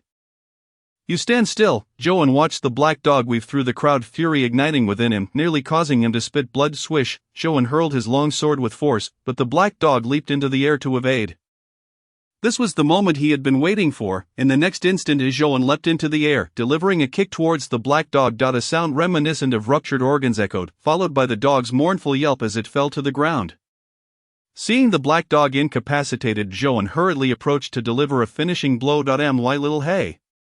Suddenly, a heart-wrenching wail pierced the air. The red-black figure unleashed its full strength, pushing aside the figure wielding the fan, and rushed towards Johan, swinging its blade down mid-charge. The strike flowed like water, almost possessing a certain aesthetic, momentarily dulling Johan's senses. By the time he reacted, the blade was upon him. Chapter 52. The Clash of Two Tigers. The blade's edge drew near, cold and clear as a wintry moon, enveloping Johan in a chilling aura of impending doom. Move! Johan's fierce will to survive gradually rekindled his dimmed consciousness, yet the awakening came too slowly. Unable to counter the blade's slow descent upon him. With a sigh of resignation, Johan's mind exploded with clarity as a beam of light pierced through the darkness. His once lost body responded to the call of consciousness once more. Johan instinctively leaned back, the blade slicing through his clothing, but halted by a set of inner armor gifts from Shaolu. In the moment before hitting the ground, Johan grasped a wooden sword not far behind him. Just as the blade grazed his body, the overwhelming sense of life and death crisis compelled Johan to pivot sharply, the wooden sword perfectly positioned against his back, absorbing the blow. Clang! Johan, who should have been cleaved in two by the blade, turned the wooden sword along the trajectory of the strike, creating a spiraling drill-like form as he thrust it back towards the assailant. In that moment, Johan grasped the essence of the Nameless technique. The techniques of the Nameless Sword Manual were not isolated, each move flowed into the next, an unbroken chain of attacks. No wonder the incantation resembled a line of poetry, clearly the author intended it that way. What? The attacker could not have anticipated that an insignificant being in his eyes could evade his lethal strike and even counterattack. The once dull wooden sword, propelled by the rotation, pierced the assailant's chest. Though it was thwarted by exceptionally tough bone, what a pity, the renowned Red Lord Hongruohong was forced back repeatedly by Johan's strike. Johan, realizing he had failed, quickly retreated, but as Hongruohong prepared to pursue, a sudden gust of wind surged from behind. He hastily turned to block the incoming silver needles. The infamous ghost blade Hongruohong has been injured by a mere lackey of our clan. Truly, what a grand joke! Hongruohong's expression darkened. Jingyu Lang, I will tear your mouth apart. Come on, I'm not afraid of you. The two instantly became entangled once more, with countless afterimages leaving Johan dizzy as he fled. It was only now that he truly witnessed the formidable strength of a bone refinement warrior. Their inhuman power and speed, combined with ribcage-like armor protecting their vital organs, left him utterly awestruck. Boom! Johan suddenly bent down as a massive shadow soared over his head, toppling several people. Upon closer inspection, he recognized it as the fourth chief of the Black Tiger clan. Meanwhile, the once confident and spirited Xiong Xia was now bloodied and nearly unconscious. Suddenly, Johan paused, slowly turning his neck back, only to find a beast with black and yellow teeth staring at him. This beast was not merely a metaphor. It was indeed real. Han Shan had grown significantly larger than before. Not only that, but its fearsome head, razor-sharp fangs, elongated claws, and the entirety of its black fur made it appear more beastly than any wild animal. In this moment, Han Shan had undergone a transformation. Twisting its neck to glance at the fourth chief of the Black Tiger clan, "You possess some merit, but it is still insufficient." As Han Shan's gaze fell upon Zhou, his heart plummeted. "Kill!" The fourth chief suddenly sprang up, charging at Han Shan with defiance etched on his face. Zhou's spirits lifted momentarily. Go, fourth chief! Boom! Before Zhou could rejoice, the fourth chief was sent flying like a ball by Han Shan's kick. Even more forcefully than before, when Xiongxia landed, he created a cloud of dust. Han Shan leaped into the air, and Zhou collapsed to the ground, already heavily injured. He had barely escaped with his life moments ago and now lacked the strength to resist. He could only close his eyes and await his fate. "Forget it, I'm tired." Zhou simply lay back on the ground, shifting into a more comfortable position. He couldn't help but wonder if there would be anything left of his body after death. Just then, a scream erupted from behind him, prompting Zhou to spring back up. Originally, Han Shan's primary target was not himself, but rather the fourth chief, Xiongxia, standing behind him. After all, in Han Shan's eyes, Zhou was already a turtle in a jar. He needed to deal with this more threatening fourth chief while simultaneously intimidating the members of the Black Tiger camp. To vanquish the enemy, one must first shatter their morale, and to shatter morale, one must eliminate their leaders. Years of military experience had taught him the utmost importance of decisive action. At this moment, however, Han Shan's menacing grin suddenly froze as he slowly lowered his gaze. A long halberd protruding from his chest. At this moment, Han Shan grasped the halberd with both hands, attempting to prevent its rotation from exacerbating his internal injuries, yet, his vitality swiftly ebbed away, rendering him powerless to resist the actions of his assailant. Bang! The once ferocious Han Shan collapsed to the ground, his breath extinguished. The crowd erupted with excitement upon the sudden appearance of the chief. It's the chief. The chief has arrived. Ha! The chief has slain the government's lackey. Follow me to slay the enemies. Qin He, who was the backbone of the entire Black Tiger camp, and his emergence instantly revitalized the previously despondent morale, coupled with his assassination of the government's strongest expert. The mountain bandits of the Black Tiger camp were swept into a frenzy. Crack! The clash of the decapitating knife and fan produced a shower of sparks. Qing Yulang, witnessing his leader's triumph over the most formidable adversary from the opposing side, was elated and taunted his old rival. "Your strongest warrior has fallen, and you still do not retreat? Nonsense!" Hong Ruohong swung his fan aside and struck down, only for Qing Yulang to evade once more. And the two collided again, seemingly intent on continuing their battle. Meanwhile, Xiongxia, lying amidst a wreckage of timber, bore a bitter smile upon seeing his leader. Just as he was about to speak, a mouthful of blood erupted from his throat, and he collapsed to the ground. Observing Xiongxia's injuries, Qin He, who frowned. Han Shan was indeed a formidable opponent. Had it not been for his stealthy ambush, this battle could have proven exceedingly arduous. Qin He, who approached Han Shan, gazing at his adversary who had reverted to his original form, and reached out to extract the halberd lodged within. With a firm grip, he discovered the halberd was ensnared within Han Shan's chest.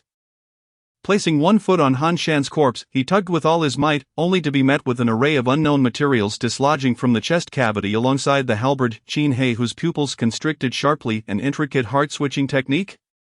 Correct. Suddenly, the seemingly lifeless Han Shan opened his eyes wide, thrusting a hand against the ground, propelling himself upward. At this moment, Qin He, who raised his hands high, leaving his chest wide open, as Han Shan clenched his fist, producing a resounding crack, breaking army.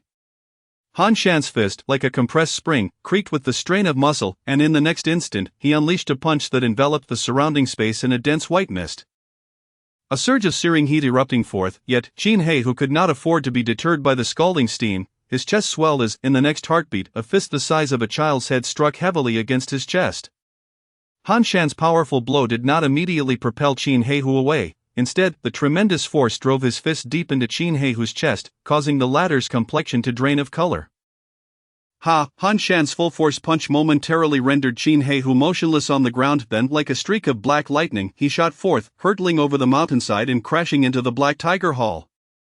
Dozens of yards away, boom, with a resounding tremor that shook the mountains, the massive Black Tiger Hall collapsed in an instant, burying Qin He within the earth behind it. Hiss!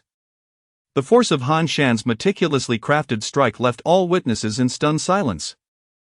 Their actions halted, faces awash with disbelief and terror. In mere moments, the tides of battle had shifted. Chapter 53, 9 Deaths Martial Cannon. In the span of a few breaths, the dynamics of offense and defense transformed wildly. And everyone present felt their hearts racing like a roller coaster. At that moment, the bandits of the Black Tiger camp watched in horror as Chin He was sent crashing into the mountainside. Even with their unwavering faith in their leader, none dared to believe that he could emerge unscathed from such a brutal blow. The cowardly villain who favored ambushes could not comprehend the marvels of the Tinker's camp. After delivering that punch, Han Shan was slightly breathless yet wore a triumphant smile, confident that his opponent had been thoroughly incapacitated, if not killed outright. However, the next instant a ferocious aura suddenly surged forth, gradually enveloping the central training ground, solidifying the smile on Han Shan's face into a grimace of disbelief. How is it possible? Are you saying that after taking that punch, you remain unharmed? Boom! Chin He erupted from the mountainside, leaping a dozen yards to land squarely in the center of the training ground. His upper garments were tattered, and a distinct imprint of a fist was visible in the center of his chest. Yet, this imprint was being forcefully compressed by his blood-red muscles, gradually fading from view. Gazing at the crimson figure radiating heat, Han Shan's eyes narrowed. You are one of the giant spirit camp?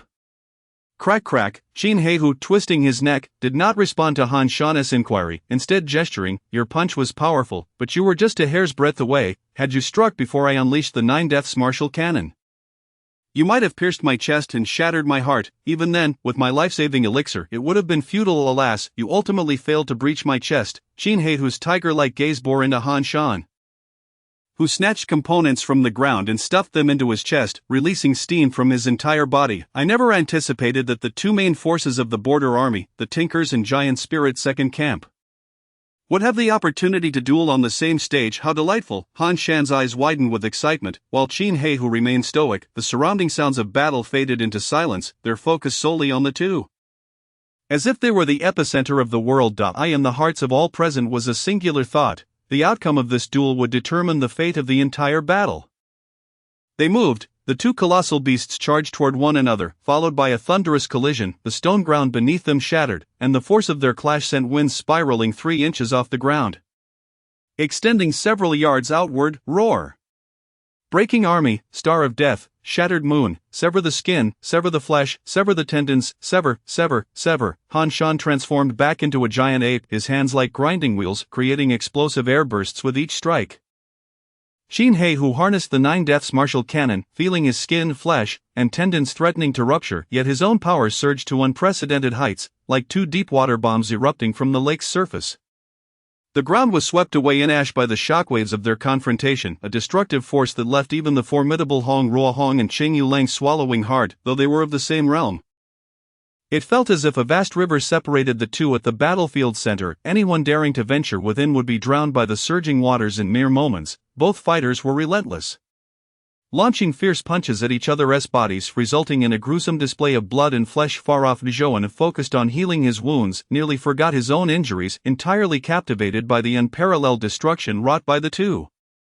He could not help but feel fortunate. Had he not targeted Han Shan's eyes during their encounter, he would have surely perished had he aimed at any other part of his body.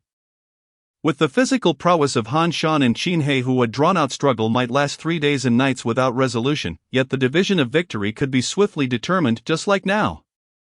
Their fists collided with each other's bodies, and both of them sustained rapidly worsening injuries, their vitality depleting to the brink of life-threatening danger. Destructive cannon. Han Shan suddenly seized Chin He's hands tightly, and in the next moment a fiery glow erupted from the gaping hole in his chest. Chin He's eyes widened in shock. Han Shan laughed heartily. Die, you bastard, as the glow intensified from his chest.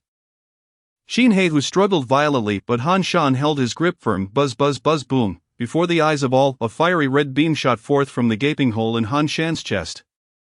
Among the spectators, one suddenly realized they stood directly across from Han Shan, but it was too late. The fiery glow was, in fact, a multitude of searing fragments, hurtling in all directions. A small leader at the flesh refinement stage was directly in the path of these fragments, and in the next instant, the scorching remnants obliterated his entire head. These fragments fanned out, and wherever they flew, both government officials and bandits fell in droves. In a matter of moments, over 100 lay lifeless upon the ground.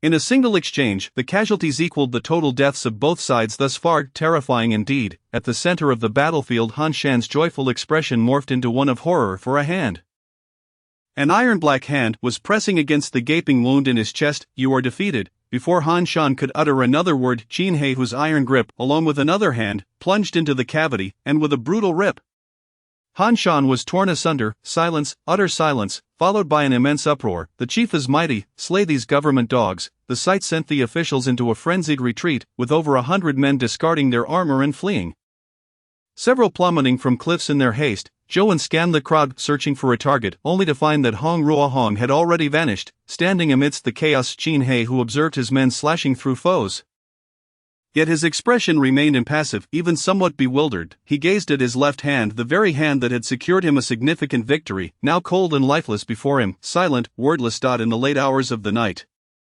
Zhou returned to the woodshed, the outside still aglow with light. His heart was anything but tranquil, before witnessing the true prowess of Qin He, who in Han Shan Zhou had considered himself a formidable master, possessing the skills of a flesh refinement practitioner along with the nameless sword manual. Yet now, in the shadow of their strength, how did he differ from an ordinary person? He still harbored thoughts of avenging Zhang Daniu and the others once he reached the bone refinement realm. But now he was painfully aware of his own limitations, trapped in a narrow perspective. Power. And what of the celestial craftsman and the giant spirit camp of the opposing military? Were these not the very pillars upon which the two men relied?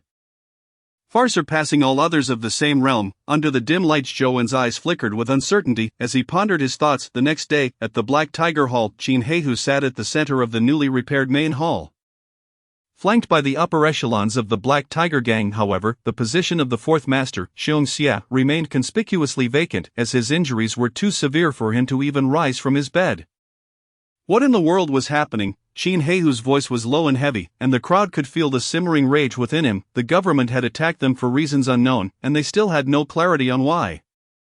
The moment they encountered the enemy, there was bloodshed, with no regard for the connections the Black Tiger Gang had in the background. After repelling the assailants, Qin He and the other leaders of the mountain stronghold found themselves increasingly perplexed by the situation. Particularly, the likes of Hansan, a formidable figure transformed by military experience, should not have been part of the government's ranks. All of this rendered the incident shrouded in mystery, as the crowd fell silent. Unable to respond, Qin He slammed his hand down on the armrest in frustration. "Incompetence, relay a message to the Scorpion Lady, instructing her to uncover the reason behind this government siege against us." Yes, with Qin He's command, the scouts of the Black Tiger Gang mounted their horses and swiftly descended the mountain towards Hong County. Chapter 54. I saw it early the next morning. Zhou arrived at the stable, only to discover that his horse was missing. "That scoundrel has taken my horse." Zhou was seething with rage. This horse had cost him 20 taels of silver, equivalent to a luxury vehicle in his previous life. And it had been stolen. Moreover, it was a blatant violation. Just then, a group of bandits swaggered in, casually leading away several horses. Upon witnessing this, Zhou's eyes lit up, and he immediately approached them. "Hey, Don T, you need to register when taking horses. Why are you just taking them without a care?" The horses of the Black Tiger Gang were exceedingly valuable, most having been bred by them and passed down through several generations. These steeds were treasures in the eyes of the chief, and ordinary bandits were utterly insignificant in comparison. Therefore, whenever the Black Tiger Gang needed horses, the chief would always issue countless reminders, nearly stating that as long as the horses returned, it didn't matter if people perished. "Scram, what business do you have here, little brat from the martial arts hall?" "Oh, quite the arrogant one, aren't you?" Zhou loosened his fists, a sinister smile creeping across his face. In no time, the bandits found themselves with swollen heads sprawled on the ground, groaning in pain. So bold, why the sudden silence? Upon seeing Zhou approach, the bandits hastily crawled backward on the ground, unable to withstand the force of his blows. "Don't come any closer. Do you want to ruin the chief's plans?" Zhou paused at this remark and then continued to smile. "You think the chief would send you to do tasks like this? Do you take me for a fool?" As he raised his fist to strike, the bandits hastily shifted their bodies to evade, shouting, "It's true, the chief ordered us to descend the mountain for intelligence gathering. If anything happens to us, the chief will surely deal with you." "Really, truly, absolutely true. You can ask the other brothers who came down here, they all went to the county town to gather news." Seeing that the bandits did not appear to be lying, Zhou lowered his fists, pondering deeply. Why would Qin He suddenly send so many people down the mountain for intelligence? What was the purpose? A thought struck him, and his expression darkened. He turned to the bandits on the ground. Did the chief send you to investigate the origins and intentions of that group from yesterday?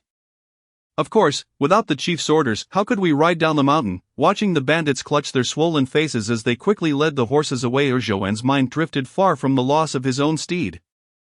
It seemed the chief was indeed puzzled by the appearance of that group yesterday. It was only natural. Being inexplicably attacked upon ascending the mountain was a grievance that anyone would find hard to swallow. But would they discover that it was because of me? I had just entered the mountain, and someone came looking for me. Would that raise suspicions? Currently, only the lookout at the foot of the mountain knew I had returned yesterday. Others had not seen me, and I had remained hidden in the woodpile. Those who first saw me return would surely have been the first to be attacked and likely met their demise. With these thoughts in mind, Joan felt a chill run down his spine. He turned and left the stable, heading towards the pharmacy. At this moment, the pharmacy was bustling with activity. Dozens of injured men lay on the grass mats outside, moaning in agony, while Lucchese busily flitted about, cursing under his breath, clearly expressing his dissatisfaction with the sudden influx of work. What's all this racket? I'm here now, aren't I? What? Your bandages are loose. Tie them yourself, can't you manage? Lucchese cursed as he approached a bandit with a severed leg, crouching down and tightly binding the bandages around the injured limb. The bandit screamed in pain and promptly fainted. Lucchese, satisfied, clapped his hands, seemingly pleased with his handiwork. Observing Lucchese's medical skills, Joan was relieved he hadn't sought the man's assistance for his own injuries, as the consequences would have been dire. Upon hearing footsteps, Lucchese looked up to see Joan. His expression instantly darkened, and with a cold snort, he turned away. This left Joan feeling quite awkward. Ignoring Lucchese's dismissal, Joan began to wander aimlessly in front of the pharmacy. He meandered about, glancing left and right, doing nothing in particular, rendering him inscrutable to onlookers. The bandits lying in the pharmacy were mostly those with minor injuries. Those who were severely wounded or of no value had already been removed by other bandits who had rushed over, along with everything they possessed being thoroughly looted. Suddenly Joan spotted a familiar figure, a bandit, now entirely wrapped in bandages yet still intact, lying on the ground. Remarkably, he had survived. This was truly astonishing. Joan gazed at the individual resting nearby. The very first bandit he had encountered at the foot of the mountain, who had been responsible for stopping people. Logically, this bandit should have been among the first to perish, yet here he was, alive. Not fully understanding the circumstances of the bandit's survival, Joan chose not to dwell on it. He slowly crouched down, reaching out toward the man, who seemed to sense his presence and opened his eyes with a tremor. Who are you? The bandit, looking at Joan with confusion, suddenly seemed to recall something, and with a hint of joy exclaimed, So it's Brother Lou. The brothers suffered so terribly at the sight of Joan. This bandit suddenly burst into tears, drawing the attention of those around. Joan hesitated for a moment, then placed his hand on the bandit's, speaking earnestly, Fear not, brother, the chief has avenged our fallen comrades. I came here intending to fetch some healing medicine, and seeing you alive brings me great joy. Here, let me help you drink this bowl of medicine. With that, Joan picked up a bowl of medicine from the ground beside him, helped the bandit to sit up, and poured the contents into his mouth. Brother, there's no need to. Joan gazed at the bandit with a beaming smile, yet the veins on his hand popped out as he held firm until the bandit finished the medicine. The bandit appeared somewhat dazed after drinking the concoction, too lethargic to utter any further words, and soon closed his eyes, emitting soft snores. Brother, are you tired? Rest well. Joan smiled as he laid the bandit back onto the grass mat, then stood up. As he turned, Lucchese was already standing silently behind him, fixated on Joan's right hand with a strange expression. Lucchese, you've arrived just in time. Please look after my brother. He is my closest friend. If anything happens, I'll hold you accountable. Joan remained unfazed, maintaining his cheerful demeanor. Lucchese regarded Joan with an eerie gaze, and then uttered a statement that shattered Joan's calm. I saw it. Lucchese cryptically declared, I saw what you were hiding in your hand just now. He approached Joan with an aggressive demeanor. Joan smiled innocently. What are you talking about? I have no idea what you mean. Speak carelessly, and you might find yourself in trouble. Although Joan continued to wear a smile, Lucchese sensed an undercurrent of chilling murderous intent emanating from him. Nevertheless, Lucchese seemed undeterred, smirking as he said, Indeed, a ruthless character. If you wish to keep your secrets from being revealed, come with me inside. After this remark, Lucchese nonchalantly walked towards the pharmacy. Joan lingered for a moment, observing Lucchese's retreating form, then chuckled softly before following him inside. Upon entering the pharmacy, he was met with the familiar sight of medicine cabinets and jars scattered about. Lucchese kept moving, pulling open a door tucked away beside the medicine cabinet, one that was easily overlooked. It was only then that Joan realized there was more to this place than met the eye. Following Ukase inside, he found himself in a dimly lit stone chamber devoid of windows.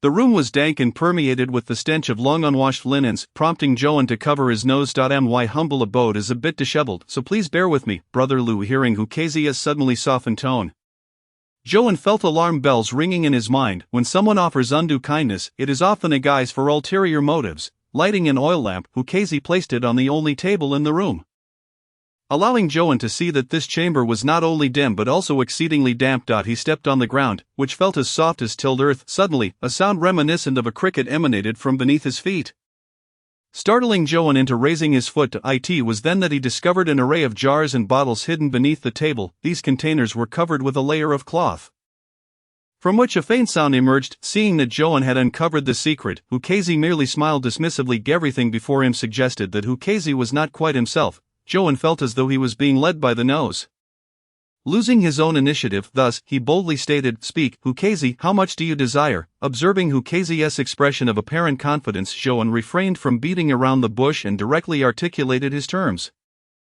However, Ukase shook his head and replied, "Though my wealth is scant, it suffices for my needs. So, what is it that you truly seek?" Ukase deftly shifted the conversation. "Lu Xiaoge, may I inquire why you killed Wang Sun? It appears you had no prior connection with him." Joan's unease grew increasingly palpable. Ukase before him had transformed, shedding his previous crude flattery for a demeanor that was both soft-spoken and yet razor-sharp. "Let me guess," he continued, "Wang Sun was stationed at the foot of the mountain yesterday, and you returned to the Black Tiger village on the same day. Later that night, inexplicably, the authorities attacked the mountain. The officials are well aware of the Black Tiger village's secrets and typically turn a blind eye. Even if they intended to eradicate the village, they would not dispatch such a meager force. Although the leader among them is formidable, it is still insufficient. Therefore, the purpose of the officials' visit is not the village itself, and they even brought with them the renowned tracking hound from the county office. Coupled with your earlier act of silencing, it seems the authorities are either seeking you or something that is in your possession." Joan's pupils contracted with shock. Ukase, through a mosaic of fragmented information and meticulous reasoning, had gradually approached the truth of the matter, a testament to his formidable intellect. Noticing Joan's inclination to defend himself, Ukase waved his hand dismissively. "Do not attempt to feign innocence. I can identify ordinary elixirs with a mere whiff of the pill you ground and drew from your waist is likely the blood-curdling pill. This pill, though colorless and tasteless, emits a subtle scent of decaying blood once consumed." Joan gazed intently at Ukase, recognizing the truth in his words. The potion he had administered to Wang Sun indeed contained the blood-curdling pill he had procured from the He family pharmacy in the northern night market. This pill was designed to solidify the blood of its user, inducing dizziness while in reality signaling a critical lack of oxygen due to blood coagulation. It was originally intended for martial artists in the flesh refining stage, and given Wang Sun's injuries, he would surely succumb to a slow death during slumber after its ingestion. This was precisely why Joan had dared to poison him so brazenly. However, now an astute Ukase had intervened, his knowledge and keen senses unraveling Joan's scheme. "Who are you, truly?" Joan's expression turned grave, his hand instinctively reaching for the wooden sword behind him. Ukase glanced at the weapon but remained unfazed. "Do you truly believe I would bring you here if I feared you would silence me?" Joan, expressionless, took a step forward only to feel his heel give way, causing him to involuntarily kneel. As his gaze fell, he discovered an unknown insect affixed to his foot. How could this be? Ukase smirked. "Do you think you have transcended the skin refining stage? How could a mere insect breach your skin?" He whistled, and the insect at Joan's heel took flight, landing on Ukase's outstretched finger. Despite his weakening state, Joan struggled to continue moving, but the next moment darkness enveloped him, and he lost consciousness. Observing Joan's unconscious form, Ukase crouched down and squeezed his arm, skin like that of an old cow, muscles like stone. Truly a practitioner in the flesh refining stage. How amusing, he chuckled to himself, satisfied that his efforts to draw Joan here had not been in vain. A surge of pain jolted Joan awake. Upon opening his eyes, he realized he was lying on a wooden bed in utter darkness. His limbs were bound by ropes, and the slightest struggle left him feeling overwhelmingly weak. A lamp flickered to life before him, revealing Ukase's grinning visage. Though you are cunning and ruthless, your martial prowess is commendable. You have swiftly reached the flesh refining stage. What a delightful surprise for me. Allow me to assist you in advancing further." In his other hand, Ukase revealed a creature resembling a centipede. Hissing ominously, sending chills down Joan's spine. Joan thrashed violently, but it was akin to a fish on a chopping block, utterly futile. Ukaz approached, wielding a small knife to slice open Joan's chest. Before placing the centipede upon him, the creature, once lethargic, sprang to life upon contact with Joan's flesh, using its sharp mandibles to tear through the resilient tissue and burrow within. Joan felt a searing pain in his chest that compelled a pain scream to escape his lips. But the agony has only just begun, Ukaz cackled, watching the unfolding horror with delight. This barely passable aberrant creature cost me the better part of my life's work. Using it on you feels like a waste. Joan, gritting his teeth against the excruciating torment, erupted in a furious curse, yet Ukaz merely laughed. Savor this agony of evolution. The creature gnawed its way through Joan's chest, reaching his heart. Where it bit down and burrowed inside, Joan's eyes widened in terror, his body stiffening as the ultimate pain rendered him voiceless. With a thud, Joan's eyes rolled back, collapsing onto the wooden bed. Unconscious, yet the transformation of his flesh had only just commenced. The previously motionless body suddenly emitted strange sounds, and the veins bulged, blood surging from the heart to every part of his body. Joan's physique visibly expanded, followed by the peeling away of his skin. Ukaz, dragging a mutilated leg, painstakingly retrieved a prepared jar of black mud from the ground, gazing upon his handiwork with glee. He then applied the fermented black mud he had meticulously cultivated over the years onto Joan's newly exposed flesh, murmuring, "Feast, my beloved little treasure, you shall grow into the form I so eagerly anticipate. And then avenge me." In a shadowy chamber far away, maniacal laughter echoed through the subterranean depths. Chapter 56. A true man can bend and stretch. A burst of melodious birdsong roused Joan from his slumber, causing him to awaken in a daze before swiftly leaping to his feet. Ukaz, Joan's eyes blazed with fury as he scanned his surroundings for the figure that haunted his thoughts. To his surprise, he found himself not in a dark and oppressive chamber, but atop a verdant hill. Gazing down, he beheld a quaint village nestled below, comprised of a few dozen households. It was early morning, and the sun had just risen, casting golden rays upon the villagers who were busy drawing water, cooking, and washing clothes. Strangely, the village appeared to be inhabited solely by women, with men, children, and the elderly conspicuously absent. "How do you find your body's adaptation?" Upon hearing this familiar voice, Joan turned abruptly, crouching low as if preparing to pounce. "Ukaz, I will slay you." The ground erupted as Joan propelled himself toward Ukaz, who remained unfazed, casually whistling. Suddenly Joan felt a sharp pain in his heart, causing him to collapse helplessly to the ground. The piercing agony robbed him of control over his body, leaving him with an overwhelming sense of impending doom that rendered him immobile. "Why the rush? We have plenty of time to get to know each other," Ukaz remarked, his sinister grin betraying no concern for Joan's fury as Joan glared at Ukaz with a murderous intent, but ultimately remained silent. As Ukaz approached, Joan lowered his head, obscuring his expression. Just as Ukaz neared within 10 paces, he suddenly halted. "Oh, by the way, the aberrant creature you swallowed was nurtured with my own blood. Should I perish, it will puncture your heart, ensuring you accompany me to the grave." "What?" Joan's head snapped up, his lingering murderous intent still evident. It was clear that should Ukaz approach him recklessly, he would be torn to shreds. "Ukaz, what are your true intentions?" Joan demanded, his voice raised. Ukaz smiled enigmatically. "I am merely enhancing your strength. If you doubt me, test your body, it should yield quite the surprise." With a punch, Joan unleashed a force that exploded in the air. He struck the ground with another powerful blow, creating a gaping pit before him. "Careful now, if you collapse the mountain, it will cause quite a bother for those below." Ukaz teased as Joan ignored his taunts, instead reveling in the newfound strength coursing through him, markedly different from before. Ukaz had evidently tampered with his body, granting him power that rivaled that of a practitioner in the bone-refining stage. "How does it feel to possess such strength?" Ukaz inquired, a smile plastered on his face. Joan silently stood, seemingly resigned, his head bowed in contemplation. "Having bestowed such a boon upon you, it is only fair you perform certain tasks for me." "Yes." Ukaz's demeanor shifted as he edged closer, observing Joan's silence and mistaking it for awe in light of his newfound abilities. As Ukaz approached, Joan exploded into action, seizing Ukaz by the throat, rendering him voiceless. "Do you think this will turn me into your lapdog? I will never be cowed." Joan lifted his head, his eyes gleaming with malevolence, after Ukaz revealed his triumphant demeanor. He had already resolved to go down with the ship. Due to his past experiences of possession, he was not particularly afraid of the life and death threats that ordinary people faced. His only concern was the likelihood of being possessed again after his demise. As well as his disdain for Hukazi's physical form with a firm grip, Hukazi's face instantly flushed crimson only to turn pale moments later. He attempted to pry Joanne's hands apart with both of his own. But his feeble strength could hardly budge that iron-like grip. Crack! With a casual twist of their hands, Hukazi's head tilted at an awkward angle as he collapsed to the ground, lifeless, after crushing Hukazi. Joanne was astonished to find that the insect within him remained undisturbed. Was Hukazi bluffing me? Feeling his chest, Joanne sensed a surge of overwhelming power bursting forth, but aside from that, there were no other anomalies. However, the mere thought of an unidentified insect residing within his body extinguished Joanne's previous good mood. This Hukazi had a mysterious identity, and the insect he had unleashed was both bizarre and inexplicable.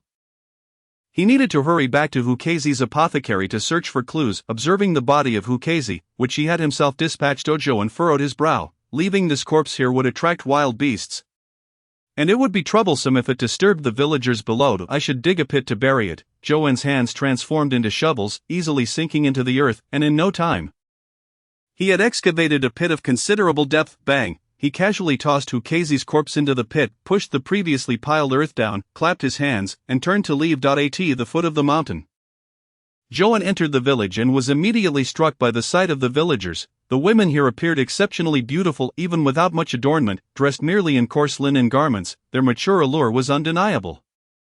Joanne approached, intending to strike up a conversation and inquire about the route to Hong County, but before he could utter a word, he saw the women's expressions shift dramatically. They hastily abandoned their tasks and retreated indoors, locking their doors and windows tightly. Joanne's raised hands suddenly felt awkward, as he could not comprehend what had transpired. With no one paying him any mind, he could only retreat in resignation. While meandering around the village, he suddenly heard the clattering of hooves in the distance, followed by sharp, piercing shots that sounded reminiscent of motorcyclists tearing through the streets in his past life. The sound of hoofbeats multiplied, and Joanne found himself confused, taking refuge in a nearby corner. "Young ladies, I have arrived," a boisterous voice echoed. "Today, I aim to take down 10 of you. Look at your meager aspirations. To come to this paradise, and yet not express gratitude to the esteemed second captain. Yes, second captain, so valiant, second captain, so auspicious. Get lost, a dog cannot spit out ivory. You can't even utter a word of flattery." Amidst the cacophony, Joanne peered from his hiding spot as a group of riders galloped through the center of the village. The sound of neighing horses soon followed, indicating that this gang's destination was indeed here. The thought that these people were likely a pack of ne'er-do-wells, with the village's beautiful women as their prey, sent a shiver down his spine. No, they do not appear to be benevolent. I must find a way to save the villagers. With this resolve, Joanne clenched his fists, the power surging within him, instilling confidence. Whoosh! Joanne transformed into a gust of wind, trailing behind the group. Initially observing from a distance, he relaxed upon seeing that the leader was a slender figure clad in white. At that moment, the white-clad individual stood before a village house, gently knocking on the door. "Young lady, your beloved husband has returned. Why do you not come out?" After several knocks with no response from within, the leader's expression darkened, refusing a toast and opting for a penalty drink. With a resounding kick, the white-clad man forcibly opened the courtyard door, and a woman's piercing scream erupted from within. "Yun Yang, it seems you still refuse to be disciplined. Today, I shall show you my might." The white-clad man regarded the helpless Yin Yang in the courtyard, a cruel smile emerging on his face. Hee. The followers behind the white-clad man displayed wicked grins upon seeing Yin Yang. "Bold scoundrel, how dare you abduct a maiden in broad daylight?" A thunderous voice rang out from behind, followed by a formidable figure charging forward at an astonishing speed. The white-clad man turned, a peculiar expression crossing his face. Yet, sensing the imposing aura of the newcomer, he produced a white fan from his robe. Swish! Upon seeing the white-clad man draw the fan, Joanne, who had been advancing, suddenly slammed on the brakes, dragging 2 furrows into the dirt. "Ah, I pay my respects to the second captain." Joanne slid to his knees before the white-clad man, leaving Qingyu Lang and his subordinates with puzzled expressions. "Where did this little treasure come from?"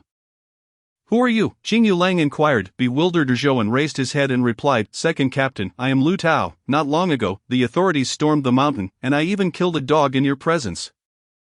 Have you forgotten?" Upon hearing Joanne's words, Qingyu Lang clenched his fist, a look of realization dawning upon him, followed by a smile directed at Joanne. So it is you, little rascal. What brings you here?" Various excuses flashed through Joanne's mind, and as he noticed Qingyu Lang's displeasure, a sudden idea sparked in his mind. He clasped his hands and said, "I was serving in the Blood Oath Hall of Hong County. And the big captain found me clever, sending me to gather information. On my way down the mountain, I suffered from diarrhea, and my horse was startled by wild beasts, forcing me to walk down alone. As I wondered, I somehow ended up here. Joan kept his head down, anxiously anticipating whether this excuse would suffice to deceive Qing Yulang. Seeing Joan kneeling, Qing Yulang helped him up, saying, "You managed to get lost and ended up here. It seems fate has brought you. This place is where I collect the beauties from within 30 miles of Hong County, keeping them hidden in my gilded cage. Indulging in their company every day. Wouldn't you say this is a paradise on earth?" Hearing Qing Yulang's words, Joan felt a chill run down his spine. No wonder there were only women and no men here. Each one more beautiful than the last. They were all taken by Qing Yulang. Despite his disdain, Joan could not help but show envy. So this is how splendid it is, second captain.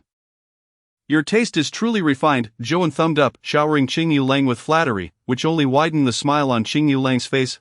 Good lad, I have high hopes for you. However, this is my private domain. Those without merit cannot linger here. This time, considering your past contributions, I shall overlook your transgressions, but you must leave at once. Disappointment flickered across Joan's face at Qing Yulang's insistence to dismiss him. Yet he could only clasp his hands and step back. Meanwhile, Yun Yang, witnessing the scene, wore an expression of despair. Joan lingered in his departure, sensing the lingering gazes behind him. The others did not trust him as they pretended, extinguishing any thoughts of launching a surprise attack while they reveled in their debauchery. Upon reaching the corner at the village's edge, where his sight was obscured, Joan smashed his fist against a nearby boulder, creating a massive crater. Damn it, just the thought of Qing Yulang's vile actions filled Joan with a desire to rend him limb from limb. Yet, although his strength had grown rapidly, whether he could defeat Qing Yulang, who had attained the mastery of bone refining, remained uncertain. Coupled with the small leaders backing Qing Yulang, his chances of victory were slim to none. Damn it, let this kneeling be an early send-off for you. In a fit of rage, Joan stormed away from the village, intending to find the main road back to Hong County, when suddenly a figure appeared before him, causing his pupils to constrict. How can it be you? The newcomer grinned, saying, "Do you wish to kill Qing Yulang?" Chapter 57, Old Grudges, Fresh Hatred. Hukazi, how can you still be alive? Gazing at the figure before him, Joan's eyes glimmered with disbelief. He distinctly remembered twisting the man's neck, even misaligning his spine. How could he possibly be alive? Hukazi touched the back of his neck and, noticing Joan's movement, hastily produced a whistle. "Lu Tao, let us discuss a matter." Joan quickly assessed the distance between them, realizing he could not reach Hukazi before he blew the whistle, prompting him to halt his advance. Sensing Joan's pause, Hukazi sighed in relief and began to speak slowly. "What I told you before was no lie. If I die, you shall accompany me in death." Joan frowned, then coldly laughed. "Are you trying to threaten me again?" Hukazi waved his hands in denial. No, we are merely discussing matters. Do you not wish to kill Qing Yulang? "I can assist you." Joan expressed skepticism, yet Hukazi confidently replied, "Indeed, otherwise, why would I have brought you here?" Joan suddenly recalled how he had awakened in this unfamiliar place. It seemed Hukazi had orchestrated this all along. "How do we proceed?" Hukazi, surprised by Joan's willingness, quickly donned a smile. "Excellent, you stay right there. I will share my plan with you." Under the cover of night, Qing Yulang lay comfortably on a grand bed, surrounded by scantily clad, battered beauties. The sounds of lewd laughter wafted from a nearby house. In truth, Qing Yulang was exceedingly selfish, claiming nearly all the women of the village for his own pleasure. Each time he brought subordinates, he would grant them at most a couple of women as rewards, which meant that even now, the occupants of the adjacent house were still venting their pent-up desires. After pushing aside a beauty who was utterly exhausted, Qing Yulang sat up, feeling exhilarated. His heart raced, refusing to calm down. Just as he was about to engage in another round, the lewd sounds from the nearby house suddenly ceased, replaced by the anguished moans of women. Qing Yulang reached beneath his pillow for his cherished white fan, standing up naked. Sensing something was amiss, a figure stirred languidly in bed, embracing the thigh of Qing Yulang with a gentle grip. Her voice, dripping with seduction, ignited a surge of desire within him, compelling him to act upon this enchanting creature. Yet, he ultimately summoned the strength to quench the flames of passion raging within him. As the instincts of a martial artist whispered that something was amiss, suddenly a wave of realization washed over him. Bang! Qing Yulang's expression shifted dramatically as he forcefully kicked the beauty clinging to him away, sending her crashing into a pillar, where she emitted a wretched scream before succumbing to death. As he surveyed his surroundings, he noticed a crimson spot forming on his calf, and at that moment, He found himself half-kneeling on the bed, poison. He felt his blood surge tumultuously, as if an unknown force was wreaking havoc within his body, rendering him momentarily immobile. A sisters strike, slay this demon. At this juncture, the beauties who had feigned slumber on the bed drew daggers from beneath, fiercely plunging them into Qing Yulong's body. A pack of harlots, do they truly believe such trifles can harm me? With a thunderous roar, Qing Yulong unleashed a shockwave that sent all the women sprawling, leaving many wounded or lifeless. Like a tiger descending from the mountain, a massive hole suddenly appeared in the ceiling, and an iron fist descended with ferocity, akin to a rampaging beast. Darkness enveloped Qing Yulong as he felt himself targeted by a ferocious predator. Block it for me, he summoned his inner strength, raising his hands defensively. Boom! The bed beneath him exploded, and Qing Yulong was smashed into the ground, blood spewing forth. Zhou rushed into the room, his heart racing with urgency, while Hukazi shook his head from a distance. Still too young. If only you had waited a while longer, the poison would have fully taken effect. With your current strength, you would be at their mercy. In the pit, Zhou's fist struck Qing Yulong, forcing him to cough up blood, and he attempted to deliver another blow, only to be kicked away by the latter. Zhou's body crashed through the wall, tumbling into the courtyard, leaving a long trail behind. Yet he swiftly regained his footing and charged back into the room, smashing through the wall again. With a resounding roar, Zhou unleashed a fierce tiger's howl, followed by Qing Yulong's enraged voice, "How dare you, wretch!" Qing Yulong's eyes widened in disbelief. He had never anticipated that the one who plotted against him was Lu Tao from the day before. He had suspected treachery then, but, in his haste, had allowed her to escape. Now, a wave of hatred surged within him. Had he kept Lu Tao close, he would not find himself in such a predicament tonight. Die, scoundrel, you have wreaked havoc in Hong County for too long. It's time for you to descend into hell. Foolish delusion. With a smooth palm resembling jade, Qing Yulong's hand transformed when Zhou's fist collided with it. His expression shifted dramatically. He felt as if he struck a rock, his bones fracturing upon impact. Retreating in pain, Qing Yulong sought to capitalize on his advantage, but blood suddenly erupted from his mouth, nearly causing him to collapse to his knees. Raising his right hand to unfurl his fan, Zhou, already aware of his tactics, swatted it away effortlessly. How does the taste of my venomous blood feel?" At that moment, the true mastermind, Hukazi, approached from afar. Qing Yulong, struggling to maintain his stance, looked at him in disbelief. "How can it be you?" Hukazi smirked disdainfully. "Surprised, are we? The one who orchestrated your downfall.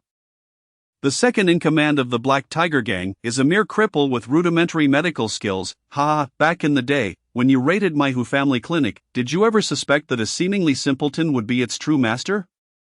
Alas, my loyal guards fought to the last to protect me, refusing to betray me for their lives. As he spoke, Hukazi's expression darkened momentarily, but he quickly regained his composure, revealing a cruel smile to Qing Yulong. "I know you are secretly channeling your unique inner strength to heal. But do you truly believe my poison can be easily countered? The women you have wronged harbor a deep-seated hatred for you. They willingly ingested potent toxins to join with you. You are already doomed. And even with your unique skills, it is too late." With Hukazi's words piercing through his thoughts, Qing Yulong's complexion paled. He had felt an incessant itch in his meridians when he attempted to channel his inner strength, now igniting into unbearable heat. As Zhou, brimming with murderous intent, drew closer, Qing Yulong shouted, "I am the second son of the Qingyun martial arts school's master. If you kill me, your demise is assured." Without hesitation, Zhou struck down with a punch. Finding the threat laughable at this juncture, Qing Yulong's vitality was tenacious. Even after succumbing to Hukazi's treacherous toxin, he managed to withstand Zhou for the length of a joss stick's burning before finally being subdued. With one final blow, Zhou shattered Qing Yulong's neck, and only then did he exhale deeply, a triumphant smile gracing his features, gazing at the mangled form of Qing Yulong and Zhou's twisted grin. Hukazi felt a pang of fear. What manner of creature was this, so grotesquely powerful? Yet, the ordeal was not over. Zhou rose, scanning the surroundings as if searching for something. After a fruitless search, he ventured into the collapsed room, procuring a dagger, and before Hukazi's eyes, he severed Qing Yulong's head from his body. Hukazi suspected that Zhou was merely demonstrating a show of power, given his earlier feigned death, which had irked Zhou. Wrapping Qing Yulong's severed head, Zhou addressed Hukazi, "Do not misunderstand. This head is worth something. I merely intend to take it to the authorities for a reward." "Ah, indeed." Observing Hukazi's incredulous expression, Zhou tucked the head at his waist and continued, "Now that this task is complete, you ought to explain how I may rid myself of the parasite within me." Chapter 58, Aftermath. A great inferno illuminated the pitch-black sky, obliterating the land of Sin. Were they truly unable to survive? beneath the fiery globe Joan's face bore an unmistakable sorrow. Hukazi glanced at him. Sensing that this young man was not as cold-hearted as he had initially thought. How to survive, even if they overcame the poison within, could they ever return? Some individuals, even when alive, are regarded as dead. Hukazi's expression shifted as he pondered his thoughts. Moo, a bellow echoed as Hukazi's ox cart halted before them, the old ox's tail swaying impatiently. Hukazi approached and stroked the ox's head, which turned away disdainfully. Good ox, please take us home. Hukazi retrieved a pill from his pocket and fed it to the ox, which chewed twice before swallowing, letting out an excited bellow. Let us depart. It is getting late. By the time we return to the city, dawn will likely break. Clatter, clatter, clatter. The two settled into the wooden cart, and the old ox, seemingly endowed with intelligence, trotted off on its own, swiftly returning them to well-trodden paths. Qing Yulong often visited this outpost for merriment, so the others in the Black Tiger gang were momentarily unaware of his absence. Thus, we have at least a month to prepare. After that, the rest will become vigilant, making our task more daunting. Reflecting on this, Hukazi fell into contemplation before continuing. I never expected you would agree to collaborate with me. What benefit do you gain from annihilating the Black Tiger gang? Joan casually swayed a piece of grass, his attention seemingly wandering. I am simply inclined to do so. Very well, if you wish to withhold your true motives, that is sufficient. The desire to eradicate the Black Tiger gang is enough for me. Hukazi then elaborated on his plans. Having spent over a decade within the Black Tiger gang, I am well acquainted with its majority. Should I choose, I could poison many of its members.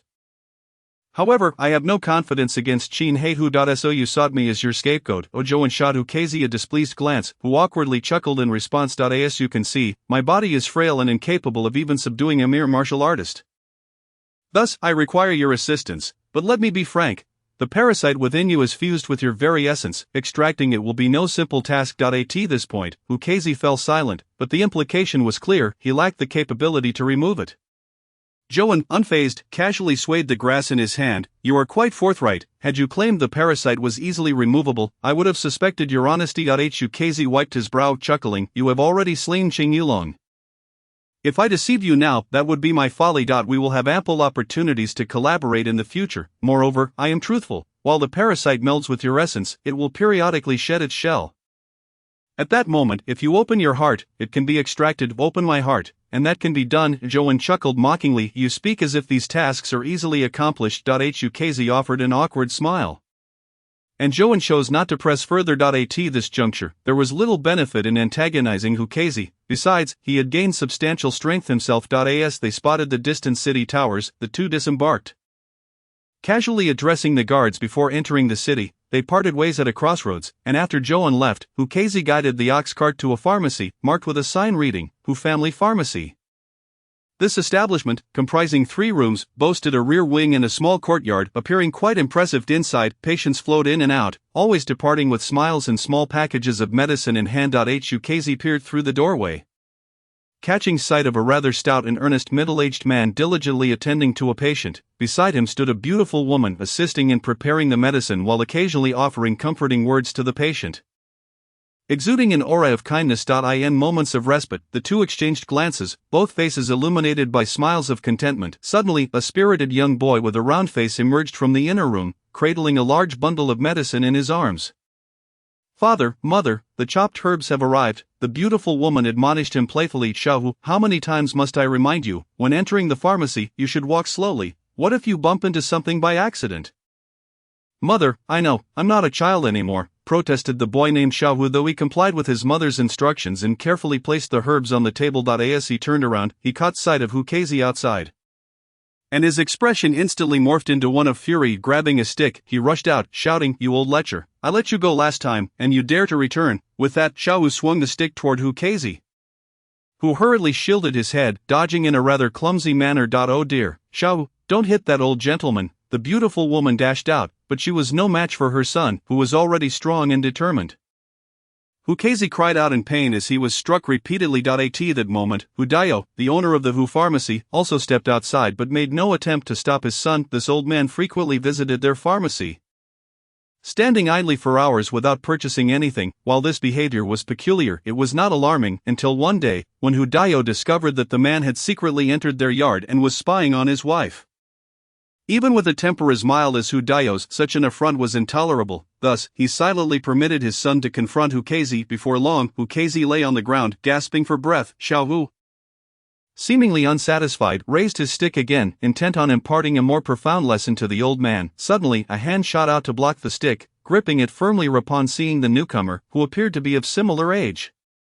Xiao Wu's face flushed with anger, and he struggled to free himself. However, in the next instant, the stranger effortlessly shattered the end of Xiao Wu's stick. Xiao Wu had never encountered such brutality and retreated in fear, only to be caught by his mother from behind, preventing him from falling. His expression now one of timidity. "Who are you?" Xiao Wu demanded. Zhouan did not respond to him. Instead, he looked down at Hukazi, who had managed to regain some composure and was now gazing at Zhouan with difficulty. "You little rascal, are you following me?" Looking between Zhouan and Xiao Wu with the beautiful woman, Hukazi exclaimed, "Don't you dare act recklessly." He had never anticipated that Zhouan, who had once cooperated with him, would resort to stalking him. Regret washed over him as he realized that the man before him was a ruthless individual who treated killing as trivial.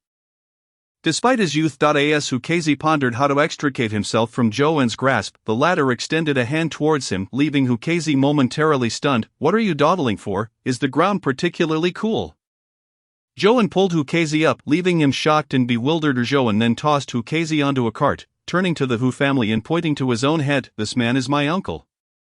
There are some matters that require your understanding." Witnessing Zhouan's strength, neither the beautiful woman nor Hu Daio dared to express displeasure. They exchanged smiles, saying, "Oh no, we should be the ones to apologize, our son and father." "I'm Xiao Wu." Xiao Wu, feeling indignant, was about to protest further when Hu Daio silenced him, his face reflecting dissatisfaction. Zhouan rummaged through his pockets and tossed a silver coin, stating, "This is a small token of my apology. I hope you will accept it." "Oh, you are too kind." As Zhouan insisted on giving the coin, the Hu couple reluctantly accepted it, though their expressions remained strained. After all, he was a martial artist, and they could not be certain of his true intentions. They feared that offending him might have dire consequences. Watching Zhouan lead the cart away, the Hu couple breathed a sigh of relief. The beautiful woman then pinched Xiao Wu's ear, scolding, "You little rascal, have you no respect for your mother? How dare you fight on the street?" "Ouch, I didn't mean to. Father, save me, you deserve it." And thus, this farcical scene concluded with a flourish. Chapter 59. The pass like smoke. Zhouan led the ox ahead while Hukazi sat despondently in the wooden cart, his head bowed in silence. The two maintained their quietude until they arrived at the Blood Oath Hall. Upon seeing their leader return, the members of the hall erupted in cheer, but Zhouan merely waved them off. Once off the cart, Hukazi still bore an air of indifference, refusing to speak. Zhouan, stroking the grazing ox, asked, "Don't you have anything to say?" Hearing this, Hukazi lifted his head, his expression darkening. "You were following me?"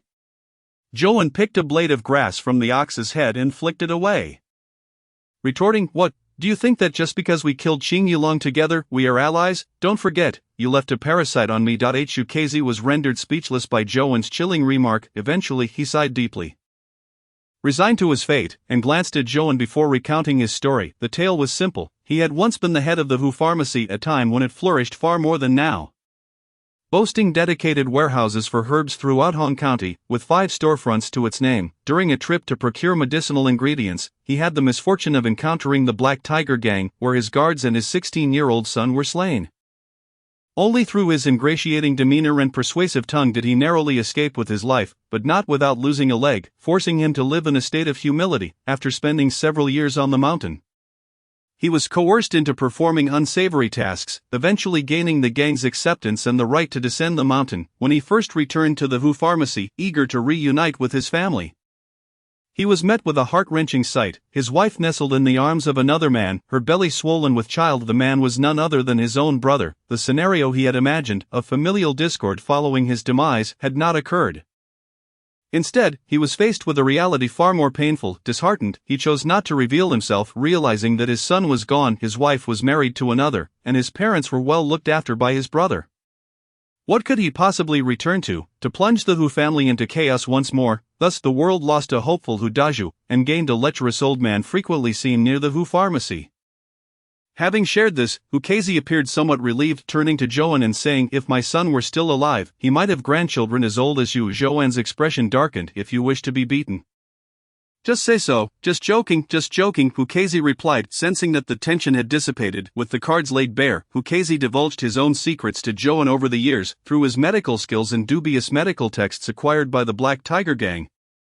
He had concocted numerous lethal poisons. However, even with such poisons, one could not easily kill a bone-refining martial artist. Only through prolonged exposure, like with Qing Yulong, could the poison seep into the marrow, rendering it untreatable. The gang's leader, Qin Heihu, was a cunning individual who did not partake in the communal meals, instead sending trusted subordinates to prepare his food, thus, to eliminate the one who had destroyed his life. Hukazi knew he had to possess strength. Joan interrupted Hukazi's musings. You must realize that even if I acquired the power of bone refining, I would still stand no chance against Qin Heihu. You are aware of the events of that night, are you not? Hukazi's face contorted in despair. He had witnessed the events unfold. The memory burned into his mind. The terrifying, overwhelming strength of Qin Heihu rendered all of Hukazi's years of restraint utterly meaningless. Even laughable, such destructive power could not be matched, not even by a bone-refining martial artist. The two fell into silence, the conversation seemingly at an impasse. Just then, a loud voice called from outside. Is Lu Tao from the Blood Oath Hall here? The boss's wife requests your presence. Joan's expression grew serious. What could the third leader want with him? Worry crept into his heart as he stepped outside to greet the visitor. While Hukazi concealed himself behind the decrepit temple to avoid being seen observing the ox cart beside the temple, the newcomer appeared suspicious, but upon spotting Joan, their face broke into a welcoming smile. Ah, is this not our brother Lu Tao? I hear you've been performing splendidly of late and have caught the attention of the leaders. Joan humbly replied, Oh, not at all, it is all due to the nurturing of the esteemed leaders of the Black Tiger Gang. The plump steward, Su, chuckled, Look at you sweet-talking. Truly you are a rising star in our Black Tiger Gang. Joan found it difficult to decipher the steward's intentions, but it seemed favorable. So, Steward Su, what brings you here today? As the conversation shifted to the main topic, Su patted Joan on the shoulder, exclaiming, Brother Lu, great news. The boss's wife has heard of your remarkable feats in thwarting the authorities, slaying the county's most notorious hound, and intends to reward you handsomely. The name Dog Slayer Lu Tao has become quite renowned in our Black Tiger Gang. What the hell, Dog Slayer? Who gave me such a ridiculous nickname? Nevertheless, Joan maintained a facade of humility.